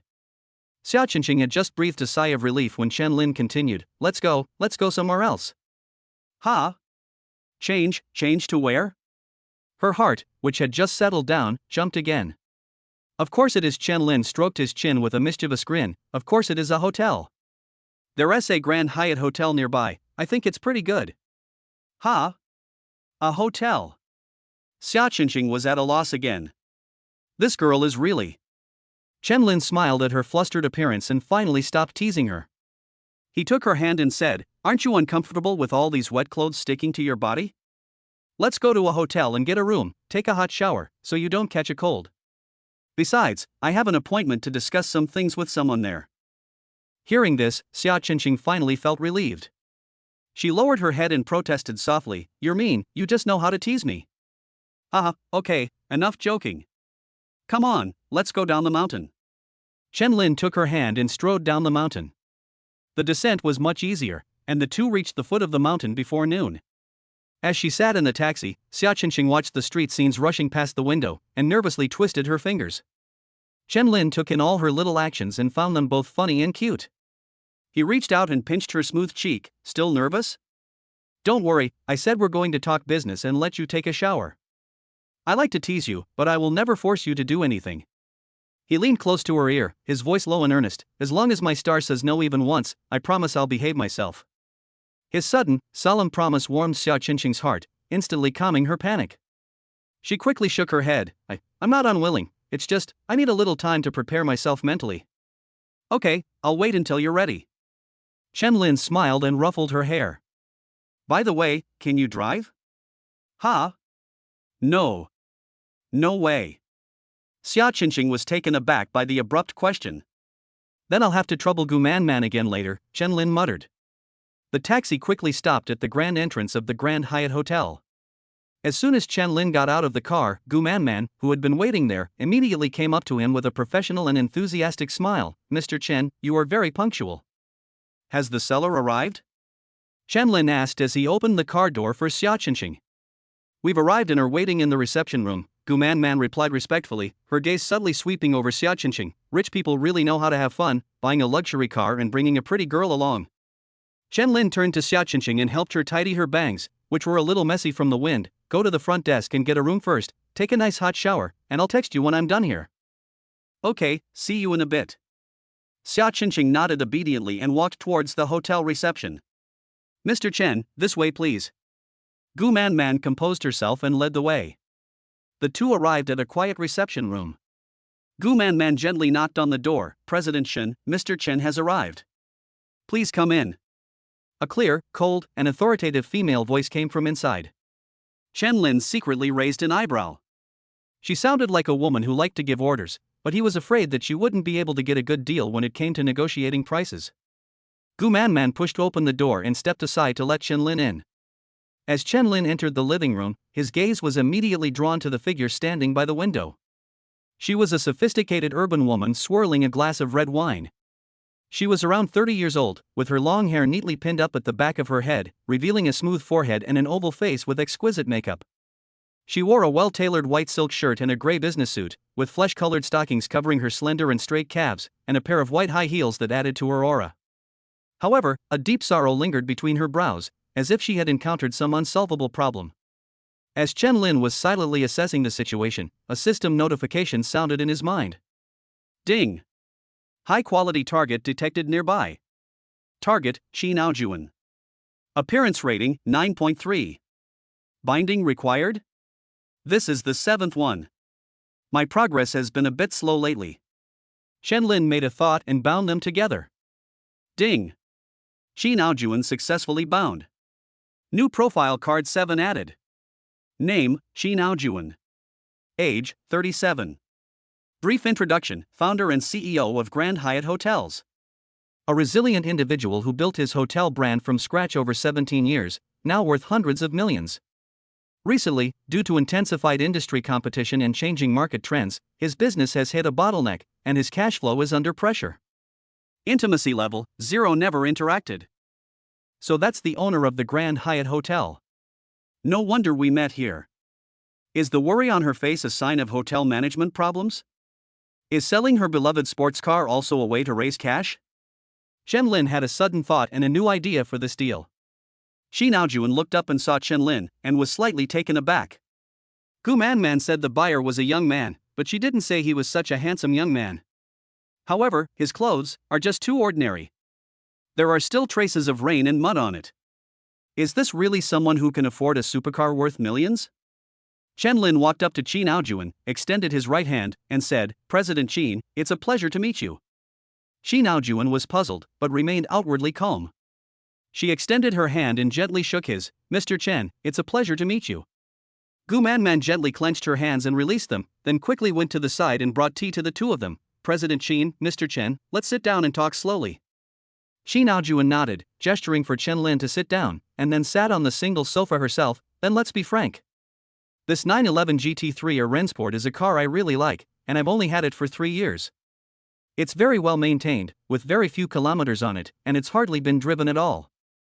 The car is parked in the hotel's parking lot downstairs. You can go and take a look if you're interested. No rush. Chen Lin took a sip of his tea. Of course we need to see the car. But before we do, let's talk about your budget. If there's a big difference, there's no point in continuing this discussion. Chapter 63 Investing 100 million. Qin Aojuan's heart skipped a beat. This young man was indeed extraordinary. While others inspected the goods before negotiating the price, he did the opposite, negotiating the price first. Interesting. A professional smile appeared on her lips. Mr. Chen is a straightforward person, so I'll get straight to the point. I bought this car 3 years ago for 7.34 million. I love it very much, so I maintain it well, and it's like new. The mileage is also very low. I'm offering a sincere price, 7 million. Ha ha ha. Upon hearing this, Chen Lin burst into laughter, shaking his head repeatedly as he laughed. Qin Aojuan frowned slightly. I wonder what I said about my offer that made Mr. Chen laugh. Chen Lin put away his smile and said calmly, President Qin, a car is a consumer good. It starts to depreciate from the moment it's driven off the lot, and it depreciates significantly at that. 3 years have passed, and no matter how well it's maintained, it's absolutely impossible for it to still be worth 7 million. So, let's not make this kind of joke. Qin Aojuan remained calm. Mr. Chen, you may not know this, but this is a limited edition supercar. Its collectible value and scarcity far exceed its value as an industrial product. In the face of real cash flow, the so-called collectible value is greatly reduced. Chen Lin responded bluntly, moreover, what collectible value do these industrial products have? They are just toys. Then what price does Mr. Chen think is appropriate? Qin Aojuan threw the question back at him. Chen Lin grinned and held up 2 fingers, 2 million. A hint of displeasure flashed across Qin Aojuan's face, but she quickly concealed it. Mr. Chen, there should be a basis for bargaining. For 2 million, you might as well buy a Panamera. My offer is sincere, and I can only lower the price by 100,000, making it 6.9 million. Chen shook his head. I just bought a Panamera 2 days ago as a gift. Now, I only have my eye on your supercar. As for the price, I'm willing to add 100,000 at most, making it 2.1 million. This price is far too low, Qin Aojuan said firmly. To show my sincerity, I can lower it by another 100,000 to 6.8 million, which is also an auspicious number. Chen still disagreed. This price still far exceeds its current actual value. Watching the two of them go back and forth, Gu Man's heart sank. The price difference between the two parties was like a chasm, and both were aggressively increasing their bids. Based on her many years of sales experience, the chances of closing the deal were extremely slim. That hefty commission looks like it's going to fall through. Another round of heated debate ensued, with the price remaining deadlocked at 2.4 million versus 6.5 million, still a huge gap of 4.1 million. Chen glanced at the time. More than 20 minutes had passed since the negotiation began. The heat is almost done. He picked up his teacup, took a slow sip, and when he put the teacup down, his gaze became deep. He looked directly at Qin Aojuan. President Qin, forgive my bluntness, but even with this extra 4.1 million, it's probably just a drop in the bucket to revitalize your current cash flow, isn't it? Qin Aojuan's faint smile froze instantly. She stared intently at Chen, as if trying to discern his true intentions. After a long pause, she slowly spoke. What does this mean? Chen leaned back on the sofa. It's nothing special. I just saw that the person I was dealing with was President Qin, and it reminded me of some recent rumors circulating online about your hotel's financial difficulties. Furthermore, the fact that President Qin was able to remain patient and negotiate with me despite my outrageous offer speaks volumes. The rumors that Junyue is going to collapse are not unfounded. Qin Aojuan's expression changed drastically, and she resolutely declared, Junyue will not fall. I will never let it fall. This is the culmination of her life's work, the embodiment of all her beliefs. Chen smiled and raised his hand in a reassuring gesture. President Qin, don't misunderstand. We are friends, not enemies. Perhaps I can be of help. Qin Aojuan was even more confused, feeling that she couldn't understand this young man at all. What exactly are you trying to say? Chen didn't answer directly, but turned to Gu Man beside him. Miss Gu, could you please do me a favor and get me a room? I need to shower later. Oh, I didn't bring my ID card, could you please use yours to check me in? It's not that I didn't bring my ID card, it's that I'm a minor, which makes checking into a hotel very troublesome. No problem, Mr. Chen. Gu Man knew that Chen was trying to get rid of her, and she sighed inwardly. It seemed that the sports car deal was completely off, and her commission was gone too. No need for that.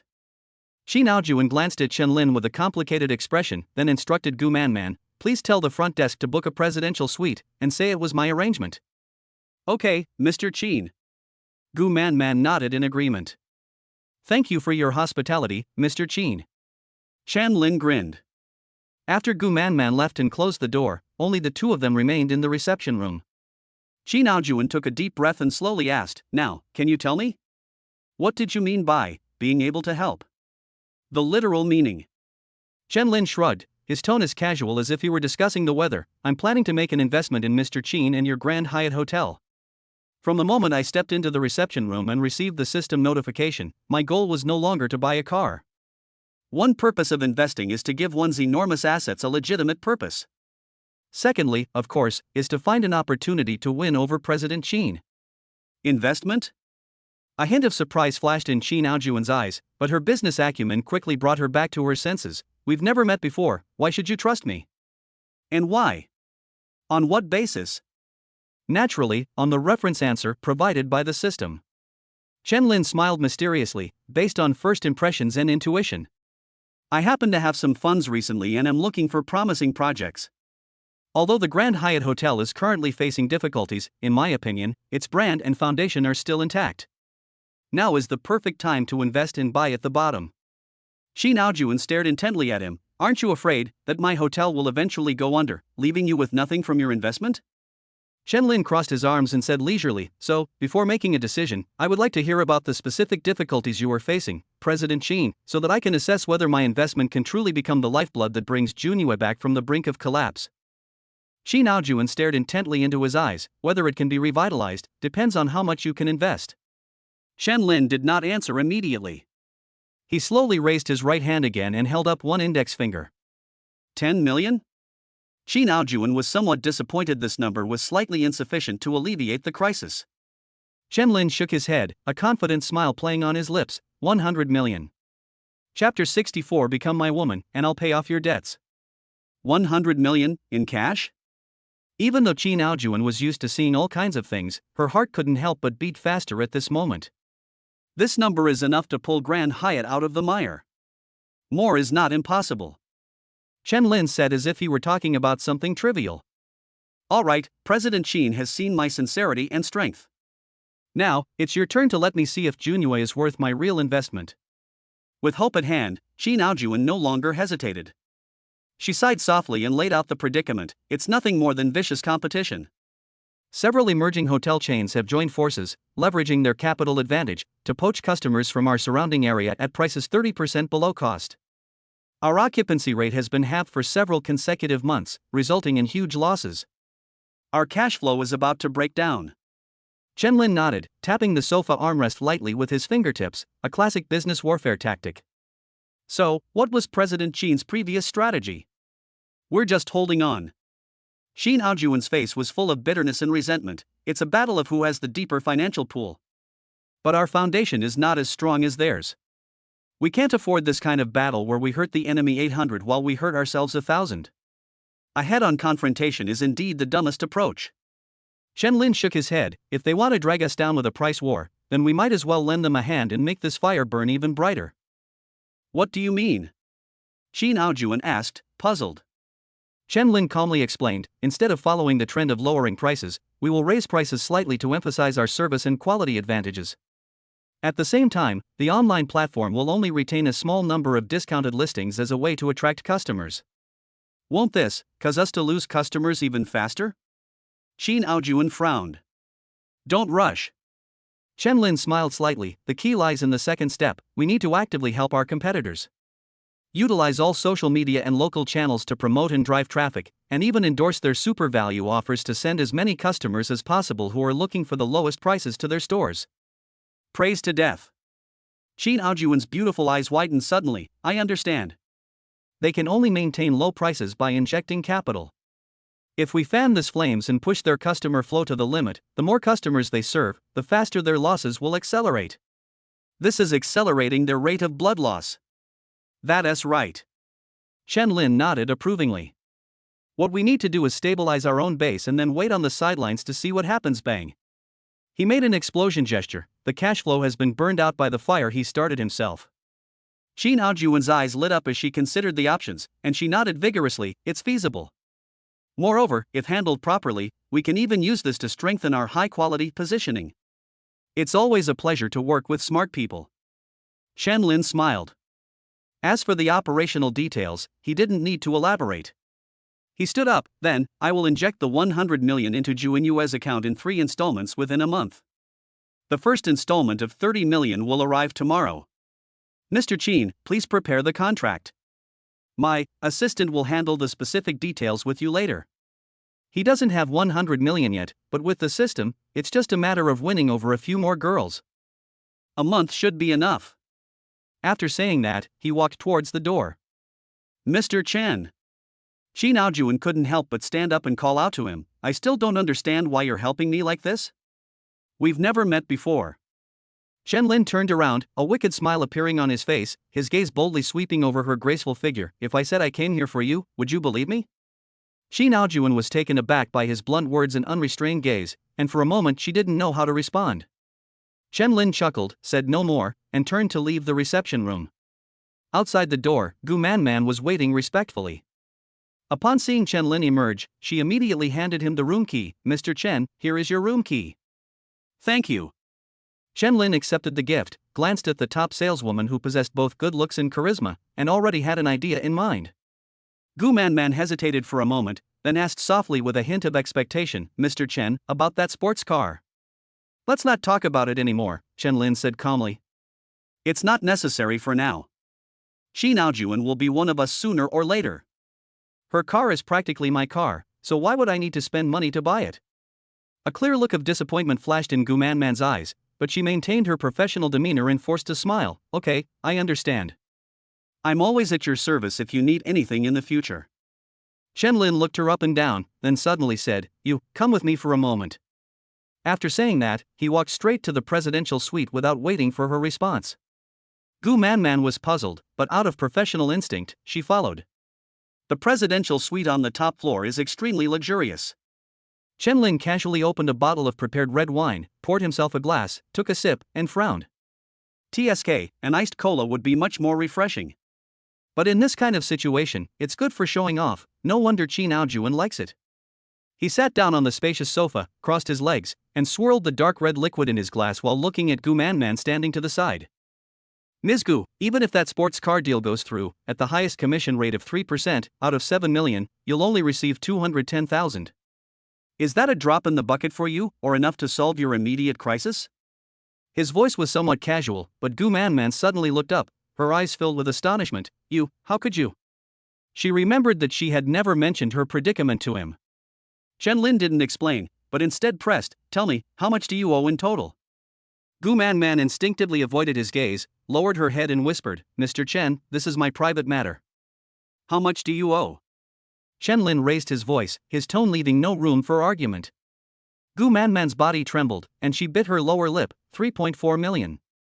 Chen Lin nodded. "With your current income, even if you don't eat or drink, how long would it take to pay off this debt? 10 years? 15 years? Or 20 years? Gu Manman's nose tingled, and her eyes instantly reddened. She had calculated it countless times in the dead of night. The result was despairing. 30 years. With interest, it would take her 30 years to pay off the debt. These were the best and most youthful 30 years of her life.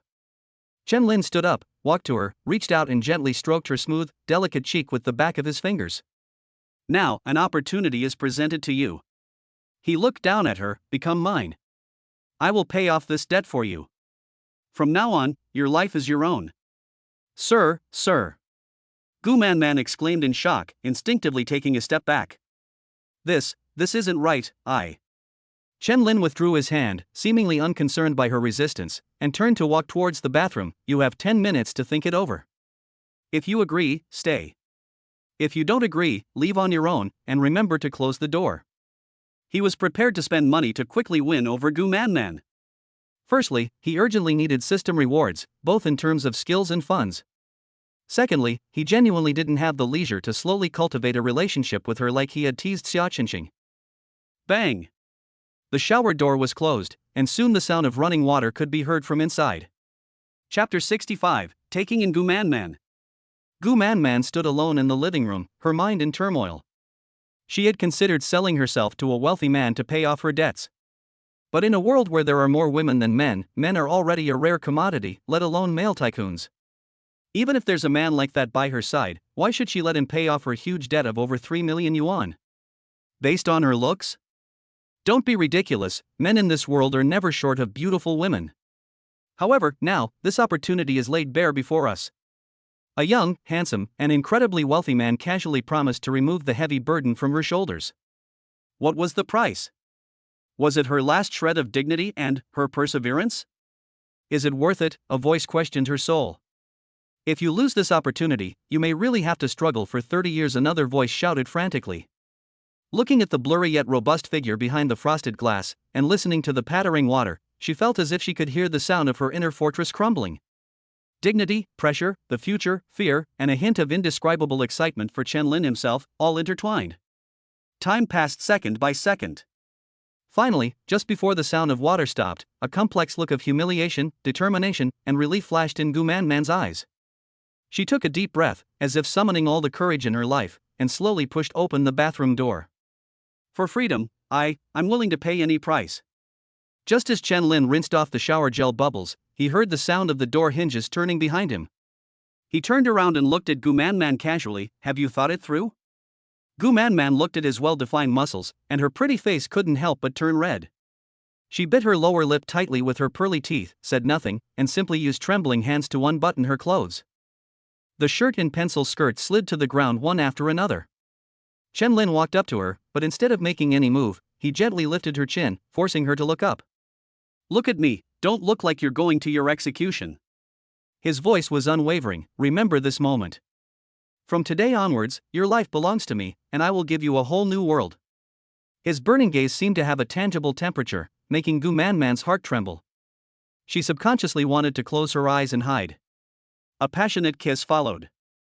In the chaos, someone accidentally touched the showerhead switch, and warm water poured down, instantly soaking both of them and blurring their boundaries. Ding! By half-heartedly resisting, Gu Manman's intimacy level increased by 10. Current intimacy level, 10. Ding! Bathroom challenge, Gu Manman's intimacy plus 20, current intimacy, 30. Bite. Ding! Successfully achieved. Gu Manman's intimacy level plus 10, current intimacy level, 100. Ding! Congratulations, host. Your intimacy level with your bound partner, Gu Manman number 5, has reached the maximum, and you have received the ultimate reward. Ding! You have received 20 million yuan in cash. Ding! Skill acquired, sensory tuning. Hint, you can freely adjust the level of your 6 senses, strengthening or weakening them. This can affect yourself or others. 20 million. A look of surprise flashed in Chen Lin's eyes. I thought that winning over a girl would increase my reward by 5 million, but it actually doubled. If you collect 45 of them, wouldn't you have so much money that you can't even fit it all in your bank account? Besides, this skill is quite interesting. Why don't we try it now and see how it goes? A wicked smile crept across his lips as he swept the limp Gu Manman up in his arms and carried her to the center of the bedroom. Sir, also? Gu Manman exclaimed, her voice carrying a hint of coquettish languor and fear that she herself was unaware of. This man's physical abilities are simply superhuman. Don't be afraid. Chen Lin placed her on the soft bed, leaned down and whispered in her ear, that was just an appetizer. Now, let's try something new. Skill sensory tuning, activated. Target, Gu Manman. Sense of touch. Adjustment, enhanced to 150%. The next moment, Gu Manman's exclamation turned into an indescribable sound. 1 hour and 15 minutes later, Chen Lin lay down to rest with a satisfied look on his face. Gu Manman, her face flushed, nestled beside him, her eyes tightly closed, but her eyelashes trembling uncontrollably. The sensations she just experienced were so intense. She felt like a surfer on a raging storm, about to be swallowed by the waves, only to be swept up by a new crest the next moment. A strange feeling began to grow in my heart. It's as if I'd been completely conquered by this man, body and soul. Ding! Love blossoms after action. Gu Manman's affections have been strengthened by 10 points.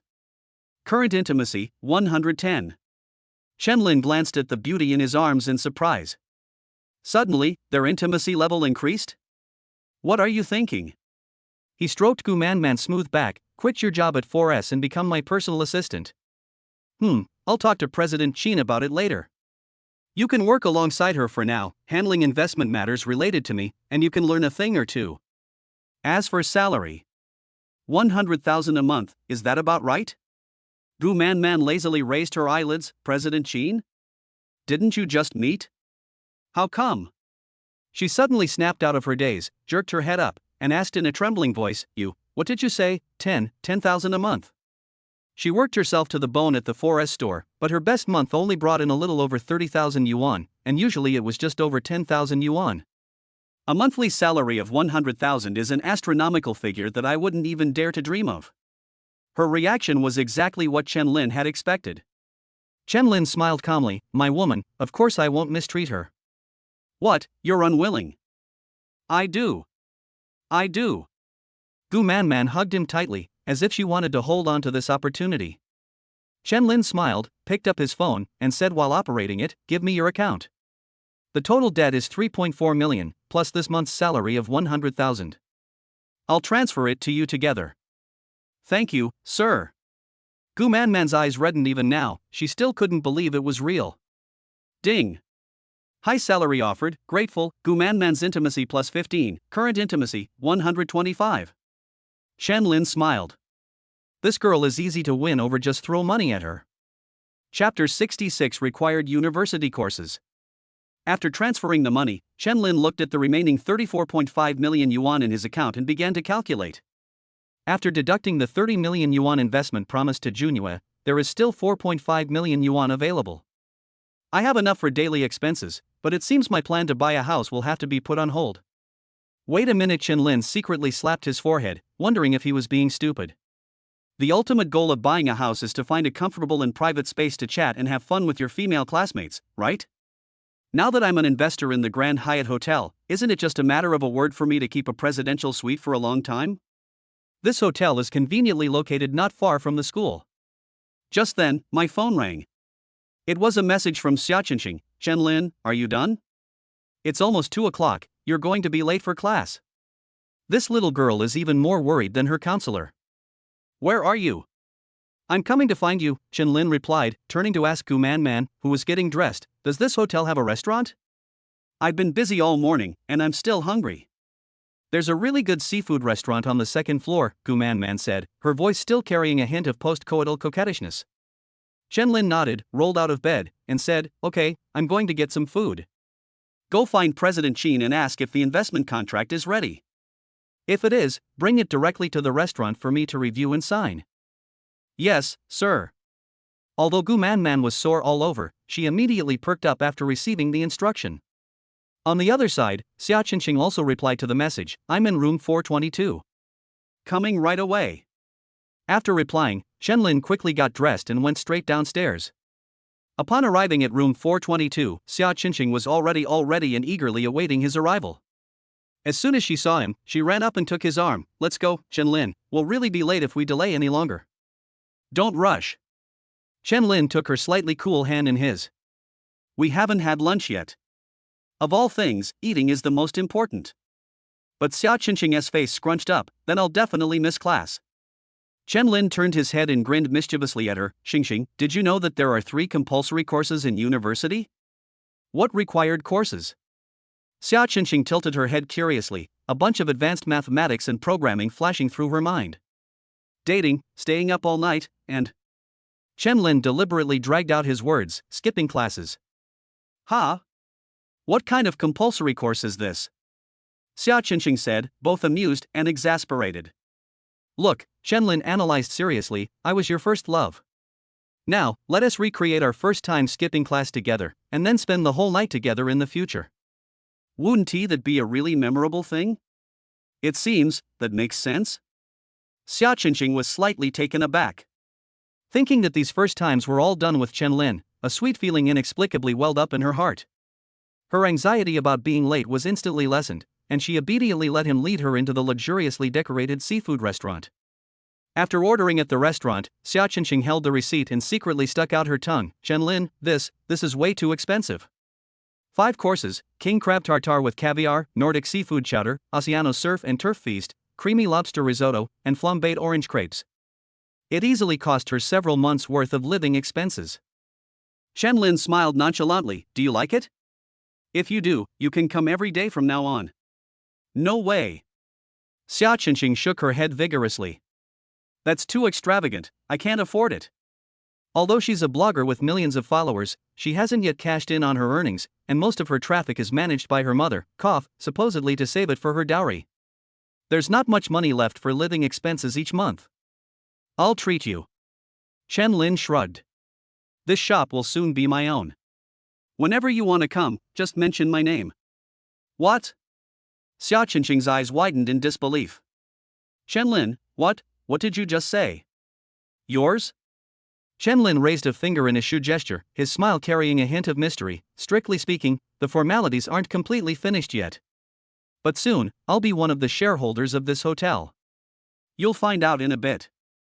Just then, Qi Naojuan, accompanied by a female assistant wearing glasses and carrying documents, and Gu Man, hurriedly entered the restaurant and went straight to Chen Lin's table. Mr. Chen, I apologize for interrupting your meal. Qi Naojuan took a document from her assistant and respectfully handed it to Chen Lin. This is an investment intention document drafted based on our consensus. You will invest 100 million and acquire 6% equity in the Junhua hotel chain. Please take a look. If you have no objections, I will prepare a formal contract for you to sign tomorrow. It's already drafted so quickly? As expected of President Qin, his efficiency is truly impressive. Chen Lin thought to himself with admiration.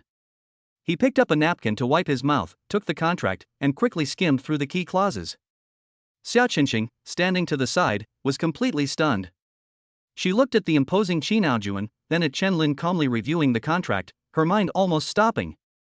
100 million? Shareholders? What Chen Lin said was actually true. He's actually a super rich man? Did I just hit the jackpot? After confirming that the contract was correct, Chen Lin took the pen handed to him by his assistant and signed his name in a flourish. No problem. He handed back the signed contract, then pointed to Gu Man beside him. By the way, Mr. Qin, Ms. Gu is now my personal assistant and will assist me in handling hotel-related matters in the future. At this stage, I would like her to learn from you. Is that convenient? Qin Aojuan glanced at Gu Man in surprise, not understanding how a 4S store saleswoman had suddenly become this tycoon's personal assistant. However, there was no reason to refuse such a favor offered so readily, especially since it was just a small favor for him. He nodded in agreement. No problem. Thank you. Chen Lin nodded, then, as if remembering something, added, also, could you please prepare 5 black gold VIP cards for me, Mr. Qin? All expenses incurred on these 5 cards will be charged to my account. Upon hearing this, Qin Aojuan smile deepened, and she immediately gestured to her assistant. The assistant immediately took out an exquisite card box from the briefcase, inside which were exactly 5 gleaming black and gold cards. Mr. Chen, we are really on the same page. Qin Aojuan personally presented the card box. This is a small token of my appreciation for you and your friends. Most of the wealthy man's friends are also wealthy men, so her goal was naturally to get to know more people through Chen Lin. Unfortunately, Chen Lin only wanted to give it to his girlfriends. Thank you. Chen Lin smiled as he accepted the card box. He casually picked up a card and handed it to Xia Qingqing, who was still in a daze. Here, Qingqing, this is your cafeteria meal card. Come anytime you want to eat something delicious. Looking at the luxurious black and gold card in front of her, and then looking up at Chen Lin's smiling eyes, Xia Qingqing felt as if she were walking on clouds, and everything seemed unreal. Chapter 67 Physical Education Class. Chen Lin picked up another black gold card and handed it to Gu Man. As my personal assistant, you always need to make a good impression when you go out on business. You can take this one. Thank you, Mr. Chen. Gu Man accepted the gift with both hands, but a bitter feeling welled up in her heart. Although Chen Lin had previously said that she was his woman, she didn't dare to truly consider herself his girlfriend. Perhaps, she was more like a kept woman, she thought to herself, carefully putting the card away. Then, I won't disturb Mr. Chen's meal any longer. Qin Aojuan smiled politely and took her leave, departing the restaurant with her assistant and Gu Man, who had their own thoughts. Xia Qingqing looked down at the heavy black gold card in her hand, her expression still somewhat dazed. Eat quickly, or the essence of the lobster will be wasted if you keep spacing out.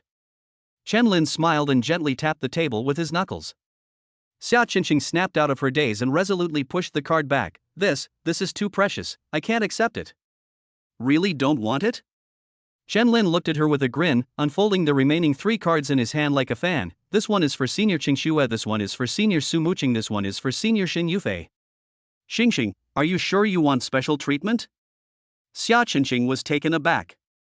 She had heard of these senior students before, and they were all rumored to have close ties with Chen Lin. So, they are all Chen Lin's girlfriends? If I don't want it, wouldn't I seem out of place, or even be excluded? The thought made her heart tighten, and she immediately grabbed the card back, murmuring softly, then I'll accept it, thank you, Chen Lin. Good girl. Chen Lin ruffled her hair with satisfaction. Eat up, then we'll go back to school. After enjoying this lavish lunch, the two took a taxi back to school. The afternoon class was physical education. By the time they rushed back to their dorms to change into their sportswear and arrived at the playground, they were already more than half a class late. On the playground, the students are lining up and running laps along the track. That's strange, Chen Lin said, puzzled. I remember that our physical education class in the first semester of freshman year was Tai Chi. How come it's been changed to running? The compulsory physical education courses at Tsinghua and Peking universities are clearly arranged. 26 style simplified Tai Chi in the first semester of freshman year, 100-meter swimming in the second semester, and 2,200-meter running in the first semester of sophomore year. Xia Qingqing pointed to Hu Rong and Wang Pu, who were resting by the track. Let's go ask them. The two walked over, and Xia Qingqing took Hu Rong's arm. Rong, why is it running in PE class today? Hu Rong wiped the fine sweat from her forehead and said irritably, don't even mention it. A coach named Zhao from the sports academy came and suddenly said he wanted to do a 1,000-meter test, which exhausted us. Chen Lin raised an eyebrow. Measure 1 kilometer? Why? When Wang Pu saw Chen Lin take the initiative to speak, she immediately put on a sweet smile. Chen Lin, I heard from our PE teacher, Mr. Yang, that it seems to be for selecting talent for the upcoming school sports meet. Are university sports meets really this competitive? Do you have to go through preliminary selections to participate? Isn't it all voluntary registration? Chen Lin thought to himself, unconvinced. By then, the group of students on the track had finished running. Chen Lin saw Coach Zhao in the distance, holding the results sheet, his face filled with disappointment, shaking his head repeatedly. Mr. Yang, the PE teacher, clapped his hands and shouted, last group, all you students who haven't been tested yet, come over here. Those two who are late, hurry up and join the line. Chen Lin had no interest in the running test, but as a student, he didn't want to appear too unconventional. Let us go, let us run together. He said to Xia Qinxing, if you can't run anymore, I'll pull you along. Xia Qinxing nodded obediently. The test began, and Chen Lin blended into the crowd, not displaying his extraordinary physical abilities, deliberately controlling his speed and rhythm, playing the role of an ordinary boy. Not far away, Coach Zhao looked at the still unsatisfactory report card in his hand and sighed heavily. Ms. Yang asked curiously, Coach Zhao, why are you in such a hurry to conduct tests in each class? Teacher Yang, to be honest, Coach Zhao lowered his voice, his face showing the excitement of discovering a gem. Last night when I returned to the dormitory, I saw a student sprinting on the school path. The speed, the explosiveness, the stride. He's the most talented prospect I've ever seen in my career. I'm certain that if he gets systematic training, he can break the college student record. That's exactly what I wanted to find him. It's a pity that, judging from your class's grades, that genius isn't here with you. Upon hearing this, Teacher Yang laughed and said, Coach Zhao, you're too eager to find talent. The school sports meet is about to start, isn't it? By then, are you worried that he won't achieve good results or meet your standards? Well, that's true, but I just can't wait to see this promising talent. Coach Zhao shook his head, exchanged a few more pleasantries with Teacher Yang, and then took his leave. Chen Lin had no idea that his all-out sprint to Wu Qingshua's dormitory last night had led people to mistake him for a once-in-a-century track and field prodigy. After class, Xia Qinxing had to go back to her dormitory to edit videos, so she had to say goodbye to Chen Lini. During his spare time, Chen Lin delivered the remaining 3 black gold cards to Wu Qingxua, Su Muqing, and Xin Yufei, which naturally elicited mixed feelings of surprise and delight from the 3 girls, with varying reactions. That evening, he naturally slipped into Wu Qingshua's dormitory to continue his shameless and blissful life. Of course, he didn't forget to use the Dream Master in his dream to properly punish the fat pig Ding Chang. I woke up to find it was Friday. The day's classes proceeded smoothly. As evening approached, it was the day he had promised his mother and sister he would return home for a family reunion. Chen Lin informed his girlfriends of his itinerary in advance, and then took a taxi to the city center to carefully select his sister Chen Shirju's favorite rainbow cake. Next, he picked out a pair of elegant pearl earrings for his mother, Chen Yi, and a lovely sapphire bracelet for his sister. Only then did he carry the gifts to his home in the south of the city. Yunjing Nanting is a quiet and upscale residential community. With Chen Lin's mother, Chen Yi's, original income, it was naturally difficult to afford the housing prices here. But since she gave birth to Chen Lin, the generous government subsidy not only allowed her to buy the house here in full, but also ensured that she could live a comfortable and dignified life for the rest of her life. Mom, sister, I'm back. Chen Lin pressed his index finger on the fingerprint lock to open the door. Chapter 68. I hope you will designate Xiao Ju as your legal wife. The door opened immediately, and Chen Yi, wearing an apron, eagerly came out to greet them. She beamed and rushed over to hug Chen Lin tightly. Oh, my darling son is back. I missed you so much. Let mommy give you a couple of kisses, mua, mua. As she spoke, she kissed Chen Lin repeatedly on the face. Mom, don't be like this, I'm a grown man now. Faced with Chen Yi's volcanic enthusiasm, Chen Lin was a little overwhelmed, but a strange warmth welled up in his heart. In his past life, his family was broken up, and he had never experienced such unconditional maternal love. How old are you? Even if you're 80, you'll still be your mother's precious darling. Shenny didn't care about anything else, reaching out to roughly rub her son's cheeks, her eyes filled with an overwhelming doting affection. Chen Lin had no choice but to let her do as she pleased. Just then, a cute figure dressed in a cartoon house dress and barefoot rushed out of the inner room like a whirlwind. Before she even arrived, her voice preceded her, brother, brother. You're finally back. Aha. Upon reaching him, Chen Xiaoju suddenly leaped up and pounced on Chen Lin like a koala. Chen Lin quickly shoved the gift bag into his mother's hand, caught his younger sister steadily, and scolded, "You silly girl, you're always so clumsy. You didn't even put on your shoes, what if you catch a cold?" As she spoke, she cupped her younger sister's cold little feet in her palm. Chen Xiaoju hugged his neck, pouting aggrievedly, "I just missed you so much, brother. You scolded me as soon as you came back, humph. Ugh, you must not like me anymore." Looking at his younger sister's charming and adorable appearance, Chen Lin felt too sorry for her to actually blame her. He gently ruffled his sister's slightly messy hair. "Silly girl, how could your brother not love you? Look, I brought you your favorite rainbow cake, and there's a gift too." "Really? Let me see." Shen Xiaoju immediately slid off him, snatched the bag from her mother's hand, opened it, and exclaimed in surprise, "Wow! It really is a rainbow mini cake, and there are two of them." She pulled out the small jewelry box again, opened it, and immediately jumped up with joy. "Wow! This bracelet is so beautiful. The blue gemstone is like the sky. Brother, is this really for me? Do you like it?" Chen Lin looked at her excited expression and couldn't help but smile as well. "I love it. I love it so much. Brother is the best." Chen Xiaoju couldn't wait to put on the bracelet and held it up under the light to look at it again and again. Shenny smiled and tapped her daughter's forehead. "You still say your brother doesn't like you? Your brother cherishes you the most. I, as your mother, have to take a back seat. Why does that sound like there's a hint of sourness in his words?"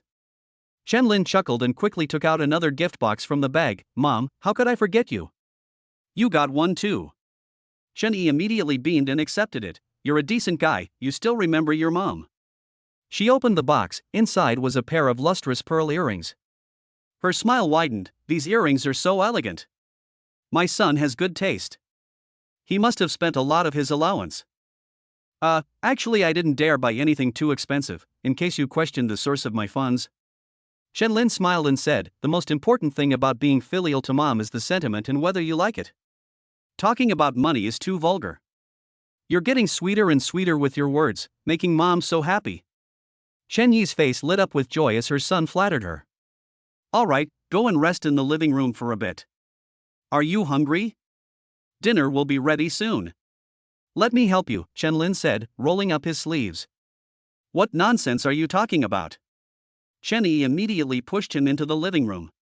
"What kind of man goes into the kitchen? People will laugh at us if word gets out. Go sit down and watch TV. Xiaoju, stop being so vain, come help mom, there are only 2 dishes left." "Oh." Chen Xiaoju responded reluctantly, her eyes still glued to the sapphire on her wrist. "What are you dawdling for, you brat? Can't you see your brother is still hungry? Coming. Chen Xiaoju immediately lowered her wrist and jogged into the kitchen, clearly swayed by her brother's charm. Chen Lin shook his head helplessly. In this world, there was no chance to be diligent even if he wanted to. He could only sit back on the sofa and casually switch between TV programs. Before long, dinner was served. Although the dishes were all home-style and far less elaborate than those at the Grand Hyatt Hotel, the enticing aromas and the warmth of the table were a comfort he had longed for in both his lifetimes. "Welcome home, brother." Chen Xiaoju raised her juice glass high and clinked glasses with Chen Lin excitedly. "Thank you for your hard work, little sister." "Thank you for your hard work, mom." Chen Lin smiled and gently clinked her cups together. He ate the meal with exceptional relish. After the meal, Chen Yi started to shoo people away. "Xiaoju, go, the task of washing the dishes is yours." Chen Xiaoju immediately pouted. Chen Lin laughed and said, "How about I do it?" "What are you doing here?" Chen Yi said without waiting for a reply, pulling her son towards the living room. "Come here, mom has something important to talk to you about." The mother and son sat down on the sofa, and Chen Lin picked up a few green grapes and popped them into his mouth. "Mom, what's the matter that you're so serious about?" He remembered that during their last phone call, his mother seemed to have something to say, but his sister interrupted her. Shenny glanced at her daughter's back as she busied herself in the kitchen, her expression becoming somewhat complicated. She sighed softly, "Son, in less than a month, you'll be a real adult." Chen Lin looked at his mother, already guessing what she was going to say. "According to tradition and law, at your coming-of-age ceremony, you need to designate your legal wife." Shen Yi's tone was somewhat solemn. "So mom wants to ask you, in college have you met any girls you feel are suitable and can take on this responsibility?" Chen Lin gave a knowing smile. The candidate for the principal wife will naturally be chosen from among the several people bound to the system. Several faces flashed through his mind: Su Muqing's cool and intelligent demeanor, Shin Yufei's fiery and straightforward personality, Xiao Qing's shy and charming appearance. Finally, the image settled on Wu Qingshua's gentle and intellectual face. In terms of personality, vision, and management skills, Wu Qingxue is undoubtedly the most suitable candidate to sit in the rear and coordinate the overall situation. However, there's still some time to go, and he wants to see how things go. Mom, there's still time, isn't there? I'm still observing. Chenny nodded. Son, Mom has an idea, listen to it first. Mom, what do you think? Chen Lin asked curiously. His mother didn't know any of his girlfriends, so what could she possibly think? Chenny glanced at Chen Xiaoju, who was busy in the kitchen, and lowered her voice, saying, Mom hopes that you will designate Xiaoju as your legal wife. What? Chen Lin sat bolt upright, nearly choking on his own saliva. Mom! How can you do this? She's my sister. Although the world has an extremely unbalanced male-to-female ratio and relatively blurred legal and ethical boundaries, Mom's suggestion is still too shocking. Chapter 69. She's not your biological sister. Keep your voice down. Chen Yi quickly looked towards the kitchen and saw that Chen Xiaoju was still humming a song and concentrating on washing the dishes, with the water splashing loudly. She obviously hadn't noticed the conversation over there, and only then did she breathe a sigh of relief. Mom, it's impossible. Absolutely not. Chen Lin shook his head resolutely. Memories flashed through his mind of holding her little hand as they crossed the street and making dolls together. Despite being a transmigrator, he had already fully inherited the original owner's memories and emotions. In his heart, Chen Xiaoju was his blood-related younger sister, and how could such a relationship be overstepped? Don't rush. Let Mom finish what she has to say. Shenny patted the back of his hand, her eyes filled with complex and serious emotions. The reason Mom said this is because Xiaoju is not your biological sister. WH. What? Chen Lin's body stiffened. This is like a scene from an 8 p.m. family drama. It's actually happening in my own home? He glanced instinctively at the lively and charming figure in the kitchen, and for the first time realized how beautiful and radiant she had become. The moment his gaze fell on Chen Xiaoju's profile, a system notification suddenly sounded in his mind. Ding! High-quality target detected nearby. Target, Chen Xiaoju. Appearance rating, 9.6. Bind? How can this be? Chen Lin was completely stunned. The system's sudden notification threw his already chaotic thoughts into complete disarray. Xiaoju, she's actually my best friend's daughter. Shenny didn't notice her son's absent-mindedness and sighed softly. Not long after I gave birth to you, my best friend also gave birth to Xiaoju, but in the same year, she was diagnosed with a terminal illness. She had no other family and could not bear to send the infant Xiaoju to an orphanage, so she lay in her hospital bed, pleading with me through tears to adopt Xiaoju. My best friend and I have always been as close as sisters, so how could I refuse under these circumstances? Besides, I thought it would be good for you to have a companion, so I agreed immediately. Chen Lin gave a wry smile, countless images of his daily interactions with his sister flashing through his mind. But Mom, Xiaoju and I have such a deep-rooted sibling bond. I just can't get over it. Of course, this matter ultimately depends on your own feelings. Chen Yi nodded understandingly, then sighed softly. Actually, my best friend and I once jokingly mentioned that when you grow up, if you find each other agreeable, you might as well become a couple, which would be a perfect match. Although my best friend is no longer here, you two are still the apple of my eye. And you've always had such a good relationship, which is why I made this suggestion. Chen Yi's eyes were filled with anticipation. We have a good relationship, but it has always been purely brotherly and sisterly affection. I have never, and dared not, even considered it in that direction. Chen Lin was filled with mixed emotions, and could only manage a bitter smile again. Mom, it's too sudden, I need time to process this, I can't accept it right away. Chen Yi noticed her son's confusion and patted his hand reassuringly. Mom understands. It's not like you need an answer right now. There are still more than 3 weeks, aren't there? If you can just try to include Xiaoju in your considerations, then Mom will have done right by her best friend in the afterlife. I understand. Chen Lin nodded helplessly, then immediately thought of a crucial question. By the way, does Xiaoju know about this? She doesn't know yet. Chen Yi shook her head.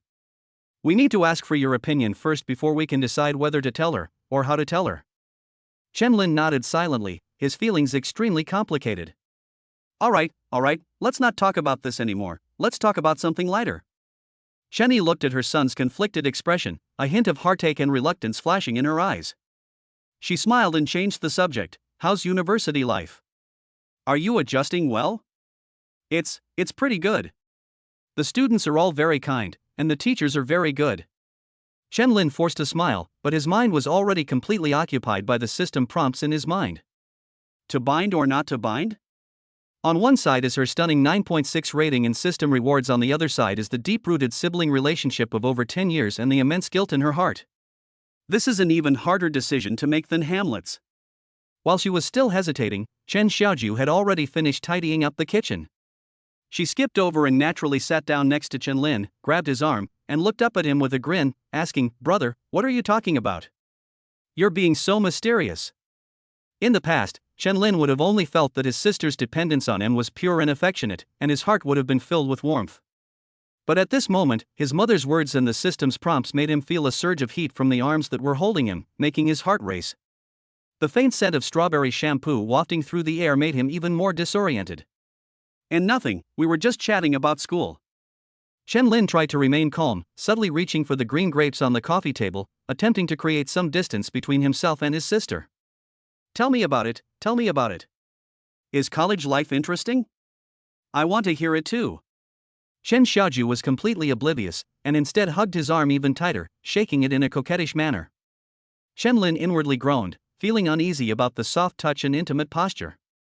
He gently broke free from her embrace, stood up, and said, "Let's tell the story tomorrow. I'm a little tired today and want to wash up and rest early." "Ah.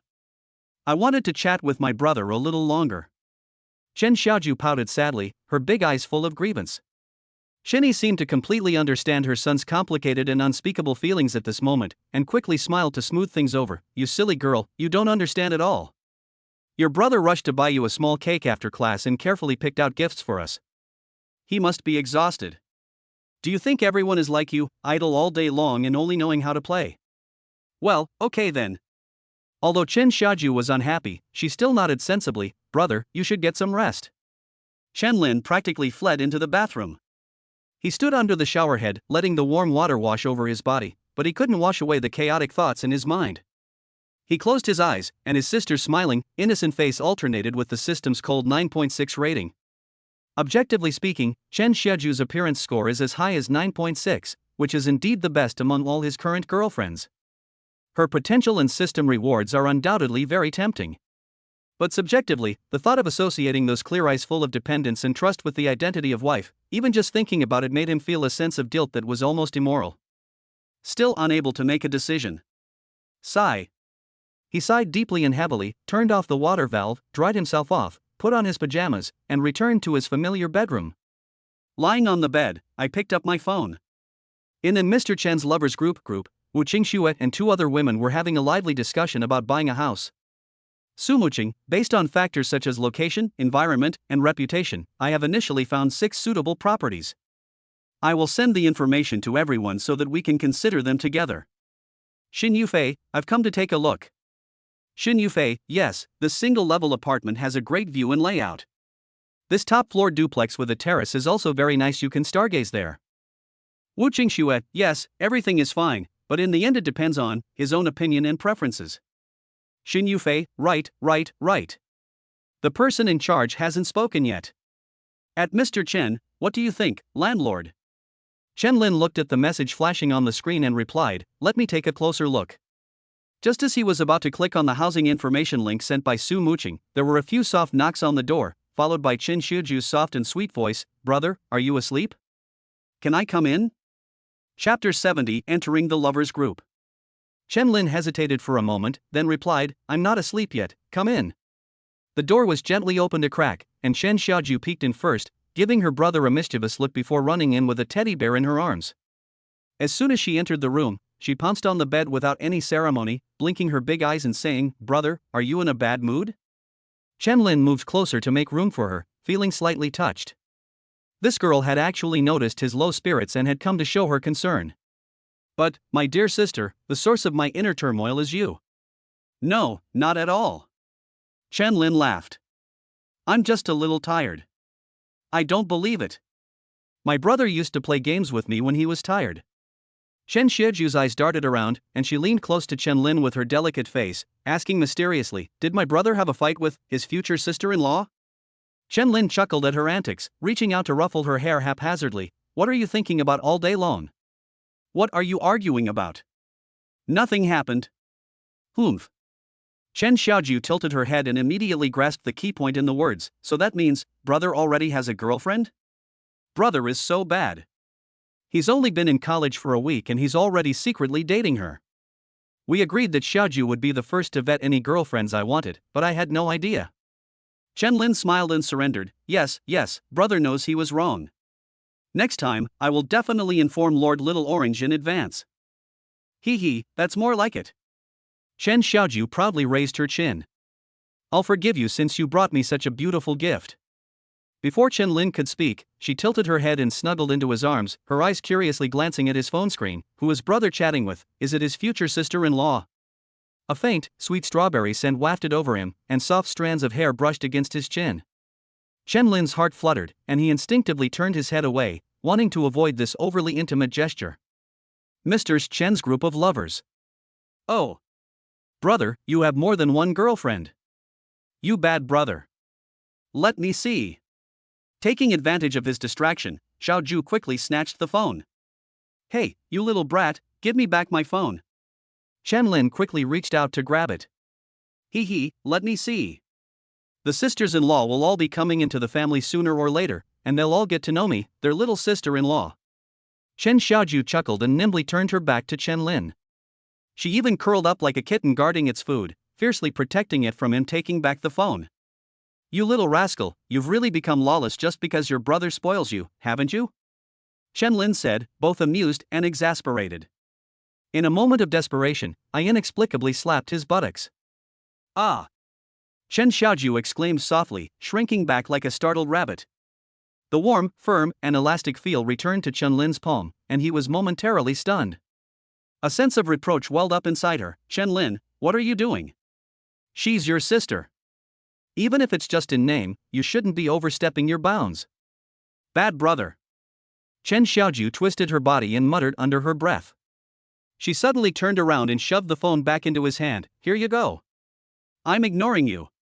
After saying that, she picked up the teddy bear, jumped off the bed, and ran out of the room without looking back. "You."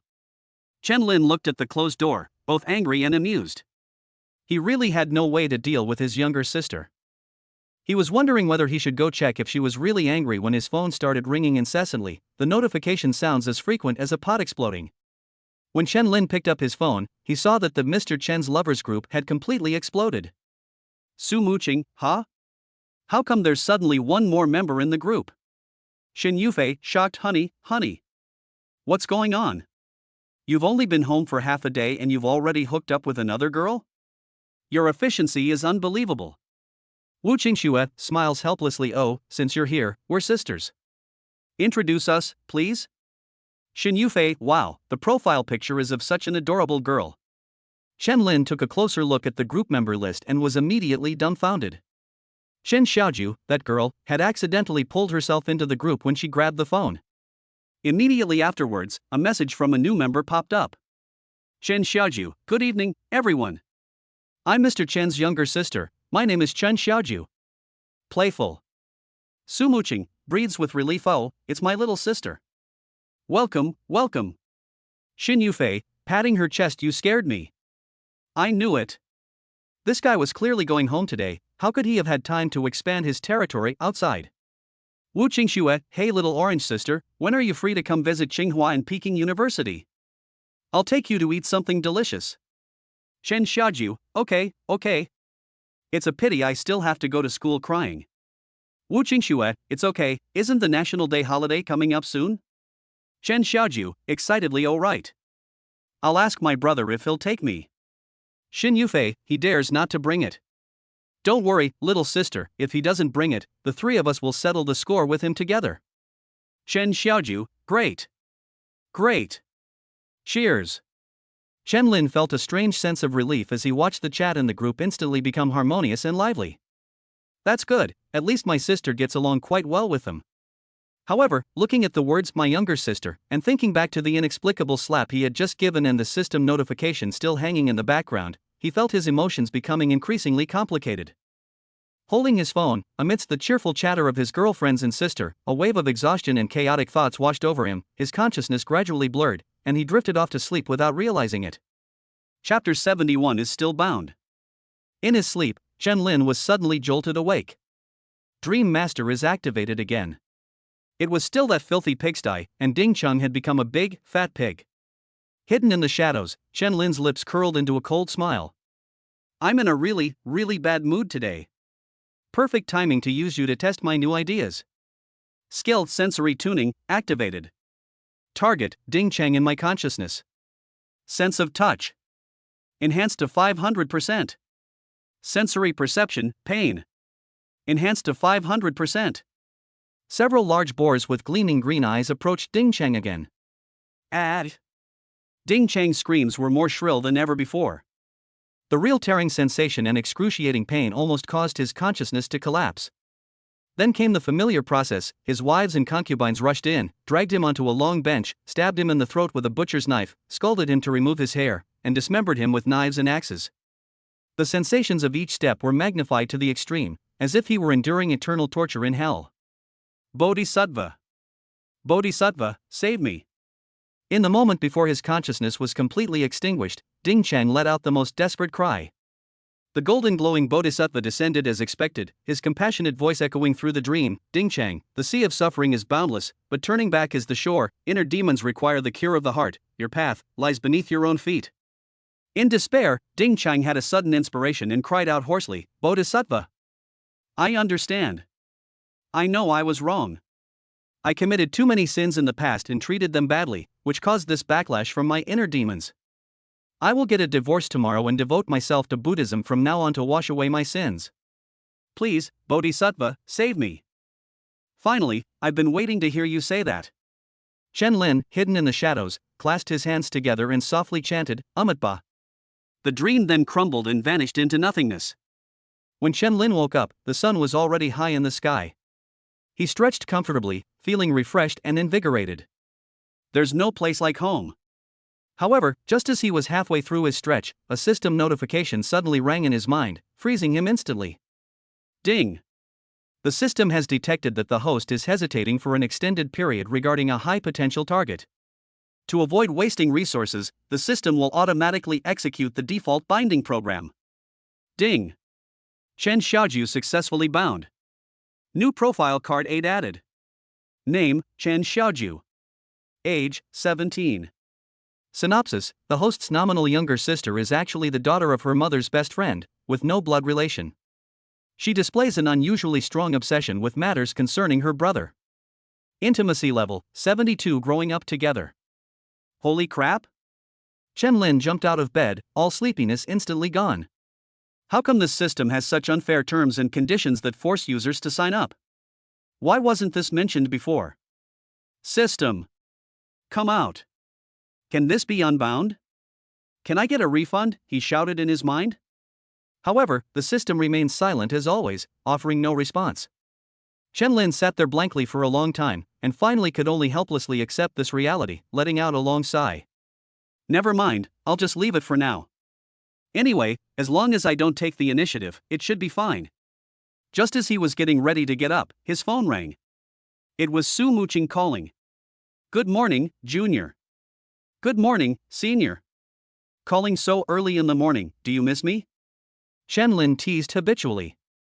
There was a 2-second silence on the other end of the phone, followed by a soft Chen Lin was slightly taken aback, and the corners of his mouth unconsciously turned up. It seems this iceberg is melting faster than we thought. I'm going back to school tomorrow, and the first person I'll come to see is my senior, Chen Lin said with a smile. Okay. Su Muqing's cool voice revealed a hint of joy, and then she got to the point. Also, there's something I need to tell you. Go ahead, Chen Lin said, knowing that this was her main purpose for making the call. That Ding Cheng just contacted Xianxian suddenly and asked her to go to the Civil Affairs Bureau today to process the divorce. So that's what it was about. Chen Lin naturally knew about this beforehand, and he smiled and said, this is a good thing. If Tang Xian is worried, he can ask a few friends to go with him. How did you do that? Su Muqing's voice was full of doubt. Chen Lin confidently promised that he would resolve the issue within a week, but he clearly hasn't done anything in the past few days. This is my secret. Chen Lin said with a grin, keeping it a secret for himself. I can't easily tell others. Oh. Su Muqing's voice noticeably lowered, tinged with disappointment. Was she, in the end, still just someone else to him? However, Chen Lin changed the subject, his tone becoming ambiguous. If you take the initiative when we meet tomorrow, I might consider telling you. Su Muqing was incredibly clever and immediately understood his hidden meaning. This boy was clearly teasing her on purpose again. Okay. It's a deal. She agreed without hesitation. It's a deal. Chen Lin chuckled and hung up the phone, satisfied. After getting up and washing up, he had just stepped out of his room when a light figure rushed over and skillfully wrapped her arms around his neck. Brother! You're finally free today. Come with me to the amusement park. Chen Xiaoju looked up, her big eyes full of anticipation. Chen Lin's body instinctively wanted to dodge, but he stopped when he saw his sister's clear eyes.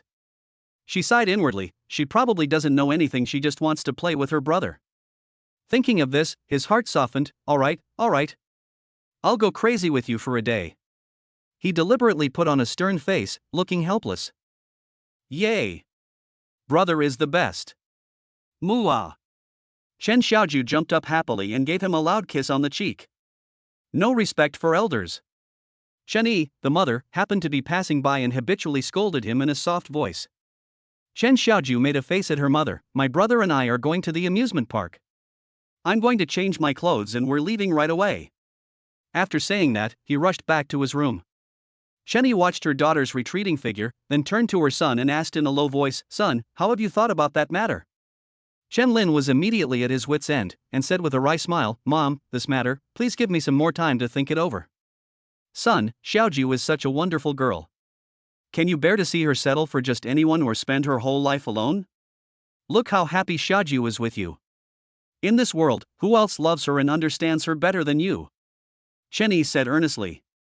I understand, Mom. I'll think about it seriously. Chen Lin felt a chill run down his spine and quickly made an excuse to slip away. I'll go prepare too. He walked quickly back to his room, closed the door, leaned against it, and let out a long sigh. Now, there's no way to escape it. Chapter 72 Cutting in Line. Brother! Are you ready? Why are you more talkative than a girl? A short while later, Chen Xiaoju ran over and knocked on the door.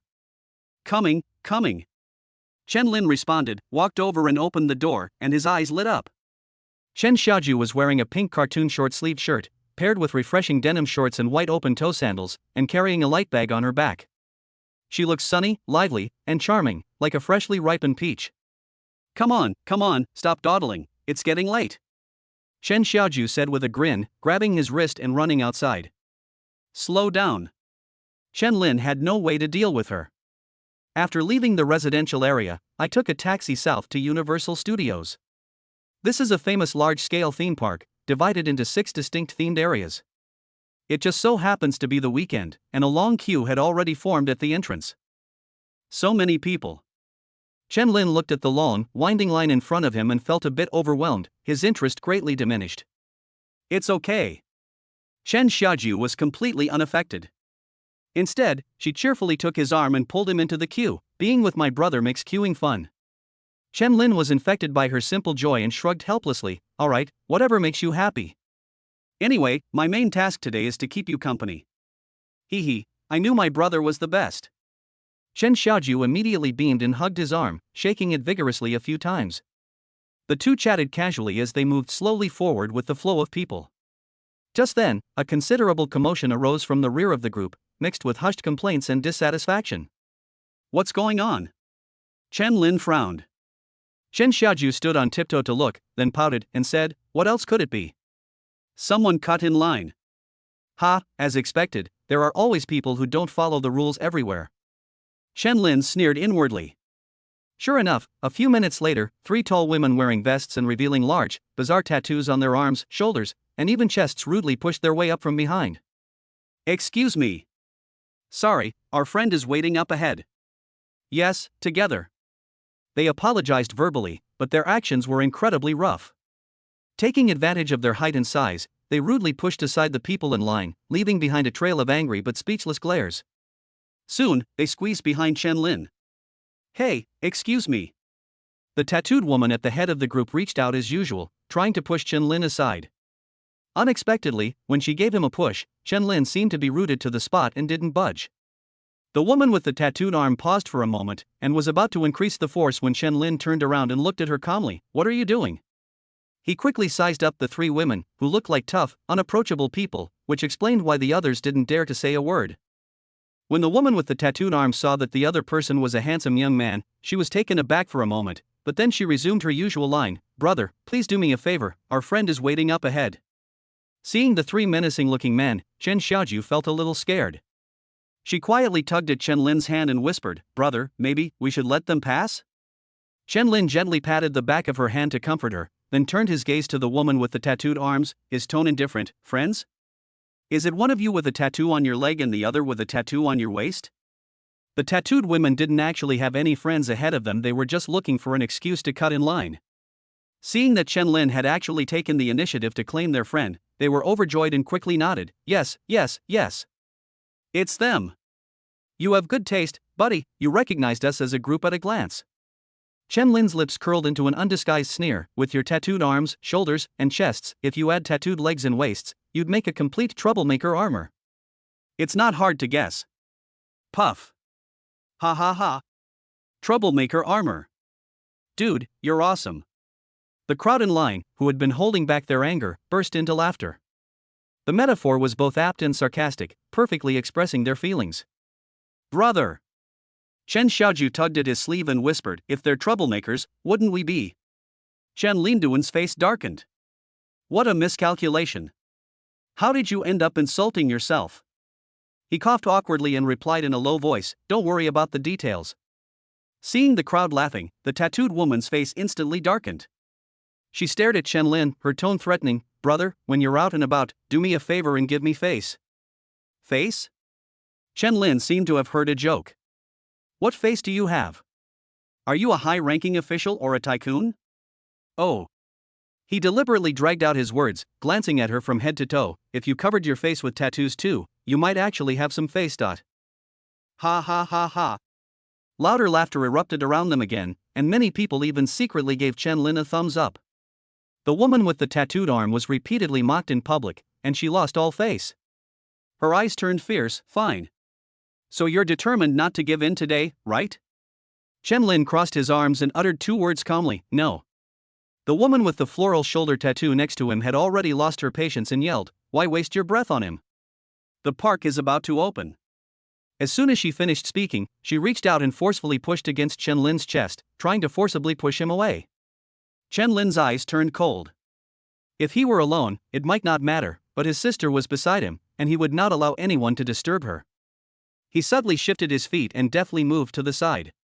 The woman with the floral shoulder only felt a blur before her eyes, and her full-force palm strike missed its mark. The momentum made her stagger forward, and with a bang, her shoulder slammed solidly into the metal railing beside her.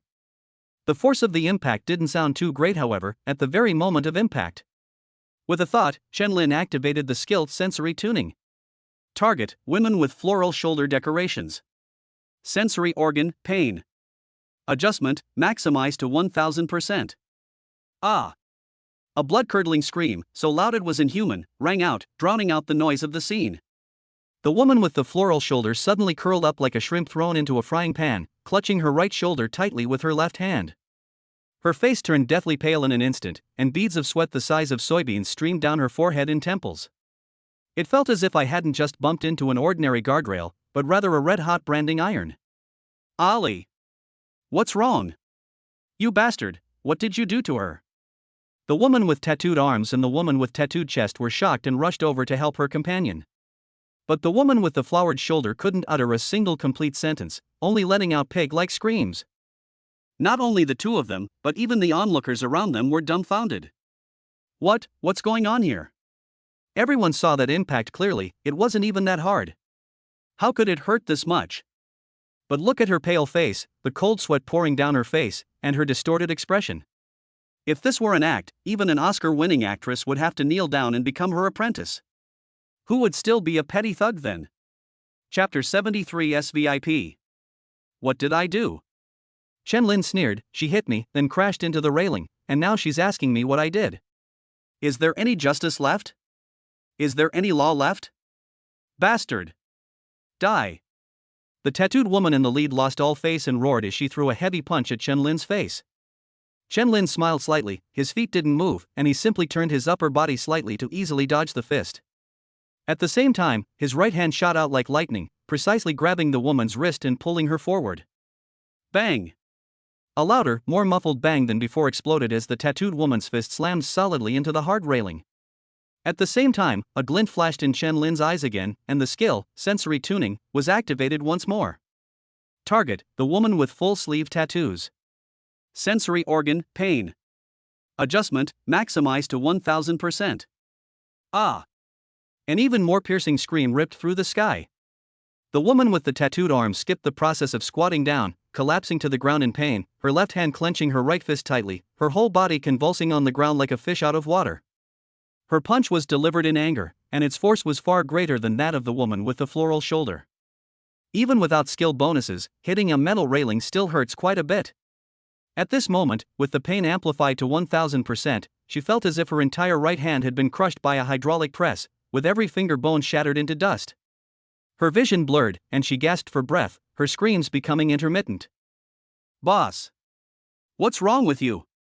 The woman with the flowery chest was shocked and no longer cared about the woman with the flowery shoulders. She rushed over to help the boss. It hurts so much. My finger is broken. It's really broken, the tattooed woman screamed as she guessed the extent of her injury. Little did she know, her hand was perfectly fine, it just hurt. You bastard! You hit me so hard.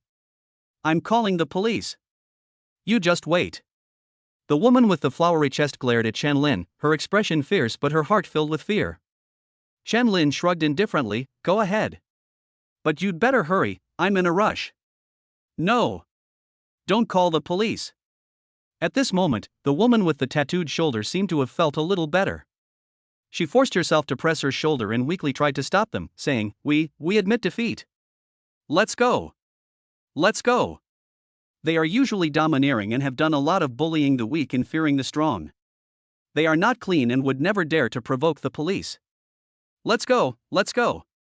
The tattooed woman was still somewhat sober, realizing that she had really bitten off more than she could chew, and that continuing to entangle herself would only make things worse. The three of them, looking disheveled and supporting each other, slunk out of the line amidst the scorn and boos of the crowd. Get out of here, you trash. Ah, that's so satisfying. Let's see if they dare to cut in line again. That guy is so cool. He's ridding the people of a menace. A burst of enthusiastic applause and cheers erupted from the crowd, and everyone felt incredibly happy. Brother, you're so amazing. Chen Xiaoju hugged Chen Lin's arm tightly, her face flushed with excitement, and her big eyes were filled with admiration. It's not that I'm so great, Chen Lin smiled modestly, patting the railing beside him, it just couldn't stand by and watch. When people do so many evil deeds, the railing jumps up and slaps them in the face. But Chen Xiaoju burst out laughing. The surrounding crowd erupted in joyful laughter once again. I have a suggestion, a girl in front of Chen Lin shouted, Everyone, please make way and let our little hero and his lovely girlfriend go to the front of the line, okay? No problem. We're happy to let the heroes cut in line. Exactly. Especially since he's such a handsome hero. The crowd in front smiled and stepped aside, making way for them. Ah, no. Upon hearing the words little girlfriend, Chen Xiaoju's excitement instantly turned to shyness. She hurriedly waved her hands and explained softly, I'm his sister. Unfortunately, the crowd was so noisy that her faint voice was completely drowned out by the well-meaning cheers. Chen Lin was speechless for a moment. He quickly raised his voice and said, I appreciate everyone's kindness. But in that case, how am I any different from those three? Rules are rules. My sister and I will just line up with everyone else. Hey! That's not the same thing. They cut in line, we gave up our seats voluntarily. That's right, handsome, don't be shy, we're happy to let you cut in front. Everyone agrees. The people behind them even started gently pushing them forward. Chen Lin was feeling helpless when he turned his gaze and saw a man wearing sunglasses and 5 women being guided by staff to enter the park directly through a small door next to them, without having to queue at all. He asked curiously, how can they just go in? The people around immediately started offering their own explanations. Is that even a question? It's all about money. We have regular tickets, while they have the highest class SVIP tickets, so of course they don't need to squeeze in here with us. I heard it's a level above VIP tickets, with unlimited access to all attractions without queuing, and a private guided tour. There are also buffets at top-tier restaurants. I heard that even the lobsters are free. It's good, but it's too expensive. A ticket costs 4,888. Our regular tickets are only 458. After hearing this, Chen Lin looked at his younger sister beside him with a mixture of amusement and exasperation. Xiaoju, why didn't you tell your brother about such a good thing sooner? Chen Xiaoju stuck out her tongue and whispered, brother, it's too expensive. It's almost 10,000 for both of us. That's enough for me to buy so many dresses. Chen Lin shook his head helplessly. Little sister, you don't know how powerful your brother is. Let's go. Let's buy SVIP. Chen Lin said without waiting for a reply, dragging his sister toward the ticket booth. After saying that, he grabbed his sister and headed towards the ticket booth without waiting for a reply. Chen Lin bought the 2 VIP tickets in full without even blinking. Brother! Chen Xiaoju exclaimed in surprise as she watched her brother swipe the QR code to pay. Where did you get so much money? Chen Lin had already prepared his words. He leaned closer to his sister and said in a joking tone, brother is lucky, I've hooked up with a rich woman. Oh. Chen Xiaoju nodded as if suddenly understanding, without any surprise on her face, only muttering to herself, what's wrong with a man living off a woman? Being handsome is a skill too. In this world, high-quality men are a scarce resource, so it's perfectly normal for them to be noticed and sponsored by wealthy young ladies. Chen Lin was amused by her confident attitude and teased her, our little Jew should work hard in the future and try to find a rich young master, then you can buy 2 bowls of soy milk. No way. Chen Xiaoju immediately pouted. Money isn't important. The most important thing is, to find someone like my brother who is genuinely good to me.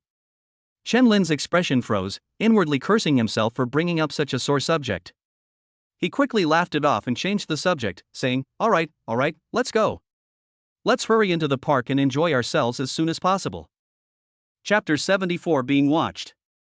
With the SVIP ticket, everything became incredibly convenient. The staff greeted them with smiles and respectfully led them to a dedicated passage, where a personal guide was already waiting. Good morning, esteemed guests. I am your personal tour guide for today, Zhang, and I will be providing you with full service. The tour guide's smile was exceptionally bright. Her gaze lingered on Chen Lin's face for a few more seconds. She was more than happy to serve such a handsome man. Let's go. Let's go to the most fun forbidden journey first. Chen Xiaoju shouted excitedly, grabbing Chen Lin's arm and running excitedly towards the park on the right. Forbidden Journey. This name actually sounds quite fitting.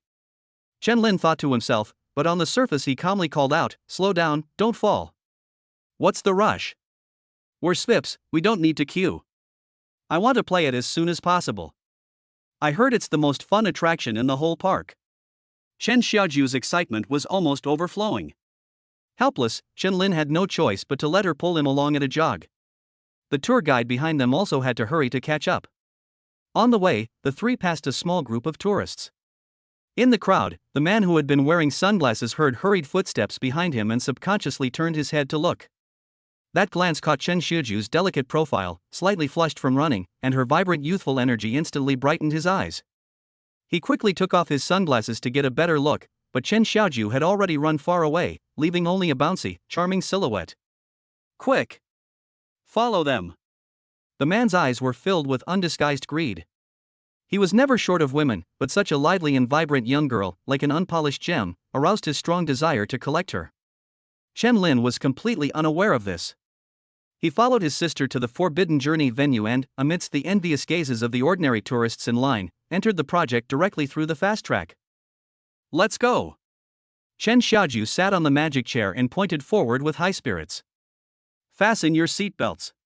Chen Lin was extremely worried. Don't worry. Chen Xiaoju made a playful face at him. The device started up, and the magic bench carried the 2 slowly into the dark Hogwarts corridor. The surrounding 3D images combined with the real scene made it seem as if they had really been brought into the magical world. Behind her, the man in sunglasses caught up, panting, just in time to see Chen Shuju's figure disappear at the end of the passage. Quick! Let's get on the next one. Let's catch up with them. He impatiently sat on the next magic bench. The staff watching from the sidelines secretly shook their heads. Do you think this is a race car? Do you think they can catch up? Chen Lin couldn't remember what the project was all about, only that Chen Xiaoju was screaming wildly. It wasn't fear, but a shout of extreme excitement. Stepping out of the exit, Chen Xiaoju's cheeks flushed with excitement, her eyes shining. That was so much fun. I want to play again. Anyway, unlimited skipping of the line, do whatever you want. Chen Lin picked at his ear with his little finger, pretending to be in pain. Just please, miss, next time you scream, consider your brother's poor eardrums. Okay. I promise next time. Chen Xiaoju revealed a sly expression, I'll shout even louder. After saying that, he dashed off towards the entrance again. You rascal! Chen Lin was both annoyed and amused, and quickly followed. Behind them, the man in sunglasses rushed out with 5 female companions, looking around anxiously. Where are they? Where did they go? Honey, it seems they headed towards the entrance again, a short-haired woman said hesitantly. Entrance? Is this a second visit? Quick! Follow them. The man in sunglasses immediately gave the order. Chen Xiaoju had no idea that she had a little tail following her. She dragged Chen Lin along and went on the forbidden journey 5 times before finally stopping, completely satisfied. That was awesome. Next up, the battle for the spark source. It's the second most fun attraction in the park. She announced the next plan with her hands on her hips, beaming with pride. Okay, I'll follow Little Orange's arrangements today. Chen Lin's main focus today is to accompany her throughout the day. Brother is the best. Mom would never spend so much money to let me have so much fun. Chen Xiaoju said excitedly as she walked toward the next area, shaking Chen Lin's arm happily. You can't say that about Mom, Chen Lin corrected her with a smile. It wasn't easy for Mom to raise the 2 of us, especially with you being such a naughty child. You've caused her a lot of worry. Okay. Chen Xiaoju stuck out her tongue and made a face. At that moment, the sunglasses-wearing man who rushed out of the forbidden journey exit looked around but completely lost sight of his target. Damn it! Where did they go? He angrily swung his fist. Honey, don't worry, the short-haired woman comforted him. The park has only just opened, they certainly won't leave so soon. Let's split up and look for them, or ask the staff, we'll find them eventually. Yes. You guys, split up and search carefully. Notify me immediately if you have any news about that girl. The man in sunglasses immediately gave instructions to his female companions. Okay, honey, the short-haired woman replied, then separated from the others and began the search. On the other side, Chen Xiaoju, completely unaware of the situation, dragged Chen Lin to watch the battle for the spark 5 times in a row, and then they arrived at the Decepticon roller coaster, which is known as the most thrilling roller coaster in China. I heard this is the fastest catapult roller coaster in the country. Today, I, Chen Xiaoju, am going to conquer it. Goal, 5 times. She stood below the huge track, hands on her hips, exuding confidence. Okay. But I'm warning you, don't let someone cry later. Chen Lin said with a smile, giving her a heads up. Maybe my brother will be the first to cry. Chen Xiaoju shook her head defiantly and strode confidently toward the entrance. A few minutes later. Chen Xiaoju was pale and her legs were weak. She could barely walk by hanging on Chen Lin's arm. In contrast, Chen Lin looked completely calm and composed, as if he had just taken a walk. He glanced at the entrance deliberately and teased, not bad, 4 more times. No. Once is enough. Chen Xiaoju shook her head like a rattledrum, it's too scary, I never want to play again. Chen Lin grinned mischievously. Ha! Didn't some brave warrior just say he was going to conquer the Decepticons? How come he got conquered instead? Chen Xiaoju let out a long sigh and waved her hand weakly. Forget it, let's leave this arduous task to Optimus Prime. You're such a terrible cook with a huge addiction. Chen Lin affectionately ruffled her hair. I'm not weak at all. After resting for a while, Chen Xiaoju felt she had regained some energy and vitality.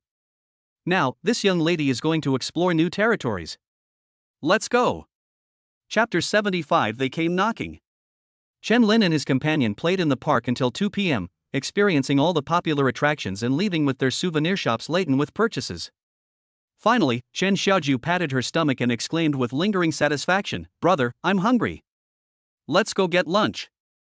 There are still so many shows to see this afternoon." "You still know what hunger is?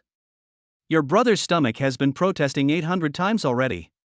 Chen Lin was carrying a huge pile of spoils in his arms. Toothless plushie, phoenix feather core wand, Hedwig figurine, goblet of firewater glass. He basically bought anything his sister even glanced at.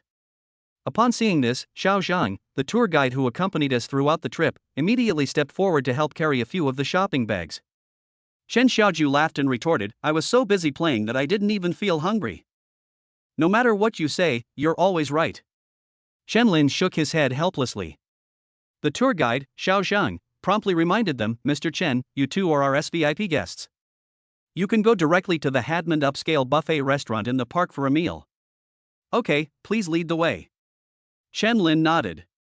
Before long, the three arrived at the exquisitely decorated Hadmond restaurant. The lobby manager, a capable woman, immediately brightened up when she saw Chen Lin and his group. She quickly approached them and greeted them respectfully, "Sir, madam, good afternoon. We just finished a terrace table with a view overlooking the entire park. Would that be satisfactory?" Chen Lin looked at his younger sister and asked with a smile, "Little Orange, do you think this position is all right?" Chen Xiaoju snapped her fingers triumphantly, "Good food deserves a beautiful view. Let's go check it out. Please follow me, both of you." The lobby manager quickly led the way. She couldn't help but sigh inwardly. This gentleman was not only exceptionally handsome, but also incredibly gentle and respectful towards his female companion, always prioritizing her wishes. Such a considerate man is truly rare. If only I could find a partner like him, what a pity. Chen and Lin, unaware of her thoughts, followed her to the terrace. Chen Xiaoju exclaimed in surprise as she looked up, "Wow! The view is amazing. You can even see the spire of Hogwarts Castle." Chen Lin sat down on the rattan chair next to him. "This will do." The lobby manager bowed slightly and introduced, "This is a buffet-style restaurant. To the left is the seafood and steak section, to the right is the drinks and dessert section, and directly in front is the Chinese hot dishes and Asian cuisine section." "Okay, we'll go get it ourselves, no need to trouble you." Chen Lin gently interrupted her. "I hope you two enjoy your meal." A barely perceptible hint of disappointment flashed in the lobby manager's eyes. She simply wanted to say a few more words to this handsome gentleman. "Let's go. Bro, let's go on a food hunt." Chen Xiaoju energetically pulled Chen Lin towards the food pickup area.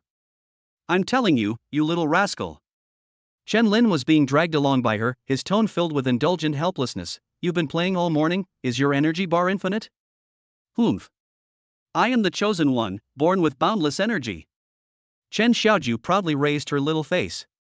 All right, miss with boundless energy, could you please get your brother a few shrimp?" "Yes, sir. Here are 6 for you, wishing you all the best." "Oh my, has your mouth been coated with honey today?" "Of course, it's sweet after eating ice cream from the magical world." "Can't you be a little more modest? You're getting all cocky after I just gave you a couple of compliments?" "I'm not humble at all, I'll make you furious." Amidst laughter and conversation, the dining table was soon filled with all sorts of delicious food. Chen Xiaoju finally forgot about arguing with her brother and grabbed a huge king crab leg to gnaw on. "Eat slowly, no one's going to take it from you." Chen Lin looked at her affectionately as he peeled the shrimp for her.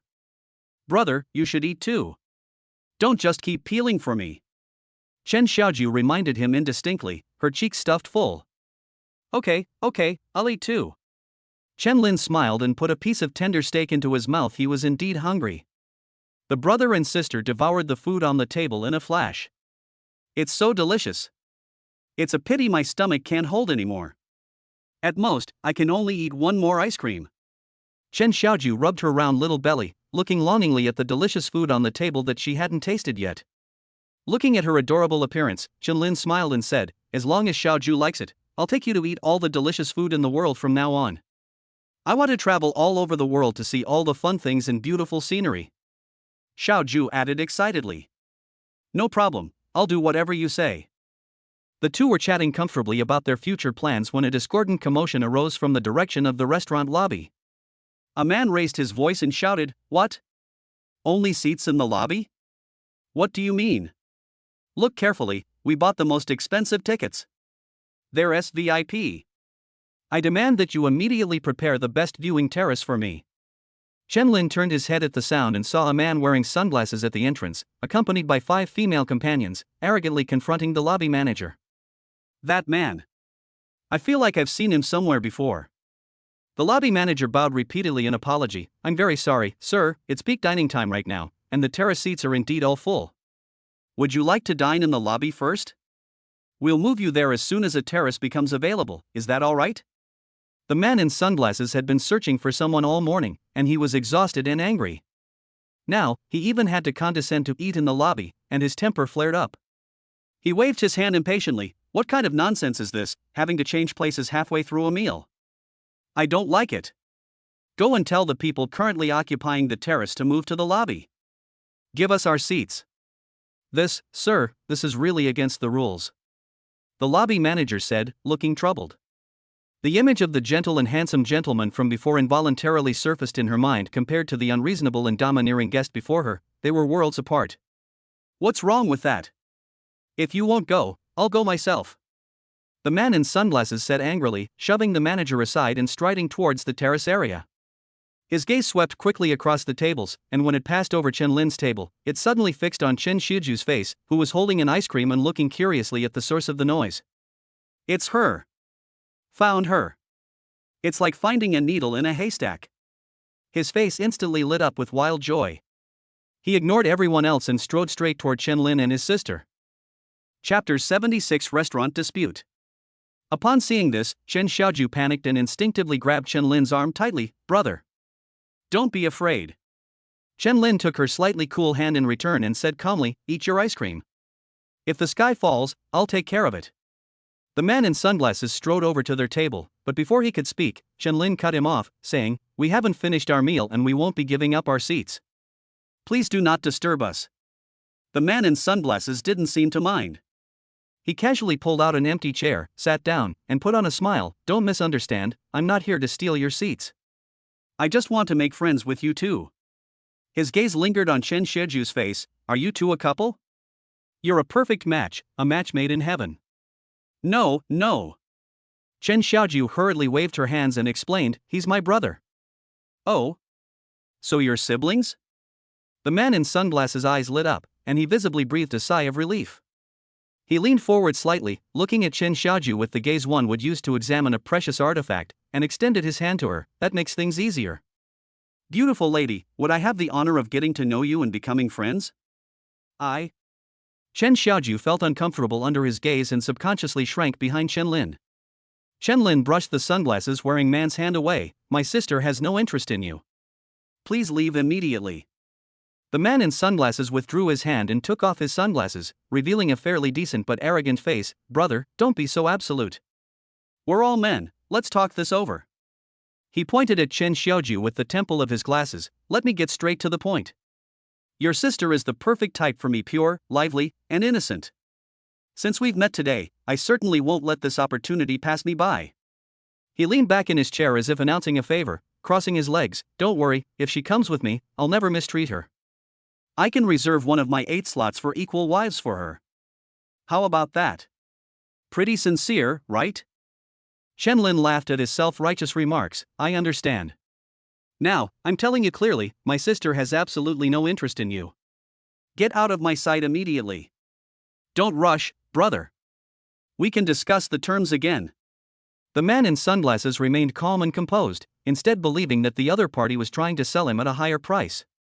He slowly pulled a bank card from his pocket and slammed it on the table with a soft snap. "Here's the deal, as long as your sister agrees, the 5 million in this card will be her allowance. And, I'll make an exception and not accept a single penny of your family's dowry." "I'm not short of money." Chen Lin stood up abruptly, his eyes as cold as ice. "I'll say it one last time, get out." The short-haired woman who had been standing behind the man in sunglasses immediately stepped forward and warned him in a cold tone. "Sir, please watch your words and actions. I am Mr. Zhang's lawyer. All of my client's current actions are within the scope of legitimate negotiation. If there is any physical conflict, we reserve the right to file criminal charges for intentional assault." Chen Xiaoju quickly stood up and grabbed Chen Lin's arm tightly. Brother, don't do anything. Let's go, just ignore them. She knew very well that the man in sunglasses in front of her was completely different from the thug she had seen before, and that if her brother made the first move, the trouble that followed would be endless. The man in sunglasses shrugged nonchalantly, as if he had everything under control. Brother, to be honest, I'm going to have your sister. He extended his index finger and tapped his forehead, as if in thought. All right, I'll reserve the position of my principal wife for your younger sister. Now, you should be satisfied, right? I guarantee that if she follows me, she'll enjoy endless wealth and luxury for the rest of her life. Chen Lin laughed in fury, staring intently at the man in sunglasses, his voice carrying a chilling undertone. Do you believe that before the police arrive, I can ensure you never enjoy even the slightest bit of wealth and luxury for the rest of your life? The short-haired female lawyer's expression changed, and she immediately stepped aside to block the man in sunglasses, saying sternly, Sir, this is a threat to your personal safety. According to the regulations on administrative penalties for public security, we can. Brother, please. Let's go.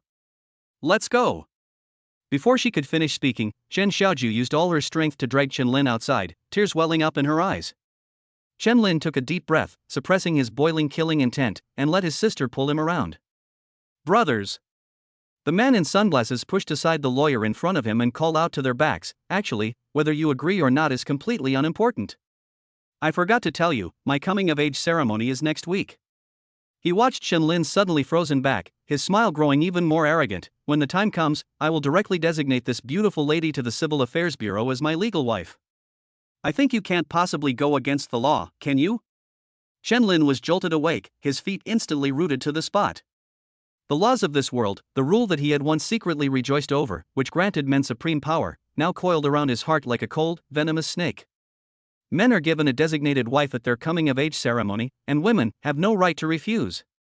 Chen Lin slowly turned around, the anger in his eyes extinguished, replaced by a bottomless coldness. He stared at the man in sunglasses and said, word by word, you can try. Let's see if your coming-of-age ceremony arrives first, or if you disappear from this world completely first. The man in sunglasses felt a chill run down his spine from the pure, undisguised coldness in the man's eyes, but he quickly shrugged, trying to appear calm. Brother! Don't pay attention to him. Let's go. Let's go.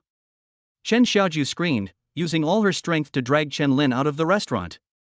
On the bustling avenue of the amusement park, the brother and sister walked silently. Chen Lin's face was gloomy, and his knuckles were slightly white from clenching his fists. Chen Xiaoju stole several glances at him, and finally couldn't help but gently shake his arm. Brother, don't be angry. I would rather die than marry that arrogant jerk. Chen Lin's expression softened slightly, and he scolded, what nonsense are you spouting about dying? It's bad luck. Chen Xiaoju pouted, cautiously observing his expression, but... Brother, the way you looked just now, was really scary. Your expression looked like you were going to eat me alive, I almost didn't recognize you. Chen Lin snorted coldly, how can I possibly be polite to someone like that? I'm already being lenient by not crippling him on the spot. Chen Xiaoju stuck out her tongue, hesitated for a moment, and then asked softly, but, brother, if one day, Xiaoju really meets a nice man, could it be that? No. Chen Lin blurted out almost immediately, nobody will do. He was stunned as soon as he said it. This intense sense of rejection far exceeds a brother's normal protective instinct towards his sister. It seems that ever since he found out she wasn't his biological sister, he started treating her as. Chapter 77 Finding a Solution. Chen Lin shook his head, clearing his mind of these thoughts, and awkwardly added, what I mean is, I haven't met a man good enough for my sister yet. Yes, that's it. After saying that, as if to cover something up, he subconsciously quickened his pace and walked forward. Chen Xiaoju blinked as she watched her brother's slightly hurried departure, and muttered softly, domineering brother. But for some reason, hearing her brother's unquestionable declaration, she felt not the slightest bit of resentment, but rather a sweet sense of security. Her eyes darted around, and a sly look suddenly appeared on her face. She jogged to catch up with Chen Lin, then leaped up behind him, landing directly on his broad back. Hey! What are you doing, you little brat? Chen Lin was startled, but instinctively caught her steadily. I'm tired. I want you to carry me. Chen Xiaoju hugged his neck confidently.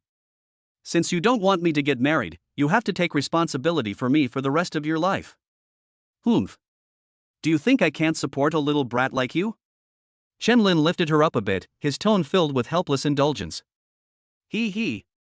Brother is the best. Chen Xiaoju hugged him tightly, as if afraid he would disappear. Then let's go now to see Toothless show. Giddy up. Chen Lin temporarily put aside his worries and spent time playing with his younger sister. Time flies, and it soon came to 8 o'clock in the evening. In the Wizarding World area, in front of Hogwarts Castle, a grand light show officially began. The dazzling and fantastical lights projected onto the ancient castle, creating various magical scenes that seemed to truly transport people into that magical world. So beautiful. Chen Xiaoju looked up, her eyes reflecting a dazzling light, and a genuine smile appeared on her face. Chen Lin tilted her head slightly. Under the light, her skin was radiant and translucent, and her beautiful face was innocent and pure, like a little fairy who had accidentally fallen to earth. Even someone as used to seeing beautiful women as he was, couldn't help but feel a stirring in his heart. I will absolutely not. I will never let anyone hurt her, not even the slightest bit. He clenched his fist secretly, an unprecedented protective instinct and a more subtle possessiveness intertwining and rising in his heart. The light show has ended, marking the end of today's amusement park visit. Chen Lin, holding his sister's hand, who was still excitedly chattering away, slowly walked out of the park with the huge crowd. After taking a taxi home and washing up and getting ready, it was already late at night. Chen Lin lay in bed, but couldn't fall asleep. He picked up his phone, opened WeChat, and tapped on Su Muqing's profile picture. Muqing, are you asleep? The reply came quickly, just lay down, what's wrong, Junior?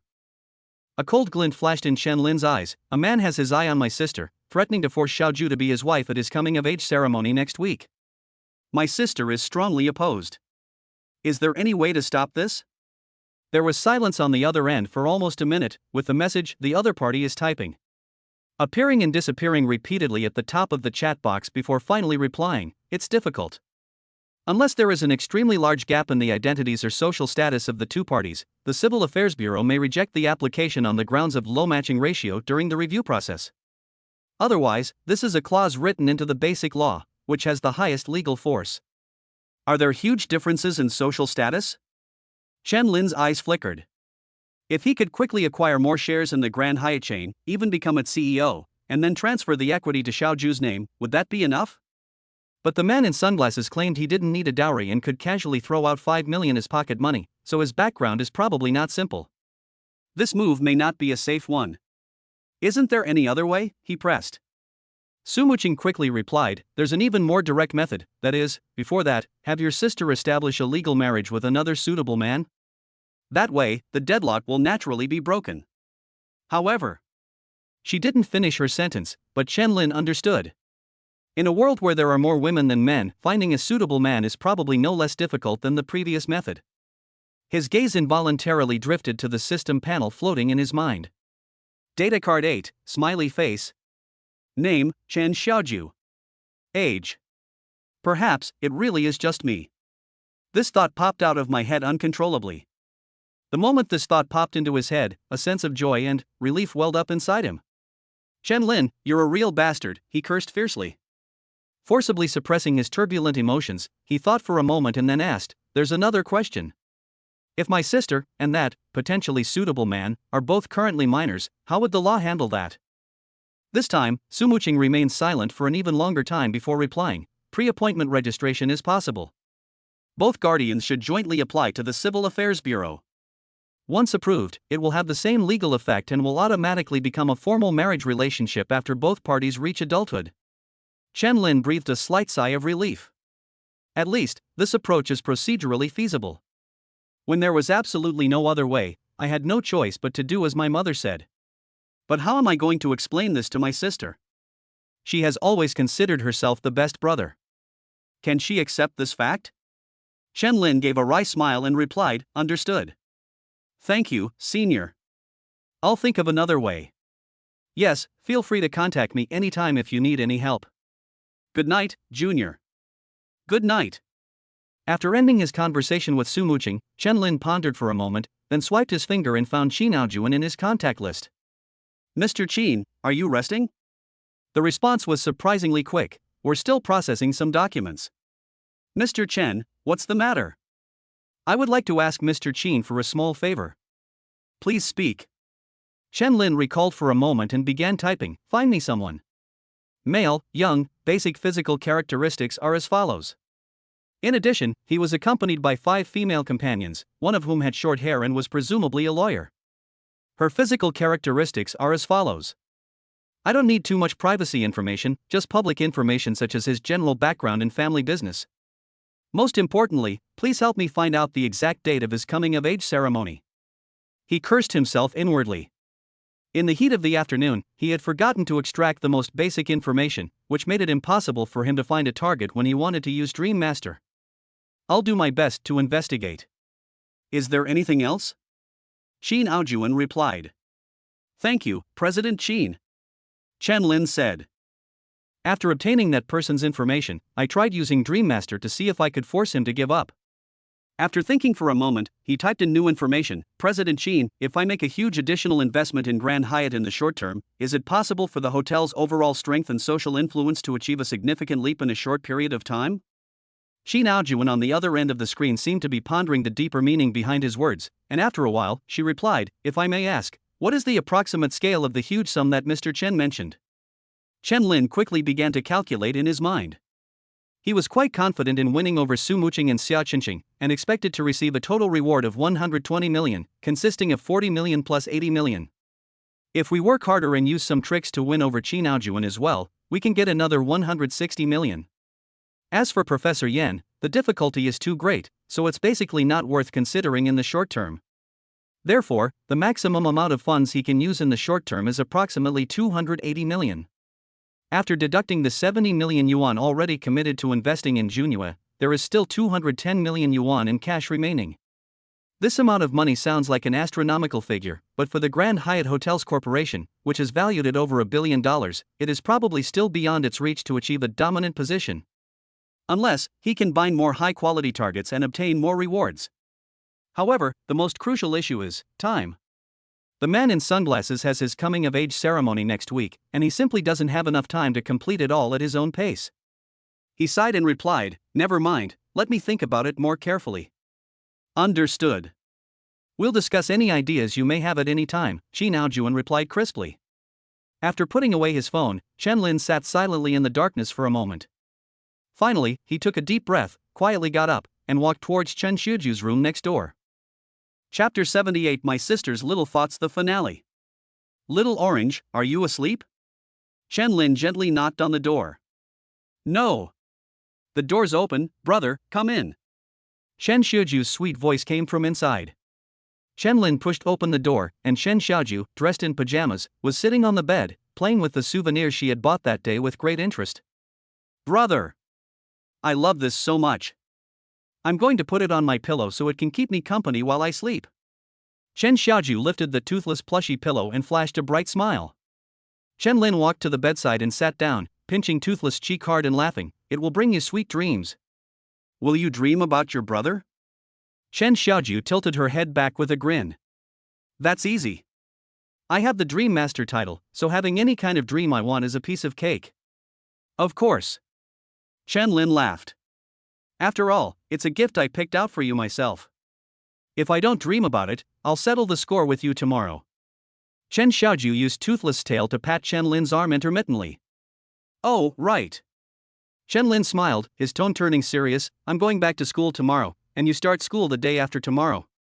Remember to bring your phone this week. If anything happens, contact me first. He knew the school rules prohibited bringing cell phones, but at that moment, the rules were not as important as his sister's safety. Chen Xiuju's smile gradually faded, and she opened her bright eyes wide. Brother, are you worried about that annoying guy from earlier today? Chen Lin forced a smile and reached out to ruffle her hair. Don't worry too much, I have a way to solve this. I'm not going to marry him. I won't marry anyone. Chen Xiuju pouted. I want to stay with my brother and mom for the rest of my life. These words were like a feather, gently brushing against Chen Lin's heart. He suppressed his unusual emotions and said softly, okay, I won't marry you. After I've dealt with this matter, we'll go travel the world and eat our way around the world, just like we promised. Brother! Chen Xiaoju blinked, then suddenly tilted her head, you seem different from before. Did they see through it? Chen Lin's heart tightened. After all, His personality was different from the original owners, and he couldn't hide it from the people closest to him. His expression remained impassive. Oh? How is it different? I can't quite put my finger on it. Chen Xiaoju rested her chin on her hand, carefully examining him. It just feels like brother seems to treat me even better now, and more reliable. So that's all there is to it. Chen Lin breathed a sigh of relief, then said irritably, "You're my only sister, who else would I treat well if not you? If you don't like it, I can treat you worse in the future." No, I don't mind. Chen Xiaoju quickly hugged his arm with a grin, leaned half her body against him, and blinked her sly eyes as she asked, "Brother, are you worried that you'll neglect me when you have many wives in the future, so you're making it up to me now? You certainly know how to make excuses for yourself." Chen Lin smiled and said, "Yes, I'm worried that I'll neglect my beloved little sister in the future." Don't worry, brother. Chen Xiaoju smiled, her eyes crinkling. "I promise I won't be jealous of the sisters-in-law. In fact, I'll even get along well with them." Chen Lin patted her little head again. "All right, it's getting late, go to sleep." You've played all day, you must be tired. Chen Xiaoju opened her arms wide and said in a drawn-out, coquettish tone, "Brother, I want a goodnight hug. You're such a grown man, aren't you ashamed?" Chen Lin scolded, but his eyes were very gentle. He bent down and gently embraced his sister's soft body, a strange feeling immediately rising in his heart. The original owner had many memories of hugging his sister, but those were purely brotherly and sisterly feelings. But after learning that she wasn't his biological sister, the hug seemed to carry a deeper meaning. He shook his head, suppressing the chaotic thoughts in his mind, and gently patted Xiaoju's back. "All right, have a good sleep and sweet dreams." Chen Xiaoju didn't immediately let go of his neck. She buried her face in his shoulder and whispered, "Brother, I'm a little afraid of the dark. how about you stay with me until I fall asleep, like you did when we were little?" The girl's warm breath sprayed on his neck, her soft body nestled in his arms, but the words she uttered were like a thunderclap. Chen Lin straightened up almost reflexively, his movements even somewhat hasty. Nonsense, he said sternly. You know that was when we were kids. Go to sleep. After saying that, he quickly walked out of the room and gently closed the door. Inside the room, Chen Xiaoju remained in the position where the door had been pushed open, staring blankly at the closed door. After a long while, she slowly curled up. Silly brother. I'm not your biological sister. Don't you know that? You need to find out soon. Does this mean I should take the initiative? Over.